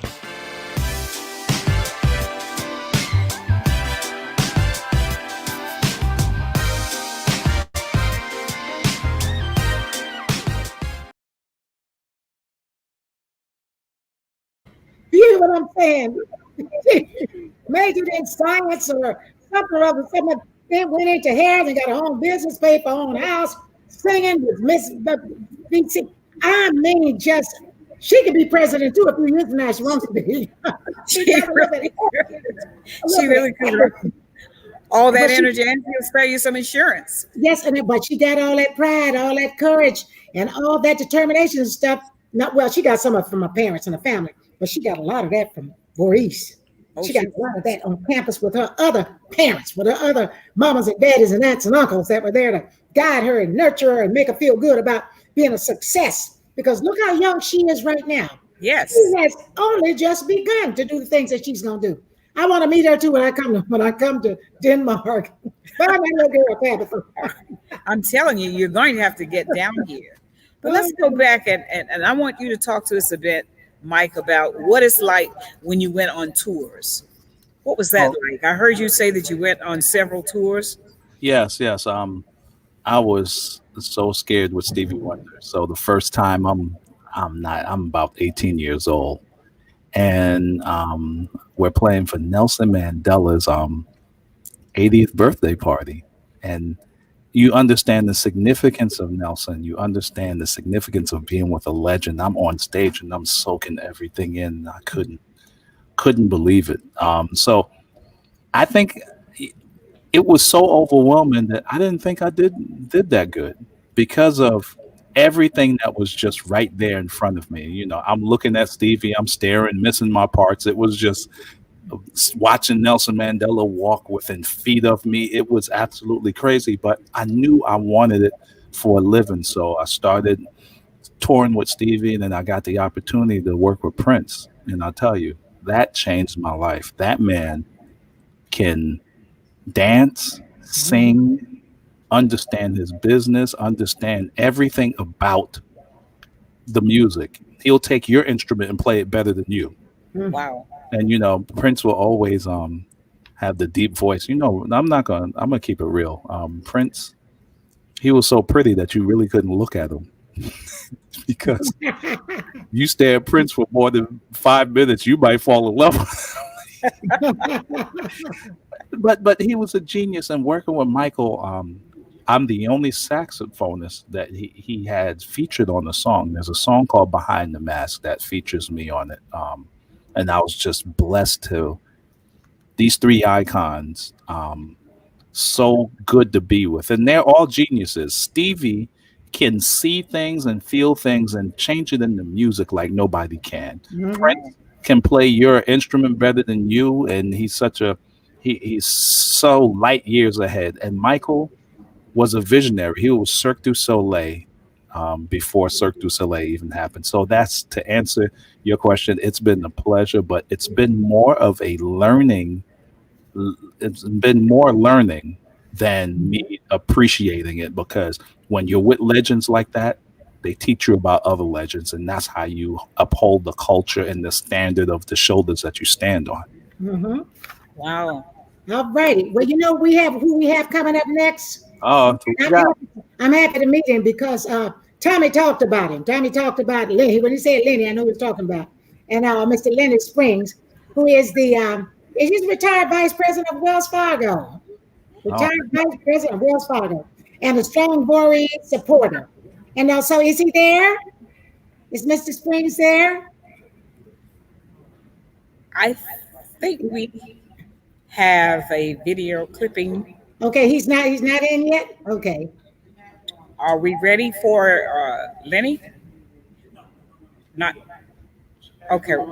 Abdul Rauf, SOS Band. Oh, we're going to do Abdul Rauf now? Okay, Abdul, they said we're going to do him, Abdul, at this time. He's absolutely talented. I love that guy.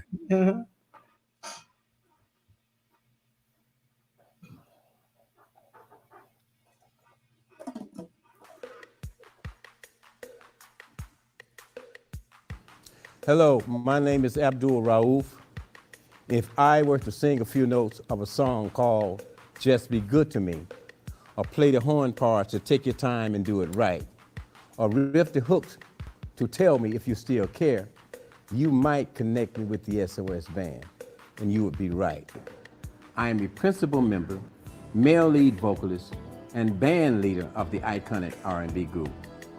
The SOS Band recently teamed up again with the iconic hit makers Jimmy Jam and Terry Lewis. But my ties to music and performing aren't the reason I'm here. I want to talk to you about giving. I'm sending out an SOS. The fact that Voorhees College needs your financial support. There's a number to dial on the screen or a link to click. Either will help this historically black college continue a tradition of excellence that has lasted 123 years. Please, please do your part to uplift the legacy. Donate now And when you do, know that you will have my sincere thanks.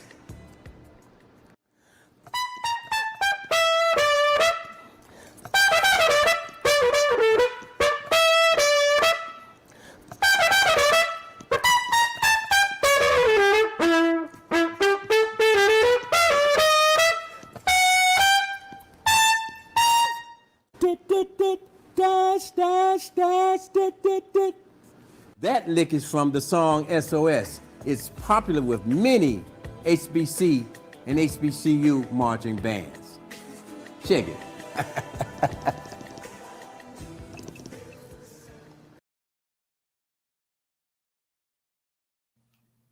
Okay, that was wonderful. Thank you so much, Abdul. Thank you. That was sexy too. Ooh. Like that. Woo-hoo. And love you, Mike. And I think we're going to a video, aren't we? Because we're waiting on Mr. Springs, waiting on Mr. Leonard Springs, and all. But I think it's saying here that we're going to go on the campus tour. We're having a little technical difficulties because I understand that Mr. Springs is coming in live, and we're trying to connect him. So let's go to the campus tour.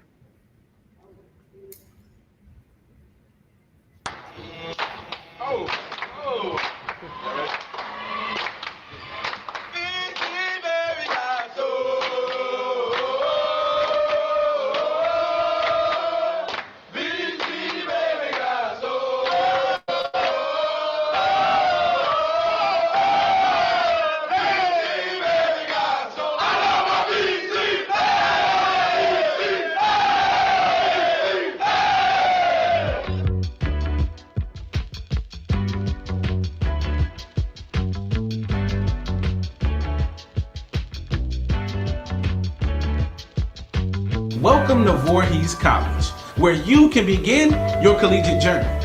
And if you believe in your own potential and possibilities, this institution can help you to become anything. Voorhees College was founded in 1897 by a tenacious woman by the name of Elizabeth Evelyn Wright. Wright was born in Talbotton, Georgia, and was a mentee of Booker T. Washington while she studied at the Tuskegee Institute in Alabama. Her time at Tuskegee inspired her dream to start her own school, and after 10 failed attempts, 3 of which were literally burned to the ground, her dream was finally realized when a wealthy philanthropist by the name of Ralph Voorhees donated $5,000 to buy the initial plot of land in Denmark, South Carolina, that is today Voorhees College. As you begin your journey, please remember that Elizabeth Evelyn Wright was only 23 years old when she founded this great institution. Just a little bit older than some of you. A cornerstone of your matriculation here at Voorhees College is going to be your academic experience. The Ebenezer Rock represents the strength of not only our founder, but this great institution. And it just so happens to sit in the center of the academic circle where that experience takes place. Voorhees College is a private 4-year co-educational career-oriented liberal arts institution. Accredited by the Commission on Colleges of the Southern Association of Colleges and Schools to award bachelor's degrees. Our 16 diverse majors are divided into 3 departments: the Department of Business and Entrepreneurship, the Department of Science, Technology, Health, and Human Services, and the Department of Humanities, Education, and Social Sciences. Voorhees College offers Bachelor's of Science degrees in accounting, organizational management, biology, computer science, emergency management, health and recreation, sports management, public health, child development, mass communication, and business administration with a concentration on either general business, finance, or entrepreneurship. Voorhees also offers 5 Bachelor's of Arts degrees in criminal justice, English, interdisciplinary studies, psychology, and sociology. In keeping with the digital trends, all of our majors are offered online, each of which is designed to prepare its graduates to be competitive by offering a plethora of skill sets and tactics to be effective in their respective fields. Through experiential learning, The Voorhees College Career Pathways Initiative ensures that each student is prepared to be competitive and successful in whatever path their career takes them. Fortunately, education doesn't end in the classroom here at Voorhees. Through our Lyceum series, students have the opportunity to engage with prolific and profound authors, presenters, and celebrities. This is truly an experience you will find nowhere else.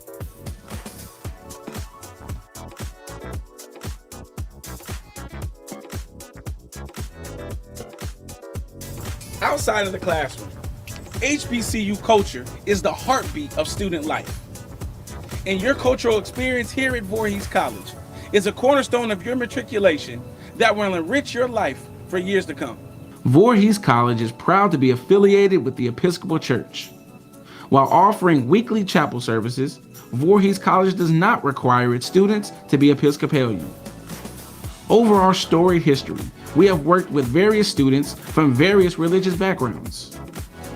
Voorhees College also offers an Army ROTC program and is part of the Bulldog Battalion, which graduates commissioned officers every year. Voorhees College is one of the only institutions in the state of South Carolina to have its very own Veterans Resource Center. And on the athletic side, our teams have championed our conferences and experienced national successes over our many years. Currently, Voorhees offers men's and women's basketball, men's and women's track and field, men's and women's cross country, baseball, and softball, all of which compete in the AII conference of the NAIA. Student life is anchored by the various student clubs and organizations, from dance teams, career and industry-based clubs, honor society, and of course our Greek life. You are sure to find activities at Voorhees that will keep you engaged and involved beyond the classroom. Now, in most cases, your day will end exactly where it began, in your very own dorm room. For my first-time freshman males, you'll be living in Hallamee Hall. And for my first-time freshman females, you'll be living in Blanton's Hall. Each room is dual occupancy and is complete with free cable, high-speed Wi-Fi, and free, unlimited usage of the dorm's laundry facilities. Now, once you become a sophomore, you are allotted the opportunity to move into one of our suite-style dorms featuring single bedrooms.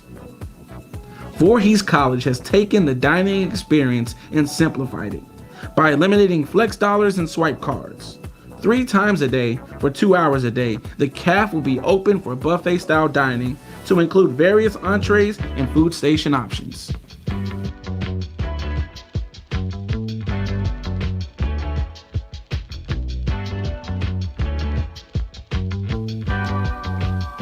Another major cornerstone of your matriculation here at Voorhees College is going to be your digital experience. From programming and producing your very own radio show, to our online learning platforms, to even building your very own computer from the ground up, Voorhees College is prepared to train you for an ever-changing digital and virtual society. The move to a more digital campus has been driven in large part by the demands of a tech-savvy generation raised with smart devices in hand who are accustomed to anytime, anywhere access to information.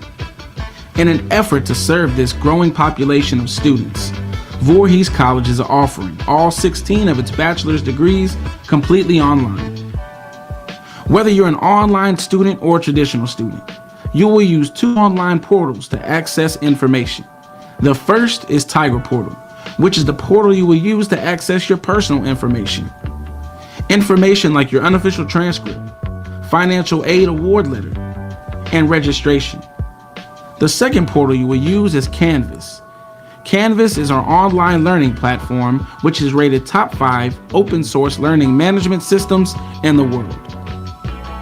Voorhees College offers many internship and job opportunities in the digital field, including the WVCD radio station, where you can learn the ins and outs of radio broadcasts, to the information technology department, where the opportunities are endless, to the newest piece of the digital experience here at Voorhees College, the VC Media Network, which is housed in the Office of Communications. The VC Media Network produces original content about the students, alumni, faculty, staff, and friends of the college, along with live streaming VC Tiger sports and major campus events. The network features works from students in the mass communication major, but all majors are welcome to work with the VC Media Network.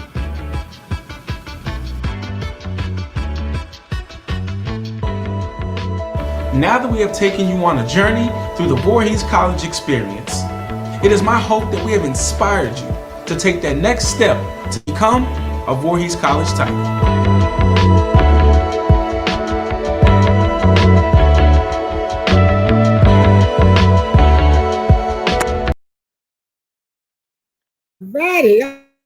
Alrighty. There he is, Leonard. Leonard, how you doing, sweetheart? Yeah, I'm doing great. You know, that's my husband's name. My husband's name is Leonard. And so I'm loving that Leonard now. Listen, I couldn't wait to meet you. Tommy talked so highly of you, Tommy George. And he told us that, you know, you were a big supporter and everything and all. And we're so happy and pleased that you took time out of your day. And we're also so pleased that you care so much about these students. And I'm sure not only Voorhees, but all of the historical Black colleges and universities. We know that you love education. You love young people that like to thrive and want to do better. And I know that you've helped a whole lot of them reach that dream, you know, and take care of that blessing, that desire and everything. And also tell us why do you feel like, you know, a lot of people do things because it couldn't be done for them. My reason I spoke earlier was because my mother couldn't send me to college and didn't know anything about it, you know, because I got a scholarship and didn't even know I could have gone in on that and then switched later, and she didn't know either, taking care of us. But that's not here. There, I still feel like a success, and everything is not for everybody. But what is the main reason that you feel so dedicated? Because in my notes it says that you're a strong supporter of Voorhees College. What makes you do it? Let me say this to you. Where would the world be today without historical Black colleges and universities? Mm-hmm. Where would the world be today without Voorhees College? Mm-hmm. I am who I am, what I am, where I am, because of Voorhees College. Mm-hmm. Understand that when I went to Voorhees, I couldn't go anyplace else. I couldn't go to a majority college because of racism and discrimination. Mm-hmm. I couldn't go to Clemson. I couldn't go to the University of South Carolina. Mm-hmm. So I went to somewhere better. Mm-hmm. That's what I'm talking about. Voorhees College. Yes. And Voorhees College took me in. I was real rough around the edges, but they picked me up, they dust me off, and made me somebody. Made me somebody. That's because of Voorhees. And I'm not the only person.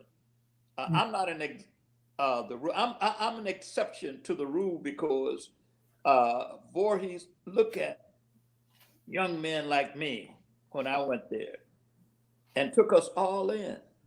Mm-hmm. All in. And as a result of that, I am Lenny Springs today.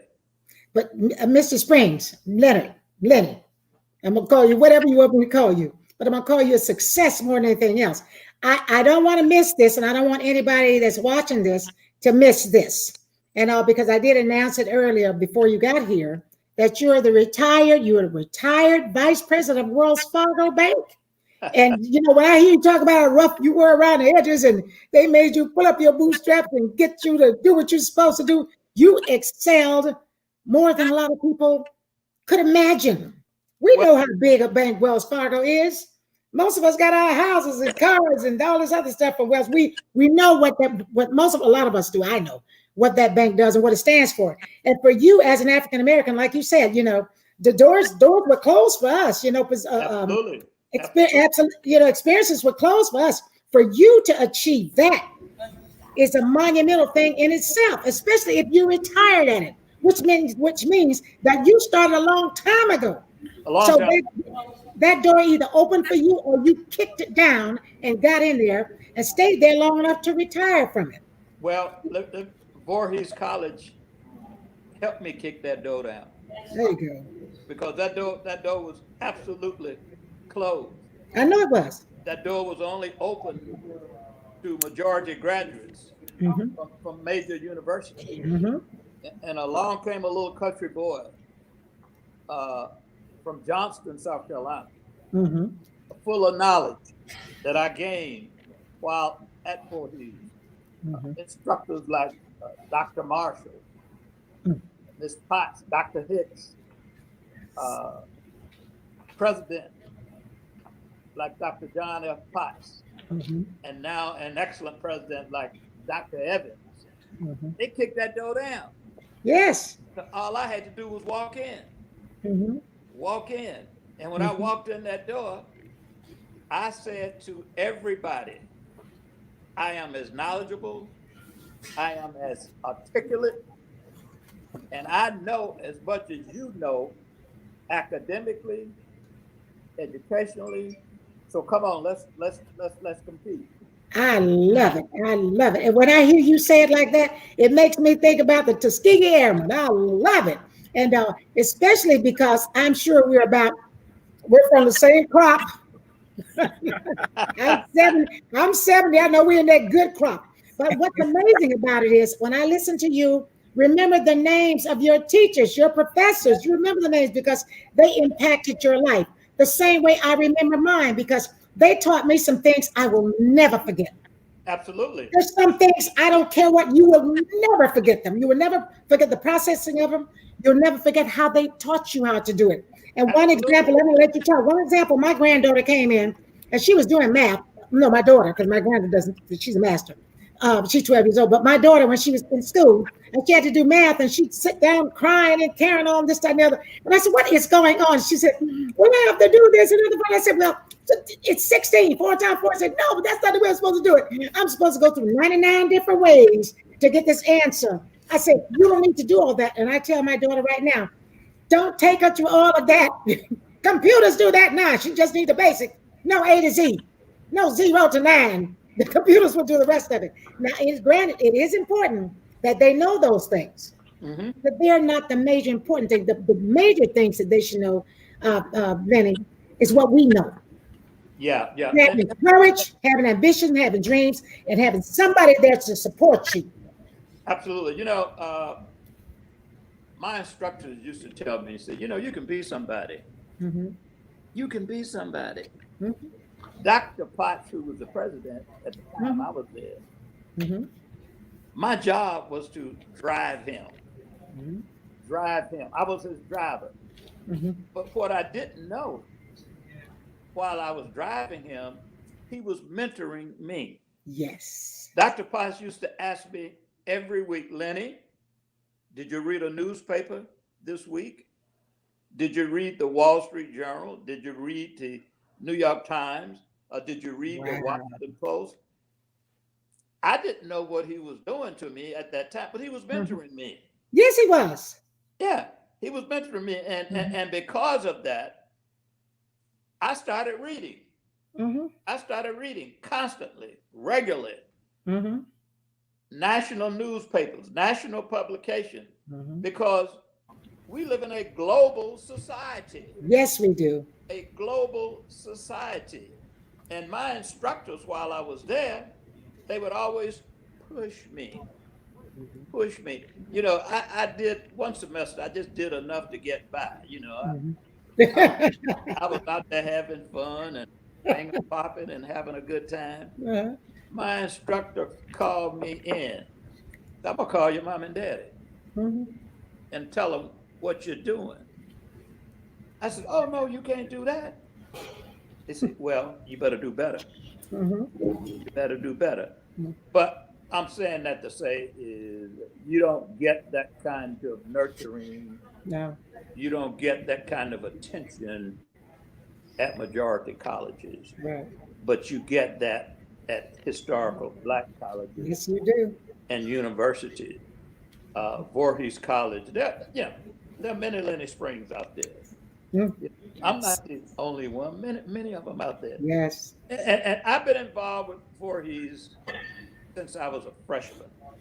The 4 years I left there, when I went into the Army for a couple of years, came back, worked for these for about 6 months. From there to the Board of Trustees, president of the National Alumni Association, vice president of the Board of Trustees, and now in the National Black College Hall of Fame because of Voorhees. Yes. How can I forget that? How can I forget that? I can't. Wow. Yeah. It's part of your fabric.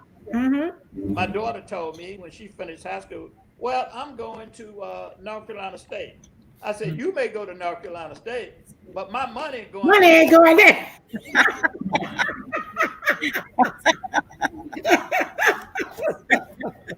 So you make a choice. You make a choice. I love where it. you want to go, but you can go where my money is going to send you at an historical Black college and university. Yes. And you know what? I hope she's thanking you today for it too. Yes. She's thanking you today for it.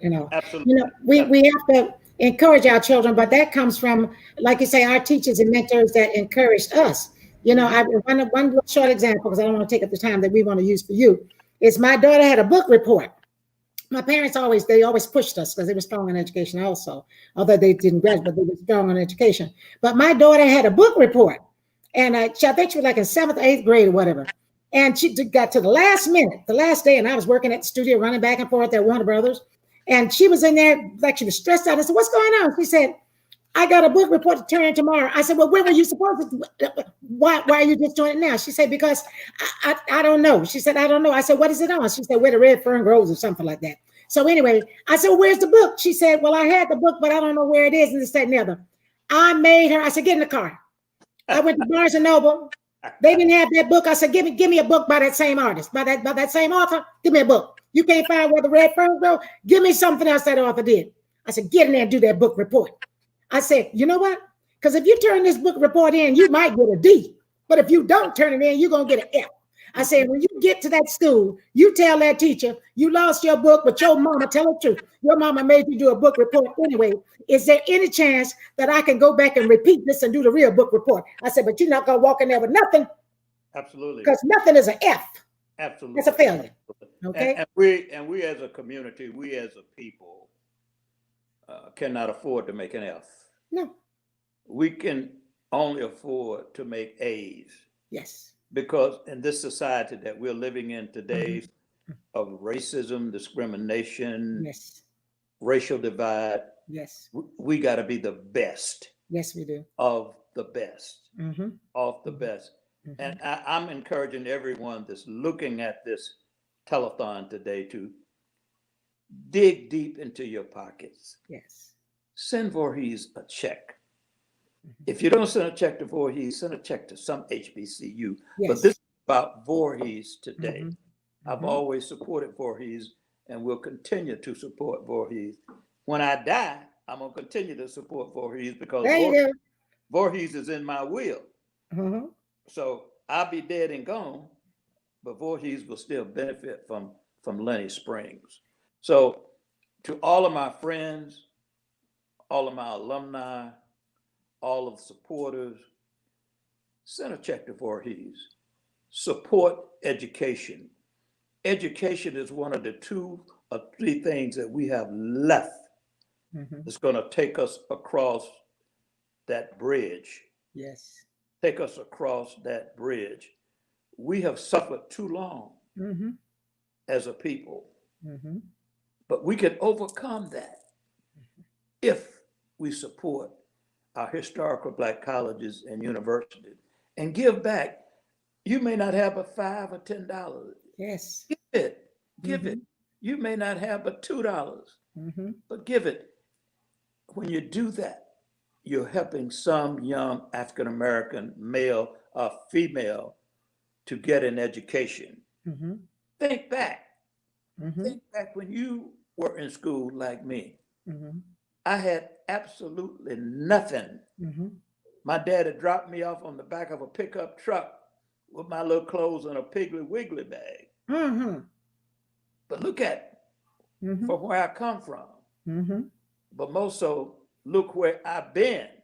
Yes. And where I'm going to continue to go. All that's because of my Voorhees family there on that campus.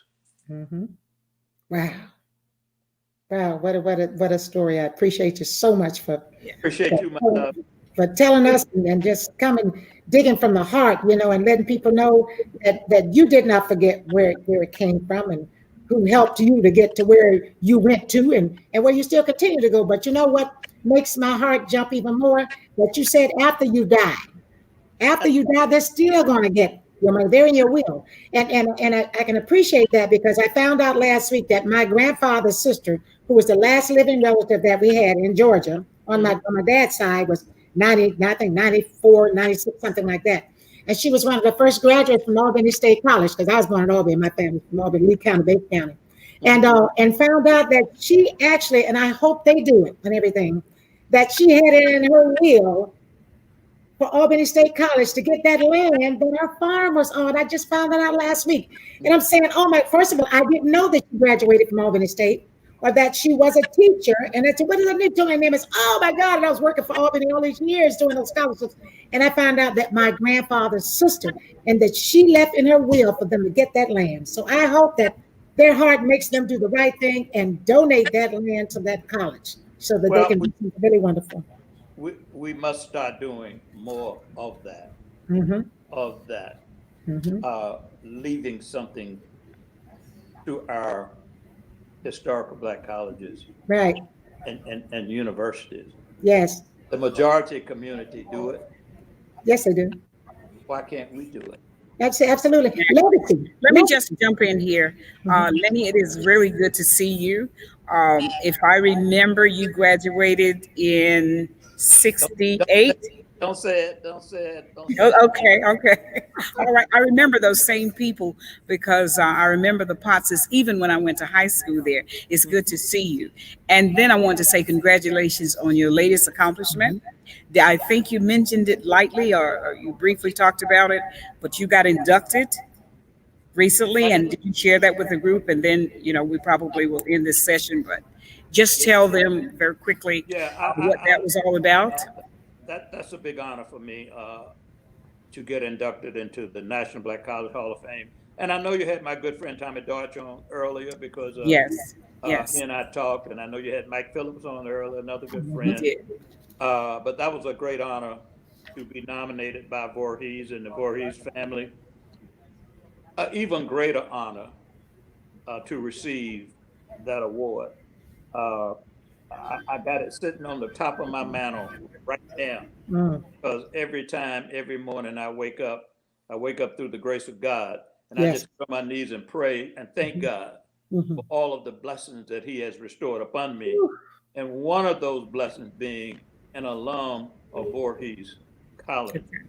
But through the grace of God, good people like you all, good people that's on the faculty and staff, and the students at Voorhees College. I say again, please give back. Help those students, because every dollar that you give is used for scholarship dollars, is used for operational dollars. Students need money. Yes. Particularly now during this pandemic. Oh, yes. So many people have lost their jobs, they're unemployed. Parents don't have money. It's a shame that we live in a society where people are now standing in food lines just to get a meal. America's better than this. It is. It really is. We are better than this. Lenny, what is it you're doing now? I know that you had that accomplishment. What is it you're doing now, or are you retired? What's going on with you, very briefly? But you know what? I'll never retire. I'd be bored as hell just sitting around the house doing nothing, I'm still doing some work for the Department of Education. And trying to decide, when I left the banking industry, I went to Washington and worked in the Obama administration. And so I'm still little consulting work with the Department of Education and still doing some work with historical Black colleges and universities. So my love is with HBCUs, and I don't think I will ever retire because what else is there to do? Listen, we are just so proud of you. We're proud of all that you've done and your accomplishments. And as you continue to give to Voorhees, you said you're going to give beyond the grave. So we haven't heard that today. Is there going to be anything near $1 million? I would. I mean, I was truly impressed with that one. But, you know, I am, as soon as we get off this call, I'm sitting here now doing a little work. I'm going to write a check to Voorhees. I always write a check to Voorhees, and I will continue to write a check for Voorhees. Thank you. Yeah, my good friend Prince Brown and I always talk, and Prince knows he can depend upon me. But I am challenging everybody tonight. If you went to Voorhees, give back. Exactly. Voorhees. Even if you didn't go to Voorhees, if you are just a friend of Voorhees, and if you're enemy, still write us a check. Still write a check. I agree with that. Listen, I want you to stay tuned because I want to share with you what the tote board says if you want to hear about it. Are you interested? Sure. All right. Listen, I want everybody to listen up because I have some brand new numbers for you.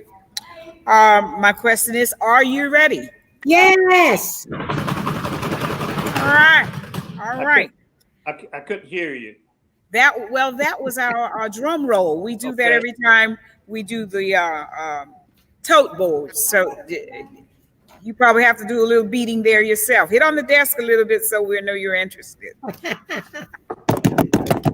All right, but our total is $572,036. Hallelujah. All right, I think somebody didn't hear that over in California.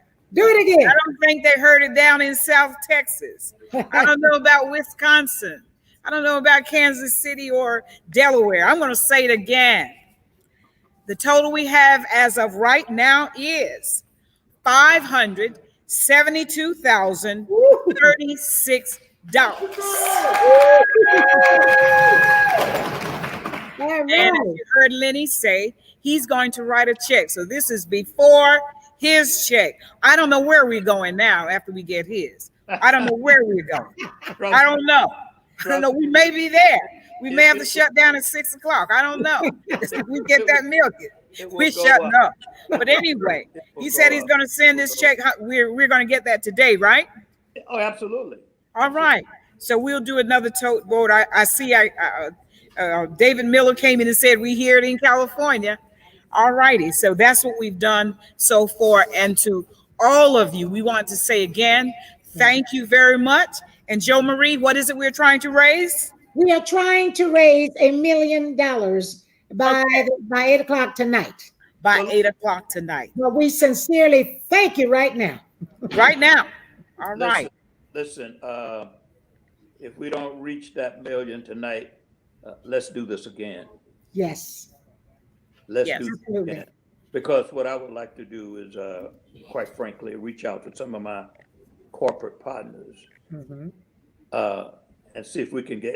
If David Miller is on the phone, call me David Miller. He's on the phone. He hears you. So that we can put some strategies together to raise this $1 million. Mm-hmm. All right, David, did you hear that? Send me a text. Chairman of the board, send me a text. California. He says we're going to get this $1 million. I'm glad you did that, Lenny. And if things work out like I want them to work out now, then I would like to be there live. I'd like to be on the campus of Voorhees when we do it. I wanted to be there today myself. In fact, I told Prince I would come down and try to be there today, but unfortunately, I've been on the Zoom calls all day. In fact, I told Prince earlier that it was probably going to be about 7 o'clock before I could get on. But I finished early, but I got to get right back on another call as soon as we wrap up here. But you know what? I've had such a good time with all of you guys there that, you know, we're a family of Voorhees, and you're making me want to come there so bad. But when I come, let's just have a party and let's just raise money. Let's just raise money. Let's just everybody raise money. That party. We can have a fundraising party. Okay. All right. Thank you again. Thank you. We appreciate it more than you'll ever know. Oh, And absolutely. I'm sure that you will get with the board chair and we'll get this $1 million raised. But thank you again. Thank you so much. All right. We're going to go to Mike again. Mike, where are you?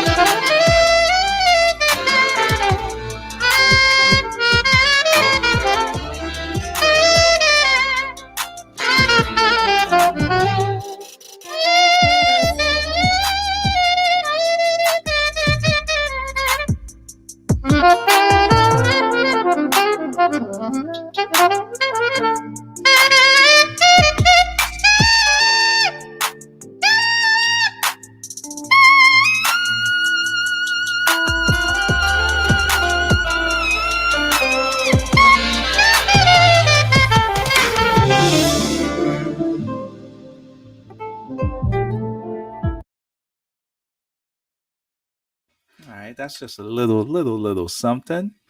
Okay. Little marching music. You know how we give offering in the church, and you just need some good music to get up and go to the offering plate. Right. This is the virtual version of that. Okay. That's when the Ursher board is in. And then Usher board.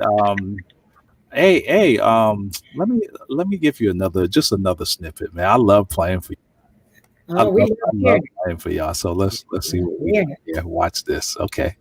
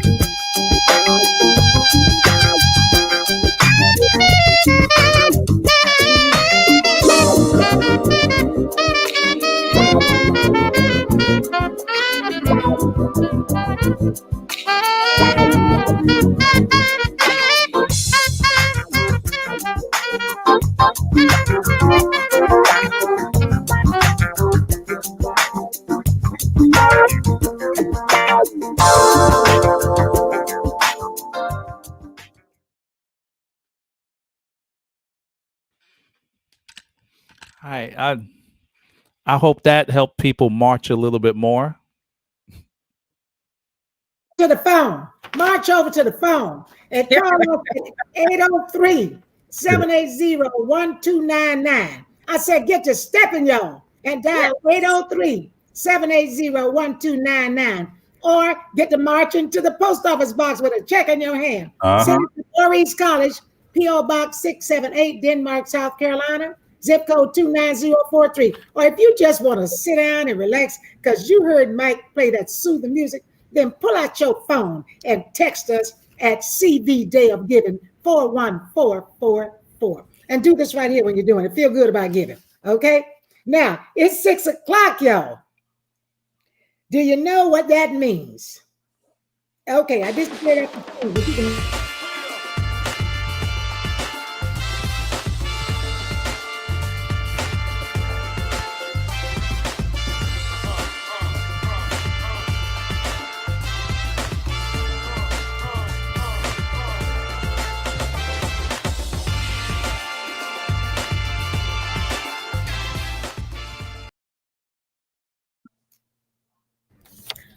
Okay. All right. We're in the 6 o'clock hour. Yeah. We've been here more than 600 minutes. Raise money to support this wonderful, historically Black college. We are trying to raise 1.5 million, but $1 million will do. Yes. Yes. We'll settle for $1 million. We sure will. We will settle. We will settle for Only just thing we $1 million. settled for, though. That's right. All right. We're here and we're joined by Mike, who's on that. That's a trumpet. That's a sax. No, that's a saxophone. That's a saxophone. And you're playing it too. Mm-hmm. All right. We're also joined by Joe Marie. Hi. And Mike, at one time I had a saxophone when I was in LA. As a matter of fact, Dave Cars helped me pick it up. Oh, nice. And Gerald Albright is a good friend of mine. As a matter of fact, Gerald did 3 tunes on my album. But at any rate, and I got an electric guitar in my closet. I can't play none of it. I always wanted to, but I guess I would be the actress in this composition right here, right? We need you. All right, everybody that don't know, I'm Jo Marie Payton. Harriet Winslow, as a lot of people call me, Sugar Mama from the Proud family, and proud to be here at Voorhees College to raise this $1 million to send these beautiful, ambitious, productive young people to college. And we've been here now since 8 o'clock this morning. We've been here like 10 hours, and you've been with us all the way. And we don't thank you so much again. Thank you for all your donations. But I need you, like Mike said, and like that music was playing, I need you to march on over to that phone. March over there and help us get this $1 million. Number is 803-780-1299. Go to the mailbox, write us a check or get us a money order and send it to Voorhees College, P.O. Box 678, Denmark, South Carolina, 29042, or text us. Exactly. Day of Giving, 41444. All righty. All right. Mike, since you're our celebrity this afternoon, we're going to ask you to give us just another little piece of something. Okay, cool. Well, can I let's see if we can do this. Okay, I have 5 of my albums right here. Okay. 5 of them. Okay, can we figure out who's the next 5 people to give some money, and then I will sign these and send them to whoever donates?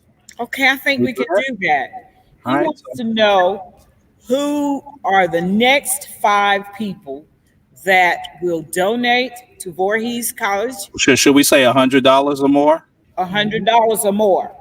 The next person. Online. Okay. Okay. To donate at least $100. I will make sure. Says he will tell him again what you'll do. I will sign these CDs. So we need to get your name. I will personalize them and send them to you. So we need names and addresses. So if we can technically get that done, I will send these CDs out just as a thank you. And what I'll do in order to match that for the $100, you all hold on to that CD until I sign an original Family Matters script, because I have a lot of them. And I kept all of my scripts and I used them for silent auctions and for charities and things like that. And I still have some. So I'll send 5 scripts along with those 5 albums for everybody and I'll sign it. And I'll sign it with today's date on it, because that's the day we did the telethon. So you know, wow, look at that. I like that. I like that. Let's get this money flowing. I love it. All righty. So the 5. Is that me or you? Okay. So you heard what he just said, and you heard what Joe just said. So you will get something special from them. Look at him. Look at him. You remember episode that That's My Mama. Give it up for Jackson Heights' own sexy chocolate, Randy Watson. You know that boy good, ain't he? That boy play that horn. That boy good. That boy can play. That boy can play. Okay, my husband just asked what the email was. I'll give it to you later. But announce the email. Do we have the email there? Announce the email so people will know where to email in order to pick up. No, they're going to email. Yeah, they're going to email the college, right? In order to get the album and the P. Brown at Voorhees.edu. P. Brown at Voorhees.edu. That should get it for you. All right. Nice. So there are 5 people that should have donated by now. There are 5 people that should have donated by now. At least $100. At least $100 to be the recipients. And this. Johnson just dropped $250 on them. What? Somebody sure did. Dropping $250. Love it. All right. So, come on, let's get another $250 then. I like that. Another one. Okay, if you just and let me make the donation, you will get these personal items and they will be signed. That's right. Sealed and delivered. Do us a little sign, sealed, delivered. Sign, sealed, delivered. You talk about Stevie. Do a little sign. Yes. Like a fool, I friend and stay. Go, baby.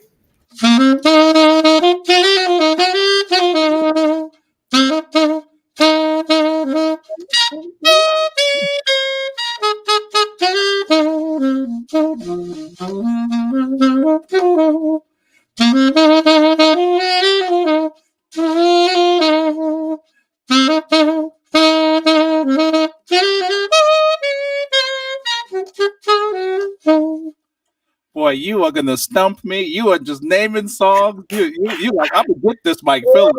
I'm gonna get him. I'm gonna name a song he do not know how to play. I'm going out there and get that new album too. You think I play it? I'm gonna get that album. Pulling Off the Covers, y'all, by Mike Phillips. I'm gonna punch it right now. Mike has a new album called Pulling Off the Covers. And he's got Stevie and a whole bunch of other folks on there. So you all go out and support him also on his new album after he sends you one of the old ones. Okay? So Stevie Wonder, Brian McKnight, PJ Morton, Neela James, Eric Roberson, Avery Sunshine, Raheem Devine. This album is full of the stars of soul of today, and Mr. Stevie Wonder is on it, playing harmonica and singing as well. So wow, it's a star-filled album that has a whole bunch of creative. And now I didn't mention Mr. Brian McKnight too. Brian McKnight. Yes, you did. Yes, you did. I think you mentioned everybody except Jonathan Butler, but so you got some everybody up on there. It's not just about being here, but it's me rolling up my sleeves and giving back. Somebody just gave it online. All right.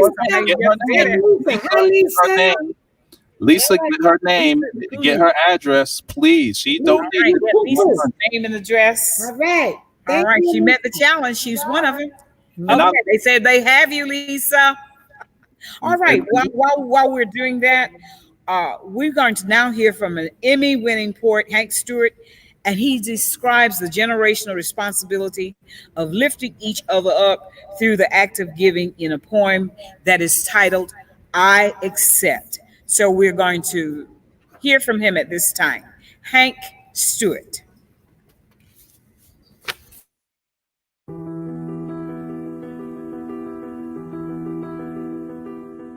What are you giving me? What are you putting in my hand? What you're giving me has just altered, it has changed my plans. Why are you looking at me like that? There is this look in your eyes. Am I even qualified to accept this? Would there be a ceremony? Do I need cap and gown? Need I be baptized? I know you're tired. I know you deserve rest. How can I say no with all that you've poured into me, all that you've invested? I'll take it. Okay, I'll take the baton, I'll carry the torch. You've earned the right to relax, the right to sit on the porch. I accept the baton and all the responsibilities that it holds. I accept the challenge to stand tall and bold, to fight for justice, to stay on the wall. I'll do what needs to be done. Yes, I accept the call. And integrity will stand with me, even if we have to stand alone, to speak truth no matter who's wrong. You fought the good fight. You've completed your assignment. Pass me the baton. Our souls are in alignment. I'll sacrifice my body just like you. I'll stand or kneel against racism, sexism, discrimination, regardless of the hue. I'll get up early and I'll stay up late. And when it's my time to be tested, just like you, I won't take the bait. I accept the baton because it's my turn. I accept for all of our ancestors who were raped, beaten, those who were burned. I accept because before midnight, December the 31st, 1862, our ancestors were praying to God on their knees. I accept for all of our ancestors who were hung from those trees. I accept because dogs and water holes didn't turn you around. I accept because you stood up and spoke out, even when you didn't know the language. You didn't know a person, place, or a thing was a noun. I accept because at the bottom of that bridge, you were beaten and left for dead. Broken bones, tear gas, blood dripping down your head. I accept because you sat when you had tired feet. I accept because the only way we could walk into that hotel was through the back door, and it was only to wash dishes, cook, maybe on the bed, change the sheets. I accept because America was built on the land our ancestors toiled. I stand because our ancestors' blood fertilized these sores. So if it rains, I stand. If it's hot, no fan, I stand with the weight on my shoulders, but the foundation that I stand on makes me bolder. I stand for those who didn't get a chance. I stand for those who died because a white woman said at me, he took a glance. I even stand for those that look like me, but they are forgotten. Although our ancestors were side by side in the fields picking cotton. I stand for seniors. I stand for children. I fight for one. I advocate for millions. I stand for our ancestors whose dreams of freedom they would hold fast. I stand for our ancestors who died for this country and the flag was never flown for them at half-mast. I stand for those living on the bridges and sleeping on makeshift pallets. I stand for our ancestors who knew our voice was in the census, it was in our vote, it was on the booth, it was in the ballot. Yes, I stand so yea, though I walk through the valleys and the shadows of death. It's about others now, no longer about self. Give me the baton, I carry it with pride. I won't let the torch burn out, the baton hit the ground. Even when I'm tired, you trained me. Now I'm one of your lieutenants. I take the baton from my ancestors, so one day I can pass it to our descendants. I accept. Do you?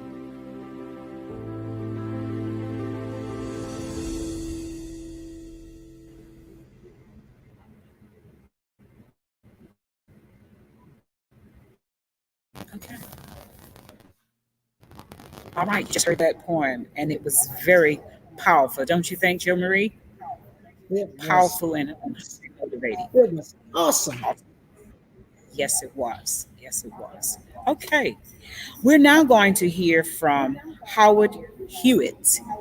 So pay close attention so you can hear from him.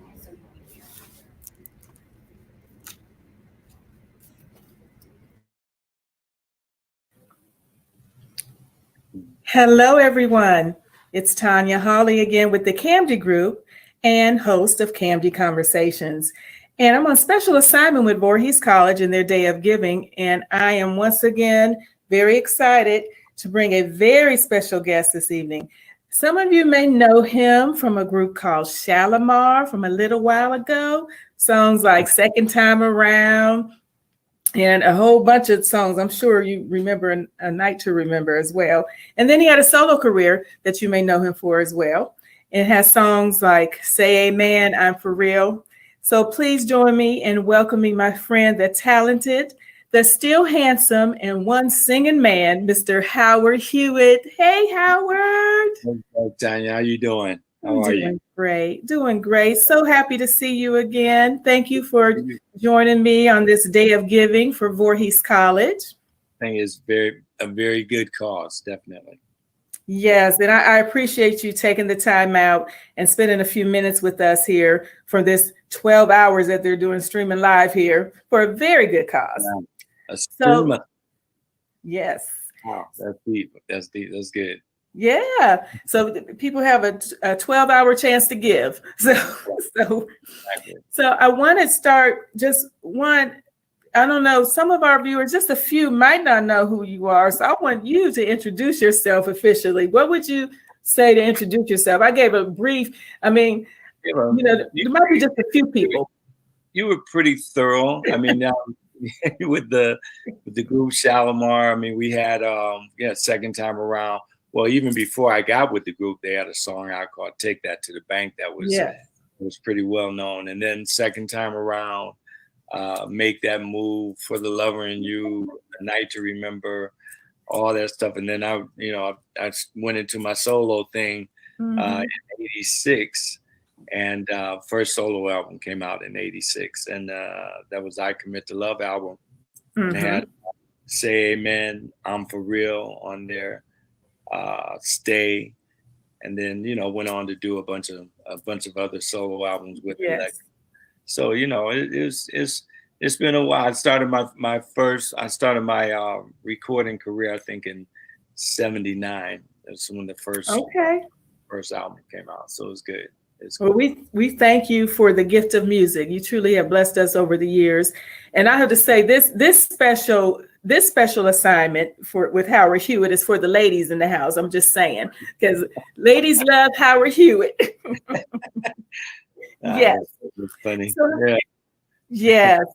So Howard, let's talk about for a minute why you decided to join us today. And I appreciate you taking a few minutes, but what made you decide to join us for the Day of Giving?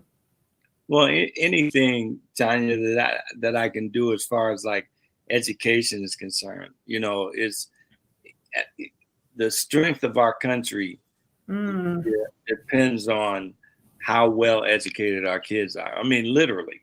Yes. How strong we're going to be, in the future is going to depend on how well-rounded and how educated our kids are. That's the foundation of any country. And I'm not just talking about, United States. I'm talking about any country, the UK, period, yes. France, Spain, yes. As you're going to be as strong as your foundation is that's coming up. Yes. And that's the kids. Yeah. So like any chance I get to further any kind of education and encourage people to contribute to education, I want to do that. I definitely want to do that. Well, thank you for that, and we truly appreciate that. And I know that's close to your heart. And you are good at supporting good causes. I do know that. So thank you for that, Howard. So Howard, just right quick, what have you been up to? In COVID time. Yes. This is I said from the very beginning, if you come out of this thing the same person you were when you came into this thing, then now you've wasted like almost 9 months. Yes. And because this is the time to take, an opportunity to take time, especially in the beginning, look at yourself, to get some stuff together, figure out what you do, what you don't do, and so, and then, get closer to the Lord, praise God every day. And basically that's what I've been doing. I've been doing I haven't been doing a lot of writing, but I've been doing a lot of singing, but right. As far as, because the type of writer that I am, Tanya, is like, I write love songs. You know what I'm saying? Yes, I know. Yes, we appreciate that.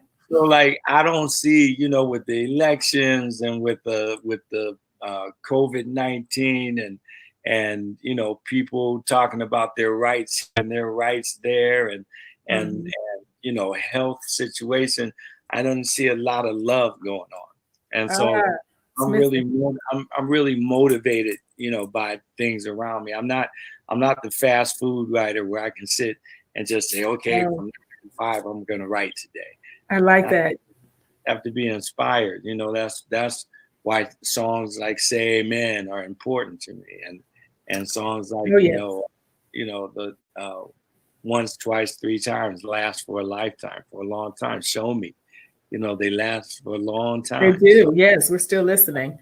yeah. And I remember, Howard, you said one time when we spoke before, you said something that stayed with me, and that during this COVID, and that was that God is like putting us in timeout, making us sit still. I remember you said that, and that was profound to me. I still remember that, and I repeat that to people because I thought that was a good analogy. And I think you made me think, and he made us think. And now we have the opportunity to give more. I mean, if we hadn't thought about it before, maybe we weren't giving before. This is a time we learn how we can give in different ways. And this particular day, we're talking about Day of Giving for Voorhees College, but you can give of your time, your talents. And I thought that was just profound. And when you said that, I remember that. And I want to tie it into today where giving is important.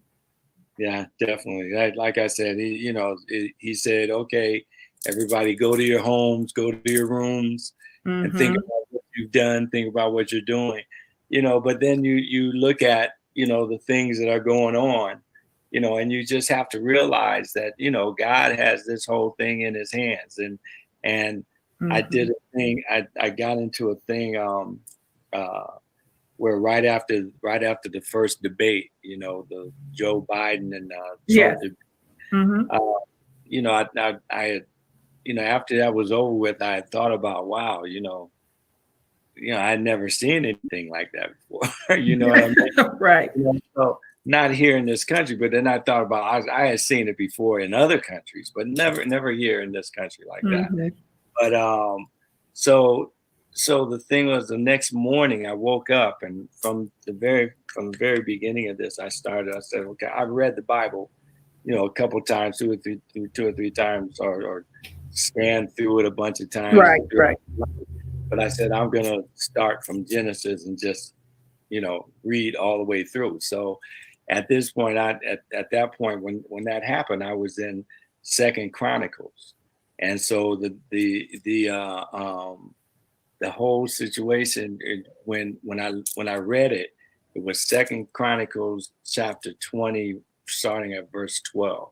And you go there, and it's like the people of 2nd Chronicles, and where I encourage you to go. You go in and look at it, and we are the people of 2nd Chronicles. So check it out. Okay. You all heard that. I was straight from Howard Hewitt, everybody. That was his nugget for us. Chapter 12, chapter 20, starting verse 12. Yeah. Okay. So we will take that nugget. But you mentioned something a little while about the foundation of our youth. And I want to go back to that right quick because we're getting close to our ending time, and just want to reiterate, Voorhees is helping build a foundation for our youth, and we want to encourage the support of that. And before we go, do you want to say anything about that one last time, about giving, Howard, about that foundation? Because it's very important that everyone please give to Voorhees today. Yeah, I mean, it's very important because we do have to support our own, and this is like, this is our own right here. That's and right. It's very important. We all talk about how much love carries us, and how great you want, but you can't be a blessing unless you're able to be a blessing. And so contribute to Voorhees College so that they can be a blessing to our children and to educating our children. So that's we're talking about Voorhees and right now and all of our right. And as an HBCU especially, yes. So thank you, Howard, for that. We appreciate you taking the time to come and visit with us a little bit and support Voorhees College in their Day of Giving. Thank you. We want to continue supporting you. Yes, and we want to continue supporting you as well, Howard. Where can we find out your information if they want to follow you or see you? Tell us where to go. Yeah, I was just getting ready to say that because we talk about social media now. It's like everything. So yeah, so I mean, I spend a lot of time on Facebook Facebook.com/Howard Hewitt fan page. HEWETT, not ITT, ETT. So I spent a lot of time there. The Instagram page is Howard_Hewitt. If it's not Howard_Hewitt, it's not me. So because there's a bunch, there's a bunch of perpetrators on watch out for perpetrators, everybody. on Instagram. So be careful. Howard_Hewitt. That's what it is. So that and the Twitter account. I don't do much on Twitter, but I go on there every once in a while. But it's called Just the Vocalist. JUSTAVOCALIST. Yeah, Just the Vocalist. Great. Thank you so much, Howard. Everybody, please click on the link. You can call, you can text, give to Voorhees College today. Howard Hewitt, you're the best. Thank you so much for joining us. God bless We will see you soon. Have a good day, everybody. Bye-bye.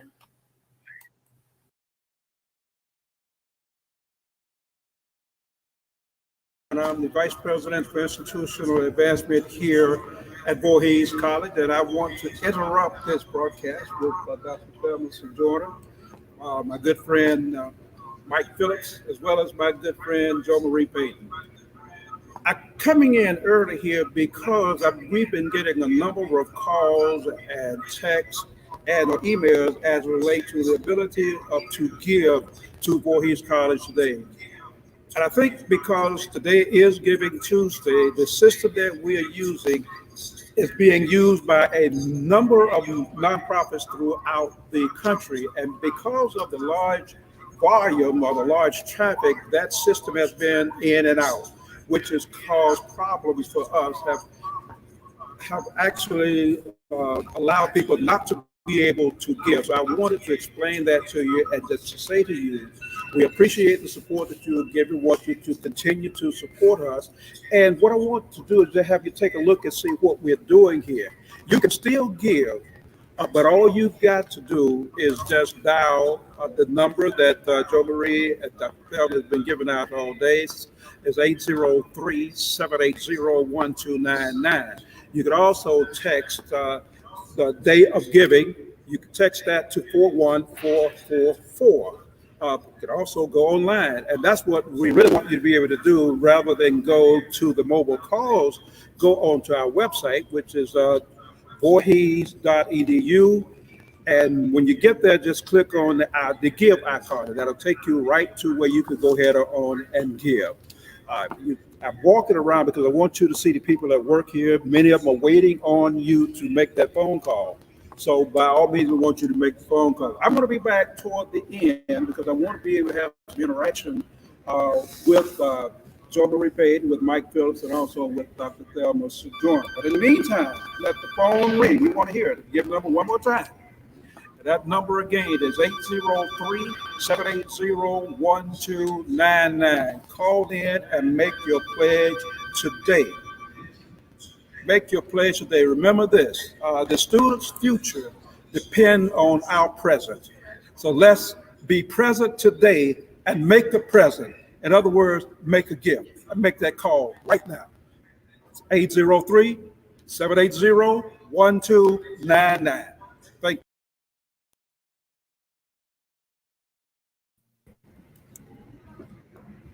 That's my buddy. Okay.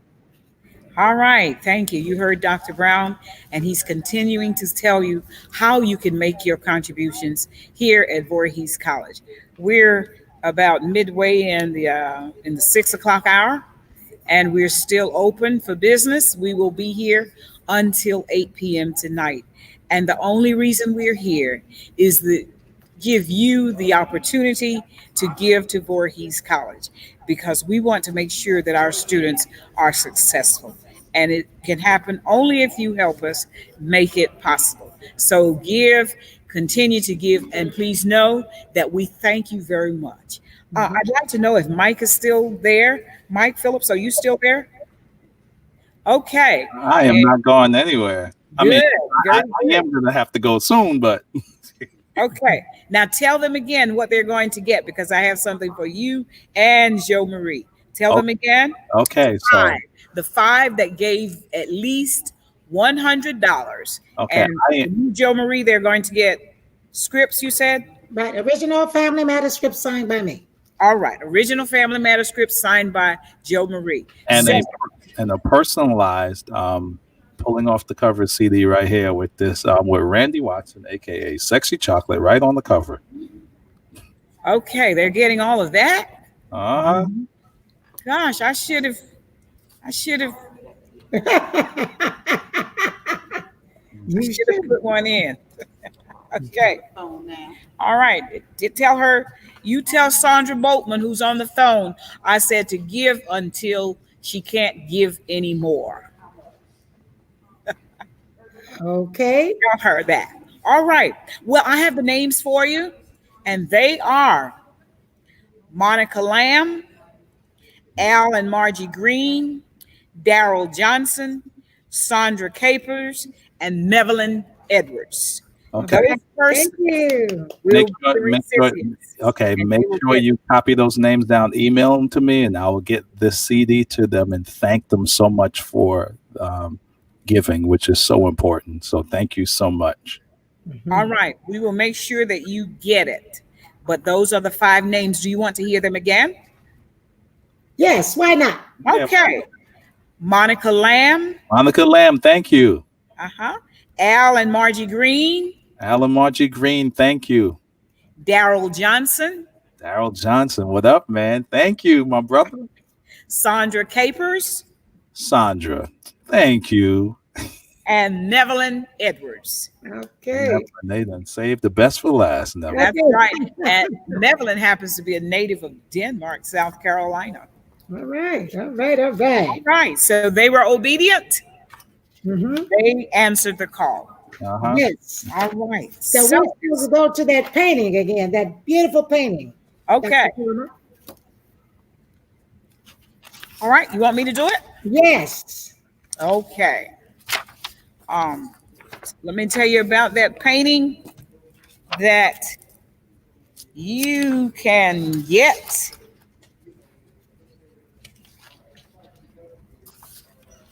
Just as soon as I can pull it up.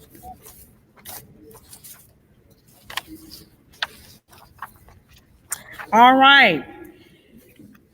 The painting is a gift that's being given to Voorhees College by an incredible young woman by the name of Sonia Griffin Evans.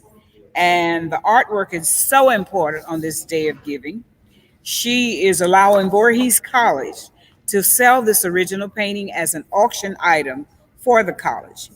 She's told us that normally a work like this would sell for $17,000. Starting bids to make this symbolic piece of fine art work yours starts at $5,000. Now, she has several pieces that you can buy for $250, and she wants you to, the college wants you to bid on this piece of work. I think they're going to pull it up so you can see it again. They want you to bid on it. The closing bid is not tonight. The closing bid will be on December 31st. There it is. Such a gorgeous piece of work. Beautiful. And it is extremely beautiful. And the person that makes the bid the highest will be the winner of it. And she has priced it at $17,000. And Joe Marie, I think you have another piece that goes with that tells us about the flag and the little girl standing in the with the holding her hand. Right, yes. Pulling that strength and that pride. It just took me to another space is what it did. And when she explained that portrait to me, the flag, I Too Sing America, she has a series of paintings that she's going to come out with, and all of them are going to have the flag because it belongs to us and we respect it and we love it too. And but this painting just says so much. It just when she comes on, her video is going to come up next. I think I saw it, and she's going to explain to you how and why she did this beautiful piece of work. Okay. And I know it's coming up. I saw it somewhere. All right. Sandra Boatman answered the call on that one. She is going to purchase one of the prints. All right. Thank you. Thank you, Sandra Boatman. She's a Voorhees grad as well. Mm-hmm. All right. Did I hear you say that we're ready for the preacher, or do we need to hear from Mike? I think it's up to you again. It's back on your side. We need a little something to get us motivated. We need to feel our help coming on. Come on and give us something so we can feel our help coming on. We an hour in between.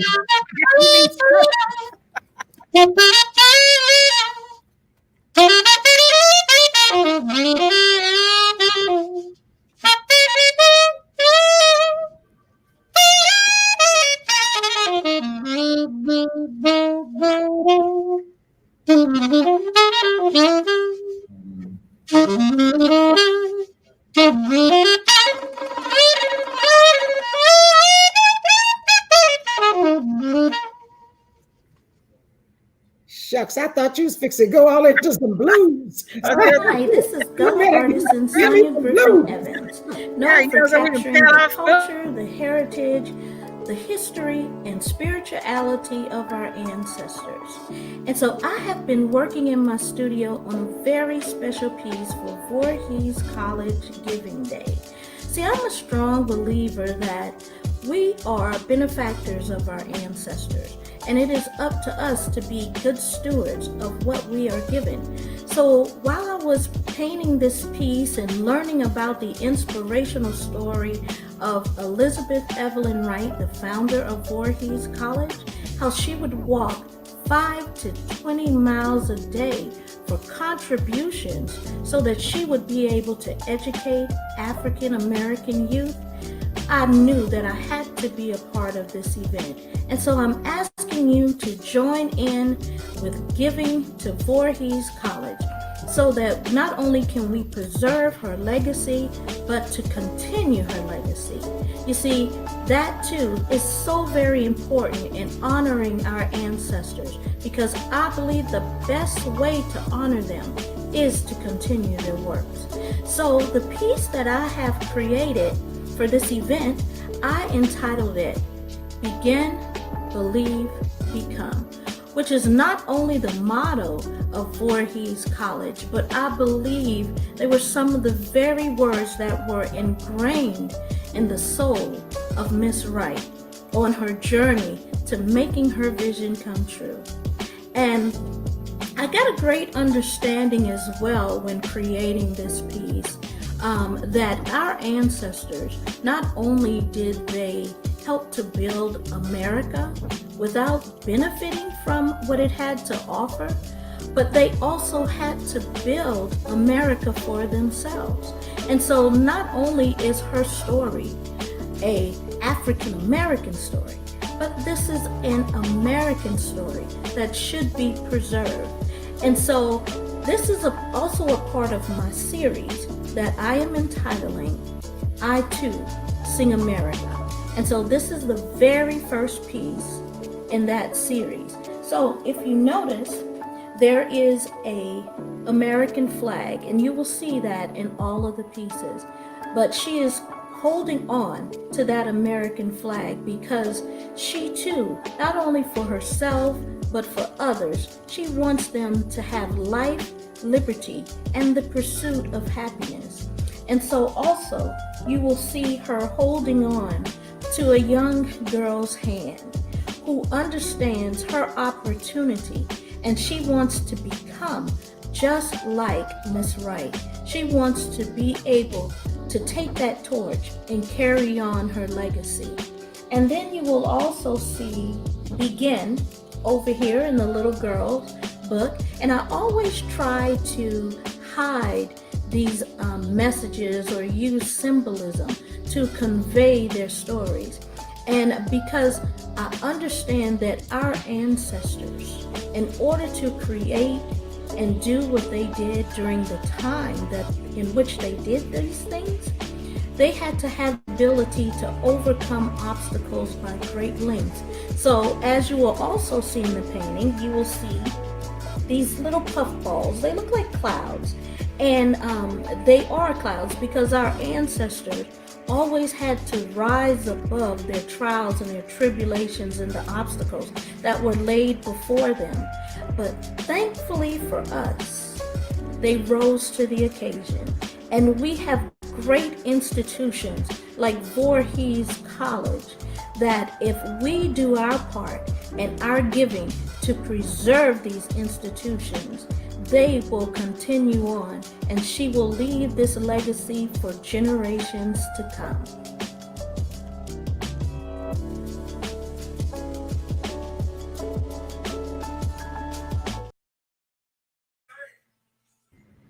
Thank you so much. No one else could have done that any better than her. Okay, Mike, we understand that you have to leave, and we're going to let you play your way out. Joe Marie, do you know that he has to leave us now? So, yeah. So we're just not going to let you walk away from the set. You got to work your way out of this one. I like this. I like this kind of getaway, but I just like to say thank you so much.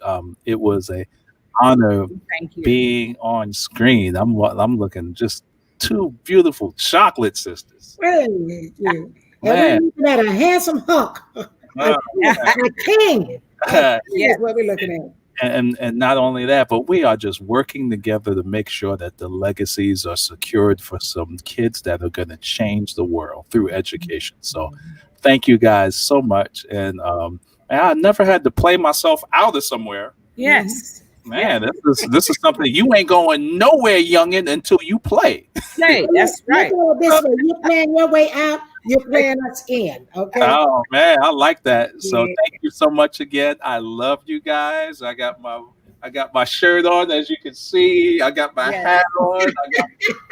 I'm even sipping from the cup. I know that's right. I know that's got right. everything. So here we go. Here we go. Right. And thank you again. Thank you.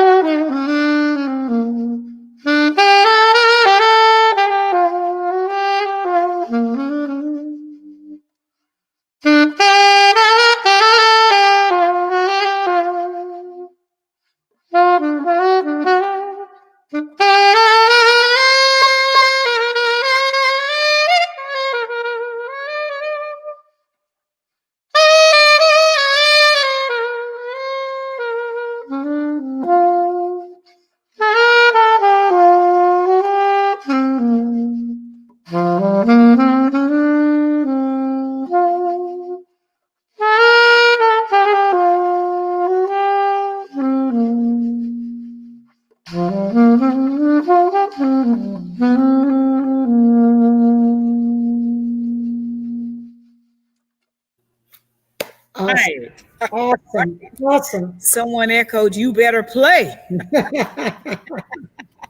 Just awesome. Thank you so much. We're most appreciative. Yeah. All right. We're down now to Miss Hawley. I think she has another interview, and she's going to interview Bubba Knight and Rachel Oliver Corbin. Okay. So let's hear from Miss Tanya Hawley. Hello, everyone. It's Tanya Hawley. I'm back again from the Camden Group and Camden Conversations. But today, I'm on special assignment for Voorhees College.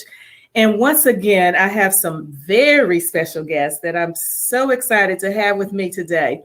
You know him from his fancy footwork, smooth harmonies, and backing up our Empress of Soul, Miss Gladys Knight. He is the legendary, oh, hold on, I'm not going to tell you yet. Let me tell you about this beautiful one next to him. My sister and soror of Delta Sigma Theta, the former lead singer of the R&B group Atlantic Star, and 1986 Miss Black America. Please welcome Mr. Bubba Knight of Gladys Knight and the Pips, our favorite Pip, and Miss Rachel Oliver Cobbins. Thank you both so very much for coming today. Yay! Absolutely. Thank you, Tanya. If I had a sound effect, I'd be giving you a big round of applause. Yay, yay, yay. I just love you guys. It's always a pleasure to speak to you. And I just thank you from the bottom of my heart for joining me on this endeavor today, for supporting Voorhees College. Thank you both so very much and welcome. So we don't have a lot of time, but we've got a little bit of time, but we're going to get everything in that we can. So let's go ahead and start, because we got a lot to talk about. So, but first off, I always ask everyone, what made you decide to support Voorhees College today in this effort? And Mr. Bubba Knight, if you want to go ahead and answer first, and then we'll get to Rachel. Actually, yes. My uncle wanted me to go to Morehouse College. And I decided that, okay, Uncle Clarence, I love you. He was going to pay the full ride. Give me a car, give me clothes, books, and everything. And I decided that I would love to go to Morehouse, but I would much rather like to be a Pip. So I rejected his offer, broke his heart. But later on, when I drove up to his house in my Mercedes Benz, he put his arm around and said, he said, I love you, nephew. I love you, nephew. That's awesome. You know what you're doing. But that's your HBCU connection, though. I love it. Yeah.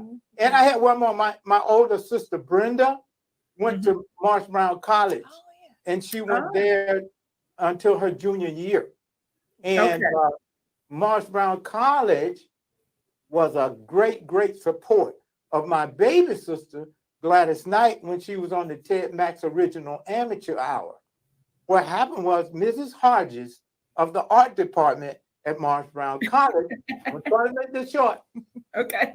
She supported my sister so well. She had all of the student body at Marsh Brown College to fill out penny postcards, because you had to sign them, mail them into New York, where my sister Gladys won the championship of the Ted Max Original Amateur Hour, because she had more postcards sent in for her around the country than the other artists that was on the show. Isn't that something? She became number one on the Ted Max Original Amateur Hour, and Mrs. Hodges had them to name her Little Miss Gladys Knight. Oh, I love it. Marsh Brown College. Oh, that's very good. So you got a couple of affiliations with some HBCUs, so that's wonderful. Oh yeah. So did that help you make a decision to come today to support Voorhees, another HBCU? Oh yes, it did. Anything that the HBCU wants, I'm there, because it's been there for us. That's right. Matter of fact, we did one performance at Howard University for a fundraiser. Guy Draper produced that engagement in Washington, D.C. for Howard University, and we did that way back in the day. So I'm always there for HBCUs. Oh, thank you, Bubba. We truly appreciate you being here. That's wonderful. Thank you for those stories, too. You're always such a good storyteller. I love it. He really is. And Miss Rachel, that's right. But yes, Tanya, I do have a connection actually to Voorhees College. And when I was competing for Miss Black America, I didn't win all of the competitions. You see, Voorhees had this wonderful singer, and she took that talent competition, and that is how I was first exposed to Voorhees College. And she was a beautiful young woman, very. Fellas, you already know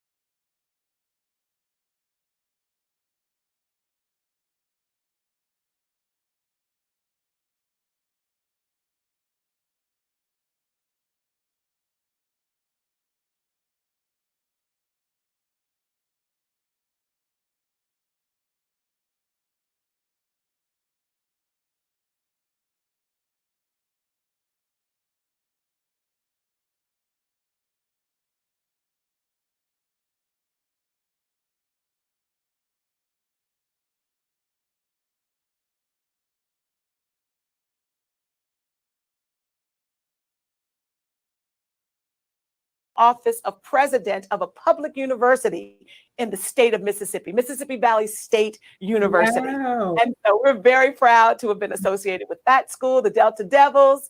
I'm from Greensboro area in North Carolina. So there's A&T, you know, all the schools around us. Yes. And so my mother was, before going to Mississippi, she worked with Edward Waters College, all these wonderful colleges like Voorhees that really sow into the lives of our people. My mother was also at Bennett College. So my entire life, I've been surrounded by my mom and others who worked and attended the HBCUs. And it's just a proud moment to be able to support, like Mr. Bubba said, any one of our wonderful schools. Go Voorhees. Amen. Yes. That is wonderful. Thank you all for sharing that. You're making my job so easy. Thank you. Great support through your lives. It sounds like, you know, you've been around HBCUs. They've been in your lives. You've had people in your lives. And Rachel, you forgot one person. You may want to just mention, you know, your significant. The love of my life is a product of an HBCU in Ohio. Yes, Central State University. Keith J. Cobbett. Thank you, Tim. I'm not in the doghouse now. All right. Ready play football there. Oh my goodness, that's good. Okay, I'm getting to learn a lot of information on your show, Tanya. Hey, right. Come on, now you're doing it. Yeah, my wife is a Delta as well. Kathleen, Caroline, Knight. Yes, she's a Delta as well. And doghouse now. Okay. I know we're short on time, so you go, Tanya. Okay, no, that's great. We're going to shout out to sorors of Delta Sigma Theta and all the fraternities and sororities that are at Voorhees. Support us. We need you. All to give and support Voorhees College today. I think you're just making my job so easy, but we definitely want to touch on what's going on in your lives right now and what's new. And I know you have a new single. Can you just talk about the new single? And this is how you all actually work together. And I'll let you, I won't say too much about it. I'll let you introduce, tell us all about it and how you connected with that. If you want to go ahead, Bubba, and tell us. Okay, actually, I was motivated to write a song called Thank You for the Love. Mm-hmm. And I dedicated it to the doctors and the nurses and the frontline workers who are out there sacrificing, giving their lives and everything to help us in this pandemic that we're going through now in all of the crisis that we're going through. So I felt like that they should have a song or something that's going to go on forever, as long as it's out there, to give tribute to them, their hard work and their love. So I decided to write this song. I had my son's my son's aunt was in the hospital with COVID. Okay. And she was dying from COVID in New York. And the only way that she could communicate with her children, the doctors and the nurses gave her an iPhone so she could FaceTime. Wow. She could FaceTime her children so they could say so long to her. And I thought that was a magnificent gesture that they did. Wow. And they needed to be thanked for it. Yes. So since I couldn't go there, I decided to write this song. Oh, wonderful. Joseph Piggy, who is my best, he's the best musical friend I could ever have in this business. He's great. Gave it to Joseph Piggy. Joseph Piggy said, I have the right person. Since you're not going to give it to your sister, I have the right person to do this song for you. I guarantee you're going to love it. Thank you. And in came Rachel, Oliver, Robin. Thank you, sir. And I'm going like, oh my God, Joe, you did it. Oh, thank you. That was Rachel, and Rachel put the feeling on that song the way I wrote it. Absolutely. Oh, wonderful. The word spoke volumes to me, Tanya. When I heard the song, the emotion of it just came off the pages. And so it was up to me, as Mr. Bubba placed it in my hands, to deliver what he wanted. And the feeling was really, truly deep from my soul. Yep. We can't thank them enough for what they're doing to risk their lives, the lives of their families, all the people that they touch. You know, it's a real, real gift of love that they're giving to us to serve us in this COVID situation. Wow, that is wonderful. So thank you for the love. Thank you for the love. Thank you for the love. Absolutely. And thank you both for the love. Absolutely. We love you, Tanya. And Voorhees family, the song is truly wonderful. You will get treated to the song. The video will be airing, will be streaming. They're going to play it for you all, so you'll get to hear it yourself. And we ask you to please, after you hear it, share it with people, download it. It is on all sites, correct? They can download it everywhere? Yeah. Apple Music, Spotify, you name it, everything. Yes. So we ask you to listen to it, and with a true grateful heart, we thank those workers that are putting their lives on the line during this time. And we appreciate that. It is a beautiful song. Rachel, you sound beautiful on it. I thank you all. It's truly a gift, the song is. So we thank you for that. Voorhees family, we want you all to enjoy the video. And everybody watching, we want you all to remember to give to Voorhees College today as well. We want you to support them. You can there's a link, you can call, text. And in closing, is there anything, Bubba and Rachel, you'd like to say in closing? As we wrap up? I want our nation, our world to have more love in it and less hate. Oh, wow. Yeah. Thank Spread you. the love, spread the faith, and never give up, because this is just a season that we're traveling through to the other side. And we will get there because of people like the frontline workers and one another loving each other. So yes, Mr. Knight, you're right. Amen. Spread the love, not the hate. Yeah. Oh, wonderful. And thank you all so much for taking the time to share that with us today, and just to support Voorhees College and ask people to give. And we appreciate you coming. Thank you so much. It's always a pleasure. And everybody, make sure you give. Again, call, text, click on the link. We thank you for watching. Enjoy the video.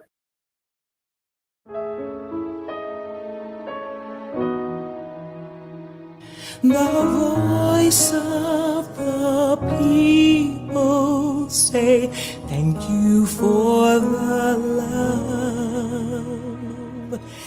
Doctors, nurses, frontline workers, you stepped into this coronavirus lion's den.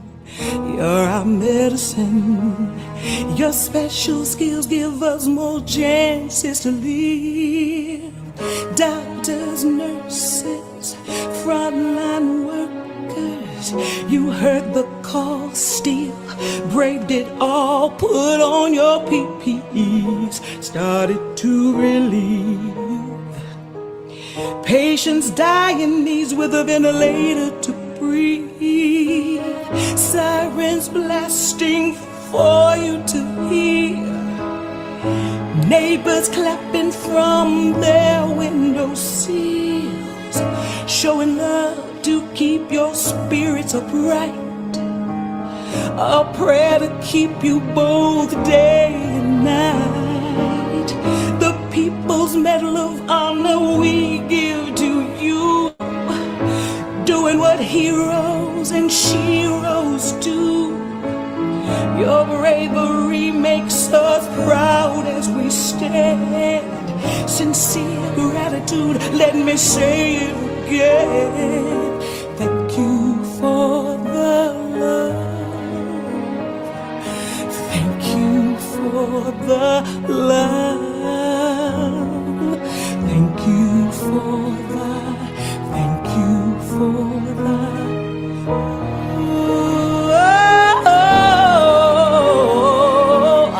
We stay home, self-quarantine, to stop the spread of deadly COVID-19. We wear masks, gloves, stay 6 feet apart, to help you win the war we're all fighting for.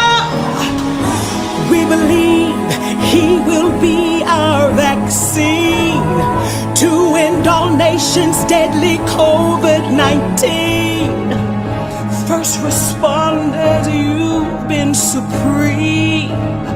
The sun will come out and the whole world will see.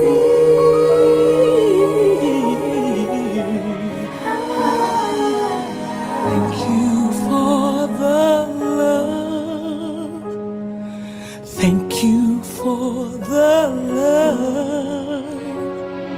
We thank you for the, thank you for the, Thank you for the love.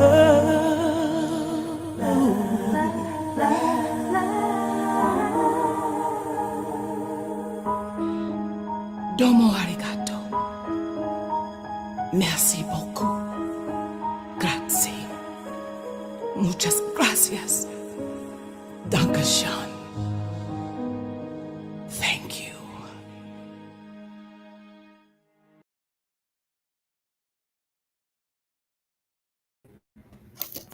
That was wonderful. And we thank you. I thought that was just so touching. It was. Just so touching and so meaningful and timely. Yes. Thank you so much. Thank you to all our medical professionals, all our first responders. Yes. All our custodial workers, all of our, oh my God, all our scientists, just everybody. Just thank you all. Thank you all so much. So much. Okay, we're going to start this hour with a pledge. Well, let's start with the pledge. Do you know what? All right, well, let's do the pledge and then I'll give you an update. Okay?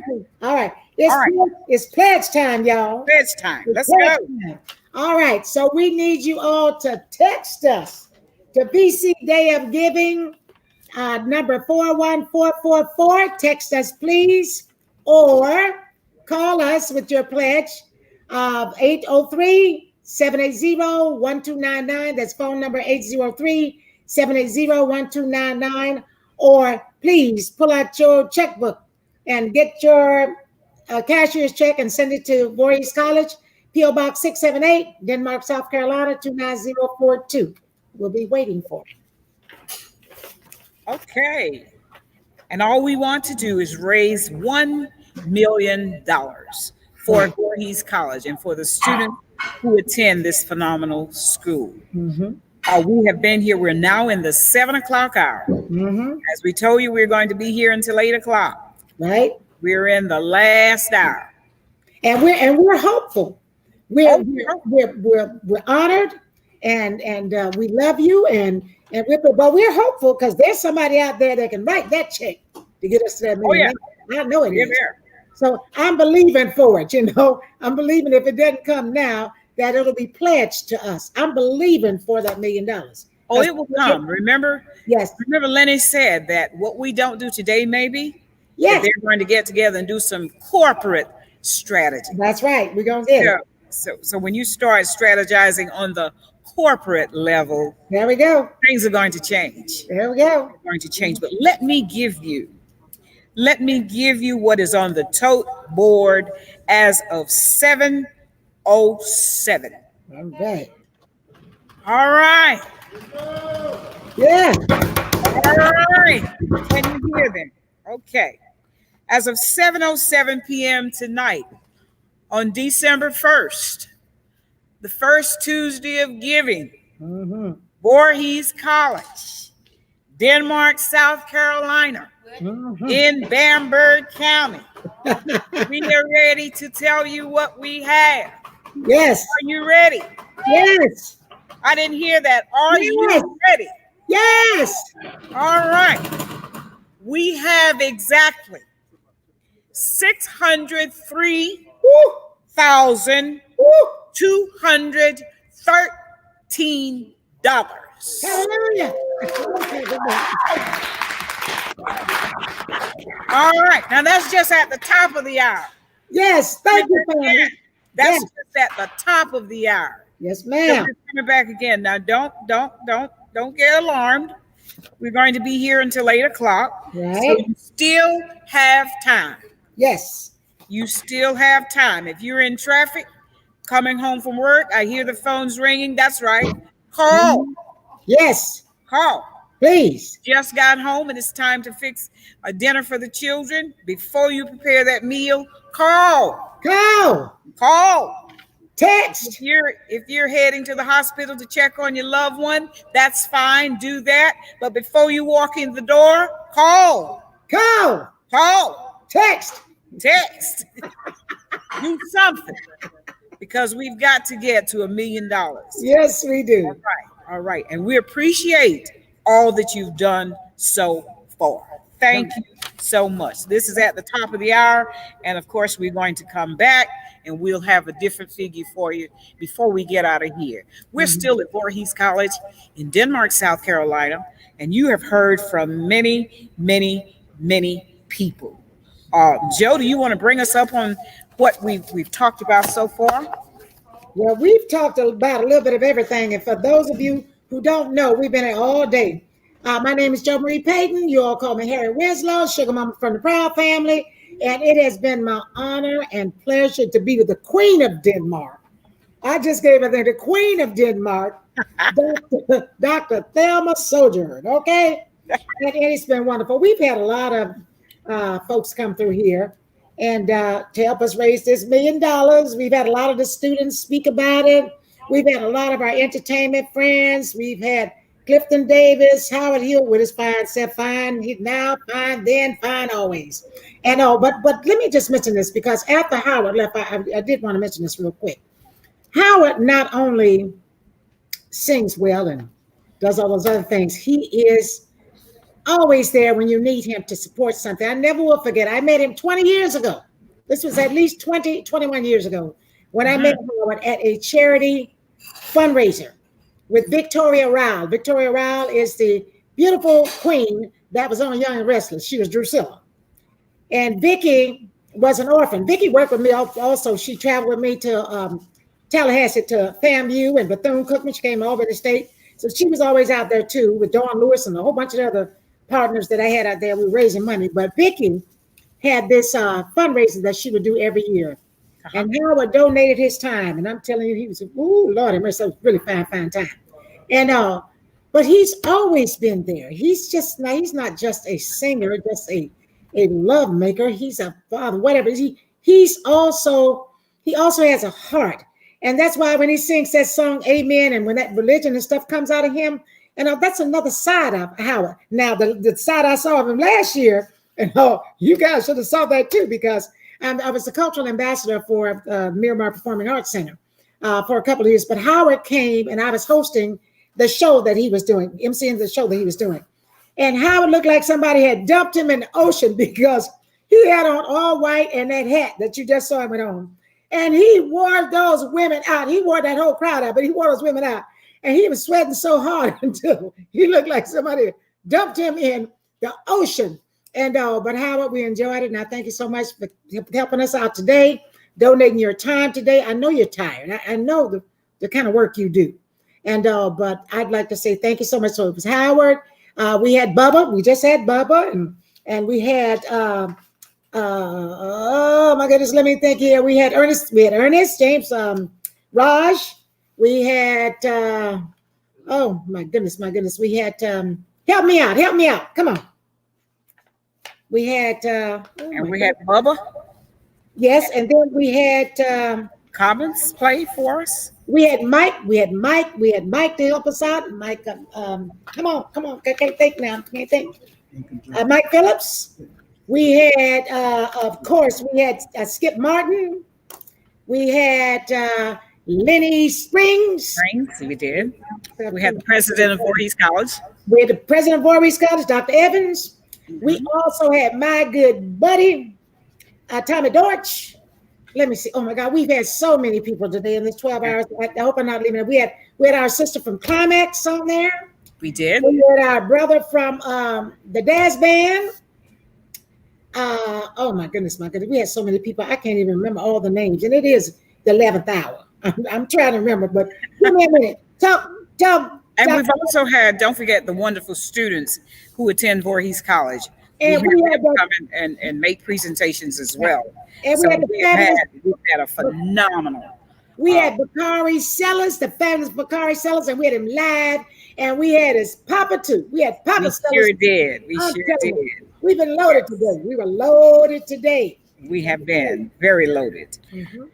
I want to share with you when I sent out my pledge, my challenge to Sandra Boatman and Ernestine Washington. I'm waiting to hear from her. But Mrs. Boatman, she's in Clinton, Maryland. I told her I wanted her to pledge, and she did. She decided to do one of the prints for $250, and then she's going to pledge $250, which gives her a grand total of $500. So we want to thank her out of Clinton, Maryland. Thank you, Sandra. Yes. And now we have one from Dr. Rita Robinson, and she wants to pledge $10,000. Shut up. Oh my God. Thank you so much. Thank you, thank you, thank you, thank you, thank you. Okay. So before we go any further, we're now going to hear from Keith Brown. He's a motivational speaker, and we're going to hear from him.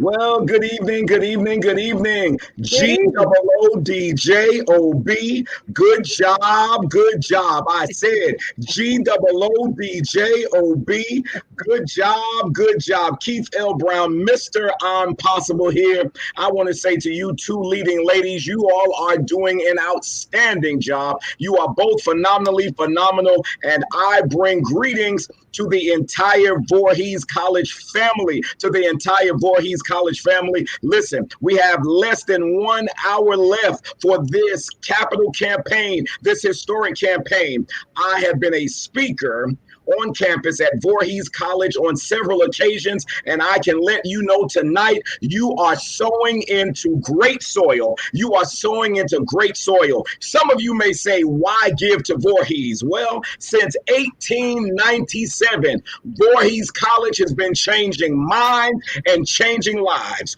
When you give to Voorhees College on tonight, you will be helping scholars to begin, believe, and become. Once again, you will be helping them to believe, begin, and become. Listen, this is a pivotal time in our country. I also bring you greetings from the Georgia Senate, where I am a director of external affairs. This is a pivotal time in our nation. HBCUs will help change the trajectory of our country moving forward. Our Vice Presidential-elect Kamala Harris, an HBCU graduate herself, would tell you on tonight, Voorhees, we have to give. Listen, we make our living by what we get, and we make our lives by what we give. So remember, Voorhees, valuing opportunity, optimism, resilience, helping educate every scholar. Once again, let me tell you what Voorhees stands for. Valuing opportunity, optimism, resilience, helping educate every scholar. Tonight is your moment. Tonight is your time. Yes, Voorhees College is located in Denmark, South Carolina, and since 1897, Voorhees has been leaving its mark. Yes. Internationally, nationally, statewide, and locally. GOODJOB, good job, good job. Let's give, and let's give to Voorhees College. Yeah, amen. All right. Excellent, Yes. excellent. That's what we need right there. Come on back. When I come to Voorhees, you come and join us, okay? Oh, absolutely, absolutely. I love Thank that you energy. so much. We have to give. Thank you so much. You are being powered, not devoured. Oh my goodness, thank you so much. All right. Thank Okay. you. You know what, Dr. Thelma? Yes. I want to leave out, we had Larry Dodson. I'm trying to go back through my script and find Glenn, the fabulous Glenn Jones, that I wish could have sang, show me. I wish he could have just sang something for us and all. So I've been going through my script trying to remember all of these people that took time out of their lives. Tanya, our roving reporter that, you know, did all these interviews and She did, things. And yes. Miss Sonia Griffin Evans that donated that painting. So we don't want to leave anybody out. It's been a long, beautiful day, and all. And I don't have the list here. The list is in the script, and all. But I don't want to leave anybody out. I don't want to slight anybody because it is very important that you came in to help us raise all this money that we've raised so far. We aren't finished. And even when the 8 o'clock hour comes along, we still aren't finished. Voorhees College needs this money in order to help these young people thrive and arrive. And then we also, like somebody else mentioned earlier today, And give to all the historical Black causes if you can. Today is Voorhees Day. This is given to Voorhees Day, okay? All right. But paying forward, and when you get to be a success, like Lenny Spriggs and like my David Tommy Dorch and a whole bunch of other folks and all, you get to the point where you just want to help a little bit of everybody, you know? And like Bakari says, when I get a little bit more money, you know what I'm saying? When I get a little bit more money, then I can do a little bit more. You don't have to do it all. Nobody's obligated to do it all, but it feels so good to help somebody if you can help somebody. That's and so right. I'd like to say thank you to all of you, because I know it's rough. It's a tough time, you know, to come up with extra funds and all. And like I say, if you don't have it today and you got it tomorrow or next year or whatever, pledge it. Pledge it. Or say to yourself, you know, when I do have a little bit more money, I'm going to make sure that I give a little bit to Voorhees College or give to some institution or some charity or something like that that's touched your life, you know, and made things better for you, or that somebody you want to make something better for. And so I'm just saying thank you right now, just in case technology or whatever, we go out, the lights go out over here at my house, or because I'm in storm area or something technically happens, I want to say thank you right now and that I love you. We are coming upon the bewitching hour. We got about 40 more minutes, which leaves you time to go to the phone and dial 803-780-1299. I said 803-780-1299. Or you can text us at, I'm going down now. You can text us at CD, give it to me. They'll put on the screen. See, Voorhees College Day of Giving, 41444. Okay, forgive me, I'm having some moments right now. I'm still trying to finish this coffee from this morning. Well, while you're doing that, I want you to know that we had one person who pledged $1,000 to buy the book that was signed by Bakari Sellers. So we're glad for that this afternoon. And as Joe was trying to do the rundown, we want you to know that we started on an 8 o'clock hour, and we called that the Why Hour. We started the day with contributions from people who registered and pledged early. And then during the 9 o'clock hour was the Who We Are Hour, and we saw the pledge come in. And then the 10 o'clock hour was our Scholars Hour, and that's when most of our themed swag bags were taken. And then at the 11 o'clock hour was when you saw Mr. and Miss Voorhees crowned. You continued to pledge, and the total vote increased, and we were so pleased and proud of our young people who were crowned, given that title for this year. At noon, we introduced you to football player Ricky Sapp during the athletic hour, and so we continue to raise funds. And then the Greeks, we introduced you to them at the 1 o'clock hour. So they came and we talked about all the Greeks that are on this sorority and fraternities that are on this campus. And at 2 o'clock, our trustees issued you a challenge, and I'm pleased to let you know that you have come through. Many of you have done so. And at 3 o'clock, it was a church hour, and that was the time for us to reintroduce, and you're going to meet him again tonight, Father Martini Shaw from the Episcopal Church. And so we're now down to, you had a chance to meet Dr. Sellers, you had a chance to meet Dr.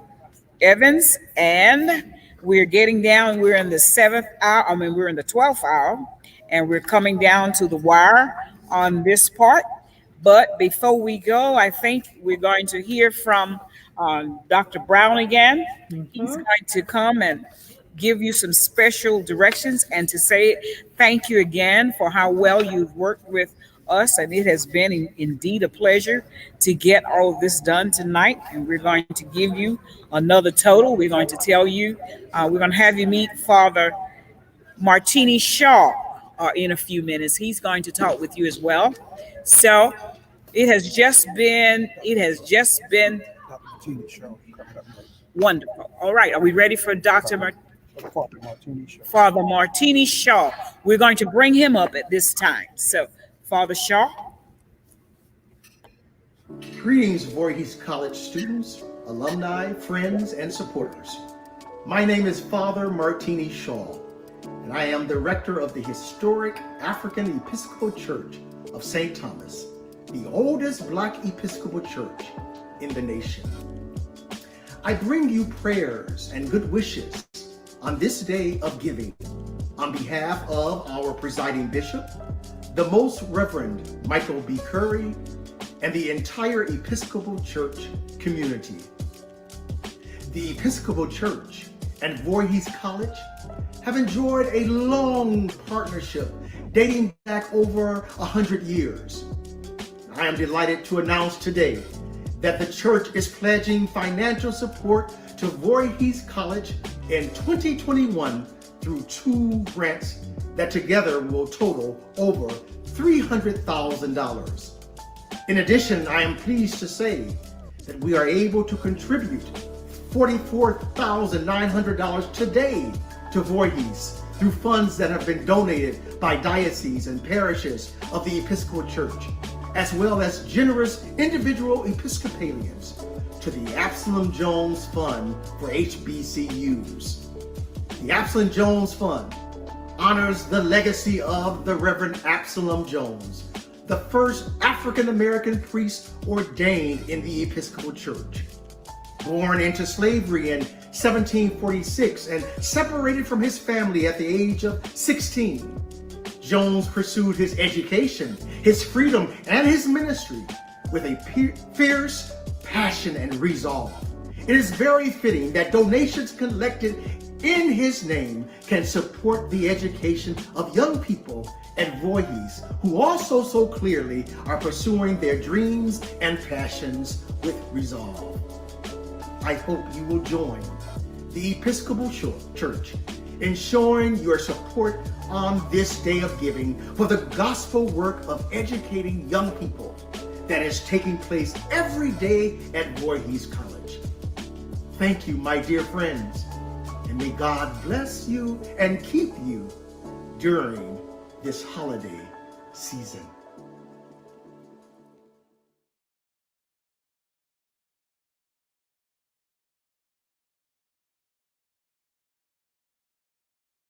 Did you? Give it to Let me say thank you so much, Father Shaw. Thank you so much.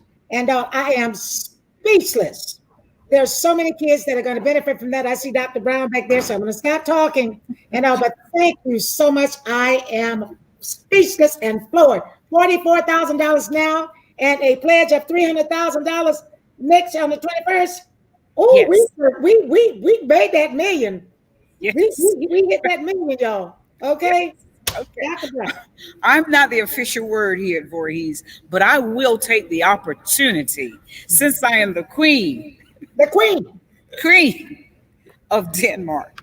I will take the opportunity to say to Father Shaw, on behalf of Voorhees College, thank you, and thank you again. We are humbled with your donation. Thank you so very much. And also to everyone else who has helped to make this possible, we too say thank you. So on behalf of Dr. Evans and everybody else here who is in authority, I take upon myself and Jo Marie to say to you, this has been absolutely wonderful, priceless. So before we have Dr. Brown come, with what Father Shaw has said, I just want to tell you there's been some quick calculations. And I want to look like some of my drum rollers have gone to get something to eat. But at 7:28 on December 1st, Giving Tuesday in Denmark, South Carolina, Voorhees College, my alma mater, place where I graduated from, 1971, cum laude, by the way. All right. Hey, let me say this to you. We have raised this night, at 729. $955,116.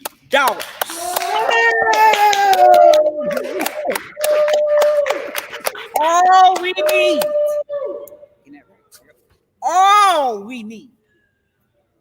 All we need. All we need, y'all. All we need. This is all we need. We in church again. All we need. That's all we need, Father.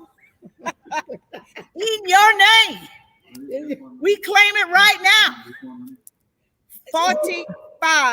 $45,000. That's all we need. That's all we need. So we're going to get up and pass the pan around. Somebody out there got it. Somebody got it. Somebody got it.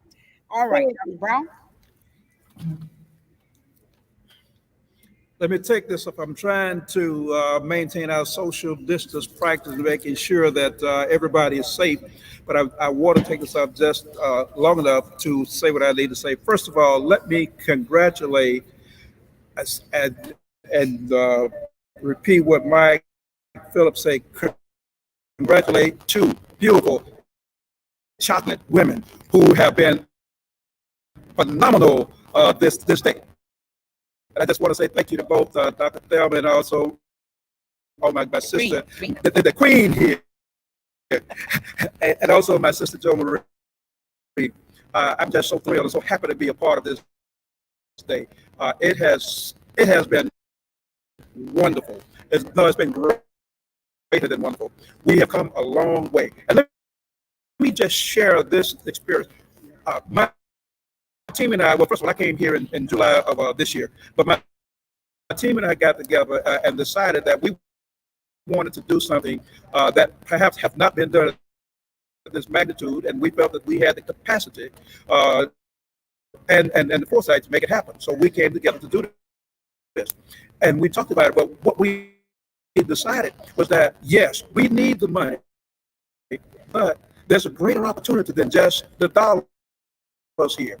Because if you look at HBCUs, if the HBCUs were the prophetic books of the Bible, we would be fall in the line of the minor prophets. You know, you got major prophets, you got minor prophets. So, you know, you've got your major prophets. So you talk about Isaiah, Jeremiah, Daniel, Ezekiel, and Lamentations. Everybody knows about them. But when you start talking about the minor prophets, if I mention Nahum, if I mention Obadiah, or some of the others, Amos, most people don't know who they are. And that's the same thing with HBCUs. You know about Spelman, you know about Morehouse and Howard or North Carolina A&T, and some of the other, what I call the top 12. Those would be your major prophets, and we would be the minor prophets. And we were looking at the amount of money that was being given to HBCUs since March. Over $500 million that have been given to HBCUs through that. Voorhees received less than 1/10 of 1% of that money. Hear me now, less than 1/10 of 1% of the money. The majority of the money have gone to the Big 12. And I mean, don't get me wrong, I'm not. I have no problem with that. I'm happy for them. But just like the prophets Jonah and Amos and Obadiah had just as much value as Isaiah and the others, but because of their size, they don't get that kind of recognition. So we are almost forgotten. Anytime they give the big dollars, they give it to the big schools. So we saw this as an opportunity to do two things. One, to bring in money for the institution. The second thing, we saw this as an opportunity to tell and to sell the Voorhees story. Oh, we have a great story. Story to tell.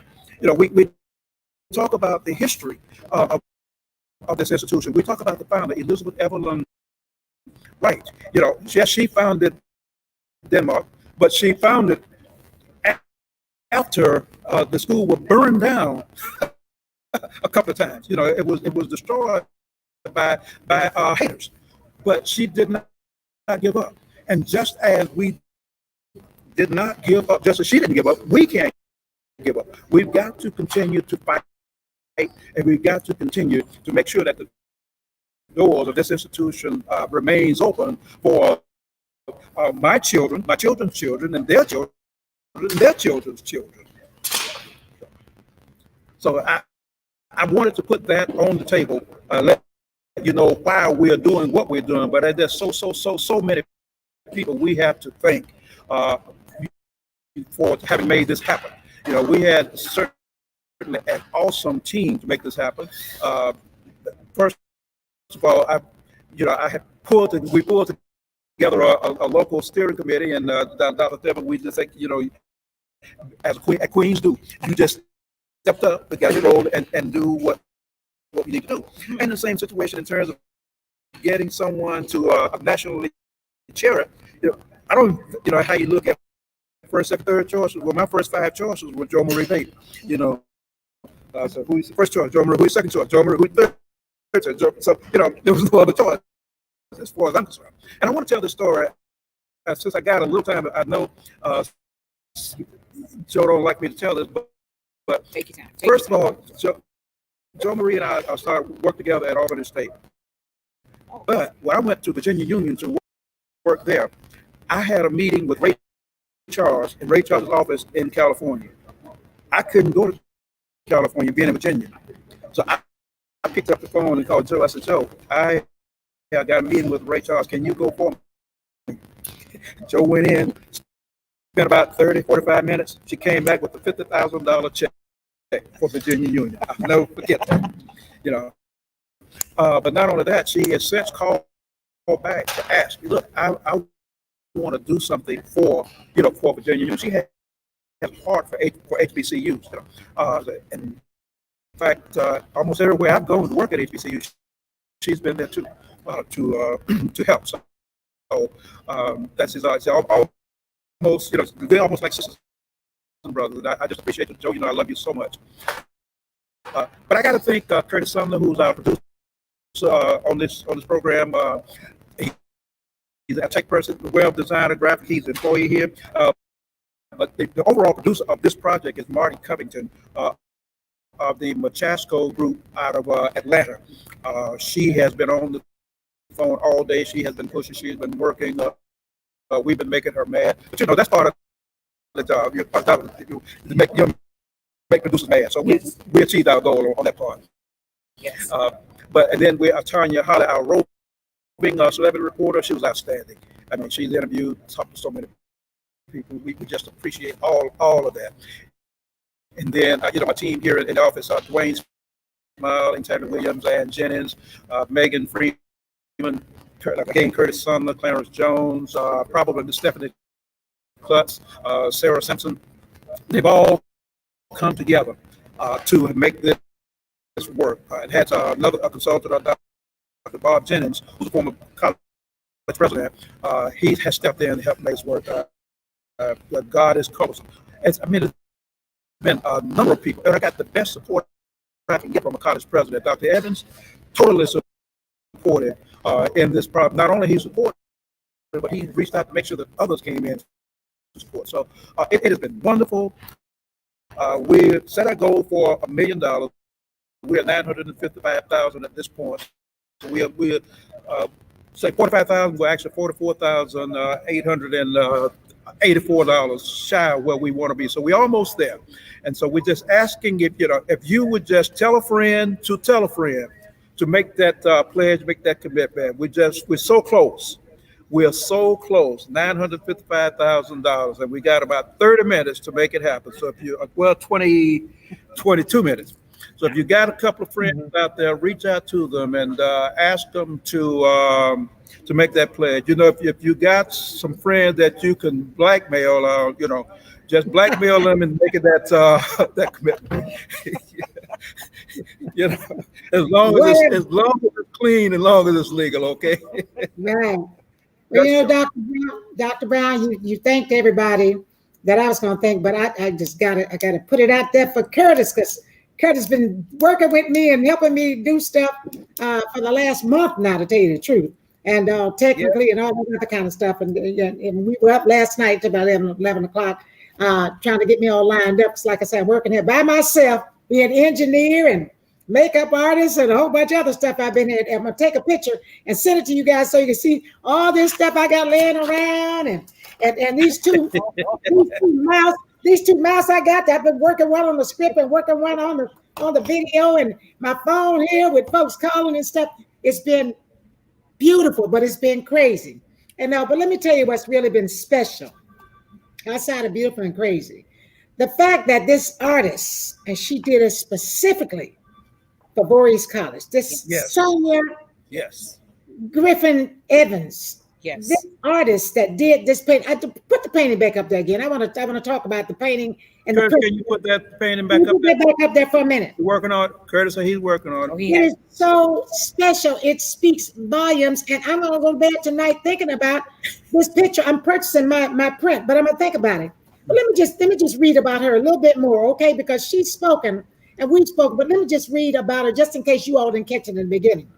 This is an original work of art from Sonia Griffin Evans. She is a Beaufort, South Carolina native who is also a noted speaker and has been featured in television and TV broadcasts. She has also been interviewed in publications such as DuPont Registry, Southern Lady Magazine, Coastal Lifestyle, Upscale Magazine, and the Hilton Head Monthly. She is a noted expert in understanding the African American experience, and you can tell it by her work, and has her work hung in prestigious galleries and corporate collections all over the world. This one in particular, she did to honor Elizabeth Wright, who was the founder of Voorhees College after she left Tuskegee. Now she did this beautiful painting, and this painting is offered up for like $17,000 because it's well worth it. And it's worth more than that as far as I'm concerned. I wish I could give her more than that for the painting. I think it's absolutely beautiful. But what it also states, when she told us about this painting and what it meant, when she was working on it, what it meant, she visualized this young lady, because I think she was like 22 or something like that, who had the passion for education. School burned down 3 times and before she could get it to where she wanted. And all of these wonderful and beautiful alumni that have come out of this institution that she started. She honored this lady with this portrait, and this lady, in this portrait, she described how we are also contributors to this country. This flag she had, she made me notice because I wouldn't have really paid that much attention to it. She's holding a flag in the left hand behind her, and she's doing a series of these paintings, and they're going to be titled I Too Sing America is what it is. And she noted that all of them were going to have that flag, a little bit of that flag somewhere in it. But she also made us pay attention to this little girl, this young little black girl that grabbed her hand in support of or in acknowledgement of, or for whatever reason you want to interpret this picture. And then the other little girl there with the book that says, begin, the little bitty one, starting from the beginning. I want you guys to remember this portrait, but more than that, she had printed up 123 of these prints in a semblance to the 123 years that Voorhees College has been an establishment. Please call in and purchase a print. If you can't purchase the portrait itself, purchase a print. Remember what she put in this print, the story that she told about the dedication and the passion that Elizabeth Wright had to make it better for students. She went off and she loved and understood how important it was to be proficient and to be productive and all. And she came back and she made it happen. And Voorhees College is doing the same thing. And I'm about to cry, but before I go off, because I know we're going to end, we're hitting on what Mike Phillips said. Mike Phillips, I tell you just touched us in so many ways today, Mike. And it wasn't just the music. When you played Lift Every Voice and then Dr. Thelma, the Queen of Denmark, said she felt like standing up. Standing up. That's because we honor this. So I want you guys to just indulge me for a minute. Because he says a lot of people don't even understand what the song is, and they don't. Now, I'm not going to sing it, although I know how to sing it, but please let me recite it for you. Let me just recite the lyrics for you, okay? Okay. It says, lift every voice and sing till earth and heaven ring. Ring with the harmonies of liberty. Let our rejoicing rise high as the listening skies. Let us resound loud as the roaring sea. Sing a song full of the faith that the dark past has taught us. Sing a song full of the hope that the present has brought us. Facing the rising sun on our new day begun. Let us march on till victory is won. And that's just the first verse, but that's enough. That's enough. If you learn that much of it, and you understand that much of that song, and you understand the history behind that song, and you can visualize, as Mike Phillips said, what that song means, you will stand like Dr. Thelma wanted to do. You will stand every time. If you are a family, like I know you are, every time that song is played, you will stand, and even if you don't know how to sing it, stand and let the people that do it. Yes. Thank you so much, Voorhees family. I love you guys. I'll be there. I'm going to let Annie and everybody else say what they got to say. I've said it. Oh, wait. No, I didn't. I need you to call in because we got 15 more minutes. I need you to pledge. We have 14 minutes. You got 14 minutes. I need you to pledge. Yes. Every minute by 14 people and call in at 803-780-1299. I said 803-780-1299.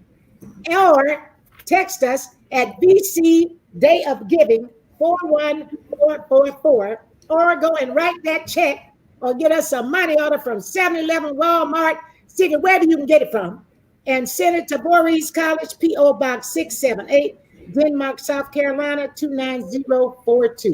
And if you can't send us any funds, send us your love and support. Send us your prayers for those young people that want to go into college and want to better themselves, and pray that somebody else will be able to do it in your seat that'll catch you in the gap. All right. Let me just add to what you said about lift every voice and sing. If you attended a black school, and I did, we didn't have any other choice, and I wouldn't have had it any kind of other way. But if you attended a black school, when you heard, we were taught when you the Negro National Anthem. And I can remember as early as maybe first, second, or third grade that when you heard that song, immediately you stood up. So when he started playing it, I thought, should I stand? That's right. I can just imagine some of my teachers who are stand right now. I'm gonna stand for when I didn't stand before. My teachers in heaven, if they had seen me sitting while he was playing that song, I mean, they would have really pointed their finger at me. Or pinch you on the shoulder, pinch you on the shoulder. Did not forget that. Let me tell you this. When you come to Voorhees College, please make sure as you tour this campus that you go to one of my favorite places on this campus, and it's St. Philip's Chapel. When I was in the third grade, my teacher, Miss Esther Jenkins, sent me to the campus to run an errand for her. So I decided that the chapel was just so beautiful that I just snuck in. I was 8 years old. I walked all over the chapel, all up where they take communion and everything. I just had a ball. And when I came home, I told my mother about it. And she said, I know you didn't do that. And I said, well, yes, I did. I had a wonderful time. I have just been in love with that place. When I came back to college here, we had to go to chapel every Tuesday at 11:30. Father Jackson, 4 years. And we had to go in the chapel and kneel and follow all of the principles of the Episcopal Church. So we learned a lot about that. Still loved it. But when we were in class, there was a music teacher here on the campus that would go into the chapel and play hymns from 11 until about 1 o'clock. Just imagine walking on this campus to class and hearing hymns coming out of that chapel, and it just resonated all over the campus. I have never forgotten that experience. So when you come, let me know when you're coming, and you and I will sneak in there together and have that experience that I had at 8 years old by myself in St. Philip's Chapel. And I don't know why nobody stopped me, but I was a little girl and I did it. So after that, it was okay to go in. But that is one of the precious places on this campus, and you really need to do that along with the other places. We have many beautiful buildings here, but that is just one that stands out in my mind, and you need to go in there, and I'll go in with you. I promise you, when I come there, I am going to visit every building that Voorhees College has, because like I said, it's a passion for me, it's a pleasure for me, and it's a blessing to be there. Now, I will probably make that trip the same time that I come to, I have a special function that I'm doing for Denmark College.